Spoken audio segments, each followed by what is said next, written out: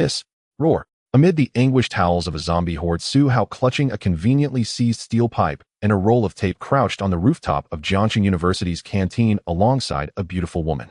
Below, incessant howls echoed deep into the night, as persistent as a rooster's crow. The two had been trapped on the rooftop for an entire night with no escape in sight. At dawn, with a long exhale, Su Hao awoke and stepped to the edge of the rooftop to gaze downward. Countless zombies swarmed everywhere. At that moment, the beautiful woman also awoke and immediately began to complain. Is there truly no way to leave? Must we remain trapped like this?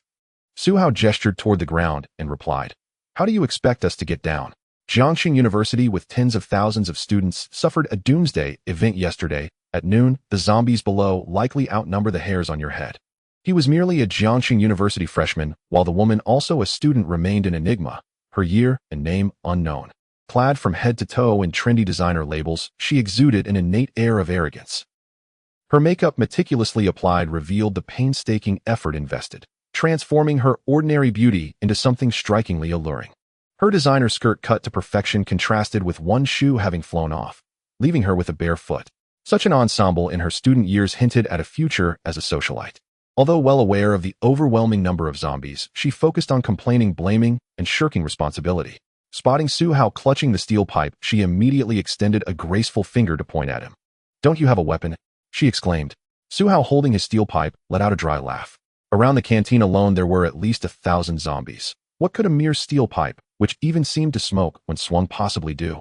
Even if he had 1,000 foes lying in wait, the task would be endless. Truth be told, a latent fighter such as he, a veritable maverick in strategic games, harbored a part of him eager for battle with the zombies, yet he remained markedly pragmatic. Their numbers were simply too overwhelming. Zombies never engage in fair, unknown combat. He was too fatigued to elaborate further.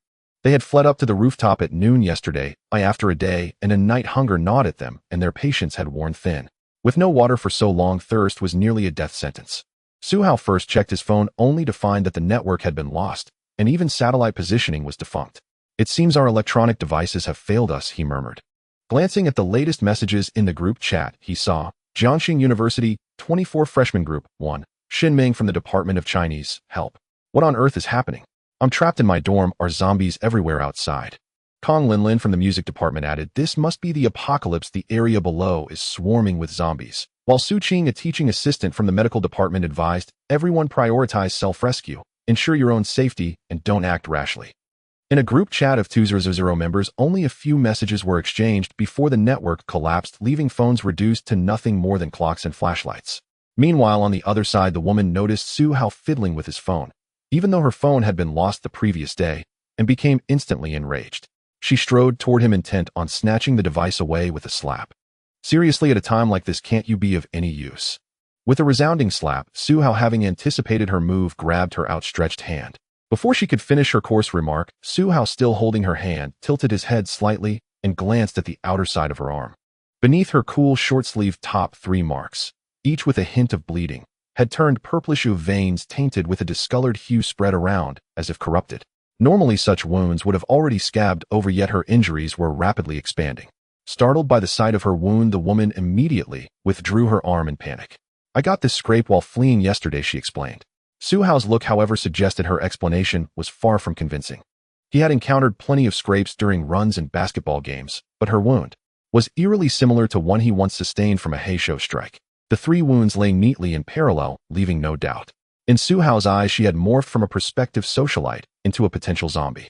Seeing all this, Su Hao glanced at the roll of tape he had nonchalantly picked up along with the steel pipe. With the pipe in one hand and the tape in the other, he prepared to stand.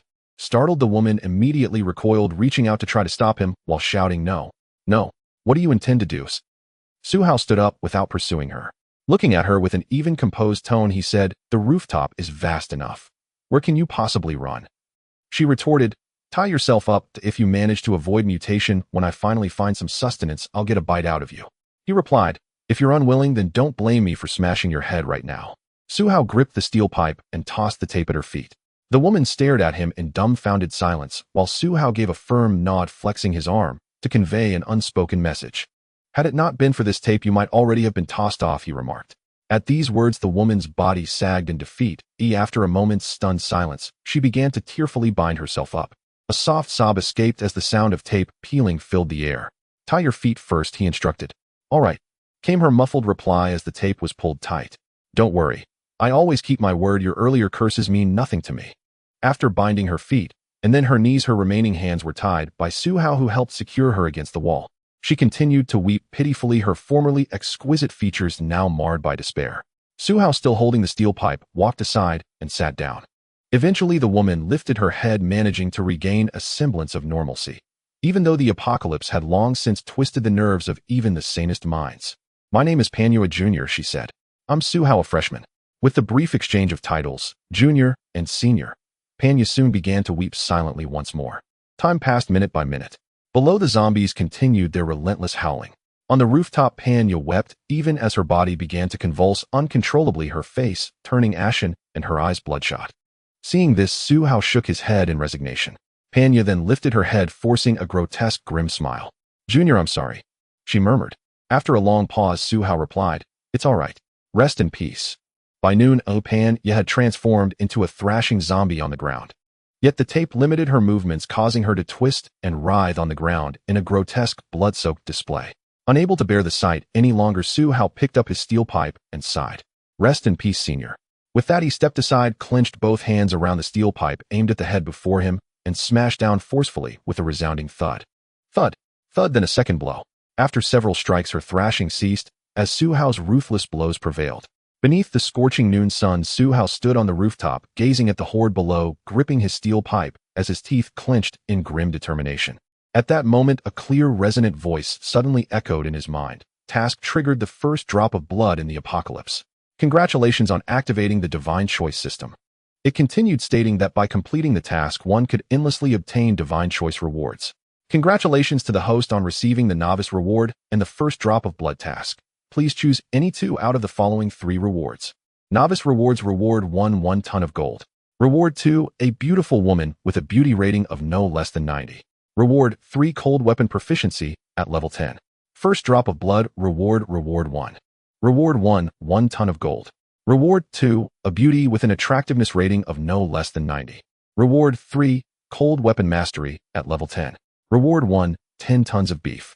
Reward 2, an alloy large horizontal knife. Reward 3, 5 attribute points. Out of 6 rewards, he could choose 2. Su Hao was initially pleasantly surprised, then steadied himself to deliberate his choice. He reviewed all 6 rewards. First, he dismissed the woman. In a world in turmoil, strength is paramount, for at its core, human nature is driven by life and death, with violence as its underlying code. Absolute power is undeniably more useful than absolute wealth or authority. Next came gold and beef. 1 ton of gold equals 1 million grams, amounting to 1 billion. Had it been an era of prosperity, he would undoubtedly choose this. But now, in these apocalyptic times, gold might become a universally recognized currency, yet it fails to grant him strength. As for the beef, where should it be placed? Not bad, but ill passed. Su Hao shook his head. I won't consume the beef for now. Compared to the 3 rewards left after elimination, the beef was insignificant. What level is 10 in cold weapon mastery? Su Hao clicked to see the reward details. The pinnacle of human cold weapon techniques is level 10, akin to that of Xiangyu. Xiangyu's valor is peerless through the ages. Yet mastery must be paired with physical prowess, and Su Hao was well aware that his own physical condition fell far short of Xiangyu's. He chose this for the time being. What about the attribute points? He mused as he continued to examine the reward details, which then revealed his attribute panel. Name: Su Hao, age 19, attributes strength 73, constitution 71, spirit 70, with remaining unallocated points. For comparison, the average adult human stands at 60, with a maximum of 100. Reward not yet chosen, inventory none. In that light, the 5 attribute points seemed meager. At this critical moment, the boost was neither significant nor substantial. Su Hao finally glanced at the horizontal knife. The alloy large horizontal knife measured 110 centimeters in total length, with a blade length of 75 centimeters and a thickness of 8 millimeters, usable with one hand or two. Its blade was straight and unyielding, exuding the majesty of a sword and the domineering aura of a knife, all forged from alloy that could slice through iron as if it were mud. It was termed the large horizontal knife because it was slightly longer and thicker than a standard one, rendering it better suited for swinging and slashing. And this alloy knife, a system reward, bore a dark blue exterior, its mere aura enough to instill dread. Upon seeing this, Su Hao glanced back at the steel pipe in his hand. Combined with his earlier choice, cold weapon pinnacle mastery paired with an alloy weapon, The synergy was undoubtedly far superior to that of attribute points plus a steel pipe. There was no need for further deliberation. I choose level 10 cold weapon mastery and the alloy large horizontal knife, he declared. The rewards were granted. In the next moment, an immense influx of cold weapon skills knowledge and experience surged into Su Hao's mind as the memories were assimilated. In that moment, he discarded the steel pipe with a clatter. With one hand, he conjured out of thin air a large horizontal knife over a meter long. After a moment, as all the memories were absorbed, Su Hao wielded the knife and flicked his wrist, producing a flourish of blade movements. The dark blue blade left an afterimage in the air, and then he executed a series of slashing, thrusting horizontal cuts and upward arcs. Apart from the midday sun that made him break into a sweat, he was overwhelmed with joy. Incredible, he exclaimed, clearing his throat. Having gone over a day without water, his parched throat compelled him to cough a few times. After licking his parched lips, Su Hao gazed at the corrugated iron door of the rooftop. A guttural roar echoed as several zombies aimlessly wandered near the lower staircase. Grasping the large horizontal knife, Su Hao made his way toward the metal door. It was time to descend. He could not remain on the rooftop indefinitely, cut off from water and provisions to perish slowly. He reached the door and, ensuring no zombies lurked outside, opened it and looked down. 3, he observed. The next task loomed, a challenge to slay 10 zombies. But fortunately, his earlier choice of cold weaponry and the large horizontal knife meant that battling 10 zombies with merely a steel pipe would have been far too perilous. However, the 3 wandering zombies posed little threat. With the staircase serving as a natural barrier, he would at most face 2 zombies at once. As long as he leveraged the terrain and avoided being surrounded, there was little cause for concern. Utilize the terrain to avoid prolonged engagement. Be mindful of any tugs to prevent being surrounded. Watch your step. Do not trip on the stairs. Maintain distance, and be careful not to let your blade catch on a wall. Most importantly, he must avoid being touched by a zombie. A single misstep would spell complete defeat. After silently reciting these precautions, Su Hao descended the stairs and arrived at the landing at the bend, preparing to attack from both high and low angles. Ahem. After a couple of clearing coughs, the 3 zombies downstairs immediately turned their heads to look at Su Hao positioned at the staircase corner. The 3 zombies, 2 former schoolmates and 1 cafeteria worker, had their faces or necks gruesomely gnawed with foul remnants of flesh, and in one case, an eye still grotesquely clinging to the visage. Blood streamed over their bodies, staining their clothes dark red. One of them had even lost an arm, leaving only 2 protruding bone fragments. Roar, the nearest zombie, immediately turned to lunge, only to trip over the first stair. Thud, and its eyeball fell out of its socket. It struck the floor and bounced slightly. The remaining 2 zombies circled around, climbed the stairs, and lunged towards Su Hao as he watched them approach. Surprisingly, Su Hao felt not fear, but a hint of anticipation. Could it be that I am a battle maniac? Although in strategic games he was labeled a war criminal who showed no mercy when dispatching foes. Indeed, he reveled in it. Reality proved infinitely graver. This was all too real. A few seconds later, as the distance closed sufficiently, Su Hao adjusted his stride, gripped his knife with both hands, and gathered his strength. SSS. When the nearest zombie was within range, he swung forcefully in a horizontal arc with perfect distance and precision. With a crisp sound, the nearest zombie's head flew off. And that was not all, as a second one advanced. With residual momentum, Su Hao twisted his wrist and delivered a counterswing. With another crisp sound, another zombie head flew off. The 2 headless zombies, disoriented, promptly collapsed motionless. The last zombie, reaching out, crawled along the ground. Confirming that the previous 2 were unquestionably dead, Su Hao stepped over them and thrust his horizontal knife vertically toward the final zombie's head. With a swift slicing sound, his blade pierced the brain. All 3 were dispatched. Few feeling great, yet 7 remain. He completed a flourish of knife movements, flicking off the splattered blood, and exhaled in relief, feeling not merely good, but extraordinarily well, as he surveyed the corpses and blood on the ground. He felt little discomfort aside from hunger and thirst, and the foul odor rendered him somewhat nauseous. His stomach growled audibly. Su Hao rubbed his stomach. I must find some food. I'm too hungry. Without replenishing his water and sustenance, he would be barely able to endure until nightfall, which would spell trouble. The cafeteria spanned only 3 floors, and he was currently on the 3rd, where most served as staff rest areas, meeting rooms, and had miscellaneous functions. His next target awaited. After a brief pause, he murmured, "We must continue to sweep the area." The cafeteria has 3 floors. While the 3rd floor serves multiple purposes, the 1st and 2nd floors are dedicated dining areas. Therefore, food should logically be found on the 2nd floor. Su Hao considered it for a moment, then firmly dismissed the idea. I cannot go directly to the 2nd floor. I must first clear the 3rd floor, eliminate every zombie there before proceeding. Even if the third floor holds fewer provisions, it must be secured first. In an enclosed confined space, evading zombies is far riskier than eliminating them outright. Should he bypass the third floor and descend directly to the second, a skirmish might draw the remaining third-floor zombies down upon him, trapping him in a deadly encirclement. In video games, a character swings a blade from south to north without tiring. But in reality, even the strongest ordinary person would exhaust their strength within minutes when surrounded by zombies. A truth is evident to anyone who has split firewood or labored physically. Clear the third-floor zombies first. Fortunately, they were few in number. Gripping his massive broadsword, Su Hao strode toward the living room. He turned the corner into the living room, scanned the space, and counted fewer than 20 zombies. A welcome sight, given that the second floor surely held over 100. He advanced, sword raised. Spotting the nearest zombie, he swept his blade horizontally, thwip, severing its head clean off. The corpse collapsed with a thud, drawing the attention of the others who lurched toward him, arms outstretched. Most were cafeteria staff, but all bore the same grim fate, faces and necks ravaged by bites, some grotesquely mutated, others missing hands. Wounds consistent with violent struggle. Chairs, tables, and scattered debris littered the floor. The interior lay in utter disarray. Su Hao watched the approaching cluster, licked his parched lips, and stepped forward to meet them head-on. He was not reckless. If he waited for them to surround him, his maneuvering space would shrink, and the horde would tighten, making combat far more perilous. Instead, he moved deliberately toward isolated zombies, swung his blade, decapitated, stepped aside to avoid tripping, then sought out the next lone target. Against these shambling, non-running creatures, he aimed to force unknown, or at most uniantwo, engagements, seizing every tactical advantage.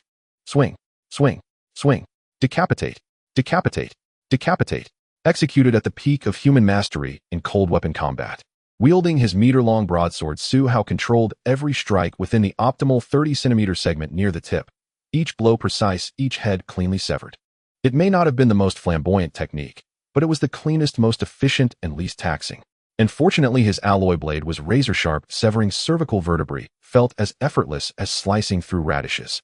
After a brief methodical engagement, all 20 zombies lay headless. Su Hao leaned against a windowsill, breathing deeply to restore his stamina. An ordinary human body still has strict limits. With the third floor fully cleared, Su Hao rested and simultaneously accessed his system interface. Congratulations, mission completed. Zombie slaying 10 targets. Infinite divine choice system activated. Select one of the following 3 rewards. Reward 1, 100 tons of bottled water. Reward 2, 25 forged Janma Dao. Reward 3, 10 attribute points. Bottled water, tangible physical reward. Though parched, Su Hao knew fresh water remained readily available in the early apocalypse, untainted and abundant. There was no need to claim water, not when he'd even passed up beef earlier. The second option offered weapons 25 forged Janma Dao. Though effective for cleaving, 25 were excessive, and he already wielded a superior alloy broadsword. His gaze settled on option 3, 10 attribute points. This changes everything. Earlier 5 points had yielded only marginal gains, but 10 points would produce a marked improvement. He reviewed his stat panel: strength 73, constitution 71, spirit 70. What do these attributes precisely represent? Let me examine them closely. Strength reflects muscular power, bone density, neural recruitment capacity, tendon resilience, and dermal toughness, the body's hardware.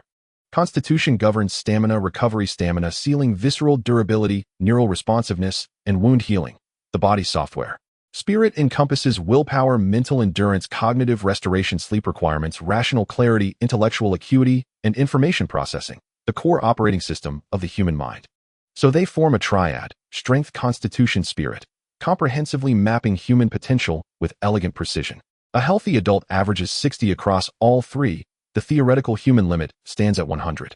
Su Hao, having maintained regular exercise, scored slightly above average, but fell short of elite athlete levels, which typically range from 75 to 85, with world record holders hovering near 90. Having confirmed the details, he made his decision without hesitation. Power comes first, above all else.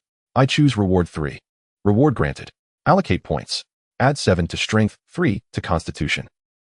Allocation successful. Name: Su Hao, age 19, attributes: strength 80, constitution 74, spirit 70, remaining unlocked: average adult 60, human maximum 100. Reward: cold weapon proficiency level 10, inventory alloy broadblade. The instant the allocation finalized, a wave of heat surged through Su Hao's body, followed by a tingling numbness, as though limbs had fallen asleep, accompanied by an unmistakable exhilarating surge of ascending capability. The sensation flared and faded within seconds. Su Hao clenched and unclenched his fists, Every trace of fatigue had vanished. His fingertips thrummed with raw power. Exhilarating. He smiled faintly, then rose to search for food. Boom. But before he could leave, a crashing sound echoed from outside. He turned and saw a chair plummet from the dormitory building. Instantly, a ring of zombies gathered around it, drawn by the noise. He looked upward. Across from the cafeteria in the girls' dormitory, a young woman waved frantically toward him. As soon as she realized he'd spotted her, she continued waving, daring not to shout, fearing it would attract more zombies. Her silent plea read from her lips was unmistakable: "Save me." Su Hao silently shook his head. He had no time for this. For students per dorm room, 6 floors per building.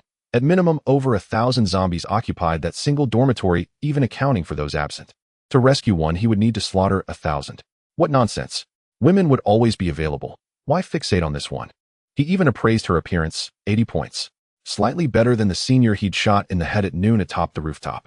Even assembling a team of goddesses can wait. I'll eat first.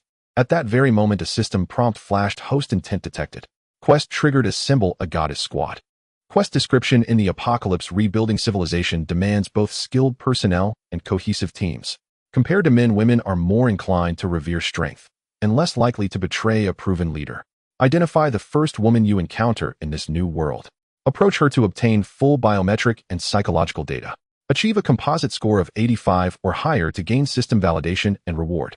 Temporary reward: 1 use of the infinite divine choice system. Permanent reward: 1 additional use of the infinite divine choice system for each recruited goddess scoring above the global average of 85. Seeing the quest trigger, Su Hao felt slightly surprised. So it can be activated this way. It seems I'll need to think more creatively from now on. The more quests he accepted, the more he could complete, and the greater the rewards would be. After all, failure carried no penalty, only non-completion. Thus, the more quests he could trigger, the better. Quantity was never a concern. That's absolutely correct. In the apocalypse, women were inherently easier to control than men. Those betrayed by women had either been swayed by overwhelming gain or were simply too weak to retaliate. If your strength is truly supreme, submission to a superior power comes far more naturally to women than to men, a choice etched deep into our very genes. Put plainly, in peacetime, strength manifests as capital and authority; in wartime, as military might and authority. In the apocalypse, strength is absolute, unassailable power alone. Given the reward at stake, I'll find an opportunity to investigate. Not recklessly, but deliberately. He'd formulate a plan first. His immediate objective remained clear: clear the cafeteria of zombies and secure food. Gripping his massive broadsword, Su Hao began searching room by room across the 3rd floor. Bottled water, potato chips, wong wong, snow cakes, bread, biscuits, cola. Not bad. It took him over an hour to thoroughly search all 3 floors. Su Hao found ample provisions. Chinese people had always possessed a habit of stockpiling supplies. Forgotten snacks, stashed away, perhaps deemed unappetizing before, now proved invaluable in crisis. He also discovered a wardrobe packed with snacks, where he retrieved both the cola and the chips. Zzrrr, crunch, crunch. With food in hand, Su Hao ate steadily, neither hurried nor hesitant. He hadn't eaten or drunk anything all day. Though dehydration might not prove fatal, for 3 days, even 24 hours without sustenance left the body rapidly weakening. Human vitality declines not in stages, but as a continuous, unforgiving progression. As he ate, Su Hao pulled out his phone. It was already 3 p.m. At most, he could clear the 2nd floor before dusk. He'd need to secure everything and retreat to a safe location before nightfall. Nighttime combat was strictly forbidden. Quest triggered: 100 zombie slaughter. 24100. Quest description: upon slaying 100 zombies cumulatively, your proficiency in zombie elimination will reach mastery level. Reward: 1 use of infinite divine choice. Another quest. Su Hao relished them. And there was welcome news: the kill count accumulated across all encounters. The requirement stood at 100. He'd already claimed 24. Finishing his meal and drinking his cola, Su Hao planned to rest briefly before ascending to the 2nd floor. After a short while, once he'd eaten until roughly 7 full, he rested a moment, then rose again, broadsword in hand. Ready. Time to begin the slaughter. It was nearly 4 o'clock. The sun hung low, slipping toward the horizon. He needed to eliminate as many zombies as possible before darkness fell, ideally clearing the cafeteria entirely by tomorrow. Sword raised, Su Hao steadied his resolve and descended to the 2nd floor. Upon arrival, he scanned the space and froze. Zombies filled the floor, most unmistakably students. Cafeteria tables, chairs, and half-eaten meals lay scattered everywhere. Refrigerators and other appliances toppled haphazardly. A rough count flashed through his mind. Must be nearing 200. The pressure was immense. Even 200 pigs wouldn't be easier to slaughter. Most of these students had undergone natural mutation, tellingly few bore major wounds. By contrast, those infected via bites showed grotesque devastation, faces and necks torn to shreds. Those who'd resisted bore mangled hands, chewed beyond recognition. Some had lost fingers, others entire hands, some lacked arms altogether, a few were missing half their torsos. No matter. Take it slowly. Adhering to the principle of tactical repositioning, Su Hao moistened his lips, tightened his grip on the hilt, and centered his focus. Begin the slaughter. He advanced deliberately toward the nearest zombie. Spotting two zombies standing close together, he swung his blade in a single fluid arc. Thwomp. Their heads severed cleanly, soaring briefly before thudding onto the floor. Instantly, nearby zombies sensed the disturbance and surged toward Su Hao's position, clawing wildly. He met them heat-in, masterfully maneuvering to maintain favorable spacing, never facing more than 3 at once, while striking relentlessly. Strike, strike, strike again. Squelch, squelch, squelch. Each blow was paired with precise footwork. Decapitation remained the most efficient method. Undeniably optimal elegance mattered little now, only effectiveness and minimal exertion held weight. The horde dwindled rapidly, yet nearly 200 remained, equivalent to 4 or 5 full classrooms. Even Su Hao's deft repositioning gradually forced him back, step by step, until he stood once more at the stairwell entrance. In that brief span, his tally had risen to 40 slain. Corpses littered the floor, tripping advancing zombies, severed heads rolled unpredictably, kicked like footballs by shambling feet bouncing wildly across the tiles. One skull even tumbled down the staircase, triggering agitation among the zombies on the first floor. Meanwhile, in the girls' dormitory adjacent to the cafeteria, Huang Shanshan watched Su Hao shake his head and walk away, her heart flooded with fury, despair, and disillusionment. She nearly shouted in rage, then clamped her mouth shut upon spotting the zombie swarm below. Thud! Behind her, the dormitory door had been barricaded with heavy furniture, chairs, desks, cabinets, stacked tightly. Zombies also wandered outside the door. When the outbreak erupted yesterday, her roommates happened to be absent, leaving her alone in the dorm and thus miraculously spared. Food remained inside, but barely enough for 3 days. And the harrowing screams echoing through the building last night confirmed others had been overwhelmed, doors breached, defenses shattered. She'd spent the entire night paralyzed by fear. Calling the police was futile. Shouting for help yielded nothing. No signal, no network. Desperate, she repeatedly refreshed her phone screen, knowing full well there was no connection, yet unable to stop. Damn it! Why won't he come save me? How utterly despicable. Just moments earlier, Huang Shanshan had stood on her balcony surveying the ruins. By chance, she'd spotted someone fighting zombies on the cafeteria's 2nd floor and had watched intently ever since. Yet she stood on the 5th floor while the cafeteria occupied the 3rd.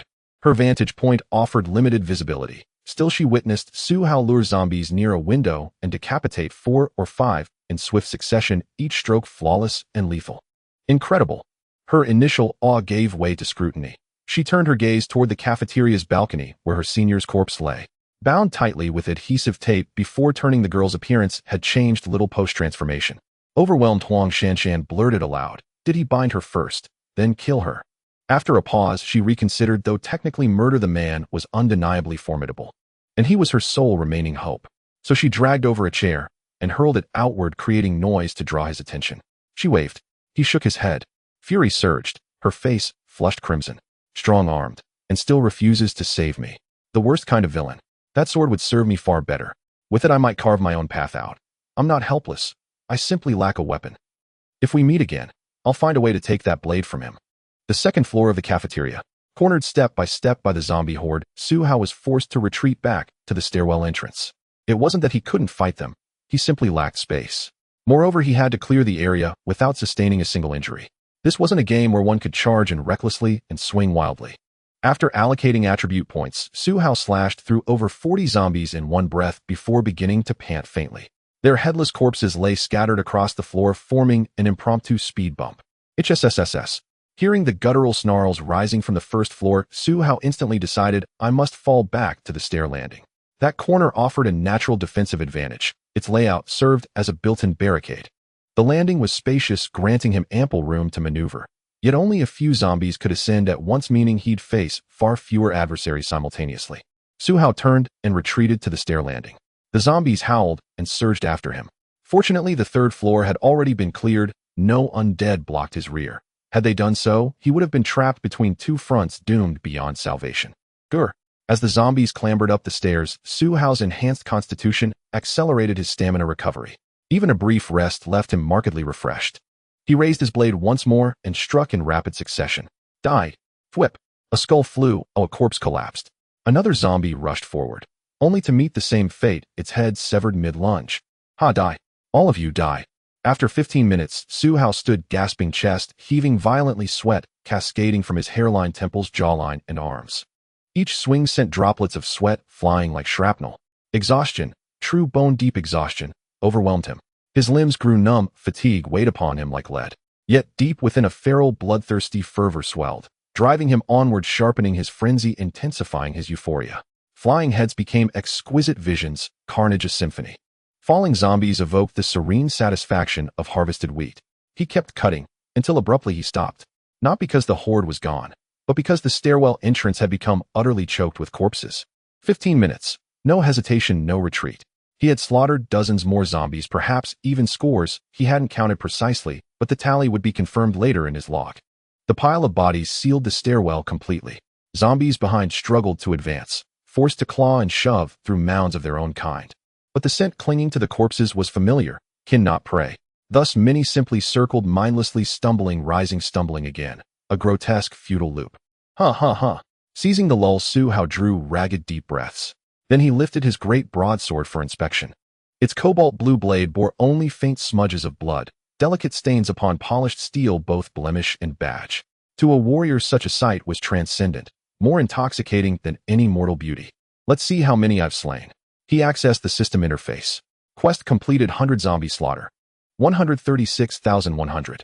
Reward 1 ultimate divine choice. Reward option I 10 tons of dove chocolate. Reward option 2 basic warrior gene optimization serum. Reward option 3 50 cubic meters of system storage space. Having reviewed the options, option I is nothing but food rewards. Su Hao dismissed it outright and focused intently on options 2 and 3. First option, 350 cubic meters, roughly the volume of an average living room, offered immense practicality. He could easily store an entire automobile inside, or stockpile vast quantities of fuel rations, medical supplies, protective gear, and other essentials. Utterly utilitarian and deeply tempting. Sigh. Su Hao exhaled wistfully. Yet the truth remained unshaken. In the apocalypse, strength came first, unconditionally above all else. System storage would surely reappear with future quests. But the gene optimization serum, that was rare and irreplaceable. Let me examine the gene optimization serum.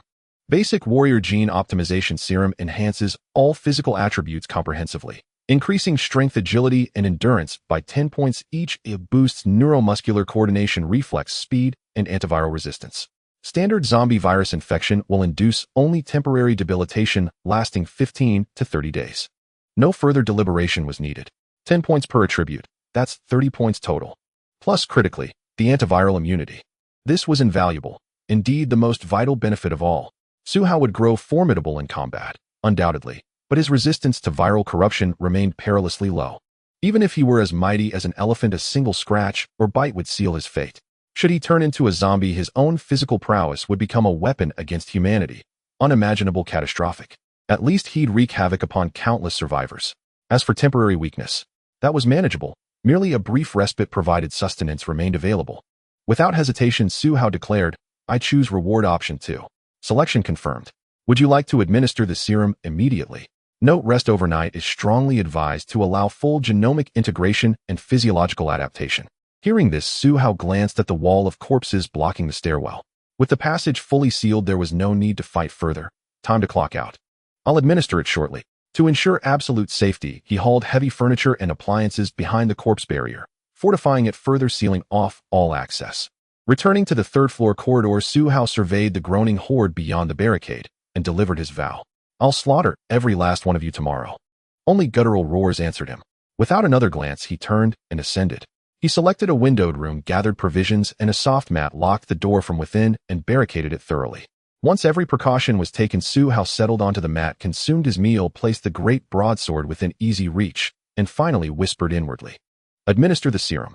Administration initiated. As he drifted into slumber, the basic warrior gene optimization serum began its work. His previously dormant physiology reignited, growing, strengthening, transforming. Muscle mass increased. Neural pathways intensified. Bone density thickened. Tendons and ligaments hardened.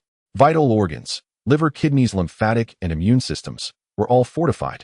Even his cerebral neurons multiplied and strengthened. This was evolution in its truest, most holistic form. At 100 p.m., Suhao stood 178 centimeters tall, weighing 80 kilograms. By 200 m, he had grown to 181 centimeters and 85 kilograms. At 600 m, he reached 185 centimeters and 90 kilograms, 20 to 30 kilograms above standard weight. In a single night, he gained 7 centimeters in height and 20 kilograms of lean mass. Without the serum's targeted metabolic support, such growth would have demanded an impossibly vast caloric intake, far exceeding normal dietary capacity. An ordinary person attempting similar growth would be desiccated by cellular starvation or collapse from acute hypoglycemia. Conventional nutrition simply cannot supply energy at this scale in so short a time. Even constant consumption, even drinking pure oil, would fail.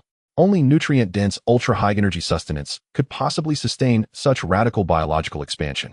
As dawn's sun pierced through the window and spilled into the room, its golden light crept inch by inch across Suhao's body, until at last it bathed his closed eyes.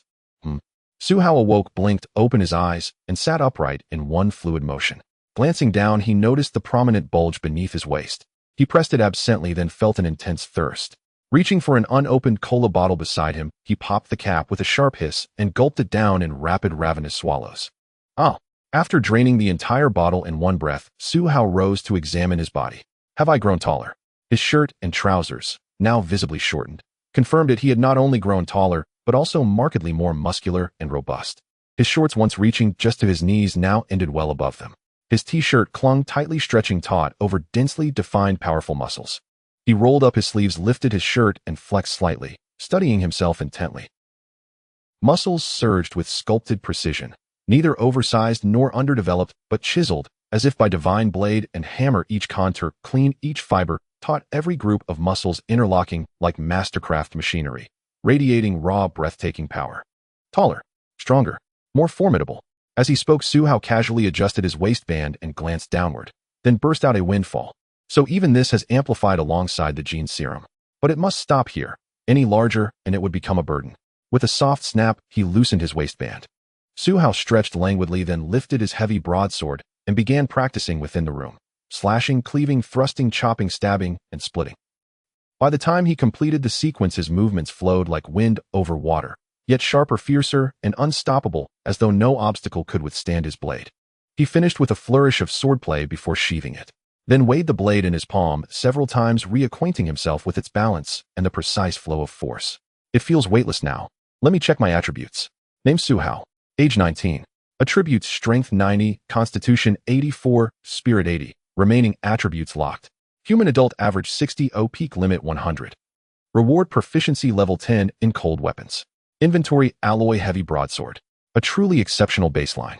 Strength 90 placed him at the very threshold of human peak potential, comparable to world-class weightlifters, strongmen, arm wrestlers, or javelin throwers.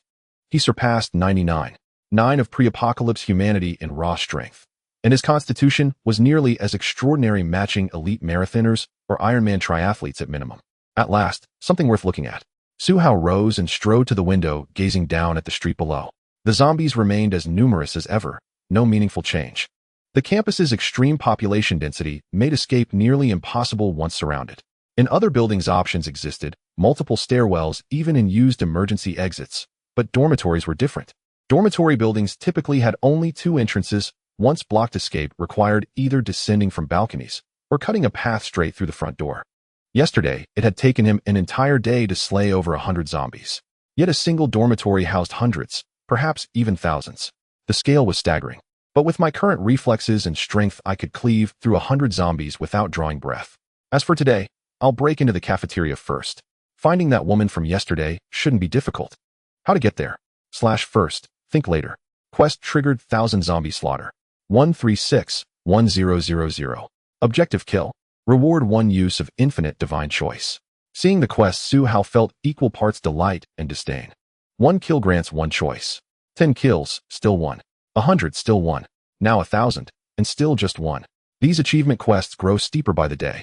Hardly had the words left his lips. Quest triggered: break out of the cafeteria. Objective: can a true man remain confined beneath the cafeteria's roof forever? Escape within 24 hours to any destination. Reward: 1 use of infinite divine choice. That's not bad. He added not bad at all. Counting this pair, and the goddess team quest from yesterday, he now held 3 active quests. An excellent tally. More quests never burdened him. On the contrary, the more the better. Time to start cutting. Without hesitation, Su Hao began clearing the barricade blocking his door. It consisted mainly of a heavy wooden table wedged tight with benches. Yesterday, moving it had strained him, but today it lifted as if weightless. A 10-point boost in strength did far more than merely add 10 points. It bridged chasms. Sometimes that narrow margin alone separated failure from mastery. Once the doorway was clear, he opened the door and scanned the third-floor hallway. Good. No zombies have climbed up. He approached the stairwell entrance. Furniture and appliances used to barricade the stairs remained in place, as did the corpses. But those barriers only sealed the central stairway, not the railings or landings. And after a night's passage, the zombies had scattered from their original positions. Only a few now lingered at the stairwell entrance. Straight over the railing, then cut them down. He'd vaulted railings like this since middle school. If cornered, he could simply flip back up. Agreed. That's the plan. Having finalized his plan, Su Hao gripped his sword, propelled himself upward with one hand, and swung cleanly over the third-floor railing onto the second floor. His feet tapped lightly against the second-floor railing. Then dropping one level lower, both feet landed firmly on the floor. Hearing the commotion, the zombie horde lurched toward him, clawing, snarling. Kill. Without pause, Su Hao charged forward, sword raised high. He strode straight into their midst, swung his blade downward in a brutal diagonal slash. THWSH. A single stroke severed the first zombie diagonally, from left neck to right shoulder, launching its head and right arm in separate arcs. After the first kill, primal ferocity flared, but discipline swiftly reasserted itself. Each subsequent strike, slash, cleave, chop, remained precise, controlled, and economical. His footwork steady, his evasion fluid. With 30 additional attribute points amplifying his physique, Su Hao sensed a quantum leap, not incremental but seismic, in his capabilities compared to yesterday. 3 zombies advanced, Heaton, 4 more shambled in from the left. Su Hao lunged forward, decapitating the first 3 in rapid succession, then pivoted left, slicing down 2 more, repositioned to evade encirclement from the right, and finally dispatched the remaining pair. Yesterday, such a maneuver would have demanded 3 or 4 evasive feints, and in 3 seconds he'd have managed only 1 or 2 kills. Now within that same span, outcome depended solely on how easily they fell. Under favorable conditions, a single stroke could claim 5 zombies at once. An hour passed. On the cafeteria's second floor, only one figure stood, unbroken, unbowed: Su Hao.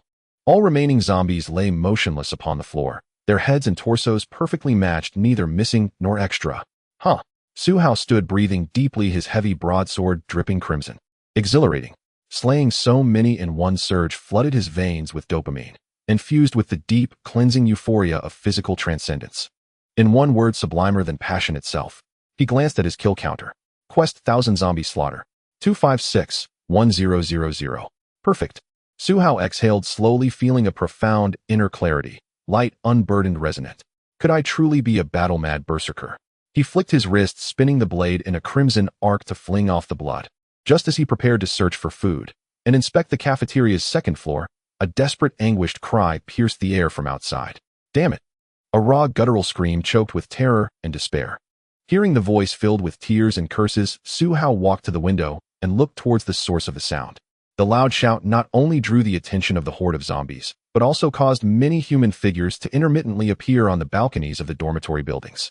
Su Hao glanced over, somewhat surprised. There are still quite a few survivors, though not many.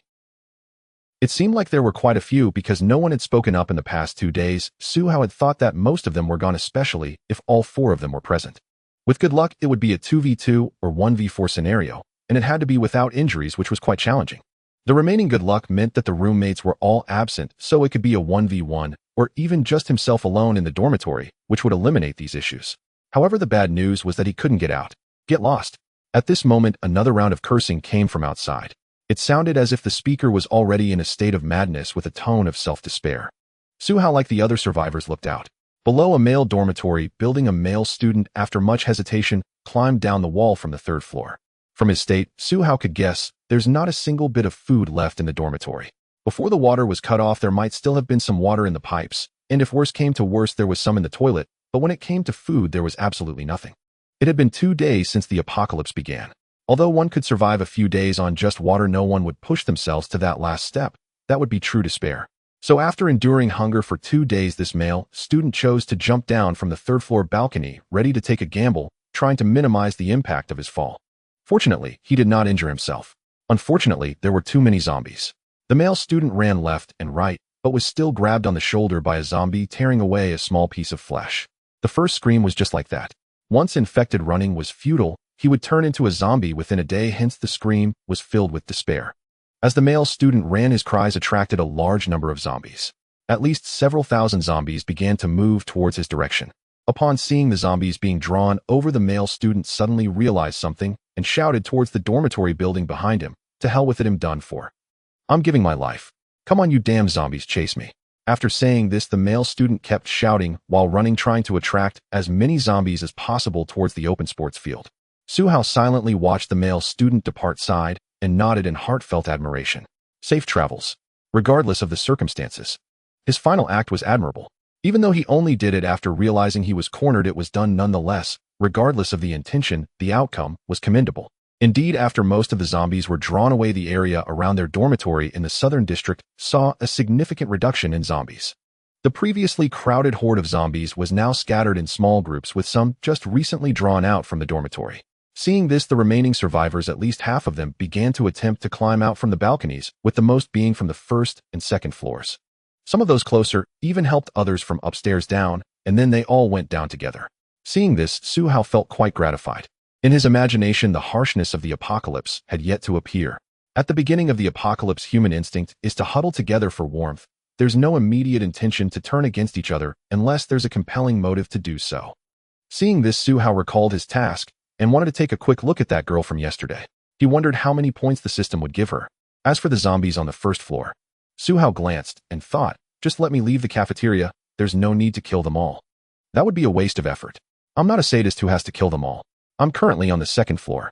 With my physical condition, jumping down would be a piece of cake. As for how to get up to the fifth floor, Suhao observed how others were getting down, and he planned to do the same. At this moment, those coming down from other dormitories began to run towards the less populated gym, information building, art building, and administrative offices. These buildings had few people, so there were also fewer zombies. In contrast, the dormitory and teaching buildings were the most populated, making it unwise to linger. Just then, seeing the timing was right, the girl from the balcony yesterday peeked out again and softly called to Suhao. However, upon first seeing him, the girl was taken aback. Was this the same person from yesterday? He seemed taller, or perhaps more muscular, looking significantly stronger. The knife was still the same, but he had changed so much. Upon reaching this point, the girl still did not sense anything amiss.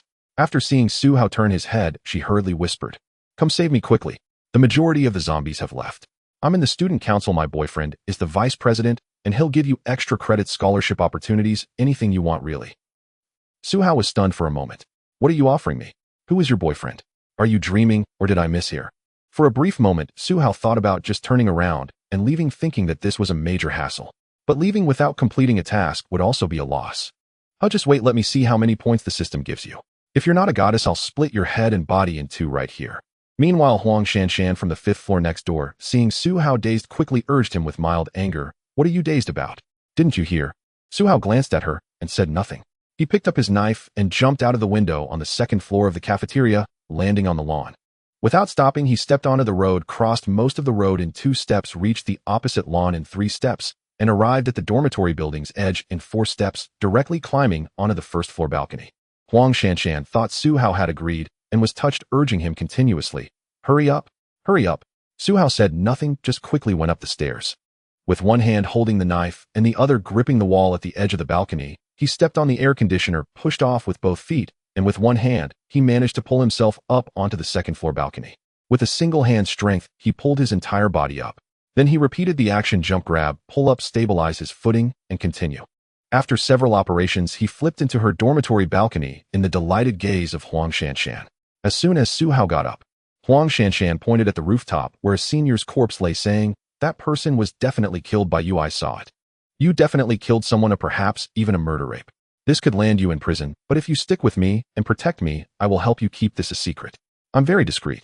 You wouldn't want this news to reach the police, resulting in imprisonment or even a death sentence, would you, Junior?" Jiang Hao had only expected to test his luck upon arriving, never imagining he'd encounter something this substantial. He had overestimated humanity's intelligence in the apocalypse. Was it greed, or a betrayal of one's roots? Perhaps she simply failed to grasp the grim reality. Jiang Hao fixed his gaze upon her side softly and said nothing, first casting a personal scan. The only thing that might save you now is your rarity senior sister of the student council. He deployed the scan. In the next instant, Huang Shanshan's profile materialized across Jiang Hao's retinal display. Huang Shanshan, age 21. Exterior composite score 66100. Detailed breakdown. Exterior includes physical appearance, somatic potential and resilience, genetic aptitude, etc. Interior composite score 57100. Detailed breakdown. Interior includes personality, intellect, moral compass, human nature, ethical alignment, etc. Ability composite score 34100. Detailed breakdown. Ability aptitude includes awakening, potential, ability, versatility, power, intensity, growth trajectory, and developmental ceiling, etc. Recruitment suggestion low. Suggestions range from extremely low to extremely high. All scores are normalized with 60 as the average and 100 as the maximum. After reviewing every datum, Jiang Hao was profoundly stunned. This level of detail was extraordinary.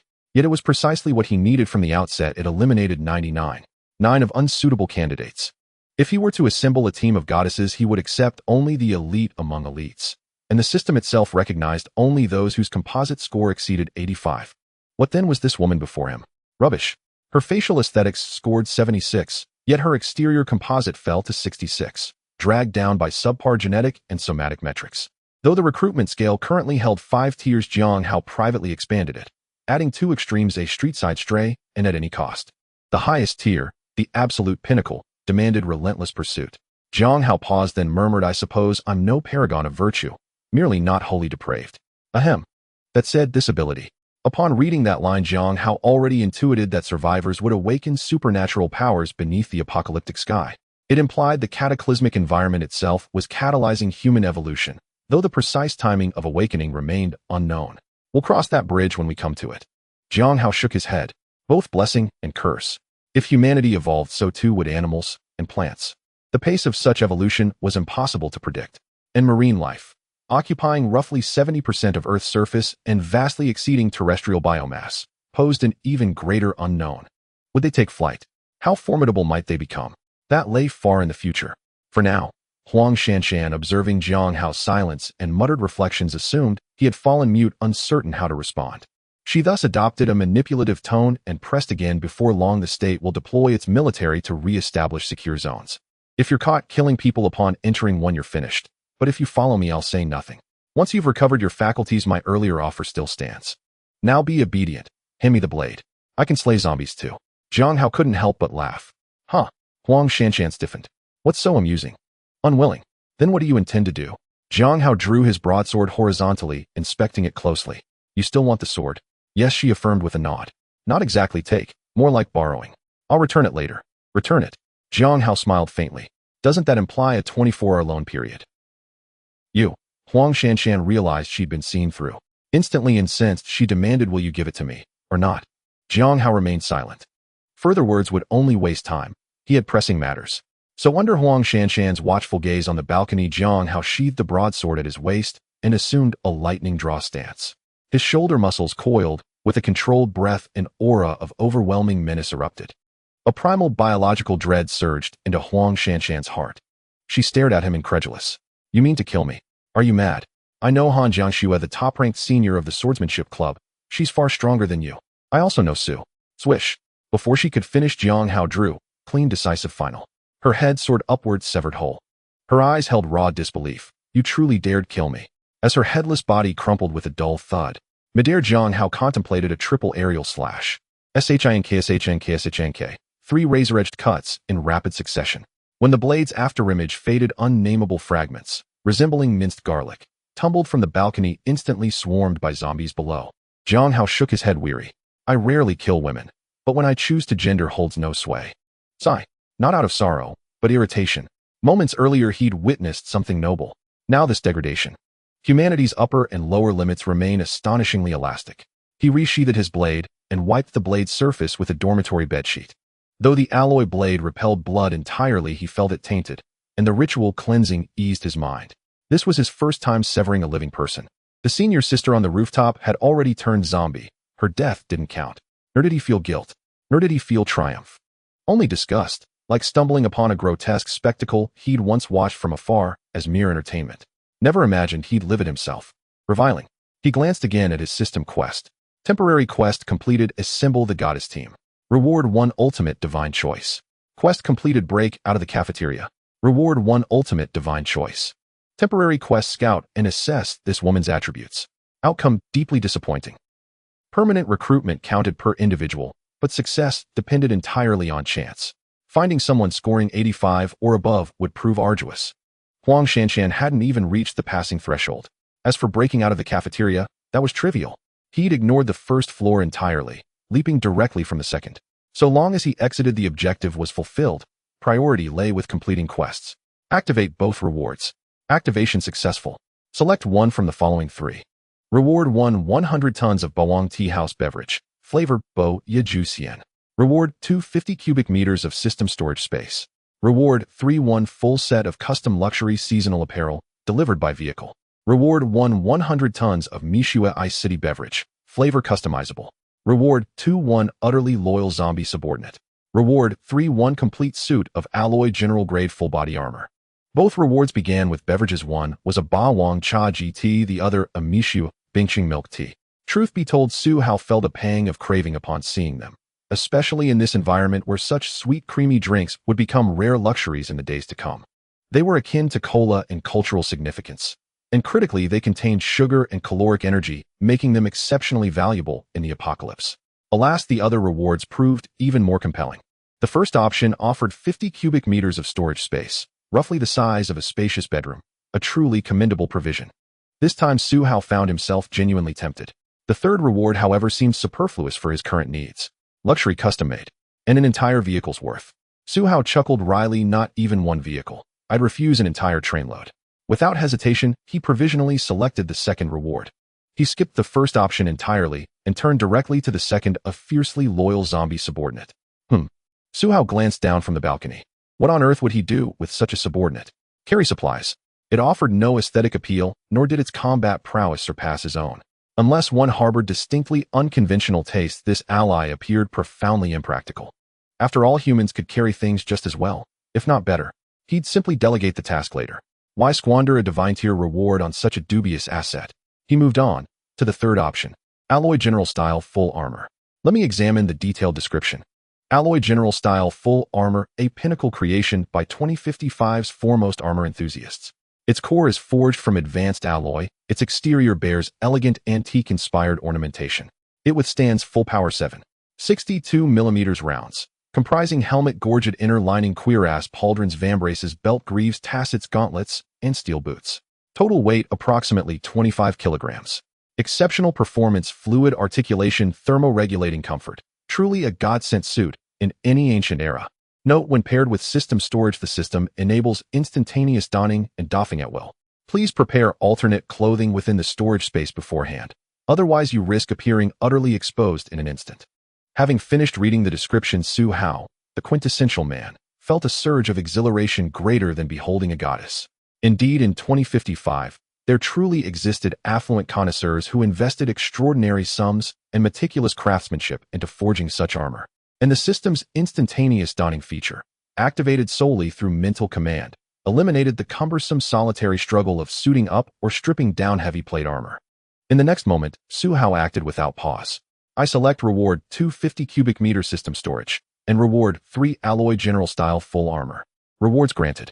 The instant he confirmed his choice, knowledge of how to use the system storage, and the intuitive sensation of commanding it, flooded his mind.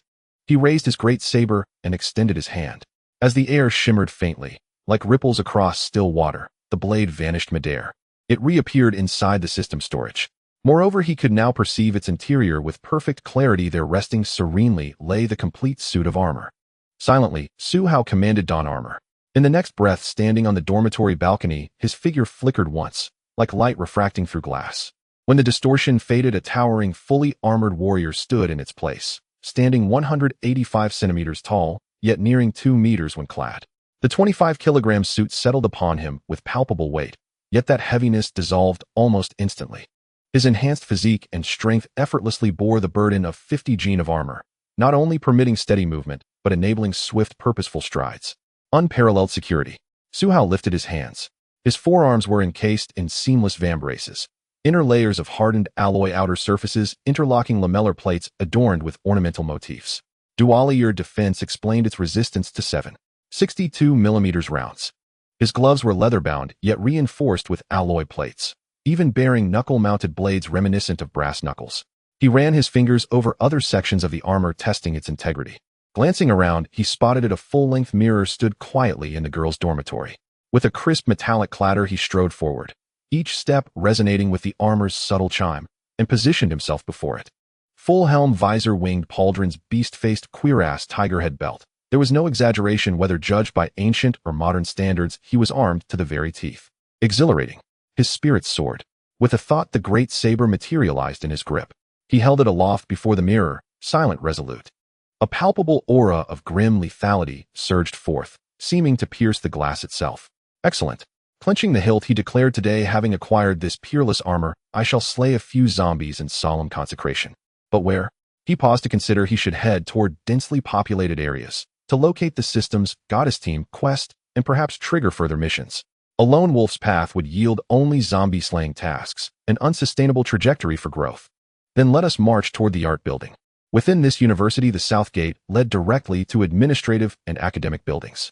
Along the central axis defined by the gate, the art building lay behind the teaching blocks. Beyond it stretched the sports stadium, clubhouses, and north gate. Dormitories flanked both sides of the axis, one southeast, one northwest. Suhao's dormitory stood in the southeastern quadrant, thus heading toward the campus's rear along the central axis. Crossing a lake and a park plaza would bring him to his destination. Having fixed his objective, he nodded decisively. Departure. First, he mentally shed the armor, reverting to his ordinary attire. Then he vaulted gracefully from the balcony. Using the same wall-climbing technique, he descended securely to ground level, only to immediately red on the armor with a single thought. He would not exhaust himself scaling walls while encumbered by heavy plate, nor would he leap from the second floor again. His earlier jump from the cafeteria had been necessitated by the ground floor's teeming zombies. Killing them would have wasted precious energy. Now prudence dictated caution. He possessed no superhuman physiology. A twisted ankle would render the armor unusable and jeopardize his entire plan. How long would recovery take? How much irreplaceable time would be lost? Such a careless error was unacceptable, even if its probability remained infinitesimal. For in this world, a single misstep meant irreversible loss. Steadfastness. The moment the armor settled upon him, profound reassurance flooded his being. Such zombies would only sully his sacred steel. Now endurance, and its rate of recovery, would determine his limits. Gripping his saber, Suhao set off toward the art building. His iron-shod boots struck the concrete with rhythmic, resonant clacks, unavoidable yet deliberate. Within a 5 to 10 meter radius, zombies instantly detected the sound, lurching forward with gnashing jaws and grasping limbs. No words were needed. Die. Through the cold, unblinking visor, Suhao raised his blade, and with effortless precision severed the nearest zombie's head in a single fluid stroke. One approached, he cleaved its skull. 3 converged. He felled all 3 without pause. So long as they did not swarm him simultaneously, he dispatched each before it closed the distance, ensuring he would never be surrounded. Even this sparse density reflected the aftermath of another male student's earlier diversion. Had that not occurred, swarms would already be converging upon him. Thus, Suhao advanced, walking, passing 4 or 5 dormitory buildings. His passage and the sounds he made drew attention from students still sheltering within. Some cautiously peered out and gasped in disbelief. Who the hell is that? Where did he get armor like that? He's terrifyingly efficient. Every zombie falls in one clean strike. Could he save us? Unlikely. There are too many zombies inside the dorms. He's clearly pushing toward the sports building. Entering the dorms would restrict his mobility and render that magnificent armor a liability. Wait, zombie numbers have dropped drastically. Let's break out now. Staying here means starvation. Are we really doing this? Once outside, there's no turning back. Where do we go? First, find allies. Head for the less infested dorms. That works. I'm ready to fight zombies too. Shall we go? Let's go. Inside the school, Suhao killed and advanced simultaneously. Any zombies coming at him, as long as there were no more than 10, would be effortlessly dispatched by Suhao in an instant. As long as he was not surrounded by dozens of zombies at the same time, Suhao could manage with ease. Unless over 100 surrounded him, then he would need to strategize carefully. In the current dormitory area, most of the zombies had been drawn away, leaving only small clusters of 3 to 5 wandering nearby, some of which had been attracted out from the dormitory buildings. Suhao killed his way through 7 dormitory buildings before finally exiting the dormitory area. Behind him, from the cafeteria to the edge of the dormitory area, Suhao had carved out a no man's land. All the zombies lay dead by the roadside, and a clear path emerged in the apocalypse, unmistakable in its clarity. However, it wouldn't be long before more zombies wandered in to fill the path. Outside the dormitory area ahead lay a park square with a lake nearby. Crossing the lake would lead to the vicinity of the art building and the sports building. Suhao glanced at the road, the brick path, and the park lawn. Finally, he resolutely stepped onto the lawn. Although his foot sank over an inch deep, the sound of his steps vanished immediately. At this moment, who could still care for the tender grass? Continue. Suhao, clad in heavy armor and wielding a blade, stood nearly 2 meters tall. With a robust physique and an enduring aura, he resembled a heavyweight fighter rather than the bulky type of a weightlifter or a strongman. However, just after Suhao took 2 steps on the lawn, a series of hurried footsteps approached from behind. Looking back, he saw 3 boys and 2 girls desperately running towards him, wielding table legs, bed legs, and steel pipes. They were making full use of the no man's land Suhao had carved out. They ran with all their might, causing their facial muscles to contort. It took only a few seconds. Each one exerted themselves to reach Suhao's side, bent over and gasping for breath. Cough, cough. One boy, drenched in sweat, coughed and gasped, still pleading with Suhao, "Bro, where are you going? Cough, cough, take us with you, please." Another boy suggested, "Let's head to the sports building. The staff dormitory is nearby, and there are many clubs in the sports building." One girl, having caught her breath, added immediately, "Big brother, let's go to the swordsmanship club. They have javelins in the sports building. There are weapons there." The last girl agreed. Yes, there are fewer zombies there. These were all college students representing the educational achievements of the new generation. Undeniably, there are scum among them, but truly they are in the minority. Most are ordinary, normal people. In such a short time, everyone has their own analysis. And they all made sense. Suhao also planned to go near the art building, the art studio, and the sports building. Hearing them say this, he nodded silently. With his knife in hand, he turned and said, "Follow me." "All right. Okay, bro." Mission triggered. Investigate the school's art area, the sports building, and art building. Mission description: what is the current situation in the entire school? How many supplies are there? How many people are there? Please find the first group of people gathered in the school, understand the situation, and decide the next course of action. Mission reward: unlimited God level choice once. After looking at the mission description, Suhao understood that this kind of task was clearly similar to a pre-task in an online game. It needed to be accepted to trigger more events. His evaluation was the more the better. Free rewards. At this point, he had gone from being alone to having 6 people. Suhao did not particularly care for them, simply continuing to walk ahead while killing. He initially thought that the 6 people behind him would be hesitant to kill zombies. The result was quite different. When 2 or 3 zombies approached from the side, they even collaborated to take down 1 or 2. Even the girls dared to feint the zombies' movements while letting another boy strike from the side or behind. This was quite different from what Suhao had seen in films. But that makes sense. Those who are afraid to kill zombies are probably still hiding in their dorms, afraid to come out. Those who dare to come out must be relatively brave and willing to take action. This is the natural filtration system, I suppose. Now, the ones he encountered were basically those willing to take action. Those unwilling to act likely wouldn't have survived until now, hiding away in their dorms. So this screening process meant that those who dared to follow Suhao's pace were all brave and capable individuals. Suhao swung his blade and decapitated 3 more zombies. Seeing the few behind him also collaborating to deal with the zombie, he praised, "You guys are impressive." Such people were worth him bringing along, not a bunch of useless individuals who could only scream chaotically. After the group finished off a zombie, confirming that the surroundings were clear, the initial boy looked at Suhao in admiration. "Bro, you're a real man. It's so reassuring to follow you. When you stand in front, it feels like the sky has darkened. Oh, I thought the sun was setting." "Bro, my name is Chunjiu. Are you a big shot in the swordsmanship club? I can't believe we have such a strong guy in our school." Suhao shook his head. "I'm Suhao, a freshman in my first year." Upon hearing this, the 3 boys and 2 girls widened their eyes. One girl exclaimed, "Brother, you must not turn into a zombie, or otherwise humanity is finished." "Suhao, are you speaking human language?" Seeing the zombies starting to wander closer, he said, "Let's go quickly to the sports building." Suhao stopped wasting time. It was almost noon. And he figured these kids hadn't eaten. "All right. Okay, brother." The 6 continued to advance towards the sports building. Most of the zombies had been slain by Suhao, while a few that slipped through were taken down by the students behind him working together. The 6 passed along the lakeside, through the park and the square. Finally crossing a road, they reached the square in front of the sports building. Along the way, Suhao had killed dozens of zombies. Yet he felt no fatigue whatsoever, only slightly labored breathing. Upon arriving at the square in front of the sports building, Suhao immediately noticed a group of students organizing to clear out the zombies that had wandered over.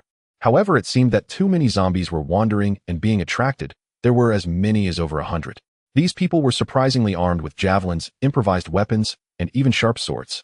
Leading the charge was a girl with flowing long hair, wielding a machete longer than her own body, swinging it with effort to decapitate a zombie. If Su Hao was a heavy armored warrior, then that girl was a light armored warrior. She appeared to be nearly 1.7 meters tall, only wearing a soft armor top. When she looked up, a few strands of hair clung to her face from sweat, and amidst her messy long hair, her amber eyes shone like fiery glass. Her features were beautifully defined, and her lips were tightly pressed. When she dodged the zombies' claws, the muscles in her neck and thighs were taut and smooth, and her blade displayed the beauty of strength. What a companion, Su Hao sighed. In this chaotic world, talent was not lacking. A girl so valiant, who was she serving? Such a girl should have a good rating from the system. Chen Jiu, upon seeing her, couldn't help but exclaim, "That's Senior Han Jiangxue. She's here too, and those seem to be members of the swordsmanship club. Fantastic. They have weapons. But there are too many zombies over there. What should we do, bro? Should we help?" Han Jiangxue. Su Hao suddenly recalled that this was the person Huang Shanshan had bragged about knowing before her death. There was nothing more to say. He came here for 2 reasons: to complete the mission and to find people. Su Hao gripped his knife and began to jog, resembling a beast unleashed. Let's start hacking away. I will attack in the form of a heavy armored warrior. The plaza in front of the gymnasium's main entrance. Before Su Hao arrived, this group had already been holding off the zombie horde for some time. It all began when that boy lured away a portion of the zombies. This diversion caused scattered movement among the horde, chaotic, unpredictable, eventually drawing them toward the gymnasium. The gymnasium was one of the least frequented buildings on campus. Clubs typically gathered in the evenings and on weekends, so when the apocalypse struck, few students remained inside, and thus few zombies had entered. In the aftermath of the cataclysm, students who retained consciousness and happened to be near the gymnasium rushed there instinctively. Coincidentally, several clubs were already conducting routine activities. The Kendo Club was among them. Students seized weapons, improvised arms, sharpening wooden spears, repurposing javelins, and engaged the undead with surprising effectiveness. The Kendo Club possessed several sharpened blades, mostly ceremonial antiques. Now they proved invaluable. As the club's 4-year champion in historical European martial arts, Han Jiangxue was fully entitled to wield one such blade, a Miao Dao. She wore her usual padded armor for martial training, light, flexible, and battle-ready. No additional gear was donned, as it would severely hinder mobility. It was early June, and she wore only a short-sleeved top and shorts, and yet within minutes sweat streamed down her temples. Real combat demanded far more exertion than imagined. With a clean, decisive stroke, she swung the Miao Dao and severed a zombie's head midair. Gasping for breath, her face flushed crimson, not from nausea but from a surging electric thrill beneath profound fatigue. Slaying living beings, this was exhilarating. For a moment, she failed to notice the encircling horde had swelled beyond 100, tightening its grip like an inescapable noose. "Senior Sister Han," voices cried out around her. "There are too many zombies. What do we do?" Another voice urged urgently, "Fall back, Senior Sister. Someone's been scratched. We must lock the doors and retreat." Han Jiangxue snapped back to awareness. The zombies pressed inward, forming a suffocating wall, dense, impenetrable, without seam or gap. Beyond that wall, nothing could be seen. At first glance, their number was impossible to gauge, only overwhelming, inexhaustible. To retreat meant the gymnasium would be surrounded, and once trapped, escape would vanish entirely. Yet to hold ground seemed equally futile, unless every last zombie fell. But with only dozens of students facing over 100 undead, the math was merciless. Each would need to slay several, a feat far beyond ordinary stamina or weaponry. So flight was the only option. Abandon the gymnasium entirely. It appeared the sole recourse, just as their defensive line began to buckle. Boom, boom, boom. Heavy, resonant footsteps echoed from the horde's flank and rear. Each footfall struck the earth like a grisly's tread, deep, thunderous, reverberating up from the bedrock itself, vibrating with primal dread. Before anyone fully registered the sound, a wet, cleaving noise sliced through the air. From afar, several zombie heads, and even torsos still attached at the shoulders, soared upward before crashing down with sickening thuds. Su Hao charged forward, sword drawn, momentum building into a sprint. As he closed in, his blade bore the full weight of his charge, brutal, unstoppable. He did not aim for decapitation. He struck at the waist instead. His heavy broadsword swept horizontally across their midsections with crushing force. At the instant the blade met flesh, it parted the bodies like a hot knife through butter, severing them cleanly in a single motion. But the strike did not end there. The blade surged onward. First 1, then 2, 3, 5. Then 8. With a rhythmic percussive thud, thud, thud, thud, Su Hao bisected 8 zombies in one continuous sweep, pivoting from left to right before resuming his slaughter. Chen Jiu and several classmates trailing behind stood frozen, stunned by the spectacle. Their hearts pounded with equal parts awe and terror. Charge! Chun Jiu brandished a steel pipe and surged through the path Su Hao carved. They did not look ahead, only coordinated sideways, eliminating stragglers flanking their advance. And Su Hao, now a relentless armored battering ram, towered 2 meters tall, clad in thick plate, carving through the horde as if it were empty space. He barreled forward unimpeded. Each swing of his blade felled multiple zombies with surgical precision. Limbs flew, blood sprayed, violence laid bare in raw, unfiltered fury. On the gymnasium plaza, Han Jiangshue's group stared, mouths agape, eyes wide, speechless, minds reeling as if struck by lightning. They stood dumbfounded, just for a heartbeat. Yet in that instant, Su Hao cut down over 30 zombies, visibly clearing an entire zone. What the hell? Who was that? Stop gawking, help him. Shaken from their stupor, they rushed forward to join the fray. Han Jiangshue watched the armored warrior in astonishment. Where his blade flashed, gore erupted. Limbs, torsos, and skulls flying high like fruit tossed from a cleaver, then crashing down in grotesque arcs. The scene laid bare violence in its most unrestrained form, horrifying, mesmerizing. Her lips parted slightly, her fingers twitched with restless, hungry anticipation. Seeing her clubmates surge forward, a fierce, feral energy surged through her own limbs. Gripping her Miaodao, she charged, mimicking the armored warrior slicing through zombies with ruthless efficiency. But she quickly realized she couldn't match him. She attempted a waist cut, only for the blade to lodge deep in bone. The zombie lurched forward, clawing. She stomped hard, wrenching the sword free with a wet pop, then finished the fallen creature with a swift follow-up. Impossible. The armored warrior's strength was immense, his carnage born not of spectacle, but raw, overwhelming power. She simply lacked it. So she leaned into elegance and precision, striking swiftly, cleanly, severing necks with practiced grace, while stealing glances at the armored warrior. She noticed something subtle. At first he'd favored clean decapitations, but as the horde thickened, he abandoned aesthetics for pure efficiency. Any strike that landed ahead was good enough regardless of angle or symmetry. Even his wrist flicked with flourish, blade dance flashing in blinding arcs. Zombies drew near and vanished, heads airborne before the eye could track his motion, leaving only a shimmering afterimage. Incredible. Her mind raced. Strength, technique, experience. He was a perfect hexagonal warrior, flawless in every dimension with no discernible weakness. Moments later, the surrounding students gradually ceased fighting. Han Jiangshue realized the zombies were nearly gone. Huff, huff, huff. She jolted upright, plunging her Miaodao into a corpse to brace herself as she gasped, her lungs burning, each breath sharp with pain. Nearby, nearly everyone mirrored her exhaustion. With great effort, she lifted her weary head, gazing toward the battlefield's center where the armored warrior stood. She was drenched in sweat, strands of hair plastered to her temples, droplets cascading from her elbows. He stood motionless in the heart of the carnage. He shook his hand, flicked the blade sharply through the air, blood spraying from its surface like arrows loosed from a bow, striking the ground with sharp percussive splatters. Then slowly, deliberately, he turned, his gaze locking onto theirs. It was high noon. Brilliant sunlight bathed his armor in blinding, crystalline radiance, refracting light like shards of ice. In that instant, he looked less human than mythic, a war god descended from legend, exuding awe-inspiring sovereign might. As Su Hao turned and walked over, Han Jiangshue and the others knew he was an ally, yet their hearts raced with anxiety and confusion. Everyone felt a bit tense and at a loss. This was the effect of Su Hao's imposing presence. Observing the expressions on their faces, Su Hao had a rough idea of the situation. He reached up to remove his mask, revealing a resolute and handsome face. His gaze swept across the crowd, and they all sighed in relief once they confirmed that a human was beneath the armor. After confirming his identity, someone cautiously asked, "Are you a student from Jiangcheng University?" Yes, Su Hao nodded, scanning the group. "How many people have gathered here?" "Only a few dozen," Han Jiangshue, who had almost recovered, added as she approached. Su Hao glanced at her machete. "How many such weapons do you have? And food?" Han Jiangshue regretfully shook her head. "We only have 3 sharpened blades, the rest are homemade, and we lack tools for further refinement." At this moment, Qin Jiu spoke up. "Bro, there are 2 small shops in the gym building, but there probably isn't much food left elsewhere. However, the shops should have a small storage room."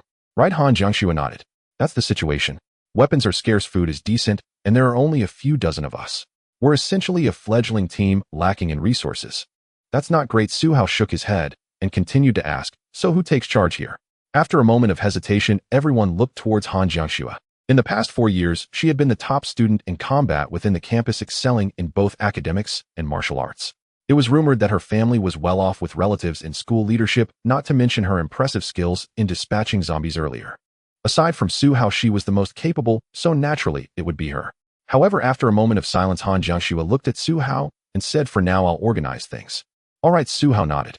Just then someone's stomach audibly growled, and soon others followed suit. Among them was Chunjiu. Everyone was hungry. Han Jiangxue then reacted and called out to Suhao, let's head back to the gym first. We still have some food left.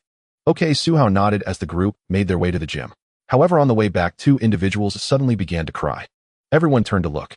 Unable to hold back, one revealed their arm, and another their back, both despairingly weeping. I was caught sob. Don't worry about me, I'll find a room to lock myself in. The other person looking ashen said nothing. Everyone was taken aback. Soon feelings of disappointment, sadness, and grief enveloped them. Han Jiangxue pressed her lips together and nodded, all right, let's take a good rest for now. Suhao glanced at her. Despite her words and expression, he noticed that there was not a hint of sorrow in her eyes, as though she was indifferent to the loss of her teammates. Was she cold-blooded? It didn't seem that way. After all, she had led the charge and had been the one to take down the most zombies.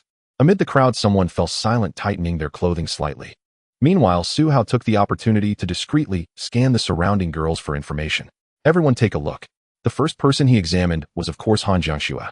Han Jiangxue, age 21, overall external rating 94, detailed data, overall internal rating 91, detailed data, overall ability rating 96, detailed data, recommendation for recruitment extremely high. The above ratings have an average score of 60 with a maximum of 100.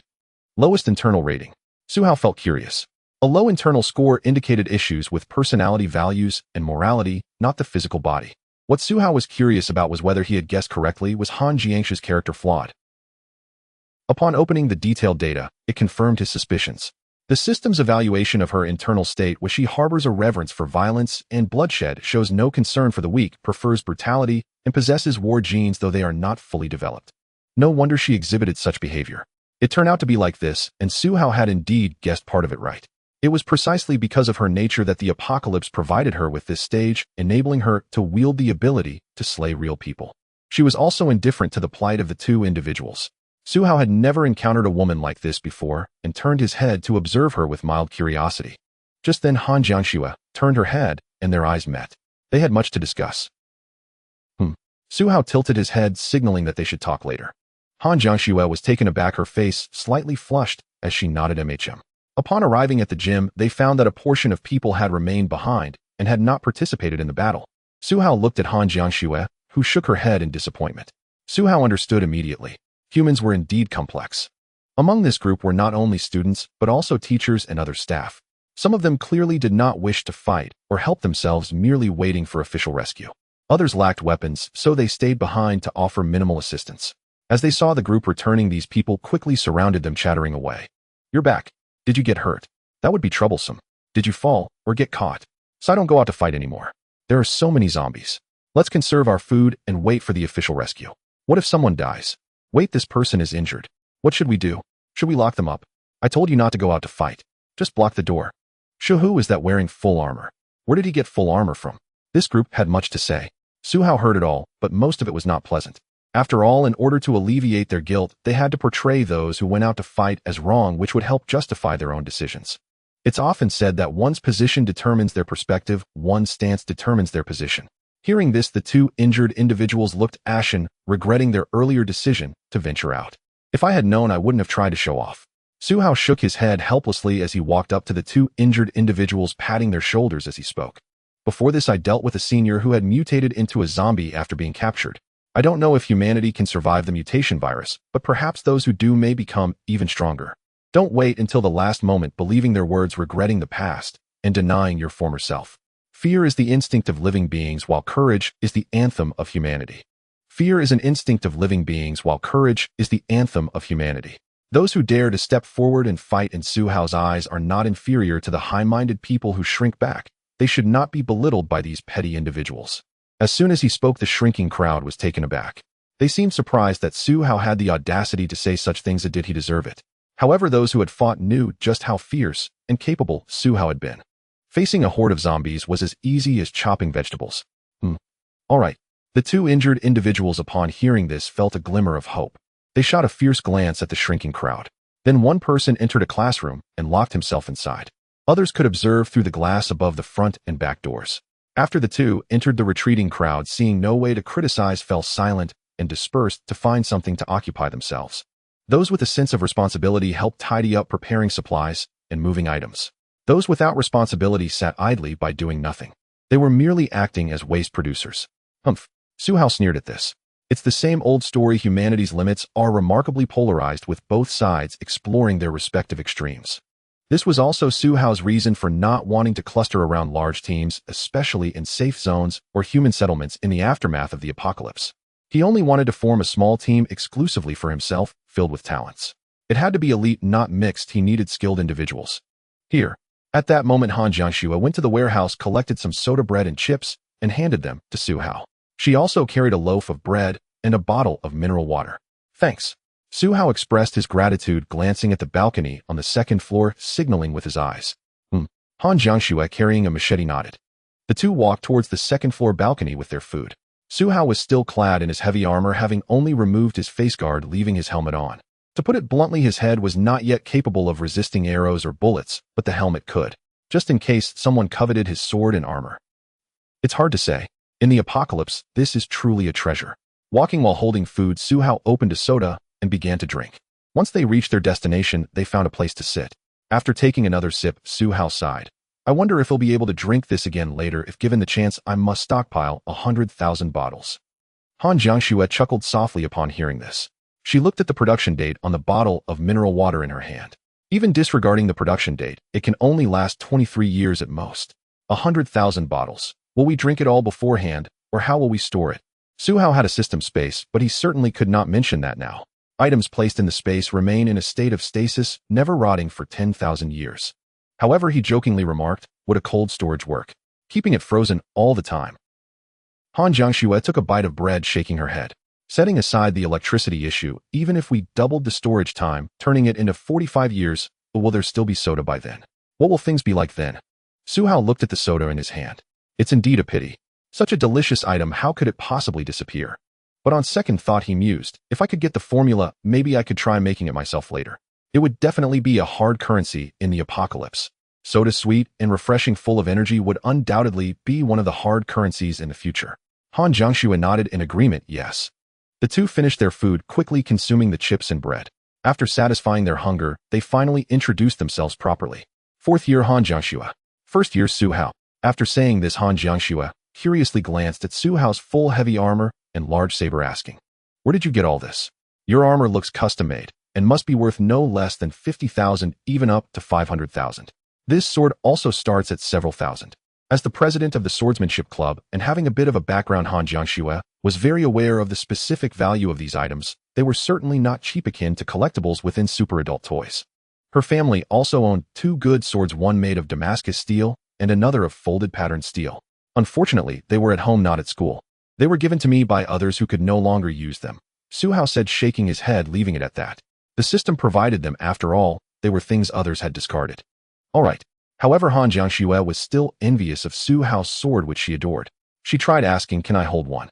Su Hao extended his hand, beckoning towards her machete. Coincidentally, I want to take a look at yours too. Sure.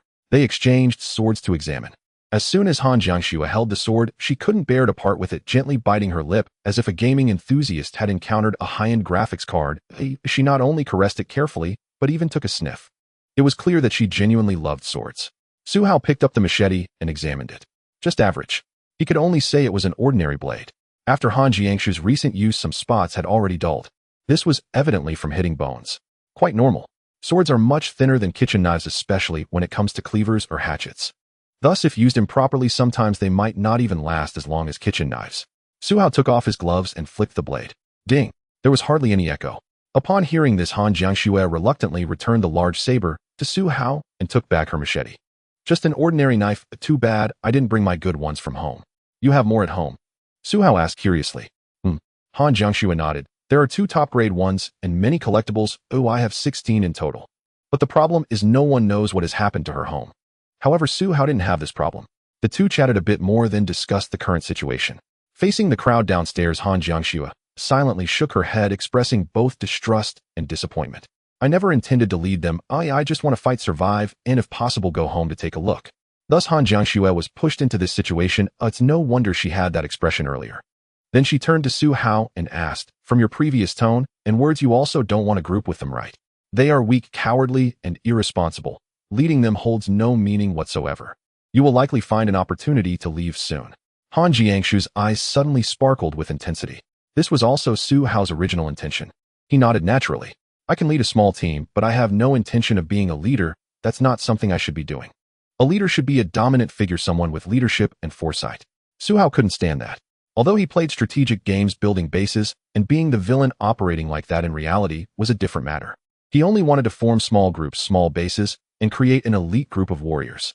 Upon hearing Su Hao say this, Han Jiangshu pondered for a moment, her eyes growing brighter. In the apocalypse, the weak gather together, and the strong will naturally attract one another. Especially due to the nature of admiration for strength. As long as you are strong enough and possess the right conditions you need to do anything, people will naturally come to you. Those who think they need to force it probably have never been handsome or strong in their lives. So you? Han Jiangshu took a sip of water, just about to say something. Suddenly a terrified scream echoed from downstairs. Su Hao silently capped the bottle, stood up, and took his sword to go down and see what was happening. Han Jiangshu also quietly picked up her machete and followed. They descended to the ground floor. No words were needed from anyone. The first thing they saw was a zombie in the throes of mutation. That person was none other than one of the team members who had earlier gone out to fight. From the continuously bleeding wound on his waist, it was clear he hadn't merely been scratched, he had been bitten there. Hence the rapid onset of mutation. Typically, a mere scratch breaking the skin requires half a day to a full day before transformation occurs. Faster cases take only half a day, depending on wound severity. But a bite may trigger mutation within mere hours, akin to the speed of snake venom, whether neurotoxic, hemotoxic, or a blend of both. Ugh. He lay sprawled on the floor, emitting guttural, inhuman rasps from his throat. Everyone else stood frozen at a distance. Some gripped weapons, bracing for defense. When Su Hao and Han Jiangshu arrived, Chen Jiu rushed over and said he was injured but kept silent. The wound was too severe. He mutated quickly. Fortunately, it wasn't during the night or while we were resting. Had it happened then, during sleep or rest, his successful mutation would have claimed at least several lives. Those around him watched him with eyes torn between pity and revulsion. Such is the paradox of humanity. To venture into battle demands courage. Yet to conceal injury is equally human, born of fear of abandonment, blame, or despair for what lies ahead. Yet no matter the justification, once mutation begins, there is no turning back. Shink. Silently, Su Hao drew his blade and stepped beside the man, speaking calmly to those around him. I'll watch over him. All nodded in agreement. Those familiar with Su Hao instantly felt reassured. As for consequences, none needed stating. Success meant death, failure meant survival, and cause for celebration. Han Jiangshu cradled her Miao and stood quietly beside Su Hao, waiting. In the grand hall of the sports building, others rested cautiously along the periphery, observing. Su Hao and Han Jiangshu stood motionless at the center. The newly mutated figure now lay helplessly on the floor, trembling faintly, uttering feeble, anguished moans. His eyes were veined with terrifying crimson, as if blood might well forth at any moment. Saliva dripped uncontrollably from his lips, pooling slowly into a small puddle on the floor. He looked agonized, yet his eyes held no trace of consciousness. At that sight, Su Hao knew the transformation was nearly complete. Without consciousness, he was no longer human. Still, Su Hao waited a little longer. Half an hour later, Rule War. A shriek erupted, utterly inhuman.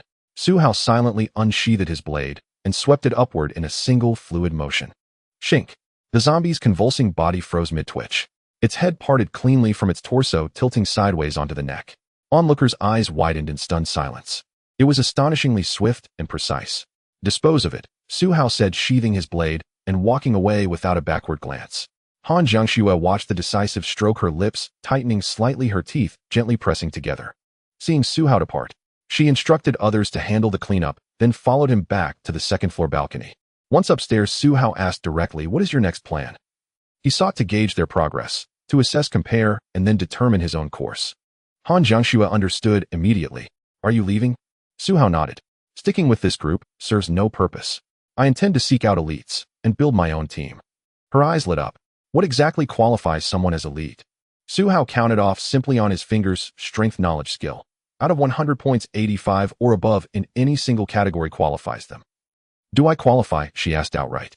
Su Hao met her gaze. Her brown eyes, clear and penetrating, shimmered with barely restrained hunger for violence and fierce intensity. Years of refined upbringing in a peaceful society had once constrained her. Only in this apocalypse could her true potential finally emerge. Su Hao didn't dwell on qualification. Her composite score already exceeded 90. She unquestionably qualified. So he cut straight to the point. "Will you follow me?" "Yes." Can affection grow between us over time?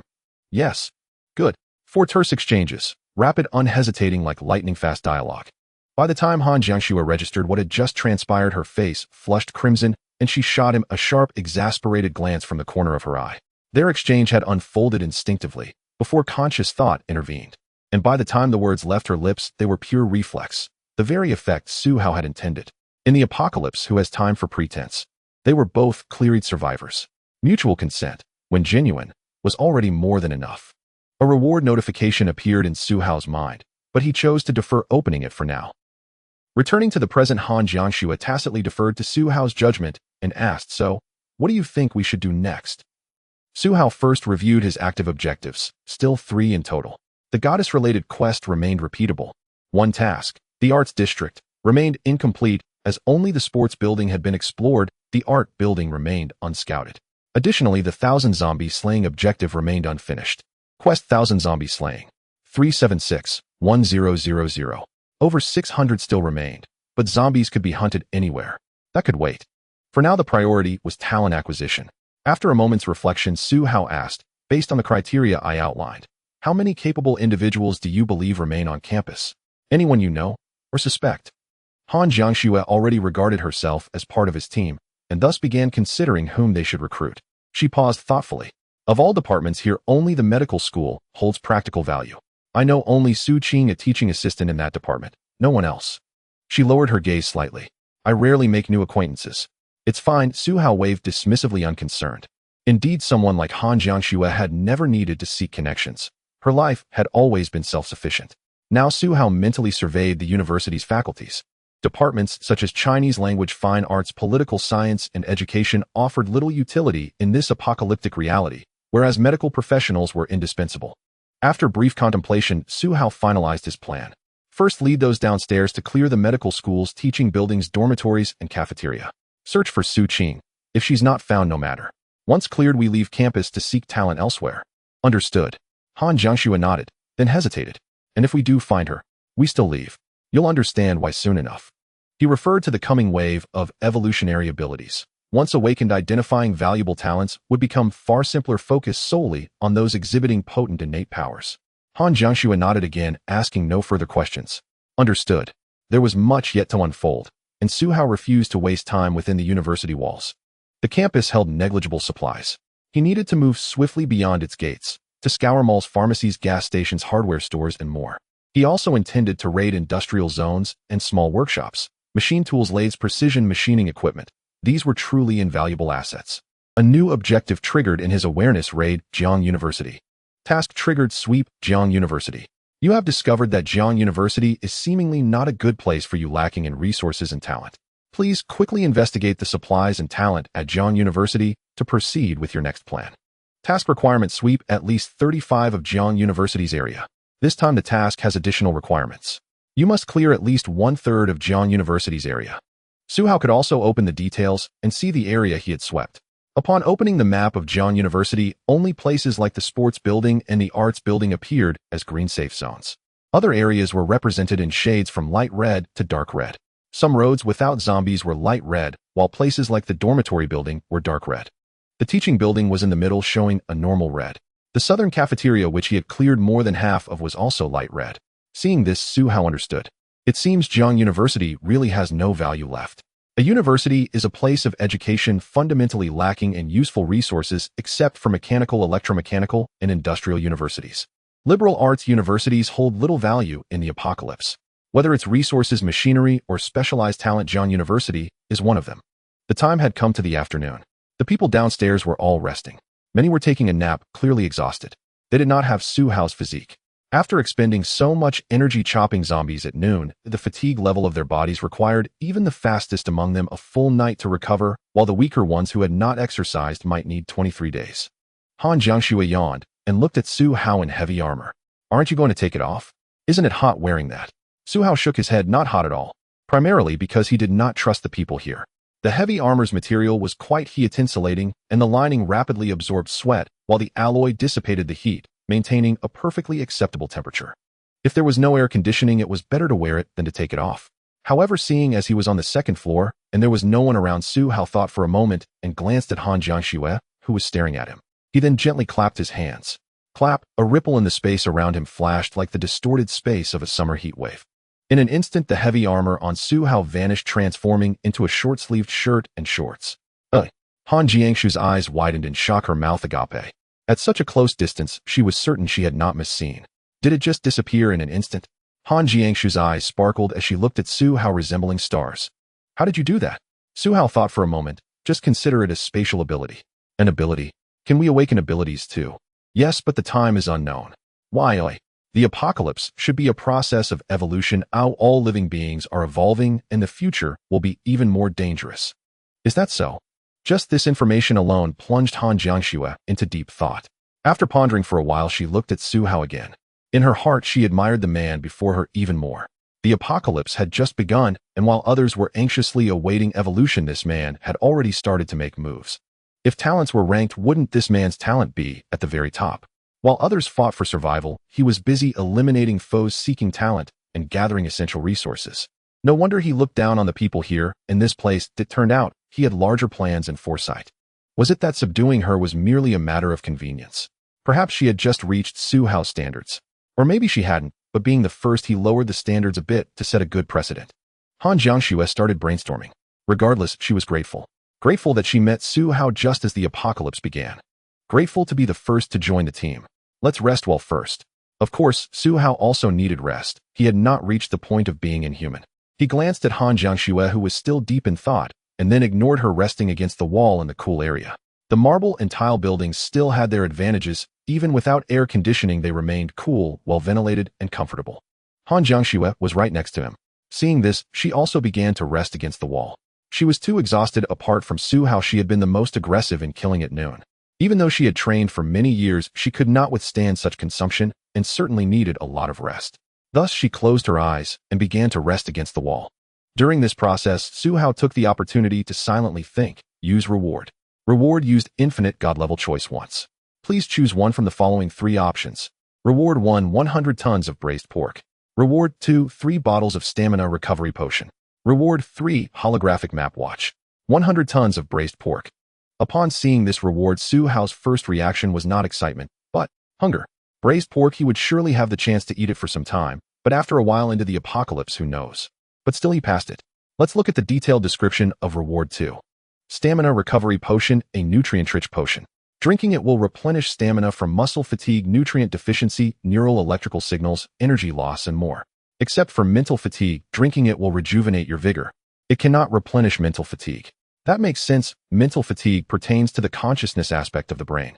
Physical supplementation or replenishment can only excite one further, like drinking coffee or hormones, but that does not count as recovery, so the potion specifically states it cannot. In any case, let's discuss this later. Su Hao silently thought. Let's see the detailed description of reward 3. Holographic map watch, a high-tech watch that currently only features a holographic map and basic functions.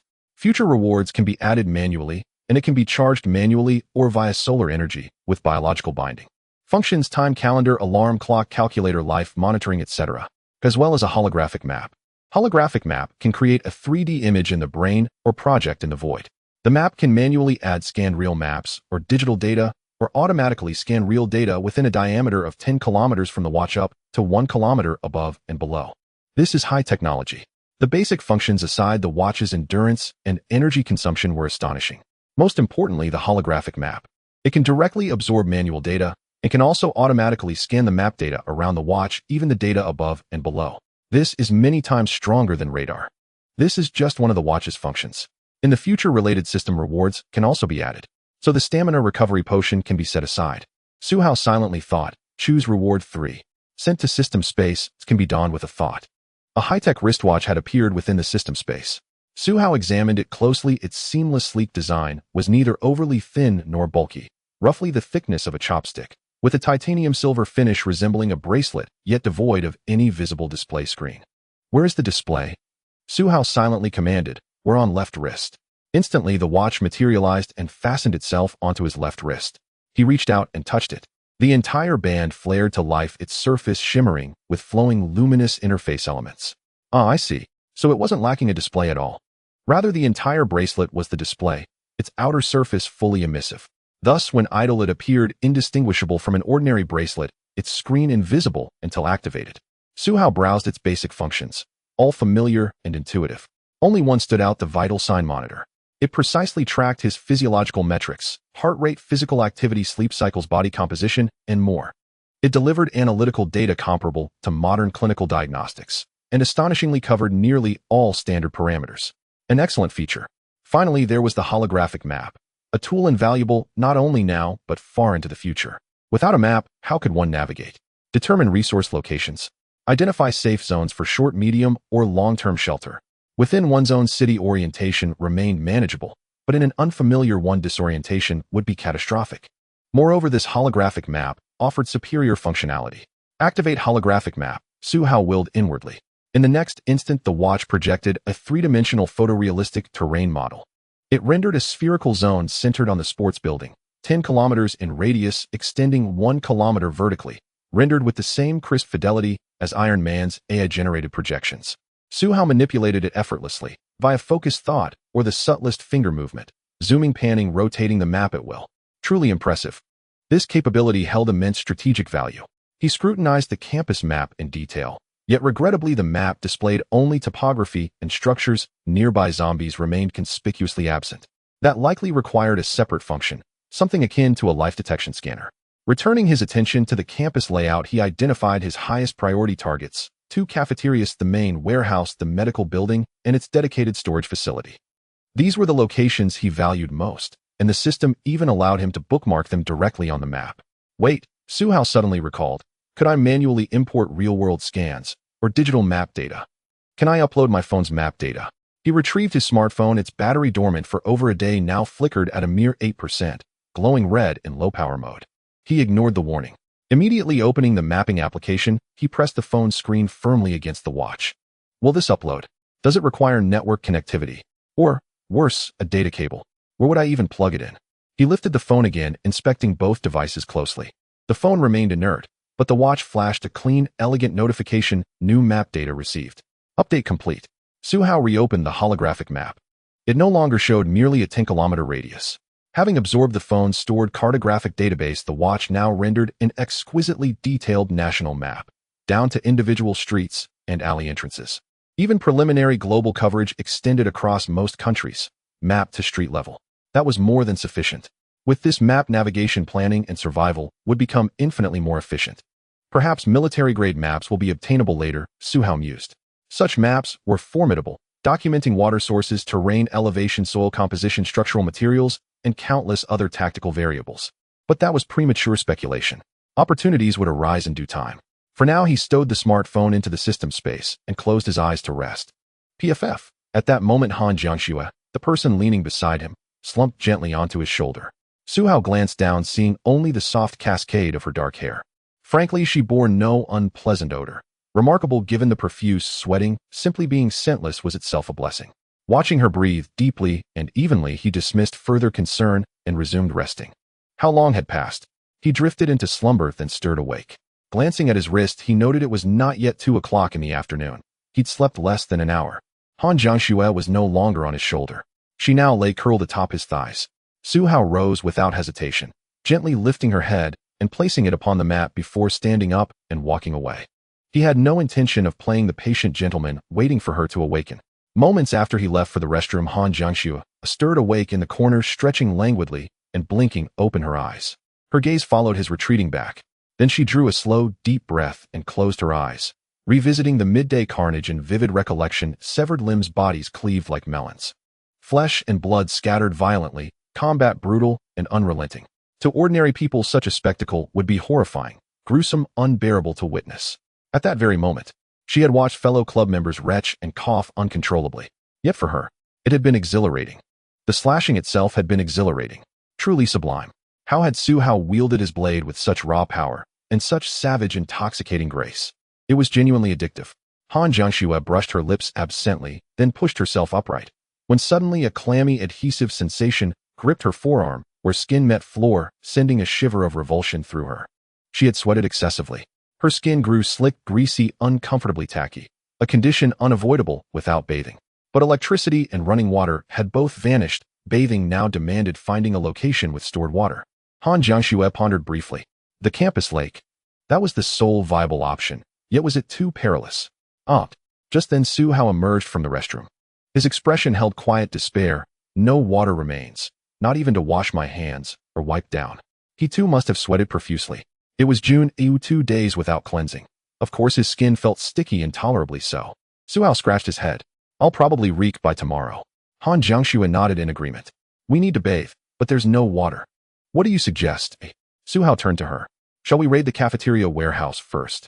Wasting a bottle of mineral water to cleanse ourselves is better than enduring this constant stickiness. Han Jiangxue noticed his new watch, but said nothing. Instead, she replied calmly, I have an alternative, but it carries risk. What is it? We secure Minghu Lake first. Bathe in its waters while they remain uncontaminated. Su Hao paused, considering. Let me think. Mineral water was precious, meant for drinking, not bathing. The lake, however, posed no such concern. Known as Minghu Lake, it was sizable and lay merely hundreds of meters from the sports building. That could actually work. Quest triggered bathe in Minghu Lake. Quest description: bathing stands among humanity's most fundamental civilizational milestones. Prolonged abstinence degrades physical health, invites illness, and corrodes mental resilience. Clear the area surrounding Minghu Lake of zombies and enjoy a thorough, liberating bath. Quest reward: 1 divine tier selection, unlimited. Could bathing even trigger a quest? Su Hao was beginning to grasp the conditions for quest activation, engaging with novel experiences and meaningful actions.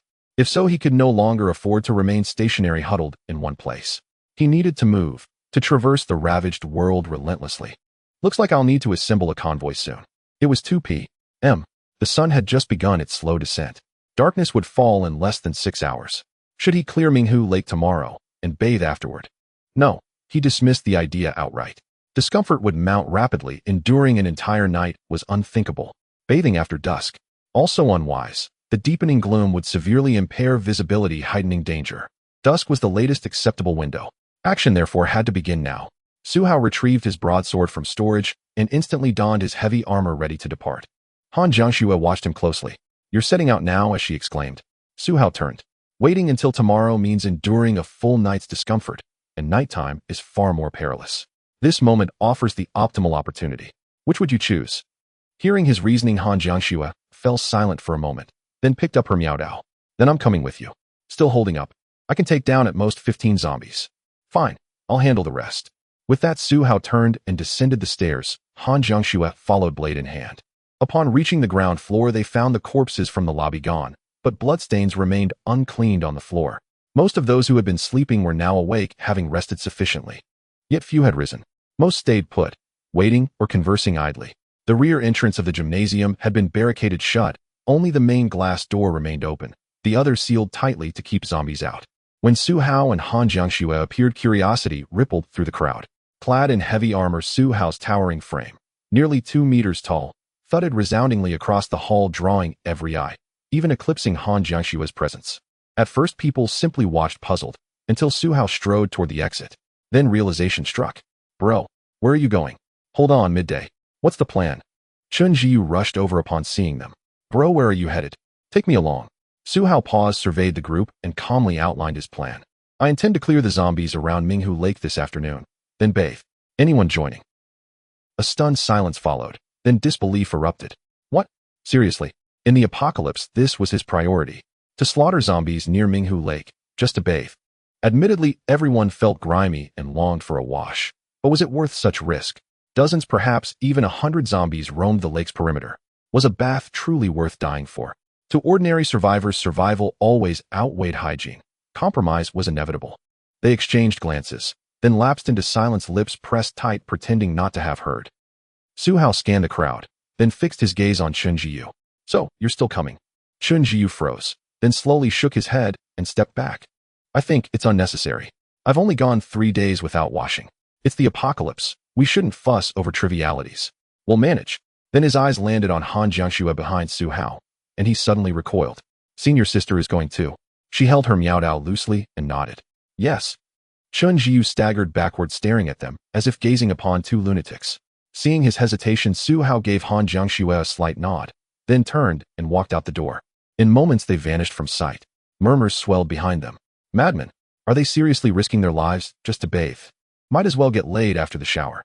Shoo, idiot. Don't say it aloud. What if they hear? So what? Will he kill me on the spot?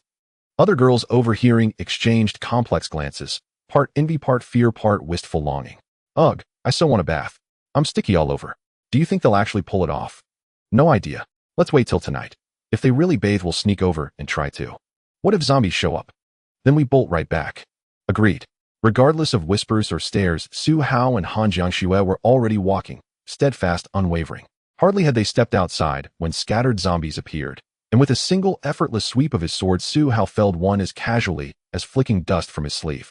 Han Jiangxue trailed half a pace behind, recalling the bewildered expressions she'd seen moments earlier. They think we're insane, to risk our lives just for a bath. And what do you think? Su Hao slashed another zombie, no longer aiming for the neck. This time he cleaved it cleanly at the waist, entrails spilled grotesquely onto the pavement like offal displayed at a butcher's stall. Han Jiangxue witnessed it all, raw, unfiltered violence, stark and visceral. She merely watched, and a faint natural flush rose to her cheeks, warmer and more alive than any cosmetic blush. Instinctively her lips pressed together, a subtle telling tension, as if restraining some deep, ineffable emotion. She spoke honestly, "It feels exhilarating."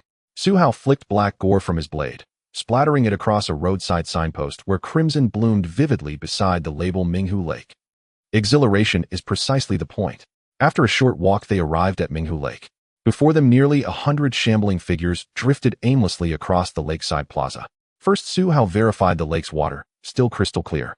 Only then did he turn to the horde, a quiet smile playing on his lips. There's something even more exhilarating ahead. To bathe in peace, every last zombie in that swarm had to die. There would be no tranquility, no safety, unless they were all eradicated. He refused to be chased mid-soak. With purpose confirmed, he glanced back at Han Jiangxue, his face half-veiled by wind-tossed hair, wearing a grin both reckless and radiant. Unlike his usual composure, he now radiated anticipation. His narrow eyes, half-hidden beneath unruly strands, gleamed with fierce, dangerous light. Han Jiangxue clenched her jaw, drew her miaodao, and nodded firmly. "I'll stay close." "Good." Su Hao fastened his final piece, the faceplate, snapping it securely onto his helmet. "Let's go." The words had barely left his lips before he surged forward, like an arrow loosed from its bow. Blade raised, momentum already blazing.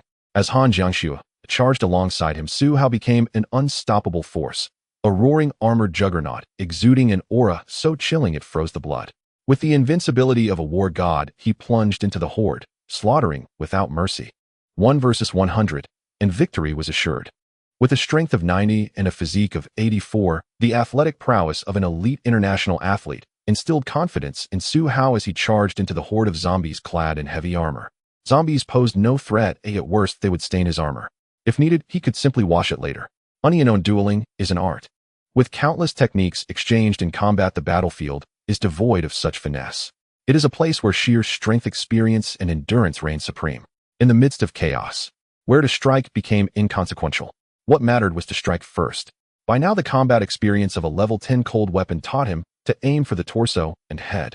As long as he avoided striking the limbs, any attack would suffice. Strike the head, decapitate. Strike the head, decapitate. Amidst the tide of zombies, Su Hao moved nimbly, each swing of his great sword infused with immense strength and a resolute aura. For the sake of bathing. And since he was going to bathe anyway, he reveled in the unique thrill that violence brought amidst the bloody slaughter, as if he were immersed in a cruel feast that belonged solely to him. All right. It turned out that Han Jiangxue simply could not keep up with Su Hao's pace. He could charge into battle, sometimes wielding his sword without hesitation, and when faced with approaching zombies, he could land a powerful punch to their chests with his armored gauntlet and continue his slaughter. But Han Jiangxue was not able to do that. She could only watch helplessly as Su Hao darted through the densely packed horde of zombies. Su Hao's blade danced mercilessly, slicing through the zombie bodies, limbs flying in every direction, and where his sword passed, the zombies fell in rapid succession. Meanwhile, she could only clear out the stragglers on the outskirts. Otherwise, it would be a waste of time for Su Hao to deal with them individually. Before long, in less than half an hour of fighting, Han Jiangxue found herself panting heavily, her stamina depleted. The earlier battle had already pushed her limits. Another battle in the afternoon. She was still a girl. To have endured this far proved her strength. At least she was stronger than 99 of girls. As for Su Hao, he had also nearly finished. Chop! With the final sound of a decapitation, he casually swung his blade, sending a zombie's head flying, which landed with a thud on the ground. Thus all the zombies around Ming Lake were slain. Looking around, the ground was littered with corpses. Nearly 100 bodies lay scattered, some in disarray, with severed limbs and half of them decapitated, creating a rather exaggerated scene equivalent to the deaths of 2 entire classes. Uff, Su Hao let out a sigh of relief. After calming the turmoil within, he turned around and checked the time. It was 4 p.m. He then looked at Han Jiangxue and said, "It's time for a shower, and we have plenty of time to enjoy it." Han Jiangxue was still gasping for breath. She was too exhausted, and her smile at Su Hao felt a bit forced. "I can hardly move." Today's physical exertion had been the most she had ever experienced in her life. Continuing to exert herself might lead to muscle breakdown. Su Hao nodded. Ming Lake was right before them, and the steps leading down were not far away. He first scanned the surroundings to ensure no one was around. Then he thought, change attire. Suddenly his heavy armor vanished, replaced by a short-sleeved shirt and shorts.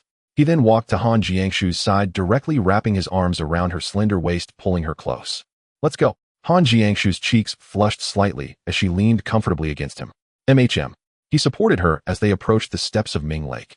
Su Hao first used his vision to check the lake, confirming that the fish had not mutated before sitting down on the steps with her. These steps led directly into the water. Originally intended for swans to enter and exit for the school, it seemed that the swans had vanished, likely devoured by zombies. Su Hao dipped his hands in the lake water to wash them, scrubbing his arms. The cool lake water glided over his body. After 2 consecutive days of sweating without a shower, he instantly felt a long-lost refreshing sensation. "Ah, so good." Su Hao let out a breath.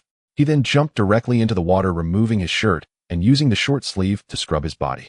Meanwhile, on Han Jiangxu's side, at first she also used her hands to scoop water to wash. However, upon seeing Su Hao jump into the lake to bathe after removing his shirt, she couldn't help but stare at him, her hands ceaselessly moving. Boys looking at girls' figures is akin to girls looking at boys' figures. Upon seeing Su Hao's well-defined muscles resembling those shaped by a knife, Han Jiangxue couldn't help but bite her lip. She glanced at herself. Then half of her body entered the lake to wash. After a moment's hesitation, she looked around to ensure no one was watching and removed her top, leaving only her black bra. Su Hao was quite surprised. He glanced around before looking back at the half-exposed Snow White of Han Jiangxue, unable to discern her size, but it was certainly not small. Han Jiangxue noticed his gaze. With a slight smile, she voluntarily stated, "D-cup." Su Hao inhaled sharply. The next step was a normal shower. Su Hao took the short sleeve and scrubbed his entire body, but there was one place he couldn't reach. That was his back. No matter how he twisted his hand, he couldn't scrub the area around his shoulder blades. It was quite uncomfortable for him. Han Jiangxue smiled softly as she watched from the side. She walked over to Su Hao's side, holding the short sleeve, and said, "Let me do it for you. You can do mine later." "Sure." Su Hao's lower body was in the lake, while his upper body lay on the steps. Han Jiangxue took her own short sleeve, dipped it in water, and began to scrub Su Hao's back. Splash, splash. Her movements were somewhat gentle, and the way she scrubbed felt more like caressing. "Use a bit more strength, Jiangxue." Han Jiangxue suddenly realized and promptly applied more force. Initially, she had indeed not scrubbed, being too focused on watching Su Hao's powerful waist, broad back muscles, and the rows of defined abs resembling shark muscles. They continued scrubbing for a while. After removing the layer of sweat and grease from his back, there was no mud. Mud only appears when the grease accumulates over time and mixes with fine dust. All done. As Su Hao finished scrubbing his back, he moved away, and Han Jiangxue took his place on the steps. "It's my turn now." Han Jiangxue nodded, then softly said, "Maybe be gentle." "Really?" Su Hao smiled broadly. Being gentle seemed odd. If it weren't for having seen Han Jiangxue's detailed profile, he would genuinely think women should be treated gently.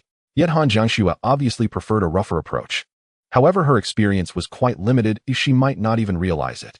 So Su Hao took the short sleeve, dipped it in water, and first gently scrubbed a couple of times to let her acclimate. After feeling the pressure, Han Jiangxue let out a sigh of relief, yet an inexplicable feeling of disappointment and boredom welled up within her. But in the next moment, Su Hao began to scrub with slightly more force. For him, even a slight increase in pressure was right at Han Jiangxue's threshold of tolerance. In an instant, Han Jiangxue couldn't help but raise her head sharply, her swan-like neck arching high and her toes curled underwater. Su Hao gently scrubbed his body back and forth. Han Jiangxue lay on the steps, unable to resist making sounds for quite a while. "All right." Clapping his hands, Su Hao finished scrubbing. He then moved to the nearby steps, resting his hands on them as he reclined, treating it like a bath. Han Jiangxue lay half on the side, her back flushed red, breathing slightly heavier. Remembering the sounds she couldn't suppress earlier, she felt herself about to break. Why did it hurt a bit, but also feel somewhat pleasurable? She slightly turned her head, casting her gaze towards Su Hao, who was lying beside her. Her eyes were moist and bright, resembling a spring stream flowing gently, seemingly containing endless vitality. After resting for a while, Han Jiangxue looked around and realized there was still plenty of time. The two of them could soak for a while longer, relieving the fatigue of the entire day. In this moment of relaxation, she recalled the thrill of battle that Su Hao experienced on the battlefield. Suddenly she remembered that Su Hao's heavy armor, while slashing zombies, must have splattered quite a bit of blood. If left for too long, that blood would turn into stains. It could even start to smell bad, emitting an unpleasant odor. Thus Han Jiangxue proactively said, "Su Hao, take out your heavy armor, and I'll clean it for you." Su Hao also recalled that the armor needed maintenance. If not used, it could go a long time without care. But once it was stained with blood, it usually needed immediate attention, the sooner the better. His alloy heavy armor was still in good shape. If it were other iron armor, prolonged blood contamination would really wear it down. Alright, I appreciate it. Su Hao snapped his fingers. The heavy armor automatically appeared from the spatial storage, steadily materializing on a platform a fist's height above the lake's surface. Han Jiangxue clearly liked this kind of thing. At the same time, her admiration for Su Hao's abilities grew. She touched the surface of the armor, examining it closely before starting to wipe off the bloodstains with her clothing soaked in water. The entire process was very meticulous. Every action, every detail was carefully scrubbed and maintained. It was not just mere words. This seriousness caught Su Hao's attention. It was also at this moment that he had the time to observe Han Jiangxue closely. Standing nearly 1.7 meters tall, she was almost at the average height of boys. Her long, shiny black hair cascaded down to her waist, flowing with a rhythmic grace with every movement. Her delicate features were framed by large eyes and alluring brows, exuding a mature and captivating aura, radiating a strong, dominant lady vibe. Moreover, her figure was stunning. Not to mention her impressive cup. Her waist was perfectly proportioned, neither too thick nor too thin, even boasting a clearly visible abdominal line, undoubtedly adding to her physical appeal. Looking at her legs, they were long and strong, exuding unique charm, whether walking or standing. Overall, she had the classic hourglass figure, her proportions considered perfect, captivating with every move. This senior sister is just too impressive, fragrant, and alluring. At that moment, while wiping, Han Jiangxue clearly felt Su Hao's gaze. However, she was not overly shy. Instead, she adjusted her posture slightly to appear even more perfect, just like men showing off their muscles as a display of beauty. Women are the same way. By the way, I can also check her detailed stats. View Han Jiangxue's detailed stats. Han Jiangxue, age 21, attributes strength 67, physique 66, spirit 74. Remaining unlocked. The average level for adult humans is 60, with the maximum being 100. The female average is 50. Ability cold weapon level 7, loyalty 86. 150 indicates no trust. 60-70 is fluctuating. 70-80 is relatively stable. 80-90 is stable. Loyalty 9099 indicates blind trust. 100 is absolute loyalty. Su Hao did not expect this panel to be quite different. It had an added loyalty rating. The previous scores from 1 to 99 were insignificant. Interestingly, the threshold between 99 and 100. There's a saying in certain circles, loyalty that isn't absolute is just absolute disloyalty. Thus, the threshold between 99 and 100 is a question of absoluteness. The definition of this threshold, Su Hao felt, should be about the self-protection and dedication of life. Self-protection is an instinct of genes. Those who can resist this instinct with willpower to dedicate their lives are considered absolutely loyal. As for the rest, Han Jiangxue's physical attributes were quite astonishing. Strength of 67, physique of 66. Just a few points lower than his own physical quality before the apocalypse. For a girl, this is already a high attribute, as the average for females is typically 10 points lower than males. No wonder she ranks first for 4 years and has an abdominal line. This is all due to hard work and talent. It's all cleaned up. At this moment, Han Jiangxue's voice rang beside Su Hao. Su Hao looked at his heavy armor. The bloodstains had all been wiped clean. Even the areas that weren't stained had been cleaned, making it look brand new, just like it had just left the factory. Brand new from the factory. It's cleaned very well, thank you. Su Hao nodded, extending his hand to store the armor. Han Jiangxue even seemed a bit regretful. It's a pity there's no armor oil. Even a wax finish would be good. That would be too much. Su Hao chuckled. We still have to keep slashing zombies tomorrow, and doing this every day would be too wasteful. True. Su Hao glanced at the time. It was just past 5 p.m. They had soaked long enough. It's time to head back and eat something. Su Hao stood up, preparing to put on his heavy armor. Han Jiangxue also stood up from the lake, putting on her clothes. But the next moment, whoosh. A sudden strong wind blew, creating a swirling sound in the air. This wind was unusual. In June's weather, it was surprisingly chilly, causing a shiver. Su Hao sensed something was off. He glanced at Han Jiangxue. As she stood up, the cold wind startled her, instinctively seeking refuge beside Su Hao. The wind blew for several seconds without stopping. Su Hao looked down. Han Jiangxue was clutching him, trembling slightly. Get in the water. Su Hao directly pushed Han Jiangxue back into the lake, making her squatting only with her neck exposed. The lake water was still warm. She instantly felt much better. How could this be? Han Jiangxue's damp hair was blown into disarray as she voiced her confusion. Why is it so cold in June? Su Hao shook his head, indicating he didn't know. But he could guess a bit. It indicates that the geography, atmosphere, and ocean must have undergone significant changes, perhaps all three have changed. Jiangcheng City isn't far from the sea. Even the provincial capital is a coastal city. This change made Su Hao sense something was off and a sense of impending danger. If everything were normal, there wouldn't be such a strange cold wind. Now that it has appeared, they needed to prepare more. In the end, the cold wind blew for a full half-minute before dissipating. Only then did Su Hao and Han Jiangxue stand up from the lake again, changing into their clothes and heavy armor. Let's head back quickly and prepare for tomorrow's plan.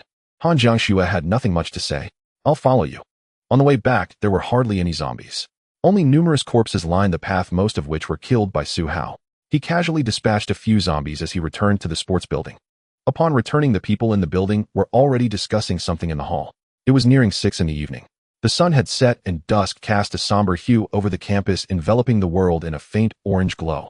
However, the cold wind that had just swept through brought a distinctly different feeling. The crowd saw Su Hao and Han Jiangxue returning. Some were relieved, some curious, and others wore a peculiar smile, showcasing dozens of different expressions. Su Hao couldn't be bothered to analyze what kind of people they were. He would be leaving in just a few days. As soon as he stepped into the hall, Chen Jiu hurried over. Brother, did you encounter that gust of wind outside just now? It was so strong, howling fiercely, and especially cold, drilling into the building. It was really cold, but it's June, so why is it so chilly? June's cold wind. Is July going to bring snow? What's going on? Is it the apocalypse that's causing a shift in temperature? Will the geography change too? Everyone shared their thoughts, but mostly it was just guesswork. For Su Hao, this was of no use, merely a waste of emotion. What he truly needed to do was to figure out how to respond, not rely on speculation.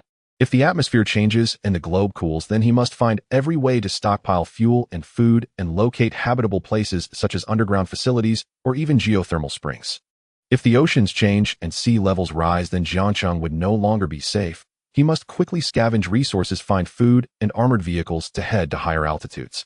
If geological changes occur like earthquakes, volcanoes, or deep pits, he must avoid tectonic zones and try to take stable routes, avoiding mountainous areas as much as possible. In short, merely thinking without action is futile. One must strategize and prepare in advance. This is also one of the reasons why Su Hao wouldn't waste too much time at school. Seeing that everyone was still wildly speculating, Su Hao clapped his hands. Have you all finished? The discussion among the crowd nearly came to a halt. Next, everyone turned to look at Su Hao. Among the dozens present, most respected him not only because of his equipment, but also his strength. However, there were a few who looked on with disdain and defiance. Yet they did not dare to provoke him openly. As the crowd quieted down, Su Hao began to speak about serious matters. Since you have banded together into a team, then you must have a unified direction for the team to work towards. How much food, resources, and weapons are still available on campus? How many students and teachers are left? Do we reinforce the school's defenses or go out to seek official rescue? Who is preparing for this? The crowd pursed their lips, finding themselves speechless. The apocalypse had begun 2 days ago. Today marked the 3rd day.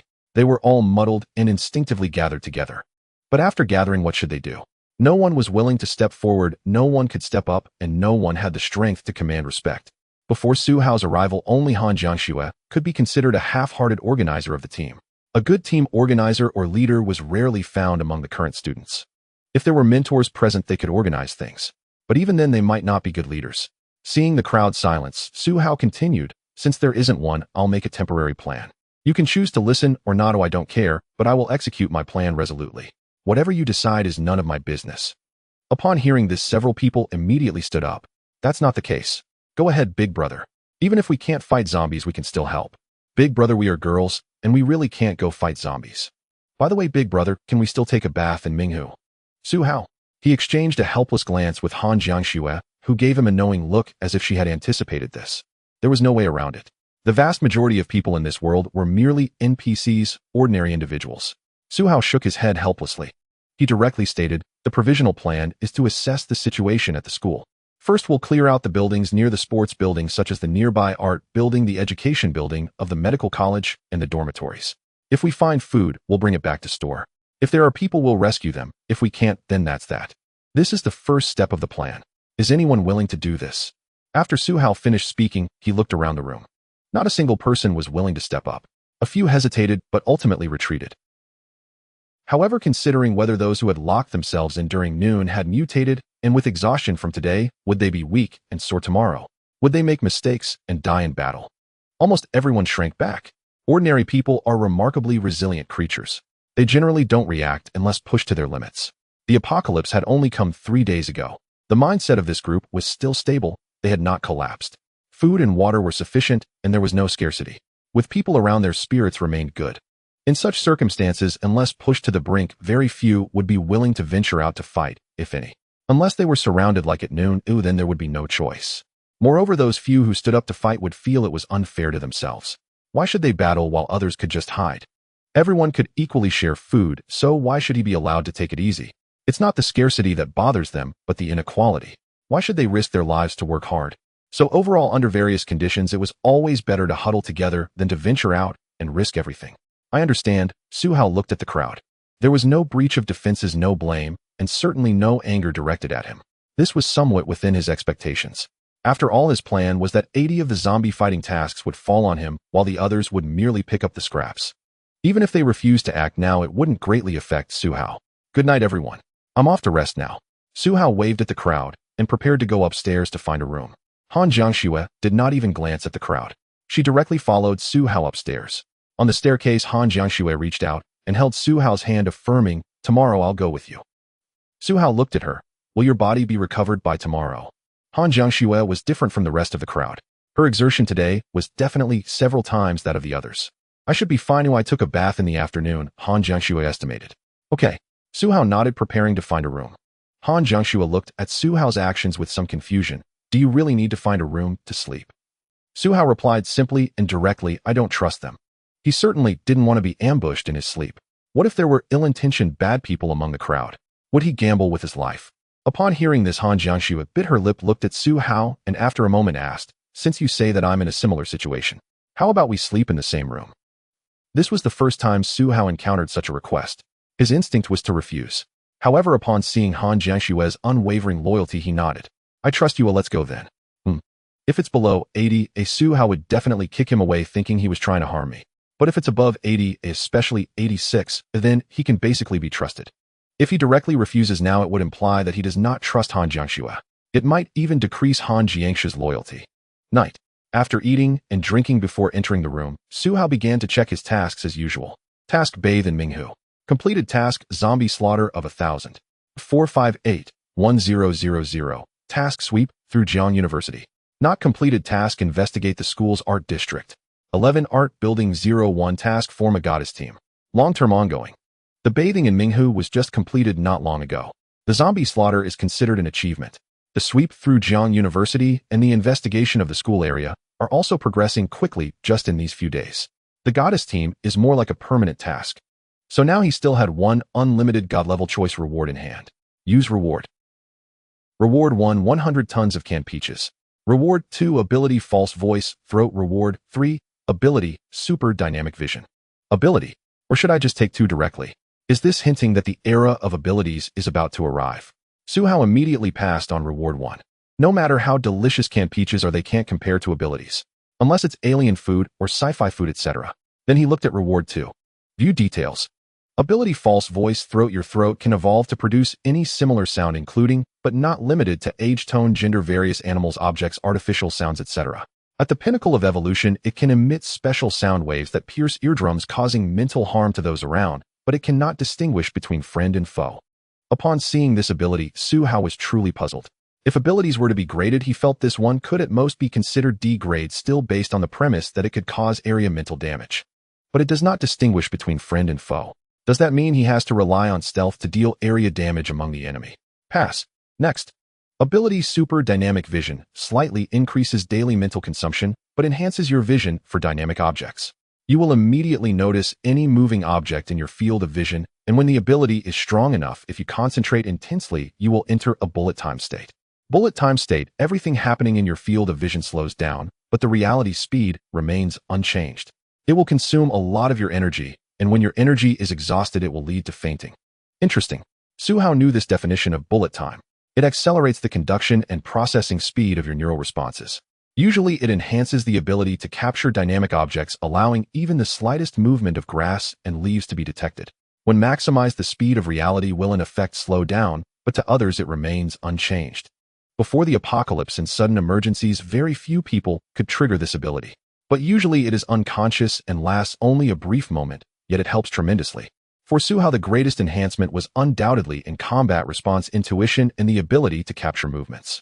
Thus, this reward was undoubtedly the best. I choose Reward 3. Reward has been issued the next moment. Suhao clearly felt as if his eyes were gently enveloped by a stream of clear spring, a refreshing sensation that penetrated not just the surface of his eyes, but directly into the depths, reaching his brain and bringing a marvelous feeling. But it wasn't over yet. This cool sensation spread smoothly along the invisible pathway of the optic nerve, eventually reaching a specific area deep within the brain, washing everything in its unique coolness. This feeling was too marvelous. Moreover, it was very pleasant. Once this coolness slowly faded, Suhao opened his eyes and looked around. He didn't need to pay much attention. As long as something moved within his field of vision, like a key, a leaf, a textbook, or a corner of clothing, his consciousness would instantly notice it. It was a reaction akin to instinct. No wonder it increases mental consumption all the time. Suhao blinked, already getting used to it. It seemed he needed to pay attention to enhancing his mental state in the future. He needed to become a versatile warrior. After dinner, Suhao found a room that could be locked and rested by the window. Han Jiangxue also entered with a knife. She found a corner. With a wave of his hand, Suhao summoned a soft cushion that had been taken from the cafeteria, which then appeared in the corner and was laid out. Some dust was blown away by the wind. In that instant, Suhao could notice even the tiniest dust particles. Han Jiangxue found it fascinating every time she looked. She was also curious, were these all prepared in advance? What else is in your ability space? Nothing much. I came out of the cafeteria, but I didn't have any abilities back then, so I didn't bring much. When we have the chance, we'll go back and sweep through again before leaving the school. Han Jiangxue leaned the knife against the wall. She then sat next to Suhao, her long jade-like legs folded. She hugged her legs with both hands, resting her chin on her knees, looking at Suhao. So how big is your space? Upon hearing her ask such a detail, Suhao smiled mysteriously. Are you sure you want to know? Knowing such details means you either follow me for eternity or end up in a different place. Han Jiangxue tilted her head, showing no hesitation. She directly nodded, just tell me. Suhao reached out and patted her head. Han Jiangxue narrowed her eyes, feeling nothing special, a normal reaction. But Suhao's hand slid down, resting on her neck, gently squeezing. Han Jiangxue's eyes widened slightly, and her whole demeanor became a bit odd, starting to twist and turn lightly. Seeing this reaction, Suhao knew he was on the right track. He then began to speak slowly. The temporary space is about the size of this room, so our plan is not only to find talent, but also to go out and stock up on supplies. Stock up on everything useful. You can understand it as looting, sweeping, whatever works. This was also one of the reasons Suhao wanted to form a small group. In the apocalypse, being too much of a lone wolf is not as good as dying early. It can be very lonely and boring, and having too many people can lead to a lack of resources and various intrigues. So a small group is the best. With sufficient resources, Suhao is confident he can create a unique Eden or a paradise. Han Jiangxue listened to Suhao's words, silently fidgeting and responding softly. Suhao's large hand was unconsciously rubbing. When she regained her senses, Han Jiangxue was already blushing all over her ears, cheeks, hands, legs, even her toes were rosy. Suhao quickly released his hand, thinking she might have caught a chill from bathing in Minghu earlier, causing her to have a fever. He immediately reached out to feel her forehead. Are you feverish? He pressed his hand against her forehead. There was warmth, but it wasn't the kind of high fever. Are you cold? Suhao asked. Han Jiangxue shook her head hot. As soon as she finished speaking, Suhao and Han Jiangxue's eyes met. In that moment. The next day, Day 4 of the apocalypse. 9 a.m. Suhao escorted Han Jiangxue, whose gait was slightly unsteady, toward the art building near the sports complex to assess the situation. Inside the sports complex, most people remained indifferent, content merely to guard their own small patch of ground. A decision made the previous day. Suhao now wore heavy armor as he marched step by step toward the art building, also known as the Fine Arts Building, situated beside Minghu Lake. Approximately 1/3 of the route had been cleared the day before. Before completing that first third of the path, Suhao glanced at the zombies in the distance, then turned back to Han Jiangxue, who held a Miao Dao. Stay nearby and keep watch. I'll handle the rest. There aren't many zombies today, rest well. He had originally intended not to bring her along. She'd exhausted herself the previous day and stayed up late into the night. No one knew precisely when she finally slept. That morning, upon waking Han Jiangxue, declared her bones felt soft, her entire body strangely clear, and her legs and abdomen ached fiercely. Yet she insisted on coming. She reasoned that remaining idle inside the sports complex served no purpose. Even if she only struck down a few zombies alongside Su Hao, it would still be far more meaningful than enduring its suffocating monotony. Her temperament and convictions were unmistakable. Su Hao agreed. She posed no burden, and her presence offered an incidental opportunity to gauge her loyalty. After one night, loyalty 86-89. Clearly Han Jiangshue's devotion ran deep, not mere compliance, but heartfelt allegiance. Though physical intimacy had elevated her trust, it had not yet crossed the threshold of blind, unwavering faith. At 90, she stood just one step away.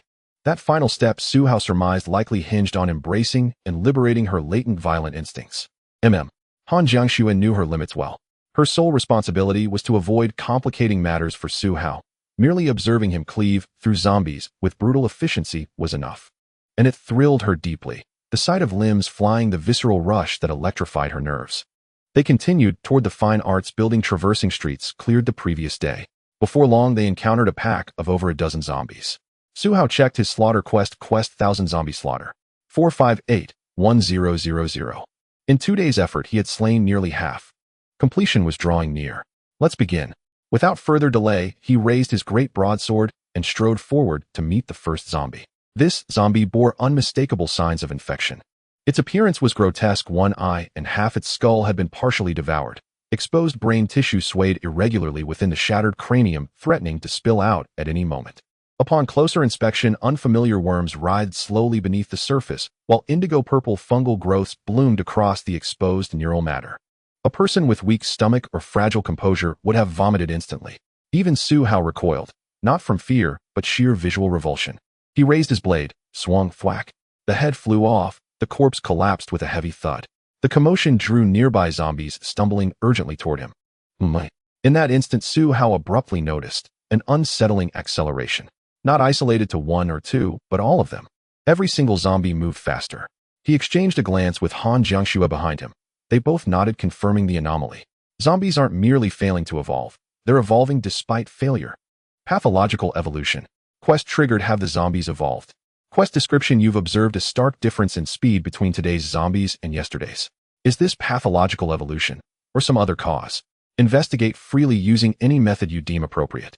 Quest reward: 1 ultimate divine choice. Su Hao watched several zombies break into a sprint toward him. Blade flash, shush. All fell severed cleanly. The gulf between his strength and theirs rendered their increased speed meaningless. Each died in a single stroke. But this time, slaying them was only the beginning. Su Hao selected a fully intact, naturally mutated corpse and prepared to dissect it. Quest triggered: have the zombies evolved? He was certain the zombies had evolved.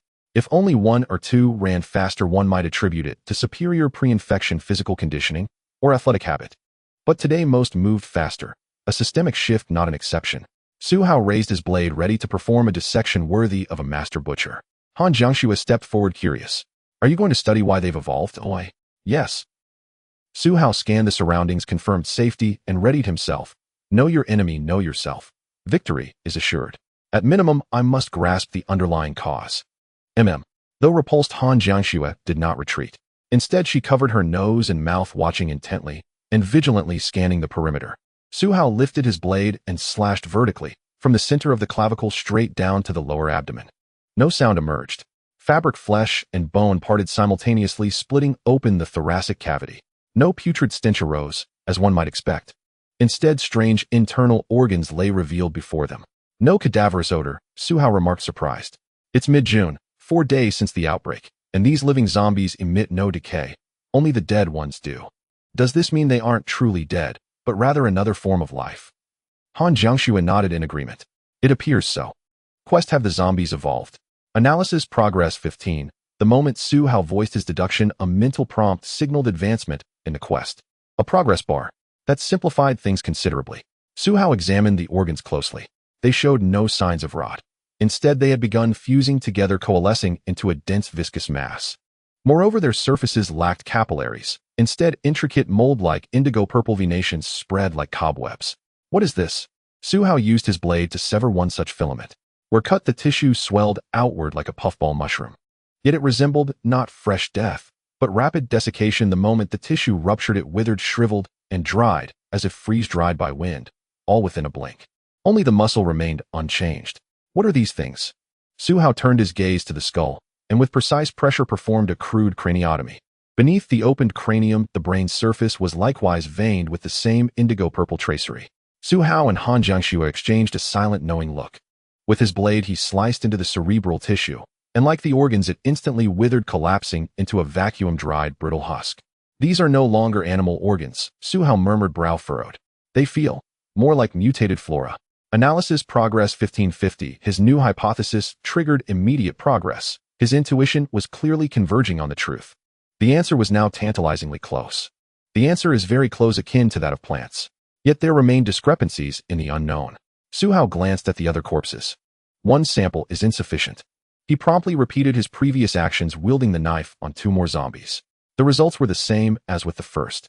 All exhibited greenish-purple patterns. Virus, bacteria, toxin. Su Hao speculated on numerous possibilities, and the outcomes were quite similar. The resolution remained stagnant at 50, lacking crucial evidence. Aliens, UFO, KFC. He tried for a while longer. Watching the resolution fail to improve, Su Hao abandoned the endeavor. Forget it, let's leave it at that for now. Let's head to the art building first.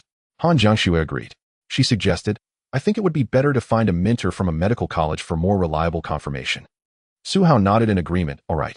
He wiped the knife and stepped over the corpses, leading the way toward the art building. There were still quite a few zombies along the way.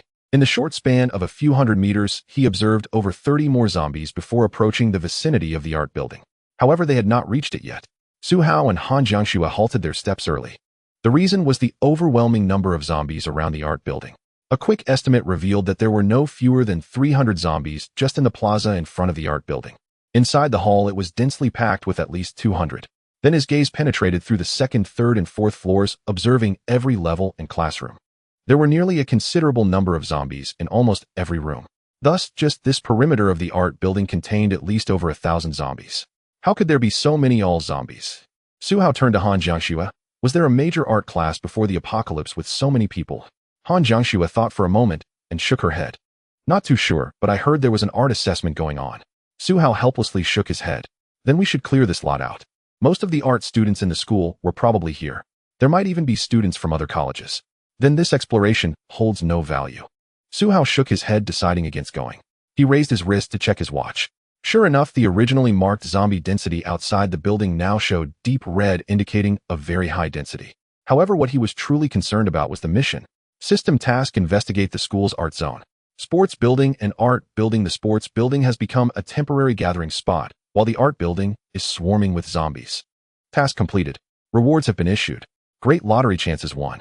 Fortunately, the task was merely investigative, not exterminative. Otherwise, it would take Su Hao several days to deal with these 1,000 zombies, which would be a massive waste of time.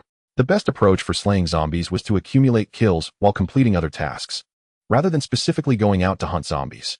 Engaging in tasks, Su Hao was experienced. Han Jiangxue glanced at the horde of zombies and decisively shook her head.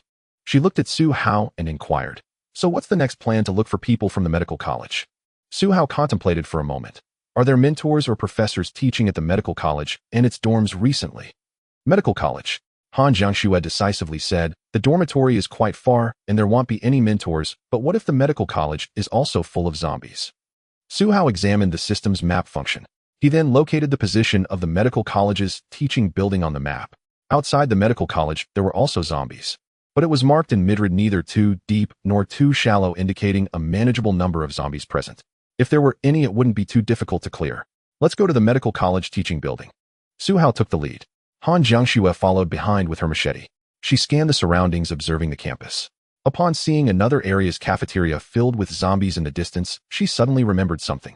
She looked at Su Hao. Before we leave, should we empty the cafeteria? There should be plenty of food, right? Su Hao nodded, then shook his head. It's possible, but not worthwhile. The cost-performance ratio isn't high. Why? Han Jiangxue was puzzled. The cafeteria's cold storage isn't large, and with 4 days into the apocalypse, the meat that hasn't been refrigerated is likely spoiled. Only a few vegetables remain unspoiled, and the cafeteria's back kitchen has been frequently supplied, so stockpiling is minimal. Su Hao shook his hand to explain. Considering all these factors coupled with the number of zombies in the cafeteria, the investment and return simply don't match. The cost-performance ratio is too low. You know, I fought my way out from the top floor of the cafeteria in the South District, and even though I didn't clear the first floor, I still killed nearly 300 zombies to break through. For Su Hao, the strategy in the apocalypse needed to emphasize efficiency and cost performance. Given the zombie density in the school cafeteria, he calculated the inventory available. How long would it take to slay so many zombies? And how much supplies could be obtained? Is it truly worth it? Wouldn't it be better to spend this time scavenging at a convenience store? The biggest difference between Dongda and the apocalypse in America isn't the presence of guns, but the density of zombies. Schools are among the places with the highest zombie density. For days have passed, and the sports building has only gathered a few dozen survivors. Among the tens of thousands of faculty and students in the school, perhaps fewer than 1,000 are still alive. It can be described as a hellish beginning. Han Jiangxue was quite intelligent. Upon hearing this, she immediately understood. It's feasible, but not worth it. Spending this time and effort on other things outside the campus is far more advantageous, a simple principle. At the same time, she gasped in astonishment. 300. Killing 300 zombies to escape was simply too outrageous. She had also killed quite a few herself, but only a few dozen, which she considered a lot. Yet compared to 300, it was an entirely different magnitude. And that was just the number at that time. Considering the quantity Su Hao had slain since they met, Han Jiangxue estimated, it's probably close to 500 now. So exaggerated, too exaggerated. Remembering Su Hao's brutality made her involuntarily squeeze her legs together. However, Han Jiangxue speculated, once we finish exploring the medical college, should we leave the school then? Yes, Su Hao nodded, then suddenly recalled something and asked, by the way, do you have a car on campus? No, the car is at home. Han Jiangxue shook her head, then realized, are we driving out of the campus? That might be possible, but only electric cars. Han Jiangxue instantly understood. Gasoline vehicles have engines, and their operation would inevitably attract and surround zombies. Unless one drives continuously without stopping, gasoline vehicles have inherent disadvantages in the apocalypse due to unavoidable noise. However, they do have the natural advantage of refueling. Electric cars, on the other hand, can drive slowly at a moderate pace.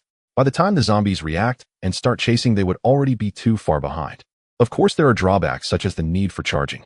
But on the flip side, with gasoline vehicles needing refueling, Su Hao has system space, so fuel is generally sufficient. Electric cars consume power, have short endurance, and are troublesome to charge. So is there a way to have the best of both worlds? Su Hao contemplated for a moment and suddenly had a bright idea. There are indeed options. Range-extended electric vehicles. The extended-range electric vehicle, also known as the plug-in hybrid car. This type of car has a small battery for short-distance travel, typically ranging from 50 to 200 kilometers, but it also has a fuel tank for refueling and a range extender for generating electricity. Although generating electricity does produce some noise, it is much quieter than the sound of an engine and exhaust. It is completely sufficient. Task introduction. You know well that without a means of transportation, the effective distance humans can travel in a day is only about 30 to 50 kilometers. With an electric bike, it can reach 100 to 200 kilometers, and with a car, this distance can soar to several hundred or even over 1,000 kilometers. Therefore, under various conditions, please find a way to acquire an extended-range electric vehicle. Task reward car version unlimited divine choice once. Upon seeing the reward, Su Hao confirmed it, carefully realizing it was a special version. The car version of the reward means that all the rewards obtained this time are car-related. Moreover, there are no restrictions on how to obtain them. Any method to acquire it is acceptable. Then this task is very simple, Su Hao nodded. In this apocalypse, there are plenty of cars. Finding a plug-in hybrid vehicle isn't difficult. After reviewing the rewards, Su Hao, accompanied by Han Jiangxue, fought their way to the vicinity of the medical building. The map on the watch showed that there were neither too many nor too few zombies near the medical building. It seems the situation is manageable. There is also some good news. Su Hao, the main entrance of the medical building is blocked. Han Jiangxue pointed towards the entrance. Su Hao glanced over and nodded in confirmation. Yes, it is blocked. This main entrance is blocked, which is completely different from the art building where the doors were wide open. An open entrance indicates that the interior is clear, with at most a few classrooms still resisting. The blocked entrance of the medical building suggests that there are still guarding forces inside. As for why the difference is so significant, excluding the number of zombies. Perhaps the people from the medical school have encountered more corpses and have fought more, so they dare to take action against the zombies. Su Hao stood up and began to look towards other floors of the medical building. On the first floor, the entrance is blocked, and there is nothing of interest. On the second floor, he saw people. There were individuals in the classrooms and in the hallway. On the third floor, no zombies were found, with a few being locked up in classrooms. On the fourth and final floor, he saw a few people who were also looking around. At that moment, the people on the fourth floor noticed Su Hao and Han Jiangxue. It was evident that the few people were taken aback. Then they all stood up and began to wave vigorously. A few of them clapped and pushed forward. Only one person remained. The others hurried down to find more people. Soon within a few minutes, Su Hao saw more people coming up. This group of people included both men and women. Some were students, and there seemed to be mentors among them. Upon seeing Su Hao, they also waved, but did not shout. Su Hao responded briefly and then pointed downward at the group of zombies on the first floor. Outside the medical building there were approximately over 200 zombies. Not too many, but not too few, but was just about right. Under the gaze of the crowd, Su Hao drew his sword, and while the others were confused, he pointed towards the group of zombies on the first floor. On the rooftop, the others were bewildered. What does this mean? Why point a sword at the group of zombies? They did not quite understand. The distance between both parties was several hundred meters. Not only could they not shout, but they also could not see the lip movements clearly. Su Hao could not say much and chose to demonstrate through action. He held the sword and turned to glance at Han Jiangxue, reminding her, just stay on the periphery and assist as needed. Han Jiangxue nodded with her knife in hand, Others did not understand what Su Hao was about to do, but Han Jiangxue had already figured it out. Just thinking about the upcoming scene made her face flush, even the capillaries filled with a stimulating sensation. It quickened her heartbeat and made her breath quicken. After speaking, Su Hao turned around, sword in hand, and walked towards the medical building in heavy armor. At this moment, the people on the rooftop saw Su Hao approaching and began to react. Is he going to come over to kill us? Is that even possible? There are over 200 zombies outside.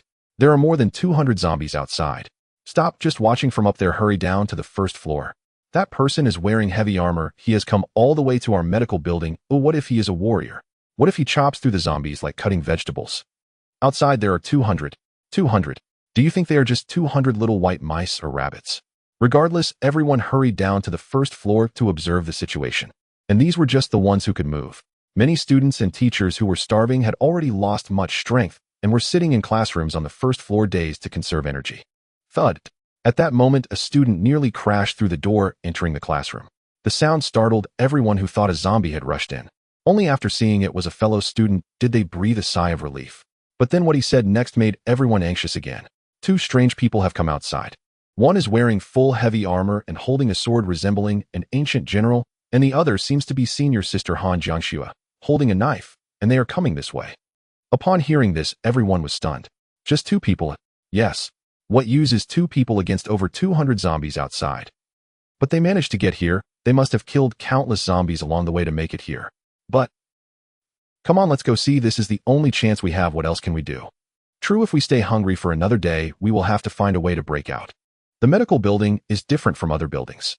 There is no convenience store, no food, and not even any drinks. After several days, the only food the students had saved was long gone. The people present had almost been hungry for 2 days. At this moment, everyone looked at a woman in the corner. Her lips were cracked from dehydration, and she was dizzy from hunger, her consciousness fading. Seeing this, a female student hurriedly approached and said, "Sister Su Qing, wake up, someone has come to rescue us. We will definitely break out today, you have to come with us." The woman called Su Qing slowly shook her head, her voice weak and hoarse. "I can't move anymore. You all go." Everyone was taken aback. Some female students even had red eyes. Su Qing was their senior sister, pursuing a master's and doctoral degree, also serving as a teaching assistant.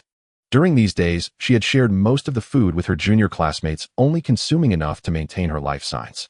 After so many days of hunger, she was now so weak that she could barely move. Lacking water and energy, her brain automatically reduced energy consumption and her consciousness began to dull. No. Some female students covered their eyes. The atmosphere around them was filled with a tragic air. But at that moment, someone else rushed in and shouted, "Those who still have strength, quickly grab your weapons and help. That general can kill. He has already taken down dozens of zombies. Let's hurry out to help him." At the newcomer's call, the crowd snapped back to awareness and rushed outside. Some clutching iron tools, others wielding broomstick and wooden staves, still others dragging metal chairs. None left empty-handed. Dozens of people surged into a side room adjacent to the main hall. With the front entrance blocked, they had no way out through it. They gathered instead by the windows, peering outward, where carnage reigned. Flesh and limbs flew in chaotic arcs. The horde of zombies was so dense that the armored warrior from moments before had vanished from sight. All they saw were heads and limbs bursting skyward again and again, then thudding lifelessly to the ground. "I see him. There he is." A student suddenly pointed toward a towering, fully helmeted figure emerging abruptly from the writhing mass. "That armored one, he's him." Su Hao stood 185 centimeters tall, clad in heavy armor, and crowned with an ornate helmet. He towered nearly 2 meters high, overshadowing the zombies, most of whom ranged between 160 and 180 centimeters. His height gave him just enough advantage to stand out clearly. Once spotted, he became unmistakable amid the seething tide. By then, several classmates had already helped Su Qing to the window to watch. There was no choice but to break through. Otherwise, they would starve to death inside the teaching building. As Su Qing arrived, gasps rippled through the crowd. Damn, it's insane. Who is this guy? His blade moves like lightning. His martial prowess unmatched. He decapitates almost every zombie before they can even touch him. Isn't that senior sister Han Jiangxue behind him?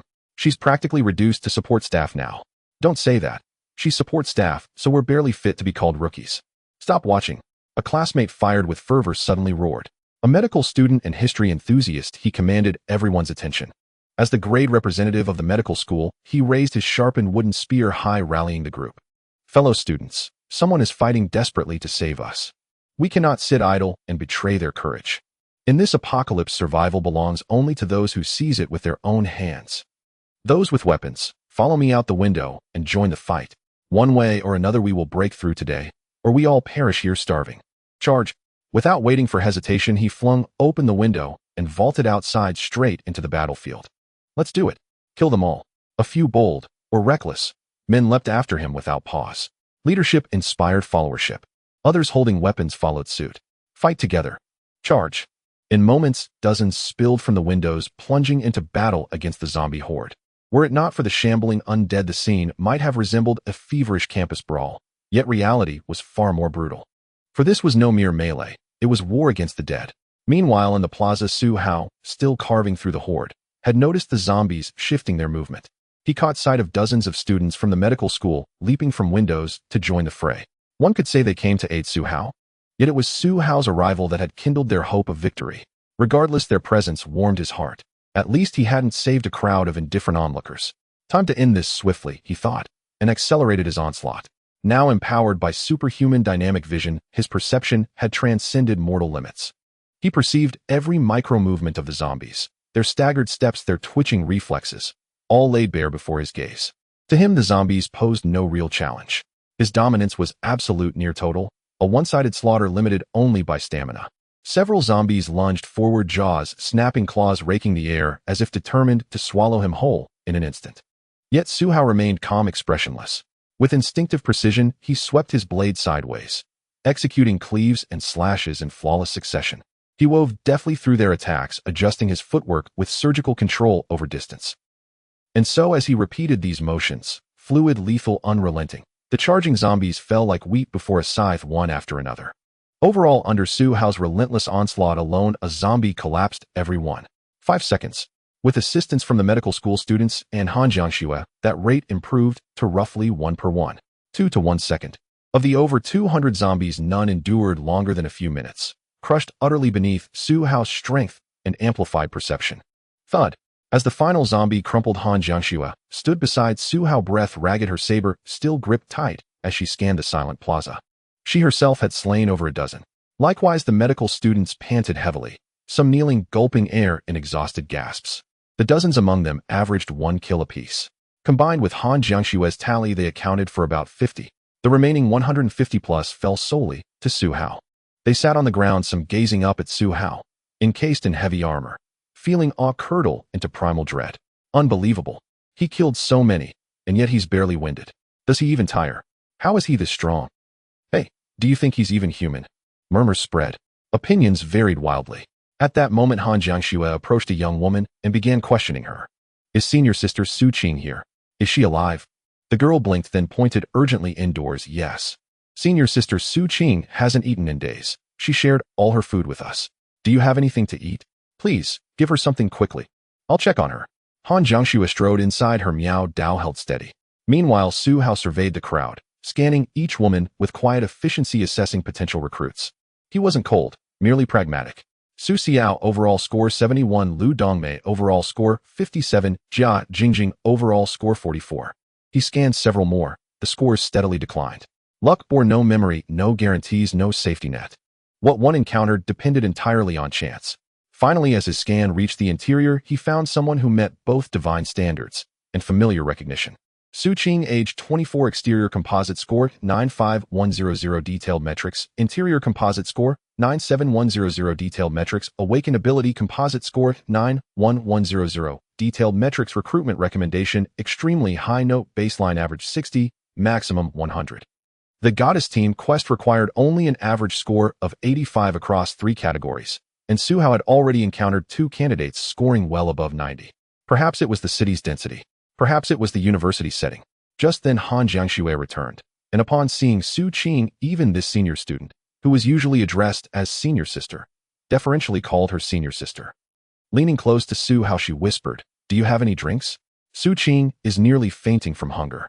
Here the merits and demerits of sugary beverages became starkly apparent. No, under apocalypse conditions such drinks possessed only merits.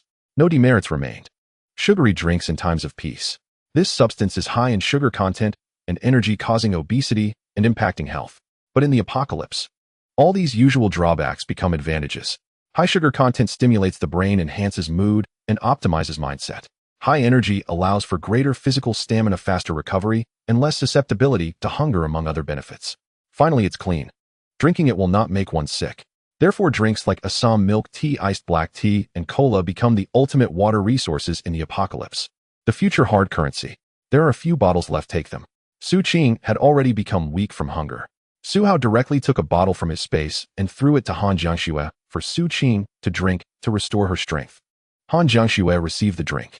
She climbed through the window, proactively opened it, and began to feed the drowsy Su Qing. As the cola touched her lips, the muscle memory and instinct of the body made Su Qing automatically purse her lips, yearning for the water to enter her mouth. Han Jiangxue fed her little by little. After taking the first sip, Su Qing's eyes immediately sparkled, and she began to drink bit by bit. Gulp. The people around saw that they could still drink cola. One by one, they began to swallow hard. Some even had their stomachs rumbling. This was only the 4th day of the apocalypse. The harsh environment had already caused them to salivate at the sight of cola, craving it desperately. What if it were a month, a year, or even 10 years? Would people kill for a bottle of cola then? It's not impossible. Seeing no one rushing forward, they all understood Su Qing's condition and managed to hold back. At this moment, the boy who had previously called on his classmates to fight after resting came out and waved to Suhao. "Are you a classmate, master? Thank you so much. Otherwise many of us might have died during today's breakout. What is the situation at the school now? Where are the students gathering? Let's regroup. By the way, my name is Song Zaheo." Hearing the voice, Suhao turned to look. Song Zaheo, caught in the gaze of the armored warrior who had turned to him, froze and took half a step back. Click. Suhao removed his faceplate, placing it on his belt, and said to him, "There are still dozens of survivors in the gymnasium. You can gather there." After saying that, Suhao glanced at him and then at the people present. Finally, he added specifically, "They lack organizers and leaders, so they have no morale or goals. After you arrive, you can organize and lead them to collect supplies and rescue students." See, Suhao's words made Song Zaheo's eyes light up, but he looked at Suhao with confusion. The person in front of him was so strong. Why wasn't he an organizer or leader? Did he say this inadvertently? Or did he only wish to be a warrior? "Master, then you. I won't stay at the school for long, am not suited for group dynamics, understand this?" "I understand." After Suhao finished speaking, he patted his shoulder. "Do well. Oh, at least your performance just now was the most leadership I've seen since the apocalypse. The apocalypse is your chance to showcase your abilities."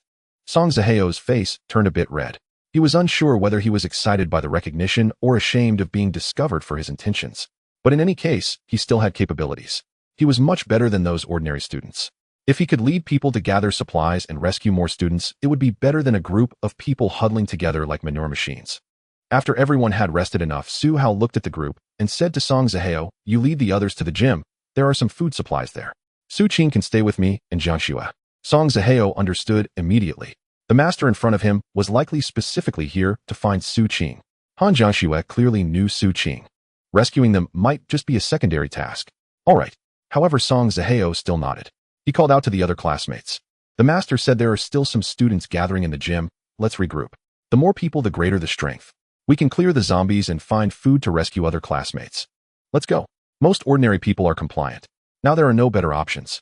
So upon hearing that they could meet with other classmates and still get food, they agreed, and all followed Song Zaheo. The crowd gradually left. Some came over to thank Suhao. Some even still had battery on their phones and came to request a photo. After a while, the 2 girls who had initially taken care of Su Qing also left. At this moment, only Suhao, Han Jiangxue, and Su Qing remained in the medical school lecture building. Su Qing had drunk 1/3 of the cola. Her condition improved significantly and her spirits were much better. The quality of the drink replenished energy quickly. This is because the water enters the stomach and is quickly absorbed into the bloodstream by the mucous membranes, with energy transported throughout the body immediately, allowing for such recovery effects. For instance, when experiencing low blood sugar, drinking a beverage is faster than eating food. Of course, injecting glucose is even faster. Su Qing rested for a while. Only then did she finally have the strength to speak. Jiangxue, I thought I was going to starve to death. Are you okay? I'm fine. Han Jiangxue helped Su Qing sit down, and then looked at Su Hao, saying straightforwardly, I followed Su Hao and formed a small group. He is my leader. See. Su Qing looked at Su Hao in surprise. Han Jiangxue had known Su Qing since her freshman year, and they had known each other for 4 years. Though they weren't particularly close, she at least knew that given Han Jiangxue's family background, looks, and abilities, being able to recognize someone as a leader meant that person had to surpass her immensely, earning her respect.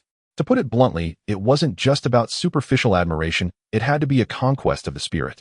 However, even though Su Qing had just regained consciousness, it didn't prevent her from witnessing Su Hao's prowess in slicing through the zombie horde with ease, showcasing a stunning display of violence aesthetics. In modern society, it's incredibly rare to find such a warrior. With her understanding of Han Jiangxue's experience, Su Qing suddenly began to awaken. Meanwhile, while Su Qing was conversing with Han Jiangxue, Su Hao was not idle. He began to look at the detailed evaluation of Su Qing's score. Han Jiangxue had the lowest internal score among her external, internal, and supernatural abilities, while Su Qing had the highest internal score. Internal evaluation filled with care, but not a saint, rational, with a deep yearning for a beautiful life. She is smart, but has a naive personality, willing to face darkness, optimistic, but sensible. In simple terms, kind and rational, yet a bit of a naive optimist. Not bad. Su Hao was also quite accepting of this personality, a sophisticated, naive sweetie. This makes her easier to win over than Han Jiangxue. Because she's not really naive, after seeing Han Jiangxue's choices, she likely won't refuse. After Han Jiangxue finished introducing herself, Su Qing lifted her hand with slight effort and introduced herself to Su Hao. My name is Su Qing. Before the apocalypse, I was a graduate student in clinical medicine, specializing in sports medicine. I've known Jiangxue for several years. Su Hao, freshman. Su Hao stepped forward and took her hand. Before she could even register her surprise, he gently pulled her upright, while Han Jiangxue steadied her.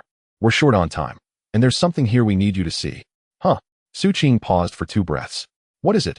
You'll see for yourself. Immediately after, Han Jiangxue guided Su Qing to the window. With one arm around her waist and the other supporting her shoulder, Su Hao effortlessly lifted her and carried her out through the window. Su Qing gasped inwardly, such immense strength. Behind them, Han Jiangxue bit her lower lip softly, her mind involuntarily drifting back to last night, when she had been too weak to stand, yet Su Hao had lifted her with effortless grace. Outside, the ground was strewn with corpses. Over 200 zombie bodies piled haphazardly, transforming the landscape into a desolate wasteland of carnage where every glance threatened to shatter sanity. Sensing her tension, Su Hao patted her hip to divert her attention.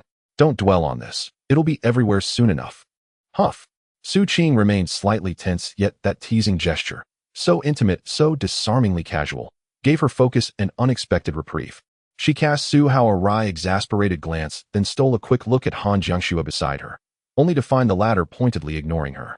Without delay, Su Hao strode toward a relatively intact corpse. Under Su Qing's stunned gaze, he delivered 2 precise slashes, one cleaving open the chest cavity, the other performing a clean cranial incision, fully exposing both thoracic organs and brain. Pointing his blade at the emerald purple venation, Su Hao said, a few days ago zombies showed no such markings, or at least none this distinct. Their mobility was severely impaired, barely matching a human's leisurely stroll. But today their speed has already reached that of an average person walking normally. They're evolving, and they aren't decaying, not even after 4 days in June's heat. No putrid odor, no rigor mortis. So, what if they learn to run? To ambush? Then tell me, what are these emerald purple patterns? Having heard Su Hao's analysis, Su Qing stood utterly astounded. She had no prior knowledge of this phenomenon. Su Hao was likely among the very first to observe it. He then carefully demonstrated again how the internal organs and brain reacted upon being punctured before Su Qing's eyes. She watched silently, then fell into deep contemplation. Her first intuitive conclusion emerged: these patterns and their physiological responses resemble biological microbes. Yet it wasn't entirely accurate. Something remained unaccounted for. Biological microbes are correct. Su Hao nodded. But there must be additional components. Microbes alone couldn't fully govern zombie locomotion or drive such rapid evolution, especially not via plant-derived genes. Judging from these thoracic organs and cerebral structures, their species, and even their genetic architecture, are actively transforming. they will inevitably become an entirely new life form.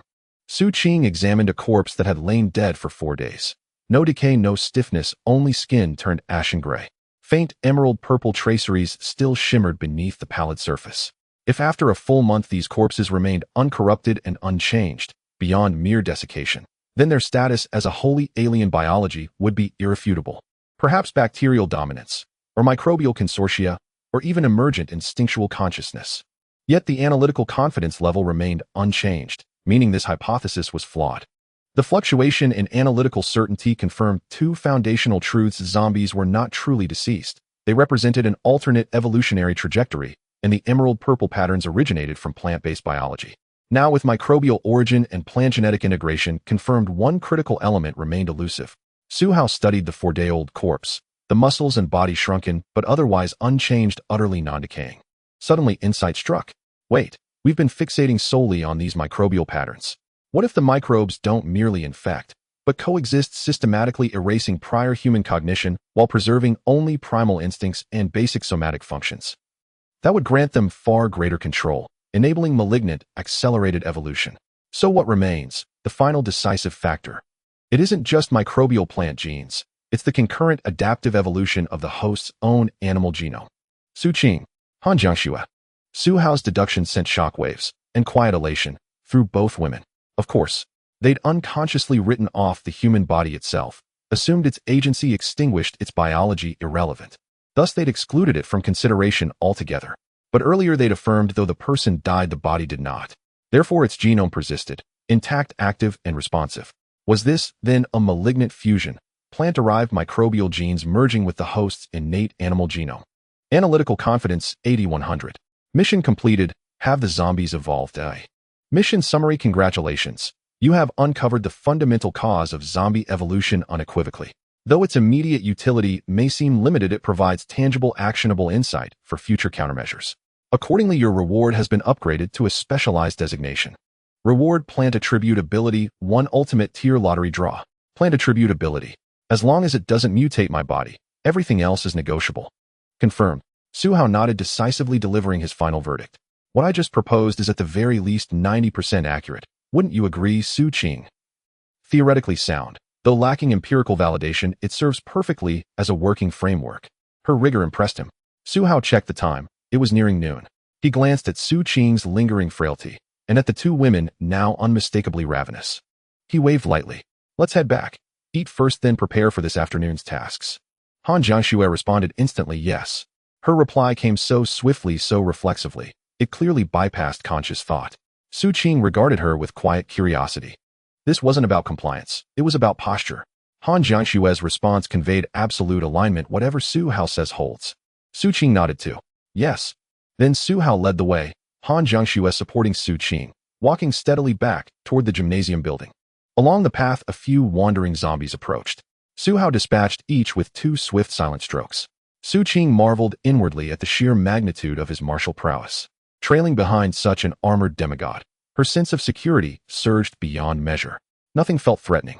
Not even sleeping barefoot in the open seemed perilous.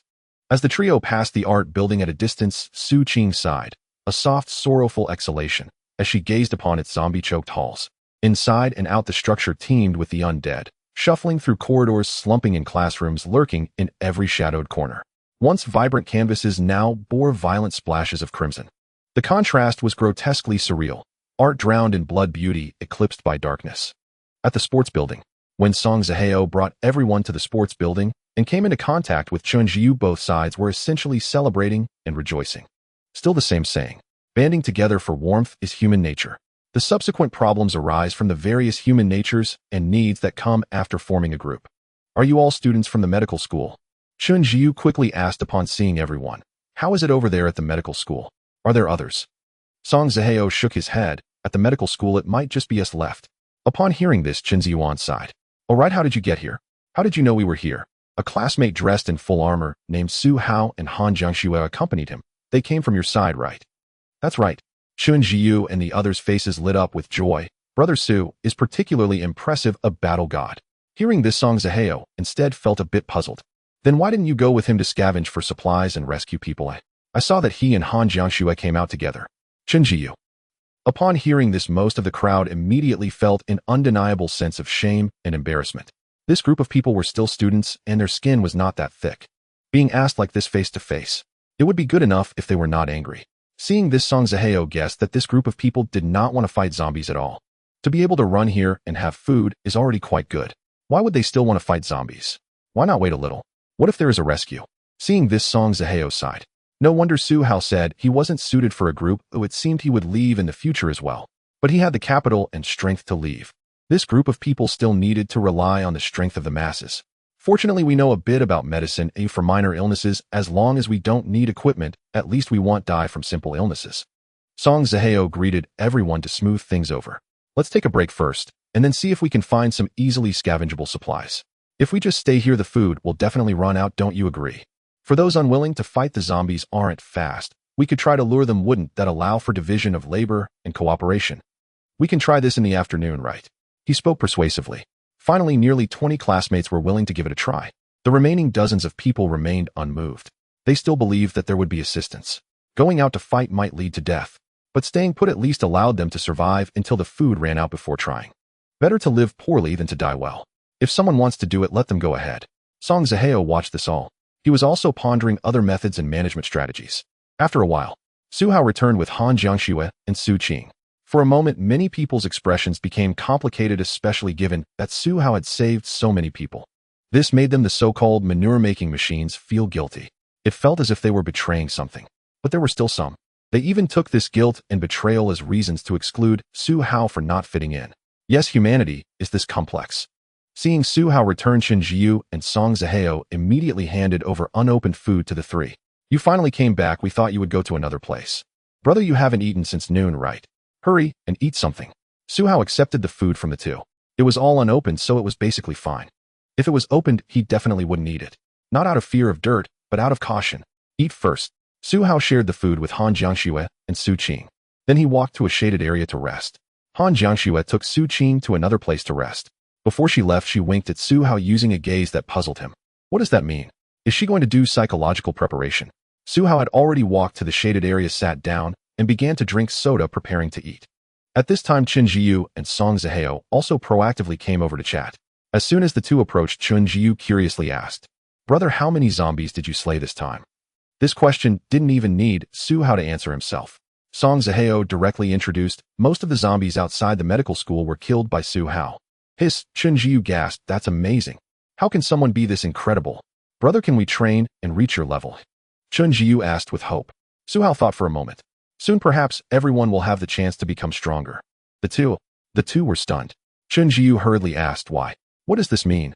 Su Hao bit into a piece of bread and looked at the two. Don't you feel that your stamina and physical fitness have improved a bit? Today's zombies have already evolved. If you haven't experienced any changes today, then you belong to the group with poor talent. Those with good talent should have already felt it. Upon hearing this, Chen Jiu immediately clenched his fists to try it out. Song Zaheo also began to do the same. The two compared for a while. It does feel like that. In fact, there wasn't much feeling. Or rather, the feeling wasn't obvious.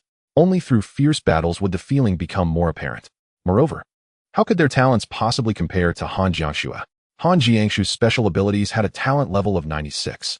Once the apocalypse evolution began, her changes would be very rapid. But what kind of special abilities she would awaken, that remained unclear. After chatting aimlessly for a while, Song Zaheo noticed that Chen Jiu was still not discussing any serious matters. So he began to speak seriously himself. Brother, I'll just call you boss from now on. To be honest, I want to manage these people to survive in the apocalypse, while waiting for rescue is not as good as self-rescue, but you certainly know that these people are difficult to manage. So I want to ask how to cooperate with you. As soon as Song Zaheo finished speaking, Chen Jiu looked at him in shock. Suddenly becoming so formal, made the usually jovial Chen Jiu realize that they were in an apocalypse, not in the pre-apocalypse days, where everyone was just muddling through. Seeing Chen Jiu lost in thought, Song Zaheo listened earnestly. Su Hao smiled wryly. If you really want to manage them well, then cooperating with me is a mistake. Otherwise, once I leave, they definitely won't listen to you. If you want to manage people in the apocalypse, my honest advice is this: either you become strong enough to make them physically obey you, or you are crafty enough, strict enough in management to make them submit to you rationally and psychologically. Remember, this is the apocalypse. It will be worse than chaotic times in the future. How to do it depends on yourself. After finishing, Su Hao saw Han Jiangxue waving at him, while Su Qing's face was a bit flushed. So he patted the shoulders of Song Zihao and Chun Jiu, leaving behind a sentence, "The apocalypse has already reshuffled the deck. If you want to seize the opportunity, then work hard." After saying this, he picked up a bag of potato chips and left. After Su Hao left, Song Zihao and Chun Jiu fell into deep contemplation. The two went to a corner to chat and began to message people privately one by one. Meanwhile, Han Jiangxue had just helped Su Qing carrying food to find a cool place to sit down. The two began to eat. Su Qing took a sip of her drink and secretly glanced at Su Hao in the distance. Due to the poor ventilation as she ate, she caught a whiff of the greasy smell from her own hair. Before the apocalypse, she had already gone nearly 2 days without washing. Now with the 4 days after the end, it meant she hadn't bathed for almost a week.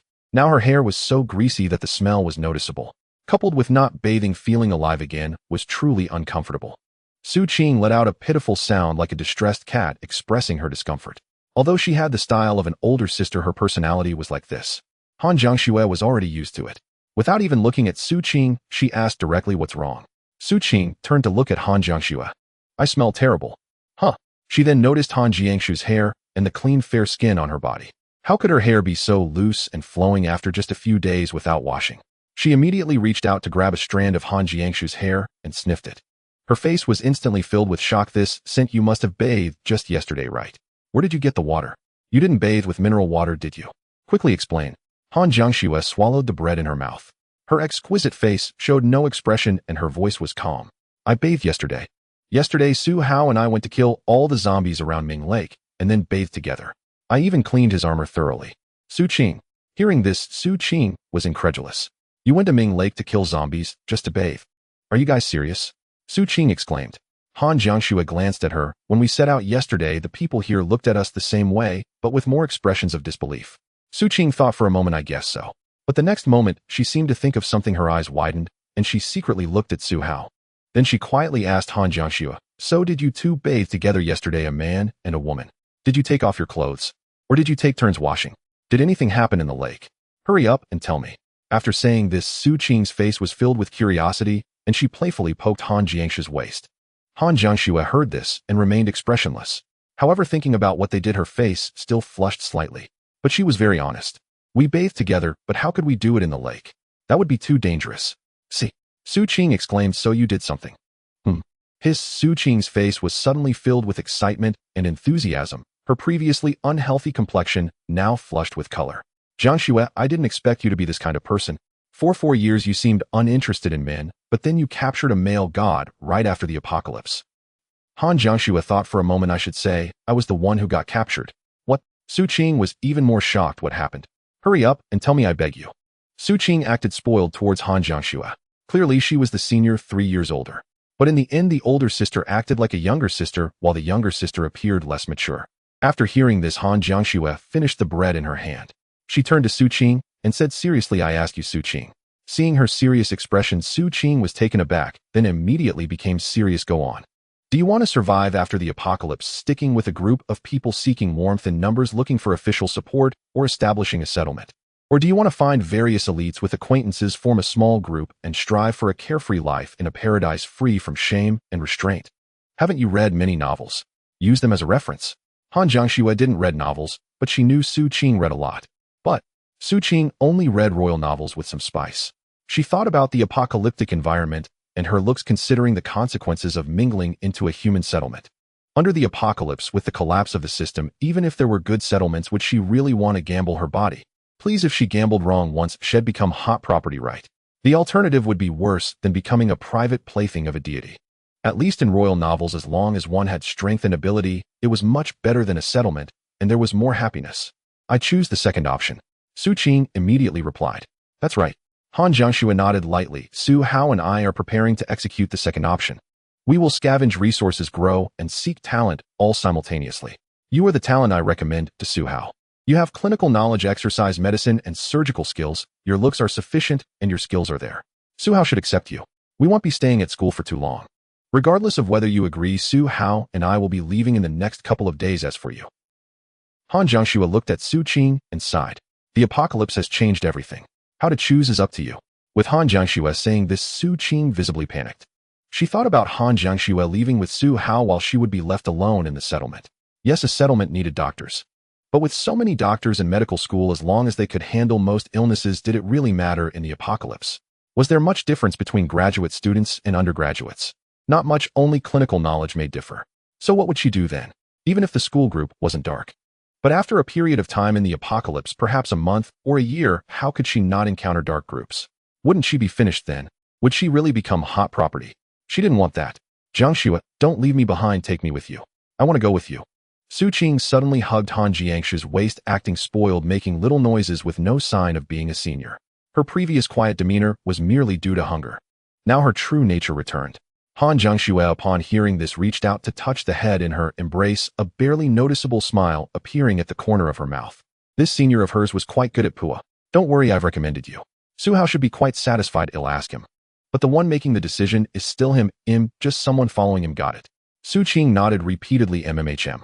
So this was why Han Jiangcheng had signaled to Su Hao. When Su Hao walked over, Han Jiangcheng pointed at Su Qing and made a gesture that was not visible, then spoke. Senior Su Qing wants to join our team. Although I recommended her, do you agree? She's quite obedient, and besides studying clinical and exercise medicine, after we have slashed through many zombies, she can massage and relax us. Whenever I was tired from practicing swordsmanship, it was her who gave me a massage. Su Qing nodded hurriedly, that's right.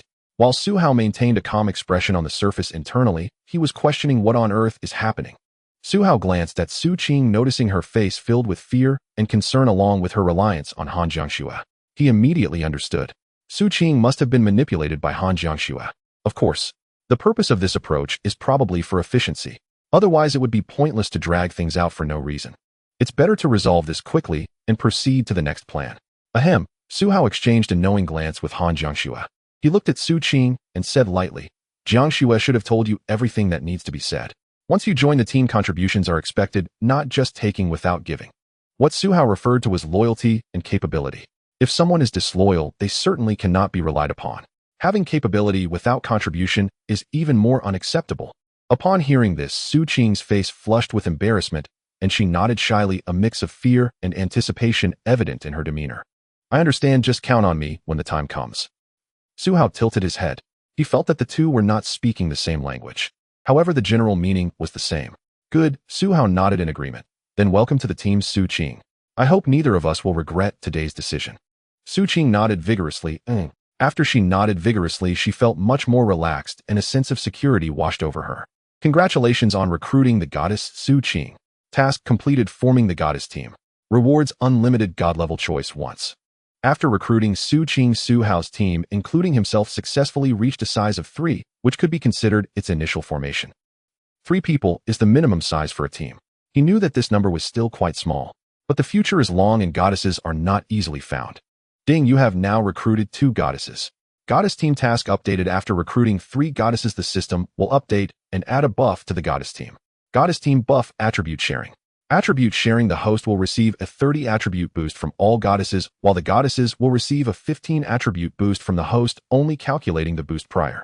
Seeing the attribute sharing buff, Su Hao thought he must have seen it wrong. He could gain an additional 30 attribute boost from all the goddesses combined, and the goddesses could gain a 15 attribute boost from him. Although the calculation only includes boosts prior to the exchange to prevent one from hindering another, the attribute boost is still quite remarkable. With 3 ordinary goddesses, Su Hao's attributes were almost at the human limit. What would happen if his talent awakened, accumulating 5, 10, and so on in the future? The amount of attribute stacking would be astonishing. Moreover, the goddesses would benefit from his body. A 15 boost would still be significant once he grows. Values. Su Hao could already predict the path he would take to stack values in the future. Taking a break at noon, everyone was quite exhausted, especially the medical students who had gone 2 days without food. After a fierce battle, they had finally escaped, and now, after eating something, their tense minds relaxed, and they could hardly resist falling asleep. Meanwhile, Chen Jiu and Song Zihao were still discussing together, probably contemplating how to lead this team well and ensure everyone follows orders. In the game, you command your subordinates to do whatever you want, even to die if necessary, and the whole team can perish together. However, in reality, controlling people is far more challenging. It's manageable to lead a small team, but to lead a large group, that's quite another story. Thus, Su Hao had no desire to engage in power struggles or intrigue. Even if he understood, he didn't want to partake in them. The path he was on now was one he was satisfied with. In the afternoon, in a cool and ventilated corner of the sports building, Han Jiangxue leaned against the wall, eyes closed in a light doze, while Su Hao rested his head on her lap, enjoying the comfort of her knee pillow. He could even smell the faint fragrance. Of course, if she hadn't bathed for several days, that would be another matter. Humans are not machines. Both body and mind need rest. The midday heat was intense. After hacking through so many zombies in the morning, even Su Hao wanted to rest through noon and take action in the afternoon. He could spare those few hours. After Su Qing took a nap, she sat beside Su Hao. She looked at him and, confirming he was awake, quietly initiated a conversation. What should we do next? When do we leave? Su Hao didn't open his eyes. Instead, he turned slightly and asked, "What's the matter?" Su Qing felt a bit embarrassed upon hearing this, but still spoke honestly. "Before we leave the school, can we go check the parking lot? All my things are in the car. Change of clothes, medical kit, and a box of 3 squirrels snacks." Han Jiangxue was dozing off against the wall. With an expressionless face, she couldn't help but smirk upon hearing this, which amused her. Su Hao, listening, pondered and responded, "What car?" Su Qing. Han Jiangxue. Is this the key question? Indeed it is. Su Qing immediately replied, "The range extended vehicle." My. Is it the range extended model? Yes, L6. All right, let's check it out before we leave. We should be heading out tomorrow. So soon? Well, if there are too many zombies, then forget it. After their chat, Han Jiangxue gently stroked Su Hao's cheek, gradually coming to understand. At first, she really didn't get it. She thought Su Hao wouldn't entertain such a foolish request from Su Qing. Would they lack clothes? After leaving school, there are plenty of clothing stores. They could grab any brand. Would they lack medicine? There are pharmacies every 500 meters, at most 2 kilometers apart, with an abundance of ordinary medicines. What use is a box of snacks? They need to raid supermarkets and cold storage. So Han Jiangxue believed that Su Qing's silly question was laughable. But Su Hao's next question was, is it a range-extended vehicle? This one question made Han Jiangxue suddenly realize, oh right, walking on foot is too slow. Gasoline vehicles have high endurance, but make loud engine and exhaust noises. Electric vehicles are safe, but have troublesome endurance and charging issues. Only range-extended vehicles shine uniquely in the apocalypse, and perhaps there is no better option. They offer endurance, quietness, efficiency, and safety. She had been too short-sighted. She didn't see as far as Su Hao did. However, Han Jiangxue couldn't suppress her joy. After all, Su Hao was the team leader. The stronger he was, the more they admired, respected, and felt happy with him. Once the afternoon break was over, Su Hao looked at his tasks. The campus tasks had progressed significantly. Only the range-extended vehicle and the sweep of Jiangcheng University remained unfinished. The 1,000-kill task doesn't count. The sweep of Jiangcheng University is at least 35 complete. Let's see how much is left. Task: Sweep Jiangcheng University. 2,835. 1 cafeteria, several dormitories, sports building, arts building, medical school, along with the roads traveled. The task only requires surveying these areas, not eliminating all the zombies. Calculating this way, Su Hao looked at the map on his watch. Adding the parking lot, roads, campus entrance square, and some open areas, 35 would be nearly complete. In other words, he needed to scout some areas this afternoon. Tomorrow they could check out the parking lot and stroll along the way before driving away. As for the housing area, it would be too troublesome. Exploring those places is a laborious task with little reward. It isn't worth it and is inefficient. At 2 o'clock in the afternoon, Su Hao arrived at the rooftop of the sports building, gazing around the campus while taking a breath of fresh air and collecting his rewards. Standing on the rooftop, he took in the view. It was quiet, too quiet. The entire city was devoid of sound. There were no car noises, no clamor, and no occasional sounds from fire trucks or ambulances, only silence. Yet this silence made one feel uneasy. It's too quiet. Su Hao thought of seeking something different. What stood out were the places emitting thick plumes of smoke. Undoubtedly something had either gone wrong or someone was burning zombies. This was both simple and efficient. He observed for a while. After finding no significant activity, he began to check his system rewards. He currently had 3 rewards. The first was Did the Zombies Evolve? A plant-related lottery. The second was Investigate the Art District, a normal lottery. The third was Goddess Team, also a normal lottery. Excluding these completed tasks, he still had 4 tasks left. 1. 1,000 Zombie Slaughter, 749-10002. Extended Range Electric Vehicle 3. Sweep Jiangcheng University 4. Goddess Team, let's draw the lottery. Su Hao murmured, let's first draw the 2 normal ones and save the plant-related ability for last. Beginning to use Infinite Super Selection. Already used. Please choose one of the following 3 rewards. Reward 1 Zombie Virus Serum, X3. Reward 2 100 Loyalty Zombie Beauties, X1. Reward 3 100 tons of individual rations. Su Hao glanced at the rewards. The food went to the bottom. Initially, food was his top priority. He didn't expect it to be ambushed and placed last this time. And then there was this zombie beauty. Even if its loyalty was a perfect 100, it was still a zombie, not a human. What use was there in raising a zombie? Was he into zombies? It wasn't that he was against non-humans. If it were catgirls, bunny girls, or succubi, it would be a different story. At that point, Su-Hao would admit he was being double standard. Looking at the last one, zombie virus serum, let's see the detailed information. Zombie virus serum. Injecting this serum will eliminate the zombie virus within a maximum of 1 hour, although any damage caused is irreversible. This serum also has detoxifying properties similar to an antidote for poisoning. Although Su-Hao had injected the genes of a junior soldier and was immune to the zombie virus, this serum could prevent him from experiencing weakness. After all, being weak for half a month was merely survival. What if he encountered danger or enemies during that time? Moreover, it was not just about Su-Hao. Choosing this reward would also serve to prevent any accidents involving Han Jiangxue and Su Qing. Let's select the zombie virus serum. Stored in system space. Continue the lottery. Already used. Please choose one of the following 3 rewards. Reward 1, a loyal hunting dog. Reward 2, 100 tons of honey. Reward 3, attribute points x 5. Glancing over the rewards, Su-Hao murmured, my luck is not good this time. 3 rewards, and upon first glance, only the attribute points seemed worthwhile. The other 2 were not appealing at all. While 100 tons of honey could be preserved for a long time and served as a good source of calories, food might be best selected when the post-apocalyptic industry had not yet resumed. At that time, there might be no food at all. During times of scarcity, 100 tons of food would be invaluable, but not now. A hunting dog. As for the hunting dog, it could only be considered decent. However, in an apocalypse, ordinary hunting dogs were truly of little use. Even if they were clever and could tolerate 1 person and 1 dog, a hunting dog would only be a companion tool serving little practical purpose and just consuming your resources. So there was hardly any need for consideration. I choose the attribute points. Selected. 5 attribute points, 2 in strength, 2 in constitution, and 1 in spirit. Attributes: strength 90-92, constitution 84-86, spirit 80-81, remaining unlocked. Even the smallest gains can accumulate to great effect, and sooner or later Su-Hao would experience the allure of enhanced attributes. Once he achieved Captain America's physical prowess, he could fight all day long without fatigue, marking him as a small superhero. Just like that, he was a superhero without any provocation. After distributing the attribute points, since the upgrade was not substantial, Su-Hao did not feel any significant changes, just a slight tingle. Thus, the 2 normal rewards had been drawn.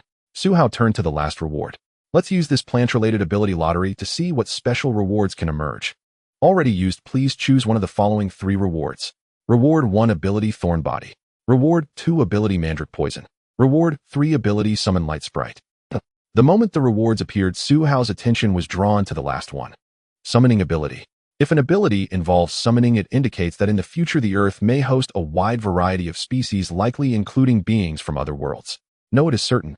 Future abilities will undoubtedly be bizarre and unique. How astonishing there is actually a summoning ability. Su-Hao began to peruse the descriptions of each ability. Although the 3rd reward was very enticing, he felt it necessary to at least check them all out and understand what they entailed. Ability Thorn Body. Your body surface can grow thorns like tendrils, which can be used as weapons for whipping, as roots to absorb nutrients and water from the ground, or even to decompose and absorb the bodies of organisms for sustenance. What is this, some sort of tentacle monster? Su-Hao looked on with confusion. The idea of growing tendrils on his surface, regardless of whether it was still considered human, the cost of such an ability was quite hard to accept. Perhaps only individuals with a particular inclination would appreciate it. After all, it is a tentacle monster. However, it also has its merits. For example, the tendrils can absorb nutrients like plant roots, whether from the ground or from organisms. This also means that you would have a hard time starving. You could survive for a very long time, provided you could endure it. Thus, Su-Hao surely would not choose this. Next one. Ability Mandrake Poison. You can release a nerve toxin known as mandrake, which can dissolve in water or air. Inhalers will experience muscle spasms and loss of bodily control, while severe cases may lead to respiratory failure and sudden death. This ability is too dark, too sinister. However, Su-Hao also looked on with a grave expression. Since the system could draw this, it meant that some humans might awaken this ability. If this were to be used for nefarious deeds, it could easily lead to mass casualties. I hope no one awakens such an ability. Su-Hao shook his head, unable to control what others awakened. Whatever they choose to do was their business. Let's take a look at the last ability. Ability Summon Light Sprite. The light spirit, belonging to the plant element and secondary to the light element, is born from nature, a beloved of the heavens and earth. Exceptionally intelligent, it can naturally discern the good and evil intentions of any creature towards it. Under its radiant influence, living beings are filled with vitality and plants thrive abundantly. The light spirits are categorized into little spirits, great spirits, elder spirits, and queen spirits. Their growth requirements include 1. Absorbing the essence of nature. 2. Absorbing the aura of their contracted partner. 3. Absorbing the essence of treasures from the natural world, etc. All without harming the host. Contract requirements: for every 100 points of mental capacity, 1 light spirit can be contracted. If below 100 but above 80 points, it is still permissible. However, if below 80, the light spirit will refuse the contract, and below 60 points the contract will fail, resulting in brain death. Suhao has seen a lot of information. This is the first time he has encountered such an abundance of data provided by the system. In conclusion, being able to contract a light spirit is mostly beneficial and harmless. After the contract, one must treat and nurture it well, and the future benefits will multiply. Moreover, if you can cultivate one of the light spirits into a queen, congratulations, you will possess an entire race. Suhao also specifically looked into the abilities of the light spirit. The little spirit phase resembles a small, fluffy light orb akin to a jellyfish. At this stage, it does not speak, but can convey thoughts to its contractor. The light it emits provides buffs to both individuals and plants. For instance, it enhances stamina recovery speed, wound healing speed, energy recovery speed, and so forth. Plants benefit similarly and can grow faster. This is merely the little spirit. Starting from the great spirit phase, the light spirit evolves into a palm-sized humanoid spirit. At this point, the great spirit can speak actively and cast spells. This is essential for agricultural development. After reviewing all the information, he hesitated not at all. Option 3, I want to summon a light spirit. Selection confirmed. Compared to the first 2 options involving thorns and poison, these 2 are nowhere near as impressive or useful as summoning such a power. The moment he made his choice, a massive influx of knowledge flooded his mind, revealing everything about this ability and the light spirit. So it's that simple. Summoning a contract is not difficult. The challenge lies only in whether one knows how to, and whether they can nurture the spirit afterwards. It is important to note that the spirit possesses high autonomy and intelligence. If it dislikes you, or if you treat it poorly, even resorting to harsh words, it can leave without consequence. So that's how it is. It's like raising a pet. Suhao understood and immediately began the summoning of the light spirit on the balcony of the sports building. Suhao silently focused his thoughts, channeling his energy to utilize his ability to summon the light spirit. In the next moment, a golden magic circle the size of a basin began to manifest before him.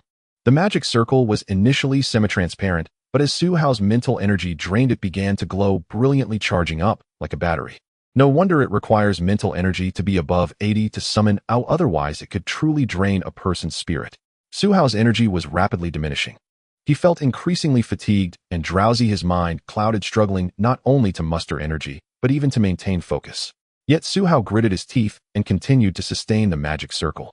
The brilliance of the progress dimmed slightly as it charged. Just as he felt he could no longer hold on, the progress bar finally filled. Buzz, the golden magic circle trembled in the air. In the next moment, a portal from another dimension opened.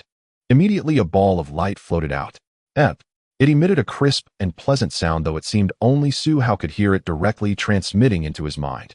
Suhao now felt utterly exhausted, his attention and will rapidly dissipating. It seemed he would faint and fall into a deep sleep at any moment. The light spirit floated in the air, and the magic circle behind it continued to emit brilliant light, not yet disappearing. This indicated that the light spirit was making its choice. It was deciding whether to contract or not. If it chose not to, it could simply return, utilizing the mental energy Suhao had used to activate the circle. If it chose to contract, that was a different matter. At this moment, the light spirit circled around Suhao slowly, its light shining upon him. Like a warm little sun, his energy felt as if a person struggling to survive in the harsh winter had suddenly found a warm refuge with a cozy fireplace, bringing immense comfort. His energy began to recover rapidly, visibly so. Suhao looked at the little spirit, pondered for a moment, and extended his hand, holding it out. It was akin to when he first encountered the Paw Patrol before the apocalypse, allowing it to sniff him, getting familiar with his scent. The little spirit actually did just that. After getting closer, it directly consumed Suhao's hand, enveloping it like a light orb, as if reading some information. Perhaps it was analyzing. Perhaps it was testing whether it liked the taste. However, no matter what, as Suhao was deep in thought, the little spirit suddenly trembled, as if overwhelmed with joy. It floated upward, and then rushed directly towards Suhao's chest. Buzz, it was not a sound of collision, but rather a sound akin to entering water, similar to one merging. The little spirit directly crashed into Suhao's chest. It entered his body. In that instant, Suhao felt that he had successfully contracted with this little spirit. He could sense its presence and a cascade of information and knowledge. Contract successful. Meanwhile, at the moment the little spirit crashed into Su Hao's chest, the dazzling little magic circle also flickered and vanished from existence. The excess mental energy flowed back into Su Hao's body like a stream, replenishing part of his stamina. "You're quite nice," Su Hao chuckled. If this little spirit had refused him and looked down on him, then the magic circle powered by his energy would simply be the vehicle for the spirit to return, still using his mental energy. If it accepted him, the magic circle would simply vanish and the excess mental energy could be returned. From what just transpired, it seemed the little spirit was quite fond of him. It had bolted right in. Not only had they contracted, but it also shared knowledge and was still residing within his body. Su Hao extended his finger inwardly, expressing to the little spirit, "Show me your form." The little spirit then glided along his arm, emerging from the tip of his finger and floating in the air, swaying a couple of times as a greeting. At that moment, a message resonated in his mind, roughly saying, "Hello." Su Hao observed the brightness of the little spirit. It was not overly bright, but very warm. For a moment, an idea surfaced in his mind. Can this light generate electricity? If only this light could generate electricity. Hasn't it already? The light spirit can shine continuously. If it could generate power, it would be comparable to nuclear energy in terms of sustainability. Let's find a solar panel to try. Su Hao nodded, then beckoned with his finger. "Come back." The little spirit happily dove into Su Hao's body. Su Hao could feel it. It settled in his heart, continuously radiating warmth. This warmth was also enhancing his physical recovery, mental recovery, and vitality. "Am I a perpetual motion machine now?" Su Hao touched his chest. This was akin to carrying a super long-lasting power bank. "Not bad at all. How about I give you a nickname?" Upon hearing this, the light cluster in his heart wobbled slightly. The little spirit responded with a soft sound. In his mind, a message came through. Su Hao directly named her based on her accent. "Your nickname will be EE, and we can choose a formal name when you grow into a big spirit." EO. Su Hao sensed that the current little spirit, EE, had an intelligence equivalent to that of a human aged around 812. This might increase over time, and with ability eventually reaching that of a big spirit akin to 1,418 years old. These beings are born from the natural world. What they need to grow is a rather vague concept of breath and essence. Breath refers to the essence of nature. For example, the spiritual energy in the air. Any breath found in nature is acceptable. This includes the breath emitted by living beings themselves. Such breath is omnipresent. Everything emits it. However, the stronger the being, the more breath it emits, and the higher the quality. Therefore, little spirits live near powerful beings. Their growth rate is incomparable to that of ordinary natural environments, being at least several times faster. Then there's essence, similar to treasures of heaven and earth. Su Hao hadn't seen this yet, but it exists in other worlds. Perhaps it exists after the apocalypse as well. Little spirits can absorb these essences and breaths that other beings cannot see. Moreover, after absorption, they do not harm themselves. Truly marvelous.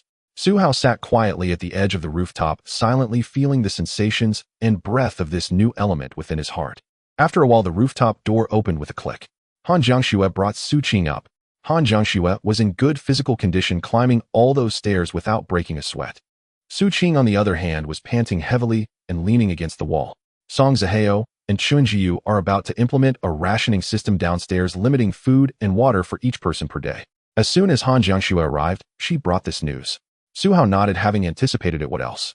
They've divided into departments. For now, there are only the logistics department and the combat department.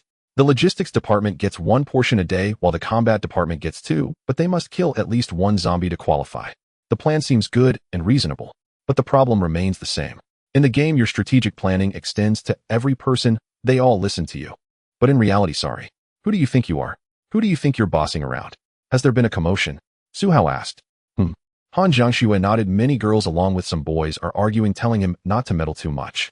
Now they've split into 2 factions. One is Song Zihao, who wants to implement the rationing system.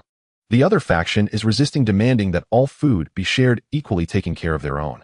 Some even say that if there is to be a rationing system, it shouldn't be Song Zihao in charge, fearing he will be unfair. They want you to take charge instead.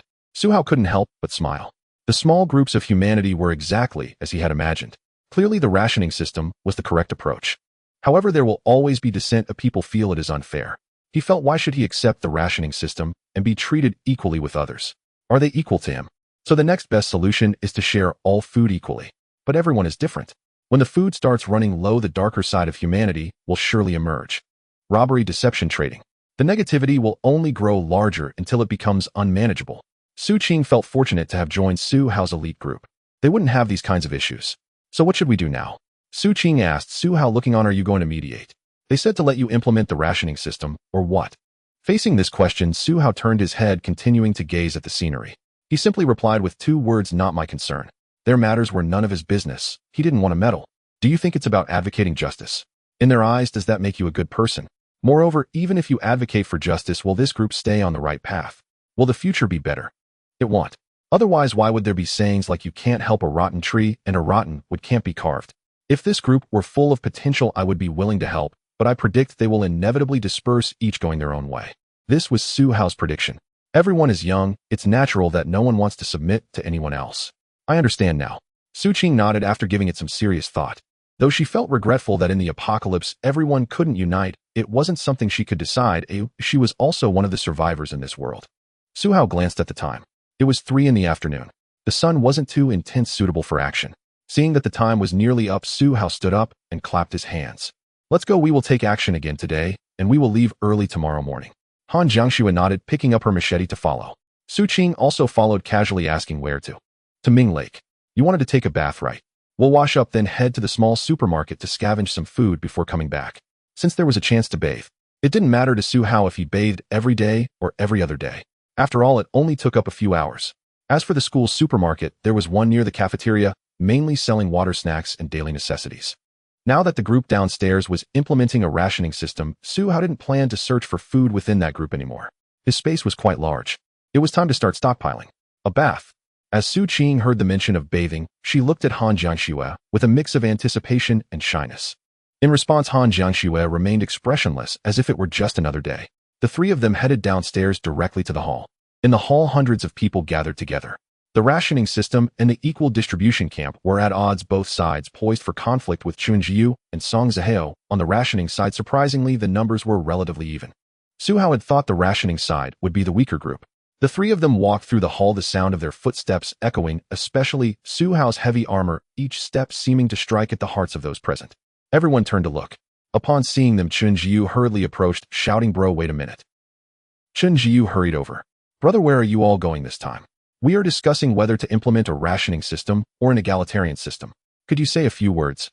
"Rationing is the best system under the current circumstances," Song Zihao quickly chimed in as he jogged over.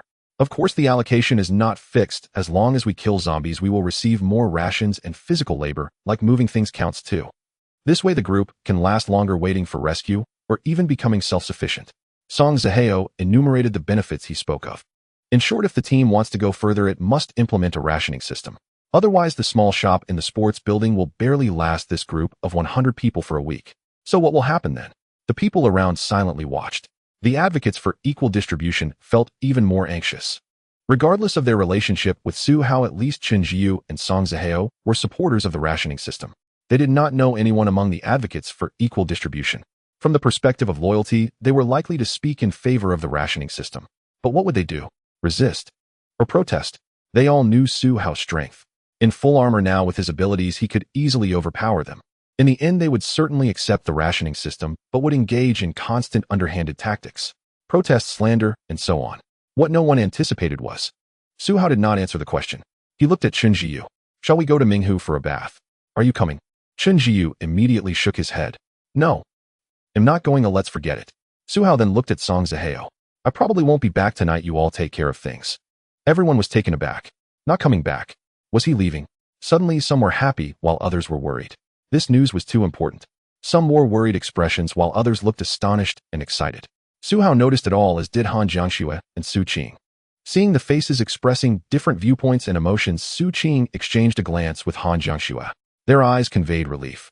If managing this group of people were the case, it would be a headache, exhausting, and thankless. Having strength leaving was the best option.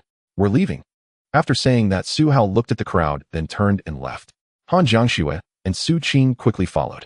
However, just a few meters away, 2 female college students burst from the crowd, stumbling towards Su Hao. They quickly ran up to Su Hao and the others. One of the prettier girls stepped forward and immediately asked, "Can I go with you? I can listen to you. Anything is fine. Just let us follow you." "You're going to bathe, right?" "I want to bathe too."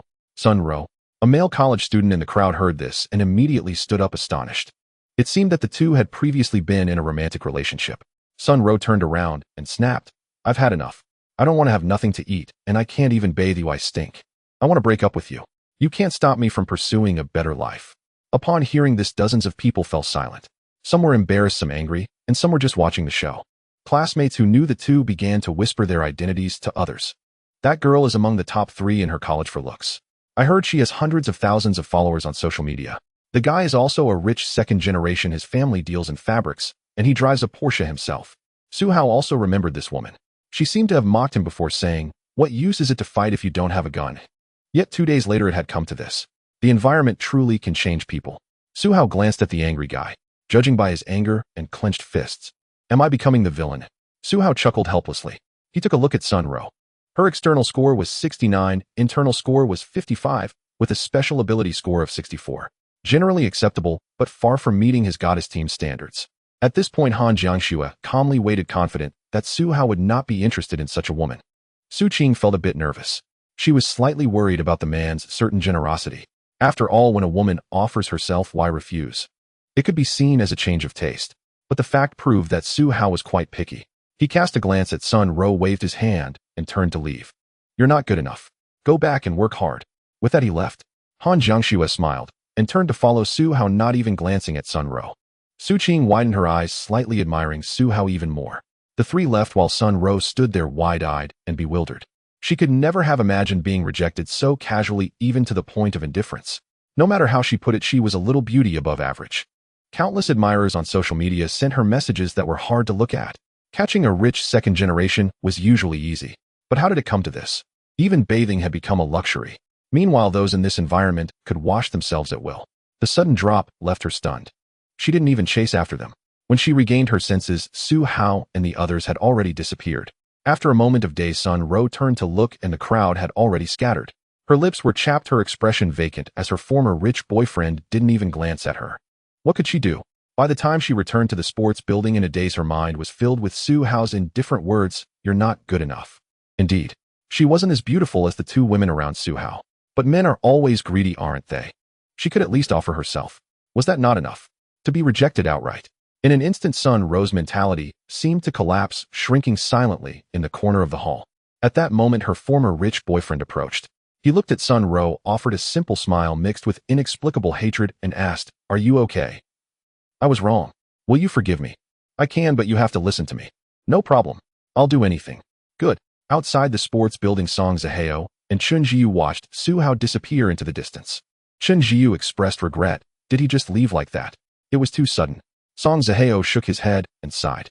"Staying here is meaningless. We can't help him, and he doesn't see us as useful. Our goals are different." Sigh. Chun Jiu sighed again. "Can we manage this team well?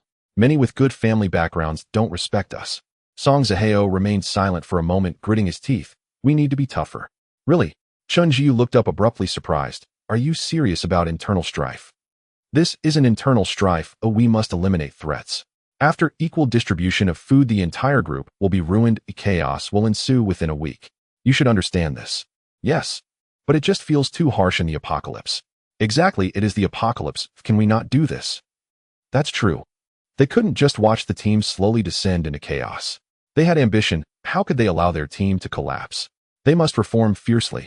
Su Hao and the 2 others headed out from the sports building straight toward Minghu Lake. The path they had previously cleared was now dotted with wandering zombies. The corpses from before still lay where they had fallen. Only after the zombies perished did their bodies truly die, beginning to rot and emit the stench of decay. Gradually, a nauseating foul odor spread through the air. Su Hao walked steadily forward, cleaving zombies one by one with effortless precision. Multiple undead lunging at him simultaneously posed no threat whatsoever. Su Qing glanced from behind, her delicate face alight with uncontainable admiration and quiet exhilaration. Slaying zombies is faster than gutting fish. One stroke felled a zombie, even the swiftest fish. Butchering demanded at least 3 or 5 cuts front and back combined, even measured strictly by time. Su Hao's efficiency remained unmatched, absurdly so. By the time they reached the vicinity of Minghu Lake, Su Qing stood stunned, gazing at the dozens of corpses strewn along their path, and over 100 more lying motionless around the lake's shore. "Did you all kill these?" "Jiangxue. I only slew a dozen or so. The rest were all Su Hao's doing." Han Jiangxue shook her head, cradling her Miao Dao. "HSSSD." Su Qing's beautiful eyes widened in awe as she stared incredulously at Su Hao. "Why are you staring? Are you going to bathe?" Su Hao stepped forward, casually dispatching dozens of reassembling zombies, then leapt, plop, into Minghu Lake. In that fleeting instant midair, the space around his body shimmered. His full suit of heavy armor vanished entirely, replaced instantly by a simple pair of shorts. Su Qing. At the sight, her eyes widened again, astonishment deepening. Her gaze grew so wide it ached, her rosy lips parted in silent disbelief. She turned toward Han Jiangxue, pointing frantically, unable to form coherent words. The armor. Han Jiangxue began walking and shedding her clothes, while explaining calmly, it's an ability. You'll awaken one too. Su Hao's was activated from the very beginning. Hearing this, Su Qing abandoned all astonishment and dashed straight to the lakeside, plop, plunging into the water without hesitation. She surfaced instantly beside Su Hao, bubbling with excitement. Show me again. Is it real? It's incredible. What ability will I awaken? Snap. Su Hao flicked his fingers. A can of cola materialized midair and dropped before Su Qing, who snatched it just in time, nearly losing her balance into the water. She twisted open the lid, took a sip, and gasped, it's real. What else would it be? Then what ability will I awaken? Will it be useless? Unclear, it depends on you. But yours won't be weak. Why not?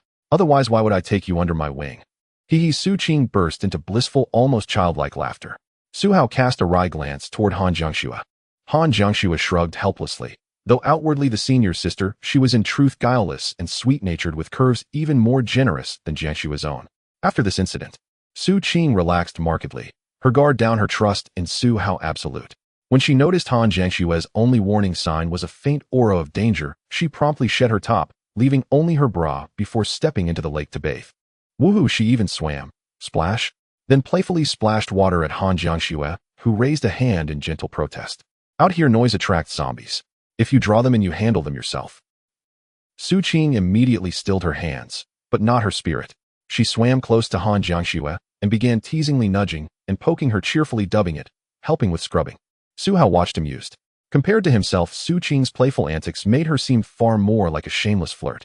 Indeed, Su Qing possessed a rare charm. Starved and exhausted just yesterday, she was now fully revitalized, unburdened by dread of the future or despair over the present. She could laugh and jest freely, a remarkably resilient mindset amid this apocalypse. Others faced with such ruin would leap from rooftops before zombies ever laid a finger on them, or sink into utter hopelessness, breathless with despair. Shoo shoo. Han Jiangxue, exasperated by Su Qing's persistent tickling, finally pushed her away and moved to Su Hao's side. Let me polish your armor. Go ahead. Su Hao snapped his fingers. The full suit of heavy armor reappeared, lying perfectly flat upon the stone steps. Fortunately, these were broad level terraces, not narrow stair steps. Otherwise, the armor would never have fit. Han Jiangxue gazed at the armor, her fingertips tracing its surface with reverent tenderness, her expression mirroring Su Qing's earlier awe. Splash, splash. She wiped the gleaming plates clean.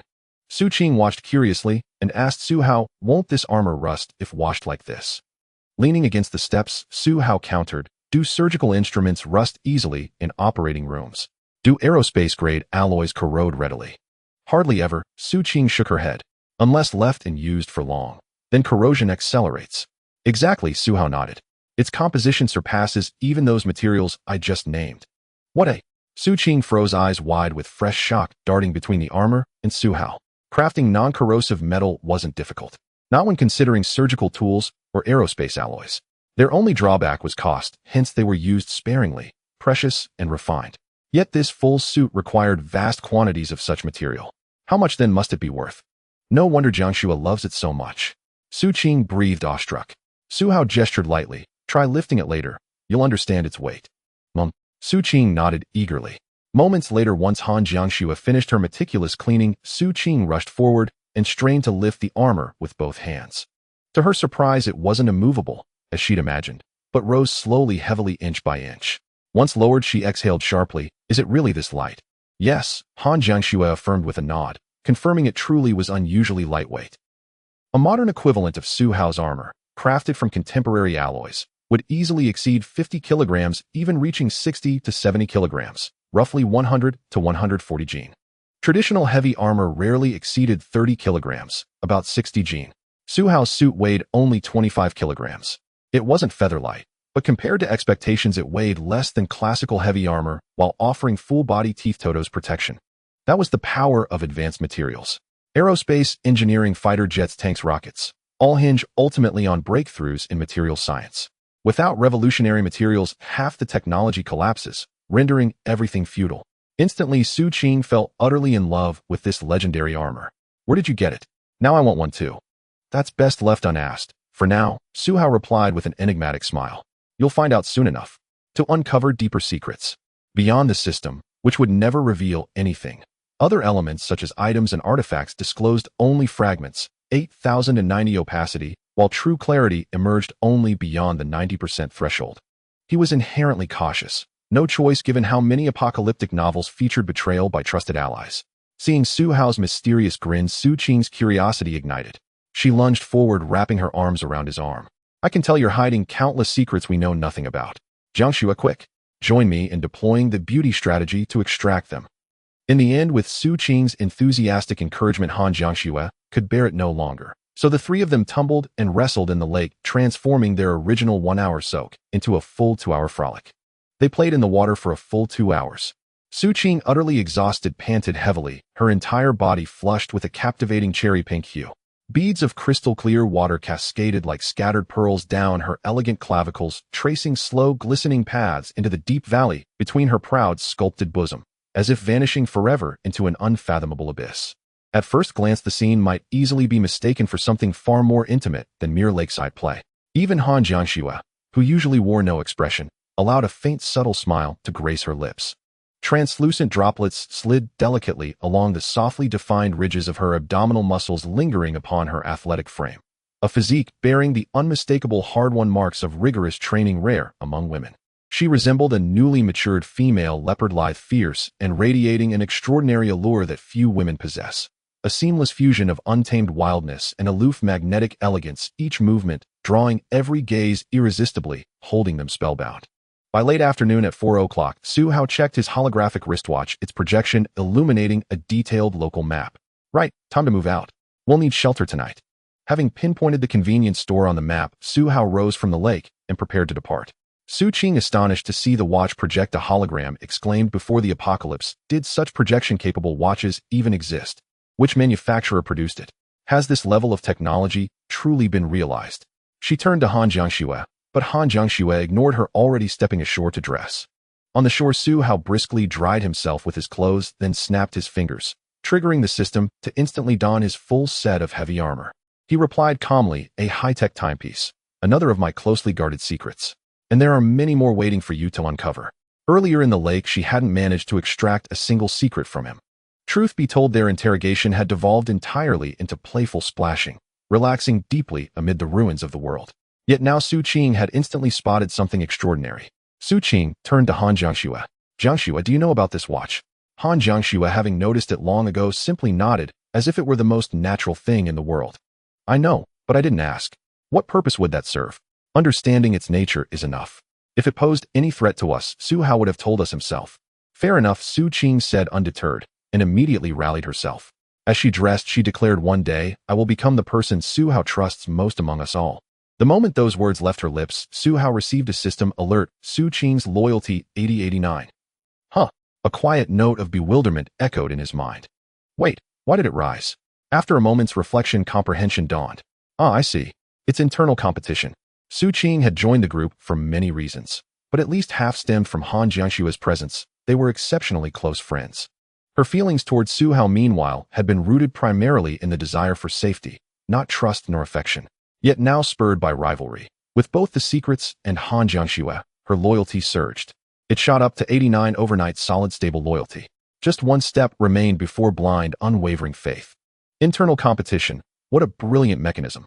No wonder Capital loves it so much. Having grasped the dynamics, Su Hao mused with quiet admiration, minimal effort, maximum return. Who wouldn't embrace such efficiency? Once all three were dressed, Su Hao announced, let's go, the convenience store. He oriented himself and led the way. Along the route, when confronted by several, or even a dozen, zombies lunging heat, Su Hao dispatched them instantly with a single sweep of his blade. But for just 2 or 3, he deferred to Han Jiangcheng for practice. Just then 2 zombies emerged directly ahead. Without prompting, Han Jiangcheng stepped forward. I'll take these 2. Go ahead. Su Hao sheathed his sword and stood aside. Su Qing watched, eyes widening slightly in surprise. So bold. She's volunteering, before even being asked. As Su Hao observed silently, Han Jiangcheng gripped her blade, drew a deep breath, and advanced. Her footwork was impeccable, measured, deliberate steps, each calibrated with precise spatial awareness. Facing two adversaries, heating the odds stood at 2-10. She shifted sideways, luring one zombie to pivot, thereby isolating it. In an instant, the engagement became unknown, with the second shuffling helplessly behind. With a decisive lunge, Han Jiangxue swung her blade in a clean arc. A wet shunk echoed. Then the zombie crumpled, its severed head tumbling free and rolling away with a hollow rattle. Having felled the first, she instantly gauged the distance to the second and pressed forward without pause, striking again in one fluid motion. Shunk. The same result, the second zombie fell cleanly decapitated. Bravo. Su Hao clapped lightly. Excellent fundamentals. At your current level, zombies will never land a single touch, unless they exhaust you completely or surround you en masse. Han Jiangxue's cheeks glowed faintly as she absorbed his praise, her joy deeper, warmer than ever before. Far from enough. I still have much to learn from you. Su Hao nodded matter-of-factly. When time allows, I'll run simulated combat drills with you each evening. His proficiency with bladed weapons had reached level 10, the absolute peak of human martial mastery. Beyond that threshold lay realms no human nervous system or physical reflexes could command. Han Jiangxue stood at level 7, undisputed master status, yet the gap between them remained vast, almost insurmountable. Han Jiangxue's eyes sparkled with sudden radiant excitement. That's incredible. In the modern era, historical martial arts had dwindled to a niche within a niche. Finding a qualified instructor cost a fortune, and true masters were nearly mythical. Few remained who could teach Han Jiangxue anything meaningful, yet Su Hao could overwhelm her effortlessly. Thus his offer to conduct live drills wasn't merely generosity. It was mentorship at its most vital, feeding her skill not through repetition alone, but through real-time high-stakes combat, the fastest path to growth. Elsewhere, Su Qing watched wide-eyed, and curiosity soon stirred. She raised her hand. I have a question. Why do Su Hao strikes send zombie limbs flying and heads soaring skyward, while Jiangxue's cleanly severed hers, letting them roll gently to the ground? Han Jiangxue smiled wryly. As the trio walked on, two more zombies appeared. Perfect teaching material. Su Hao stepped forward and delivered two precise cuts. One stroke was measured unhurried, the other moved so swiftly only afterimages lingered in their vision. The first zombie's head dropped slowly, while the seconds rocketed far away, drawing additional undead into orbit around them. Understood. Su Qing nodded eagerly. Yes, I see. Jiangxue simply lacks the strength. Strength isn't the point in real combat, Su Hao clarified. Mine is merely excessive. And so they walked, teaching, learning, refining. Along the way, Han Jiangxue handed her Miao to Su Qing, who successfully beheaded a lone zombie on her own. Su Hao realized that Su Qing was unlike ordinary girls. Beneath her seemingly naive and sweet exterior lay a chilling indifference toward life itself. To most people, witnessing the brutal death of even a harmless creature, a white rabbit or a laboratory mouse, would evoke visceral empathy followed by instinctive dread. But Su Qing felt none of it. She eagerly seized the Miao saber and swung with full force. Her first strike failed to kill, as she followed up instantly with a second, cleanly beheading a zombie in 2 blows. Afterwards, she dashed back exhilarated. I actually killed one. It felt just like squeezing a lab mouse or rabbit. Just a sharp snap, that's all. Su Hao watched her flushed, animated expression and wondered whether repeated dissections had numbed her sensibilities. Yet regardless of the cause, such mental fortitude formed the bedrock of future strength. Hesitation meant incapacity, or fear guaranteed powerlessness. Well done, Su Hao praised sincerely. You possess genuine potential for growth. Really? Su Qing's eyes lit up as if triggered by a reward mechanism. She tightened her grip on the saber. Then let me try a few more. Su Hao exchanged a glance with Han Jiangxue, then nodded. Fine, you may handle any stragglers we encounter. Yes. From then on, they adopted a tripartite strategy. Dense clusters of zombies fell to Su Hao. Scattered groups of 2 or 3 were dispatched by Han Jiangxue. Lone zombies became Su Qing's training targets. After several rounds, whether due to desensitization from countless lab experiments or sheer innate aptitude, Su Qing progressed astonishingly fast. Meanwhile, the Miao saber, overused beyond endurance, grew noticeably dull and developed a slight nick. Han Jiangxue inspected it without sorrow, merely remarking, "We'll need another one." Su Hao nodded. "We'll see." Yet such blades were not easily acquired. Fine-edged cold weapons were typically custom-forged. Mass-produced online variants remained deliberately unsharpened and employed substandard materials. Online sellers prioritized appearance over function. Their blades used ultra-hard metals solely to project toughness, not because those alloys possessed true excellence. In truth, superior materials abounded in everyday life. Spring steel bearings, steel precision ball bearings, heavy-duty truck axles, each prized for durability and resilience, not mere hardness. Their defining trait was tenacious elasticity, not brittle rigidity. Su Hao paused, then mused aloud. Perhaps the system will grant us a better blade in its next reward. Seeking or forging one manually seemed futile. Waiting for providence was wiser. In this apocalypse, firearms were no easier to obtain than Mastercraft blades. It was 4:30 p.m. Su Hao and his companions approached the convenience store. Its surrounding plaza and landscaped gardens teemed with zombies, at least 100 densely packed. At a glance, the store was ringed by a seething horde, layer upon layer of shambling figures. Han Jiangxue frowned. Someone's already been here. How can you tell me? Su Qing asked, startled. Su Hao tapped her temple lightly. Zombies wander randomly unless drawn by sound or scent. Only deliberate provocation could gather them so tightly around a single point. Oh, Su Qing paled. Then our snacks are gone. No more spicy strips, cola, Sprite chips, bread jerky, dried fruit, chili fish tails, or bamboo shoots. Her litany made Han Jiangxue's throat constrict. Mimicking Su Hao, she pinched Su Qing's plump, rounded rear with practiced efficiency. Stop listing delicacies. The store is sealed. Either someone devoured everything inside, or they're already dead. Youch! Su Qing clutched her stinging backside, tears welling. She darted to Su Hao's side. What do we do now? What do we do? He smiled faintly, tightening his grip on the blade. To secure provisions, we slaughter them all. What a... Su Qing recoiled in shock. To seize snacks, they'd slaughter over 100 zombies. Again. Then she remembered Su Hao had slain a similar horde that very morning. Her anxiety dissolved. She turned to Han Jiangxue. Will you fight too? Han Jiangxue gave her a flat, wordless stare, too weary even to scold. She was the frontline combatant. Su Hao gestured to Su Qing. Your logistics. Stay close and stay safe. Understood. Understood. Su Qing nodded, resolving only not to hinder them. Sensing the moment ripe, Su Hao cracked his neck and rotated his wrists. He hefted the massive horizontal saber, ran his tongue over his teeth, and met Han Jiangxue's gaze. I'll charge. I trust you to guard Su Qing. Understood. Han Jiangxue affirmed with a sharp nod, her eyes blazing with barely contained bloodlust. Let's go. With those words, Su Hao snapped a palm-sized faceplate onto his visor with a decisive clack. In that instant, he transformed, towering nearly 2 meters tall, clad head-to-toe in gleaming full-plate armor. Every inch of his armor bore intricate craftsmanship, leaving no vulnerability. Even motionless, he radiated an aura of sovereign wrath, palpable and oppressive, commanding involuntary awe and dread. His mere presence would compel onlookers to kneel. Let's go, he breathed deeply, then broke into a steady jog. Within moments, his stride lengthened into a thunderous sprint. Tum, tum, tum. Encased in armor weighing over 200 Jin, each footfall struck the earth like a rampaging beast. Su Qing stared, utterly dumbfounded, as Su Hao barreled toward the horde like a living siege engine, while Han Jiangxue moved steadily behind him, ready to eliminate stragglers. Her own eyes burned with unbearable hunger, for blood, for violence, her fingertips trembling with suppressed ferocity. Tum, tum, tum. At the sound, the outermost zombies swiveled en masse, like wheat bending before a gale, turning their hollow gazes towards Su Hao. Then, as one, they lurched forward at human walking pace, arms outstretched, fingers clawing. Tum, tum, tum. In the next heartbeat, Su Hao became an unstoppable dump truck, hurtling headlong with utter finality straight into the writhing, impenetrable mass of the undead. Amidst the chaos, steel flashed, limbs flew, silence shattered into carnage. His gaze cut like lightning, edged with savage, terrifying resolve. His hyperacute, dynamic vision captured every battlefield detail, imprinting it indelibly upon his mind. The great horizontal saber whirled in frenzied arcs, each descent punctuated by a wet, rhythmic thwip thwip thwip, like cleavers striking raw meat. That sound alone, echoing in the ears, made knees buckle, threatening collapse. Han Jiangxue watched, breath, ragged cheeks, flushed, consumed by the desire to unleash such fury herself. Su Qing stood transfixed, utterly speechless. Earlier, hunger and distance had blurred her vision.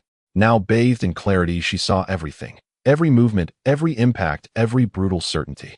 In that moment, Su Hao was unrecognizable, utterly divorced from the calm, measured man she knew moments before. He was pure, unadulterated savagery.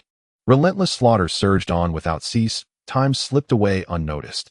No one cared how long it had been, only the primal urge to kill, kill, kill. Perhaps only 10 minutes had passed, but it felt like an eternity.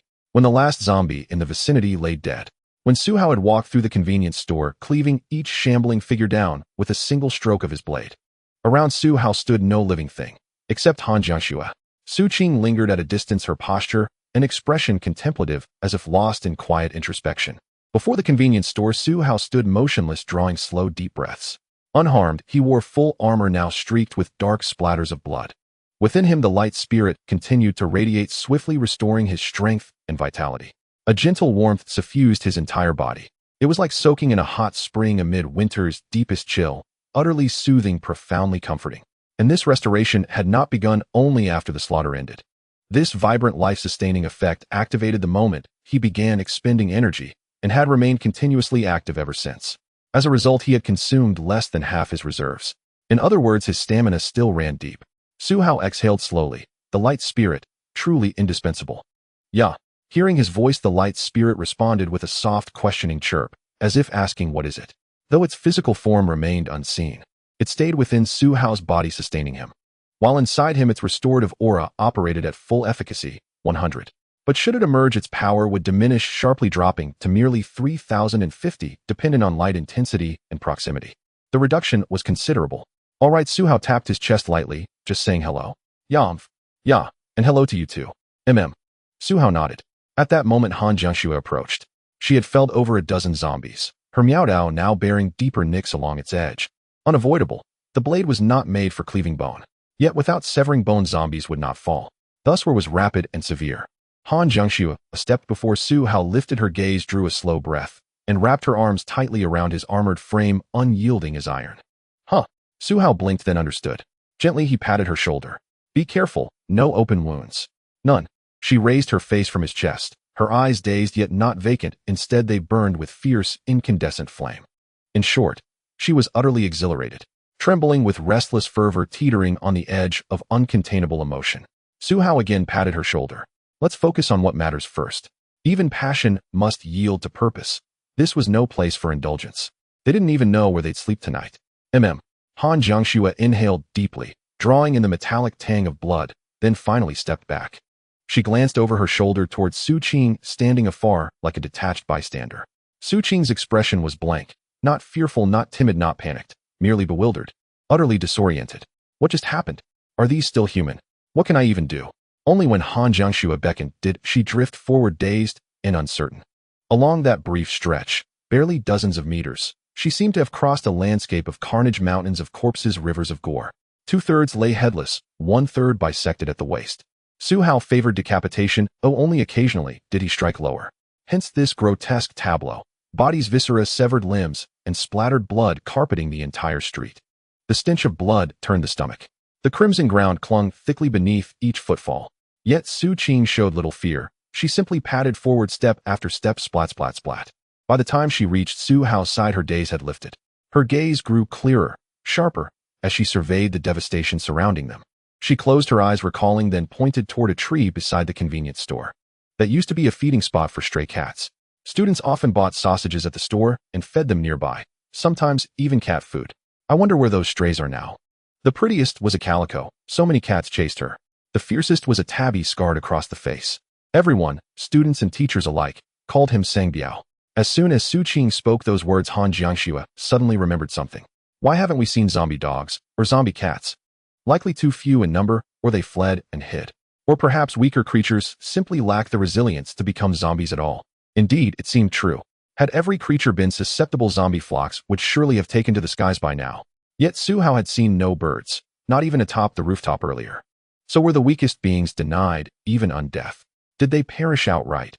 Failed evolutions extinguished before transformation could begin? Han Jiangxue and Su Qing exchanged glances, then both nodded slowly. Seems so. Let's get back to work. Su Hao sheathed his blade. They had come here for one reason: food. The convenience store had been cleared. Su Hao led the way inside. It resembled a security booth, yet far larger, with open passageways front and back. Its zombies had all been drawn out moments earlier and slain. Now no undead remained within, only corpses. Upon entering, Su Hao spotted a corpse, fully decomposed, never having risen as a zombie. Half its skull was gone. Its brain had been devoured, while still alive before reanimation. How tragic. Su Qing looked on with pity. Likely this was the first person who'd rushed in seeking food, heedless of danger, driven only by hunger. He hadn't considered the density of zombies on campus. A horde had cornered him inside, trapped helpless, until they tore him apart, flesh and mind alike. Even now, shelves held untouched provisions. Most food remained intact. Zombies had no intent to destroy, and the store's isolation had kept others away entirely. Su Hao studied the corpse. Advanced decay obscured any clear wounds. Yet several claw marks differed markedly from typical zombie lacerations. But they meant nothing. He moved toward the counter, intending to systematically gather everything into his spatial storage. Yet the closer he drew, the sharper his sixth sense flared, every hair on his neck prickling upright. Su Hao froze mid-step, brow furrowed. Something's wrong. From the deepest shadows of the corner something stirred. A draft. Unlikely. Natural movement wouldn't trigger such visceral alertness. His eyes saw nothing, yet his mind screamed warning. His intuition blazed with urgency. His subconscious deemed this profoundly unnatural. Su Hao trusted that instinct implicitly. Fur. An animal. A rat. Hearing Su Hao's words, Su Qing and Han Jiangxue immediately stopped their movements. They had just been looking for food, preparing to eat a little, but upon hearing this, they dared not move. Su Hao licked his lips. Without turning his head, he whispered, "You two stay back a bit, go to the door, and if you sense anything wrong, get out immediately." Han Jiangxue immediately pulled Su Qing away, understanding that their greatest help was not to hold back during high-level battles. The small convenience store was so cramped that the chances of accidentally injuring someone while swinging a knife were very high. It was quite normal to accidentally cut down one's own people. However, they had just retreated to the door. Suddenly, a sharp and piercing cat scream erupted from the corner of the bar. Su Hao, quick-witted and seemingly prepared, drew his knife and slashed. At the same time, Su Hao warned Han Jiangxue to retreat. He had already gripped his large broadsword, adjusting his position and ready to strike at any moment. His instincts were hard to explain. However, his super dynamic vision told him that there was definitely something unsettling in his field of view. He had obtained this super dynamic vision over the past few days. The scenarios he had used it in were mostly daily battles, allowing him to see every detail of the zombies and easily execute precise maneuvers during combat. The zombies' swinging arms were always just a punch's distance away, yet they could never touch him. But today, in the dim convenience store with no electricity, before the pitch-black cash register, he felt an unease in the darkness. What is it? What is that shadow? He was certain that in the dark area he perceived there was definitely something. In the dark corner, something was subtly shaking, as if sensing the surrounding aura. The other party also appeared somewhat uneasy. Hair. Su Hao initially thought it was fur. It must belong to some animal. After locking onto it, he took a closer look. No, wait, is that whiskers? The symmetrical whiskers like antennae were sensing the surrounding aura. Su Hao immediately thought of the corresponding creature. A cat. A zombie cat. As Su Hao's speculation emerged, a pair of blood-red slit pupils opened in the dark corner. Without a doubt, it was a zombie animal. The next moment, the cat's sharp cry coincided with its remarkably swift charge. Han Jiangxue and Su Qing turned back, only seeing a shadow that was nearly invisible. Meanwhile, Su Hao's nerves reacted swiftly. He not only saw that the charging figure was a zombie cat, he also instantly slashed at the shadow. Ding! In the dim environment, sparks flew. Under the bright illumination, Han Jiangxue and Su Qing finally saw that it was a zombie cat. Su Qing gasped when she recognized the cat. A zombie beast. Thus, the entire sequence of events unfolded in just a few seconds. Even Su Hao's initial idea of bringing out the light sprite for illumination couldn't be realized in time, and it had already developed to this extent. Now there was no need to bring it out. After the knife sparkled, Su Hao finally got a clear look at the complete appearance of the zombie cat. First, it had grown significantly. It was about the size of a dog, reaching the point of being a medium-sized dog or a large cat. Its body was primarily covered in gray-black stripes. This allowed it to camouflage well in the darkness. Only its silver-gray whiskers were a slight flaw. If not for Su Hao's super dynamic vision, he wouldn't have seen the pair of whiskers swaying in the pitch-black shadows. While it crouched and even closed its eyes to avoid reflecting light in its pupils, it relied on its whiskers to sense the surrounding environment and aura. As soon as a target approached, it would open its eyes, lock on, and pursue a kill. It was undoubtedly a creature with rich hunting experience. Coupled with Su Qing's shout of zombie beast, Su Hao focused his gaze. He noticed a scar on its cheek extending up to its eyelid, and combined with its fierce expression and blood-red eyes, it was indeed terrifying. Especially the sharp claws beneath its paws, reflecting a dark metallic sheen, had already gouged several holes in the floor. The first cat encountered after the apocalypse, who would have thought it was a zombie cat? Su Hao lamented. At this moment, both sides were momentarily at a standstill. Su Hao would certainly not retreat. He was determined to acquire the food in the convenience store. The zombie cat didn't understand the meaning of retreat, only backing off when it was nearly beaten to death, feeling that it was on the verge of dying. But for the time being, it didn't know how to attack the Tin Man in front of it. The armor was too thick. Thus, it fell into a standoff phase. Task triggered: slay the zombie cat. Task description: the survivor's corpse in the convenience store was fatally harmed by this zombie cat. Now it has set its sights on you, and you also need food. A great battle is imminent. If you do not slay this cat, it will bear a grudge for life, always watching you and waiting for the next opportunity to hunt. Task Reward Feline Abilities Unlimited God Level Selection once. Feline Abilities. If one were to ask which group of creatures in nature has the highest combat talent apart from humans, it would undoubtedly be the felines, the born hunters. Lions and tigers are both felines. There is constant debate online about which is stronger, showcasing the combat talent of feline animals. Without a doubt, this reward is a must-have. As Su Hao spoke, he directly ended the standoff and stepped forward with a slash. He had no intention of sparing the cat's life, nor did he think of taming it. This was a zombie cat, and the zombie cat reacted extremely quickly. It forcefully sprang with its front paws, performing a backflip in midair and landing back on the cash register. Then it gathered strength in all four limbs, its sharp claws digging a series of holes into the surface. So, with another powerful push, it lunged directly at Su Hao's face. Not only does it not run, but it even dares to attack me. Facing the lunging zombie cat, Su Hao stepped back with his rear foot sidestepped and slashed with the back of his knife. Han Jiangxue was unable to see what was happening from the door. First there was a shout from the zombie cat. Su Hao turned and slashed. By the time they could see clearly, the zombie cat had retreated to the doorway, leaving a thick tail on the ground still twitching. That was fast. Su Hao glanced at the severed tail. He had aimed for a waist chop, but the zombie cat was too quick, and he only managed to slice off its tail used for midair maneuvering. Without this tail, it could no longer perform difficult maneuvers in the air, nor could it change direction drastically while airborne. So it turns out that being infected by the zombie virus doesn't necessarily mean becoming faster gradually. Su Hao noted this. Humans were initially so busy, perhaps because their brains and nerves were too complex. The zombie virus attempted to assimilate and control them too slowly. It needed some time. That's why zombie humans progressed from slow to fast, while zombie cats, once infected, became fast immediately, even faster. At this moment, the zombie cat stood at the doorway, turning to look at its severed tail. Gone. After these two slashes, it also realized that this tin man in front of it was quite formidable. It was not the kind of ordinary biped that could be easily killed. The zombie cat contemplated for a moment. It deeply gazed at the tin man, and then at Han Jiangxue and Su Qing. Then it slowly retreated, preparing to escape. It would wait for the next opportunity to hunt when they let their guard down. Now you want to leave? Seeing the zombie cat retreat, Su Hao smiled. This was the instinct of animals. It had actively ambushed him, but after not being able to win, it realized it was beaten up and then decided to run. Too late. Seeing the zombie cat about to flee, Su Hao could not simply watch it escape with his reward. He stepped forward with his knife. The zombie cat reacted swiftly, kicking off the ground and soaring into the air to escape. It leaped several meters, moving several times faster than an ordinary cat. Its jumping power was astonishing, as if it were flying. With the size of a dog, the leaping force of a leopard, and claws as sharp as knives, combined with a reaction speed faster than an ordinary cat, a normal person would surely meet their doom. No matter what, Su Hao would not let it go. It had to be slain. Still trying to run, huh? Su Hao chased after it. The zombie cat darted toward the large tree beside the convenience store. It planned to leap onto the tree and then ascend from the treetop, ensuring that the iron-skinned man could not catch up. Thus, the zombie cat dashed out and made a tremendous leap, covering several meters as it prepared to climb the tree. After Su Hao chased out, the zombie cat was already airborne.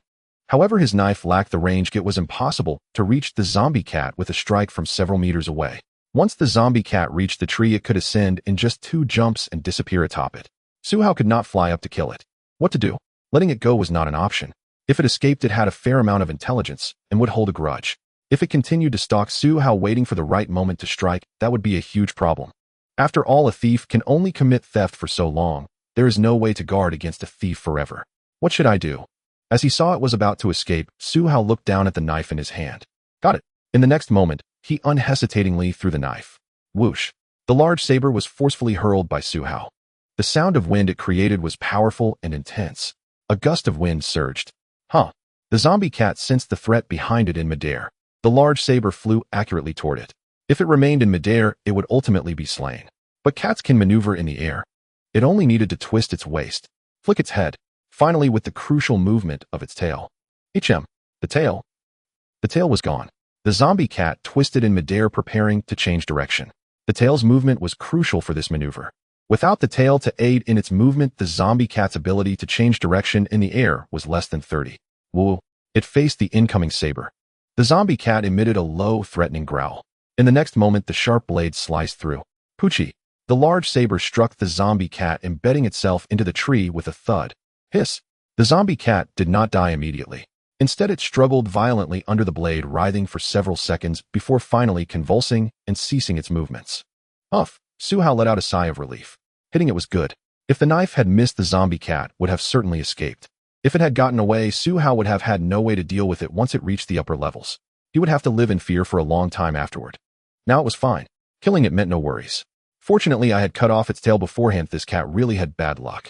Through his super dynamic vision, he saw it clearly.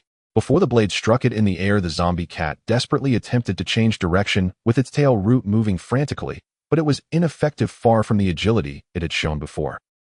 Su Hao stepped forward, preparing to retrieve the knife. Is it done? At that moment, he heard Su Qing's voice coming from around the corner of the convenience store. Su Hao turned to look. Su Qing and Han Jiangxue emerged from the other side, rounding the corner of the convenience store to see what was happening. They both poked their heads around the corner. Upon seeing the zombie cat pinned against the tree by the knife, Su Qing let out a sigh of relief and cheered towards Su Hao. We won. That's great. That zombie cat was so terrifying. Han Jiangxue nodded in agreement as she came out. Su Hao could defeat the zombie cat, but they could barely see its movements. It was too fast. Plus, with those sharp claws, being scratched would surely result in disaster. Su Qing quickly walked over to Su Hao. She reached out her hand, wanting to high-five. Clap. Su Hao slapped hers. Are you sure it's a zombie cat? I can't see clearly from here. Su Qing prepared to move closer. Su Hao and Han Jiangxue followed suit. The three approached the large tree. Su Hao led the way, also getting ready to pull the knife out. As they got closer to the large tree, they also approached the zombie cat. It looks like a zombie cat. Su Qing felt it resembled one even before getting close. When the three got within 1 meter, and then less than half a meter, Su Qing was just about to bend down for a closer inspection. My. Su Hao noticed that the seemingly dead zombie cat's whiskers began to quiver slightly. It was very subtle, like the wind blowing through. But Su Hao suddenly felt something was off. He quickly checked the task with his consciousness. Task: slay the zombie cat. Task description: the task was incomplete. This meant get back. As Su Qing just lowered her head, Su Hao reached out and slapped his hand over her face, pushing her back. In that instant, see ya. The zombie cat, which had appeared to be dead, suddenly began to struggle violently again. Its front claws wildly swiped at the three of them. Its dark claws reflected a metallic sheen, making a whooshing sound in the air. Hey. Su Qing turned pale with fright. Han Jiangxue was also startled, but she quickly reached out her hand, trying to pull Su Hao, who was closest to her, away. While pushing Su Qing back with his left hand, he raised his right hand, an arm moving his shoulder elbow. A heavy punch struck. Bang! With a punch reinforced by an alloy fist, Su Hao directly smashed it onto the zombie cat's head. With that one punch, the tree shook with a bang, dropping numerous leaves. The zombie cat fell silent instantly. For Su Hao's safety, he raised his fist and threw 3 more punches. Bang! Bang! Bang! This time a pile of leaves fell from the tree, and the zombie cat was no longer recognizable. Su Qing stared wide-eyed. Han Jiangxue took a deep breath. Su Hao raised his fist, looking at the sauce on his gloves. TSK. How dirty. I didn't expect it would play dead. Su Hao shook his hand to get rid of the sauce. He walked over to a comparatively clean zombie body, wiped his gloves on its clothes to clean the sauce off. Task complete: slay the zombie cat. Reward has been issued, and it can be claimed at any time. Only then did Su Hao finally see the system's task completion notification. For a moment, Su Hao confirmed that his actions just now were effective. In the future, for any killing tasks, regardless of whether it plays dead or not, first check if the task has been settled before anything else. This could be considered a unique verification function of the system. Around 5 in the afternoon, the sun slid toward the sea, painting the heavens a deep crimson. Yet the redness felt unnaturally excessive. It felt uncomfortably bloody. Inside the convenience store at Jiangda, after dealing with the zombie cat, Su Hao and the others began sweeping the place clean. Su Hao tossed every visible item into his spatial pocket. They would sort what to keep later. In an apocalypse, nothing was clearly useless. It was better to take everything. Lighters, fuel canisters. Life depended on such things. Without a lighter, even starting a fire in the modern world was difficult. Unless you could find fireworks or strike iron to make a spark, but such noise would draw many zombies. Su Hao continued the sweep while Han Jiangxue and Su Qing gathered items to feed into his space. Had this been the beginning, Su Qing would have been thrilled watching Su Hao open and close the space over and over. Now she felt a small private sadness. Her sadness came from Seng Biao's final feigned death attack. It was Song Biao, I saw it clearly at the end, she murmured, gathering the cup noodles and sighing. It used to look mean and would beat other cats, but it was always good to people. I even fed it sausage. After it was full, it would forget its manners, but just now. It certainly isn't the same Song Biao anymore. Nonsense, Han Jiangxue scoffed as she lugged a pile of loose snacks toward them. Its mind isn't the same, but can't still be the old creature. Su Hao reached out with a sweeping motion and sucked nearby items into the space lighter's cup. Snacks, drinks a refrigerator-bred chips, an endless stream. In that moment, he felt truly elated. The sensation of plundering and filling a storehouse was intoxicating. Hearing their conversation, he asked Su Qing with a trace of curiosity. Su Qing, what do you think constitutes a being's true consciousness? Is it the brain? Su Qing considered, then nodded and shook her head in turn. From a biological standpoint, the brain is decisive, perhaps the spine as well. But from a philosophical perspective, it's not so straightforward. When she asked him what he thought, Su Hao replied without hesitation, biologically genes, if philosophically memory. He answered with no hesitation. Genes and DNA do not lie. You remain yourself in your body no matter what consciousness inhabits it. Even if replace the body remains the body, marriage and offspring will still inherit the same DNA. That fact does not necessarily carry the deepest meaning. Memory is the true key. Wiping consciousness and waking again is like being reborn. The difference lies in instinct and whether the body is recognized as old or new. Memory is what proves whether I am still me. Han Jiangxue understood and nodded. She hauled over another box of snacks and answered, so Songbiao is no longer Songbiao. Both body and mind have changed. Don't be sad, get back to work. Oh, Su Qing was glared into labor by Han Jiangxue. The sensation of being commanded felt familiar. Even out of school, she found it in Han. Han had that ultra-commanding air. In less than half an hour, the three of them emptied the entire convenience store. By 6 in the evening, the sky had grown nearly dark. The three stood outside the store and looked into. Apart from useless trash, the interior was spotless. Everything of value had been drawn into Su Hao's space or placed there for the moment. Who knew what might be needed later? Su Qing glanced at the sky, then at the time. It gets dark so fast. It's only 6 o'clock and it's June, almost July. Normally dusk would fall around 6:30. In July it would be 7, and further south in August it might not darken until 8. Han Jiangxue checked the time and said, night is arriving sooner. Has the temperature dropped? Su Qing felt it too a bit. It no longer feels oppressively hot. Not good, Su Hao said, feeling the air and shaking his head. As they warn the atmosphere, geography, oceans, all have changed. The seasons and temperatures are out of balance. Su Qing stared. What should we do then? How do we survive? Su Hao spread his hands. What else? Go wherever is safe, hoard supplies, stockpile for a century. Su Qing was stunned. After discussing it, they realized it was the optimal solution. Han Jiangxue nodded in agreement. The backup plan was simple: accumulate as much as possible. Su Hao checked the sky and his watch, then decided on the dormitories. Let's go find somewhere to sleep. Tomorrow we leave campus. Okay. Su Hao led, and the three walked toward the dorms. The nearest were the girls' dorms, only a few hundred meters away, one of the conveniences of a campus. The downside was that zombies were everywhere. Approaching the girls' dorm, Su Hao cut down 20 or 30 female zombies before they finally reached the rear of the building. The dorm formed a concave shape with 2 main gates at the left and right.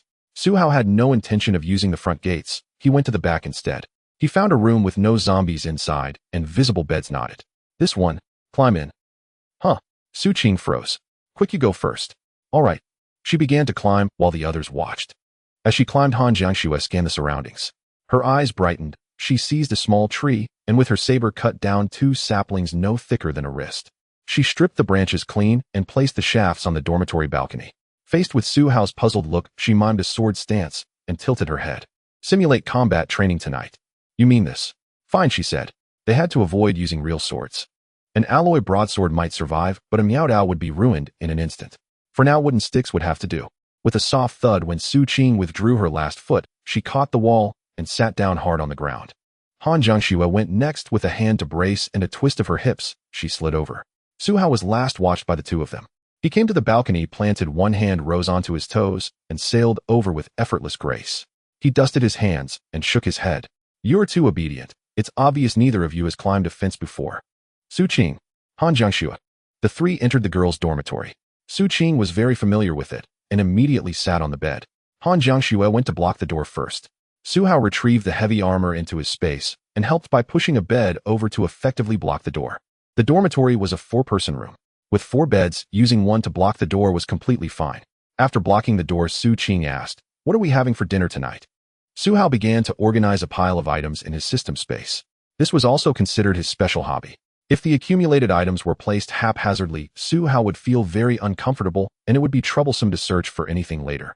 Therefore, he liked to categorize everything neatly. Tools, daily necessities, water, snacks, staple foods. Each category was individually collected and organized into several large groups in the system space. Facing the question of what to eat, Su Qing licked her lips and raised her hand. When I was collecting, I saw self-heating rice. I want to eat braised pork and a bottle of iced tea. It's been several days since the apocalypse began. Everyone had not eaten anything hot. It was either bread or snacks. Their bodies had developed a slight withdrawal reaction to carbohydrates. Just recalling the fragrance of rice made them hungry, not to mention that they could actually have something to eat now. It was truly tantalizing. Han Jiangxue thought for a moment and nodded, saying, I also want self-heating rice, and just some mineral water will do. All right. In the system space, controlling the arrangement and categorization of items was incredibly effortless. Whatever he thought of the space would move accordingly. It was extremely convenient. Thus, Su Hao quickly organized a whole convenience store's worth of items. Then he took out 3 bottles of water and 3 boxes of self-heating rice. Su Qing had braised pork, Han Jiangxue took spicy stir-fried meat, and Su Hao had the same. Following the steps after 10 minutes. The 3 finally enjoyed the taste of rice after a long time. Although it was dehydrated rice cooked again, being able to eat cooked rice in the current environment was already quite good. It was simply fragrant. Su Qing's cheeks were stuffed as she swallowed and exclaimed, It's so delicious. I've never felt rice was this tasty. Han Jiangxue ate in small bites, nodding in agreement. Su Hao said nothing. He just shoveled more into his mouth. It was unbelievably delicious. It had only been a few days since the apocalypse, and rice had already become a rare food. In the future, vegetables, meat, and other perishable crops would be even scarcer. Things like the vegetables and meat in the cafeteria were probably spoiled by now and could not be used at all. Only packaged foods produced by modern technology could survive for a long time in the apocalypse, waiting for humans to scavenge and gather. Su Hao swallowed the rice and meat strips in his mouth. Once we leave the school, supermarkets and warehouses will be the main targets for scavenging. We must raid every supermarket we pass. We cannot miss any packaged foods. Agreed. Su Qing nodded. I agree. Han Jiangxue also nodded. Su Hao was also calculating what items they would need. Now he wanted to eat something hot. An electric heater was definitely not an option since there was no power, unless they found a self-charging car along with an induction cooker. Besides that, a gas tank would also work. After finishing the meal, Su Qing lay down on the bed without a care, looking very content. She had taken a shower in the afternoon, eaten dinner in the evening, and still had a bed to sleep on. This was already very good in the apocalypse. Although it had only been a few days since the apocalypse started, if you looked at the days she had just gone through, she almost starved to death in the medical building. Compared to the earlier days of living, Su Qing was very satisfied even with the current life. She lay directly in a big shape, looking very relaxed, and within a few minutes she fell asleep. Han Jiangxue glanced at her and also felt a bit sleepy. During the day her nerves had been tense, always needing to be alert to zombies. Now that she relaxed, drowsiness immediately surged toward her brain, making her irresistibly sleepy. Su Hao sat on the bed near the balcony. He had his feet resting at the bed's edge, leaning against the wall, but his thoughts were in his mind. He had just completed a task. It was another special choice. It was impossible to draw tomorrow. He had to finish the draw today without wasting any time. So Su Hao's consciousness sank into his mind. He thought, use the feline ability selection. Used, please choose one from the following 3 rewards. Reward 1, ability agile muscles. Reward 2, ability hair sensory. Reward 3, ability neural sensitivity. Su Hao glanced at them. All 3 were good rewards and looked quite nice. Moreover, the abilities of felines generally had practical combat significance and wouldn't evolve randomly. Animals that evolved incorrectly had already been wiped out. This is nature. Logically speaking, humanity had once again entered a survival competition among living beings. The apocalypse was also a part of nature. Let's look at them one by one. Ability agile muscles, except for the spine, which cannot be changed. Your muscles, tendons, and joint bones will grow again, achieving jumping power, bending angles, and overall body resilience that humans cannot achieve, enabling you to perform some unimaginable physical feats. After reading the description of the agile muscles ability, Su Hao scratched his head and decided to skip it. He couldn't accept the idea of such a permanent body alteration. If you said he could transform, that would be acceptable, but a permanent change, that's truly unacceptable. He was quite fine as he was. Moreover, the positive enhancement to his strength after changing was not that significant. It was more of a side enhancement. So he passed. Let's see the second one. Ability hair sensory. Your entire bodice hair follicles will grow and evolve again, enhancing your nerves and information processing ability. Your body hair can sense surrounding smells, temperatures, humidity, environmental awareness, wind direction, pheromones, etc., allowing you to feel a different, rich world even with your eyes closed. Su Hao looked carefully and thought for a moment. This is quite nice. Although it was also an ability that enhances combat power indirectly, this ability clearly offered a significant improvement to sensory capability. He recalled how the cat had quietly sneaked up on him during the day. It had closed its eyes and only moved its whiskers to sense the surrounding environment. That was why Su Hao hadn't noticed it at first. He only saw the whiskers moving in the next moment, otherwise he might have been ambushed by that cat. So cunning. Let's pause for now. Let's see the last one first. Su Hao stroked his chin. Esoteric ability. Enhanced neural acuity. Your nervous system will undergo further evolution, growing significantly stronger. This grants accelerated neural conduction speed and heightened reflexes, scaled to cerebral capacity, with an estimated reaction time of 520 milliseconds. Additionally, it passively enhances neural regulation, enabling far more precise somatic control. After reading the description of this final ability, Su Hao understood a robust nervous system was one of the fundamental prerequisites for becoming a super soldier. This unassuming system played an indispensable role.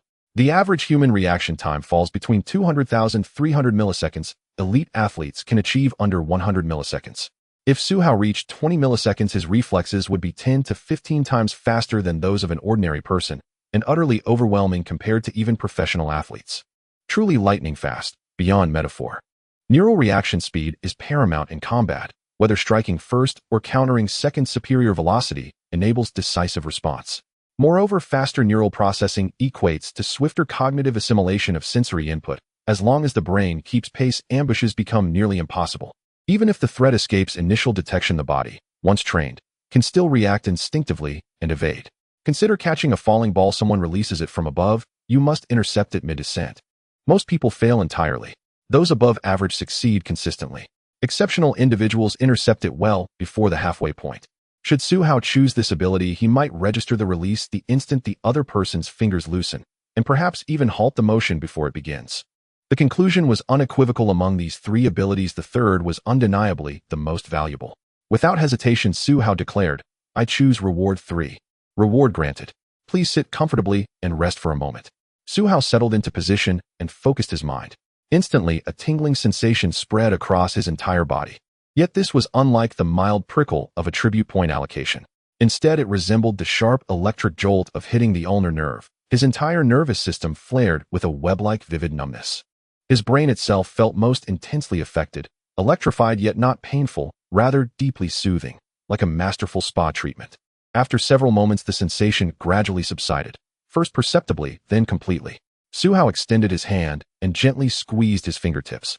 His tactile perception had sharpened dramatically. The friction against his skin was so vivid he could distinguish the unique ridges of each fingerprint. Magnificent! Su Hao exhaled in quiet awe. He sensed himself evolving, not merely into a super soldier, but towards something transcendent, an interstellar warrior. Whatever the path, this feels utterly exhilarating. Meanwhile, across the city, dusk deepened rapidly. No. Han Jiangxue shook off drowsiness and rubbed her eyes. I cannot sleep yet. Power had been cut for the night, and no artificial lighting remained. She recalled Su Hao's insistence on simulated combat training, and took it with utmost seriousness. She had held it firmly in mind since the beginning. With darkness closing in, she knew today's opportunity would vanish if she delayed any longer. Clap, clap. Han Jiangxue slapped her cheeks lightly, rose, and walked to the balcony, retrieving 2 wooden practice rods and handing one to Su Hao. Shall we spar? Su Hao glanced at the sky. Twilight was fading fast. Indeed, it was time. He nodded. Perfect. We'll train neural responsiveness right away. Even the finest ability demands relentless practice. He accepted the rod and followed Han Jiangxue onto the balcony, a space neither large nor cramped, just sufficient for close-quarters drills akin to fencing. He swung the rod idly twice, testing its weight and balance, then lifted his gaze. Are you ready? Yes. Han Jiangxue gripped the rod firmly with both hands and nodded solemnly. You go first. I won't get a chance otherwise. All right. She did not perceive his words as condescension, but as a challenge, one grounded in undeniable combat proficiency. Han Jiangxue drew a slow, deep breath. Her elegant, narrow phoenix eyes locked onto Su Hao with unwavering focus, every muscle coiled in silent readiness, oxygen flooding her bloodstream. In the next instant, she lunged forward, thrusting. On the confined balcony, where retreat was impossible, this direct, explosive advance was the most effective offensive maneuver. A fraction slower in reaction, a hair less swift in motion, or the slightest lapse in parry, and her rod would pierce his chest. That region was the most vulnerable target of all. Much like a shuttlecock or ping-pong ball striking precisely there, it created an agonizing, inescapable bind, and cold steel extended far beyond the reach of any racket. Yet to Su Hao's perception, the instant her thrust launched its entire trajectory, an ultimate impact point, became instantly apparent. Coupled with his enhanced neural velocity, he processed and countered within dozens of milliseconds, faster than the blink of an eye. Faster even than a single blink. As her rod shot forward, he pivoted smoothly sideways. His own rod swept upward in a fluid arc, from abdomen to shoulder. In the next heartbeat, her thrust sliced through the air barely a fist's width from his chest, her rod passing cleanly through that narrow gap, even threading between Su Hao's sweeping arm and torso. Then, Su Hao snapped his rod forward with controlled force. Thump! A soft, resonant impact echoed. Her rod veered sharply off course. Her grip twisted, her wrist bent unnaturally. By pre-collapse sparring standards, this exchange would have ended here. But Su Hao did not stop. Having deflected the strike, he lowered his arm and swept downward in one seamless motion. Snap! The sound landed squarely on Han Jianshue's outer hip. He chose that spot deliberately, to deliver a meaningful lesson without injury, ensuring no impairment tomorrow. HSS. Han Jiangshue recoiled with a sharp intake of breath, but did not raise her hand to soothe the sting. That restraint alone revealed her foundational discipline. Pain was irrelevant when survival was at stake. Novices instinctively clutch and rub at discomfort. In real combat, does pain matter? Or does your life? Seeing her movement falter, Su Hao remained impassive, his voice calm, unyielding. Continue. Don't pause. Sparring a single sequence serves no purpose. Real combat is sustained dynamic confrontation, until one side surrenders utterly. Yes, sir. Han Jiangshue, a knotted jaw, clenched expression, fiercely focused. Yet a faint flush bloomed across her cheeks, lending her intensity an unexpected subtle grace. 700 p.m. Night had fully descended, not just over the city but across the entire earth, leaving behind only profound, starless darkness bereft of its former luminous splendor. Inside the girls' dormitory, one student slept soundly. Thud, clang. From the balcony came rhythmic percussive strikes, wood meeting wood. Occasionally, however, the sounds shifted, softer, fleshier impacts. Snap. Incorrect. Your foot moved too soon. You can't recover your stance. Snap. Incorrect. Who taught you to move shoulder and elbow independently? Wrist articulation is essential. Snap. Still incorrect. Coordinate multiple body segments. Don't isolate movement to just one or two parts. For a time, the dormitory echoed continuously with crisp, rapid, unmistakable snaps. Thereafter, the two sparred for no more than half an hour. Yet Han Jiangshue was already utterly exhausted, struck countless times by Su Hao's wooden staff without even registering the blows. In the pitch-black darkness, her attacks and defenses grew increasingly futile. Yet Su Hao remained utterly unchanged, his counters growing ever simpler until he could deflect every strike without shifting his body, moving only his arms. It was astonishing. Throughout history, few have ever attained such mastery. If slaying zombies served as a benchmark of raw power, then this sparring session revealed Su Hao's artistry with far greater clarity to Han Jiangshue. His prowess bordered on the inhuman. His reflexes left Han Jiangshue feeling despair, whether launching assaults or mounting defenses. Even initiating every exchange, she failed, utterly, to breach his guard. In truth, he never even defended. Every motion was a precise, instantaneous counterblock, and each one succeeded flawlessly. Yet as the training continued, Han Jiangshue's cheeks flushed deeper and deeper, so vividly crimson that even beneath the night's obscurity, Su Hao could see her dewy, radiant face and feel the warm, moist breath escaping her lips. Thud! With a light flick of his wrist, Su Hao sent Han Jiangshue's wooden staff flying once more and paused. She collapsed, drained of all strength. Yet instinctively she turned away, offering her back to him. Moments passed. No expected punishment followed. Han Jiangshue turned back, her gaze glistening as she looked up at Su Hao. That's enough, he said, glancing at the sky. Push further, and bruises will form. Training this late yields little benefit. She exhaled deeply, a quiet pang of regret fluttering within her chest, yet replied aloud, perfect timing. I'm completely spent. She prepared to rest, but the moment she lifted her foot, her legs buckled, and she crumpled to the ground. Su Hao stood nearby. His reflexes were lightning swift. With a casual reach, he caught her waist and drew her upright. She leaned into his embrace, yielding effortlessly. Their eyes met, silently, intently. The city lay dark, yet the moon and stars blazed with uncanny brilliance. A confrontation, intimate, inevitable, hung suspended in the air. But before it unfolded, Su Hao glanced toward the interior. Su Qing appeared to be asleep, yet he thought he glimpsed a pair of eyes watching furtively from the shadows. Before he could focus, a slender hand slipped beneath his waistband. HSS. This time Su Hao truly had no choice but to yield. He lowered his head, shielding Han Jiangshue beneath him. Their post-spar state was like gasoline, volatile, primed, ignited by the slightest spark. Inside, Su Qing had dozed briefly, merely a midday nap, when the clatter and clang from the balcony drew her attention. She tilted her head, peering out. The dim light blurred her vision. She'd just awakened, her eyes still hazy. All she saw were their weapons colliding again and again, Han Jiangshue on the right relentlessly attacking. Yet each assault was effortlessly deflected and countered. Each counterstrike landed precisely upon the soft rounded curves at either side of her torso. Oh! Su Qing stared bewildered, then stifled a burst of laughter. In her memory, Han Jiangxue had reigned supreme in collegiate martial combat for 4 years straight. This competition was open to all universities across Jiangcheng, no institutional restrictions, lending it genuine prestige. Under those conditions, Han Jiangxue claimed victory narrowly in her first year, decisively in her second, and then triumphed with effortless grace in both her third and fourth years. Such accolades bore witness to her extraordinary talent and skill, making it all the more staggering that today she'd been so thoroughly overpowered, relentlessly dominated, repeatedly disciplined, even though she held the initiative. Su Qing chuckled inwardly. At last you've met your match, Jiangxue. Try keeping that icy composure now. She began with quiet amusement, but as the sparring ceased, events careened wildly, like an unstoppable dump truck, into territory she'd never imagined. They were fighting again. Only now Su Hao wielded the weapon. When Su Hao glanced her way earlier, Su Qing had instinctively squeezed her eyes shut, feigning sleep. Yet when she cautiously opened them moments later, the battle had already reignited on the balcony, then spilled into the bathroom. Just listening, Su Qing felt her very bones tingle with electric warmth. She'd never imagined it. Han Jiangxue, so aloof and composed, could emit sounds like that, so soft, so sensual. Dazed, Su Qing's mind went numb, and her hand drifted unbidden beneath the covers. Time dissolved. By the time Su Hao and Han Jiangxue emerged, she'd slipped into deep, dreamless slumber.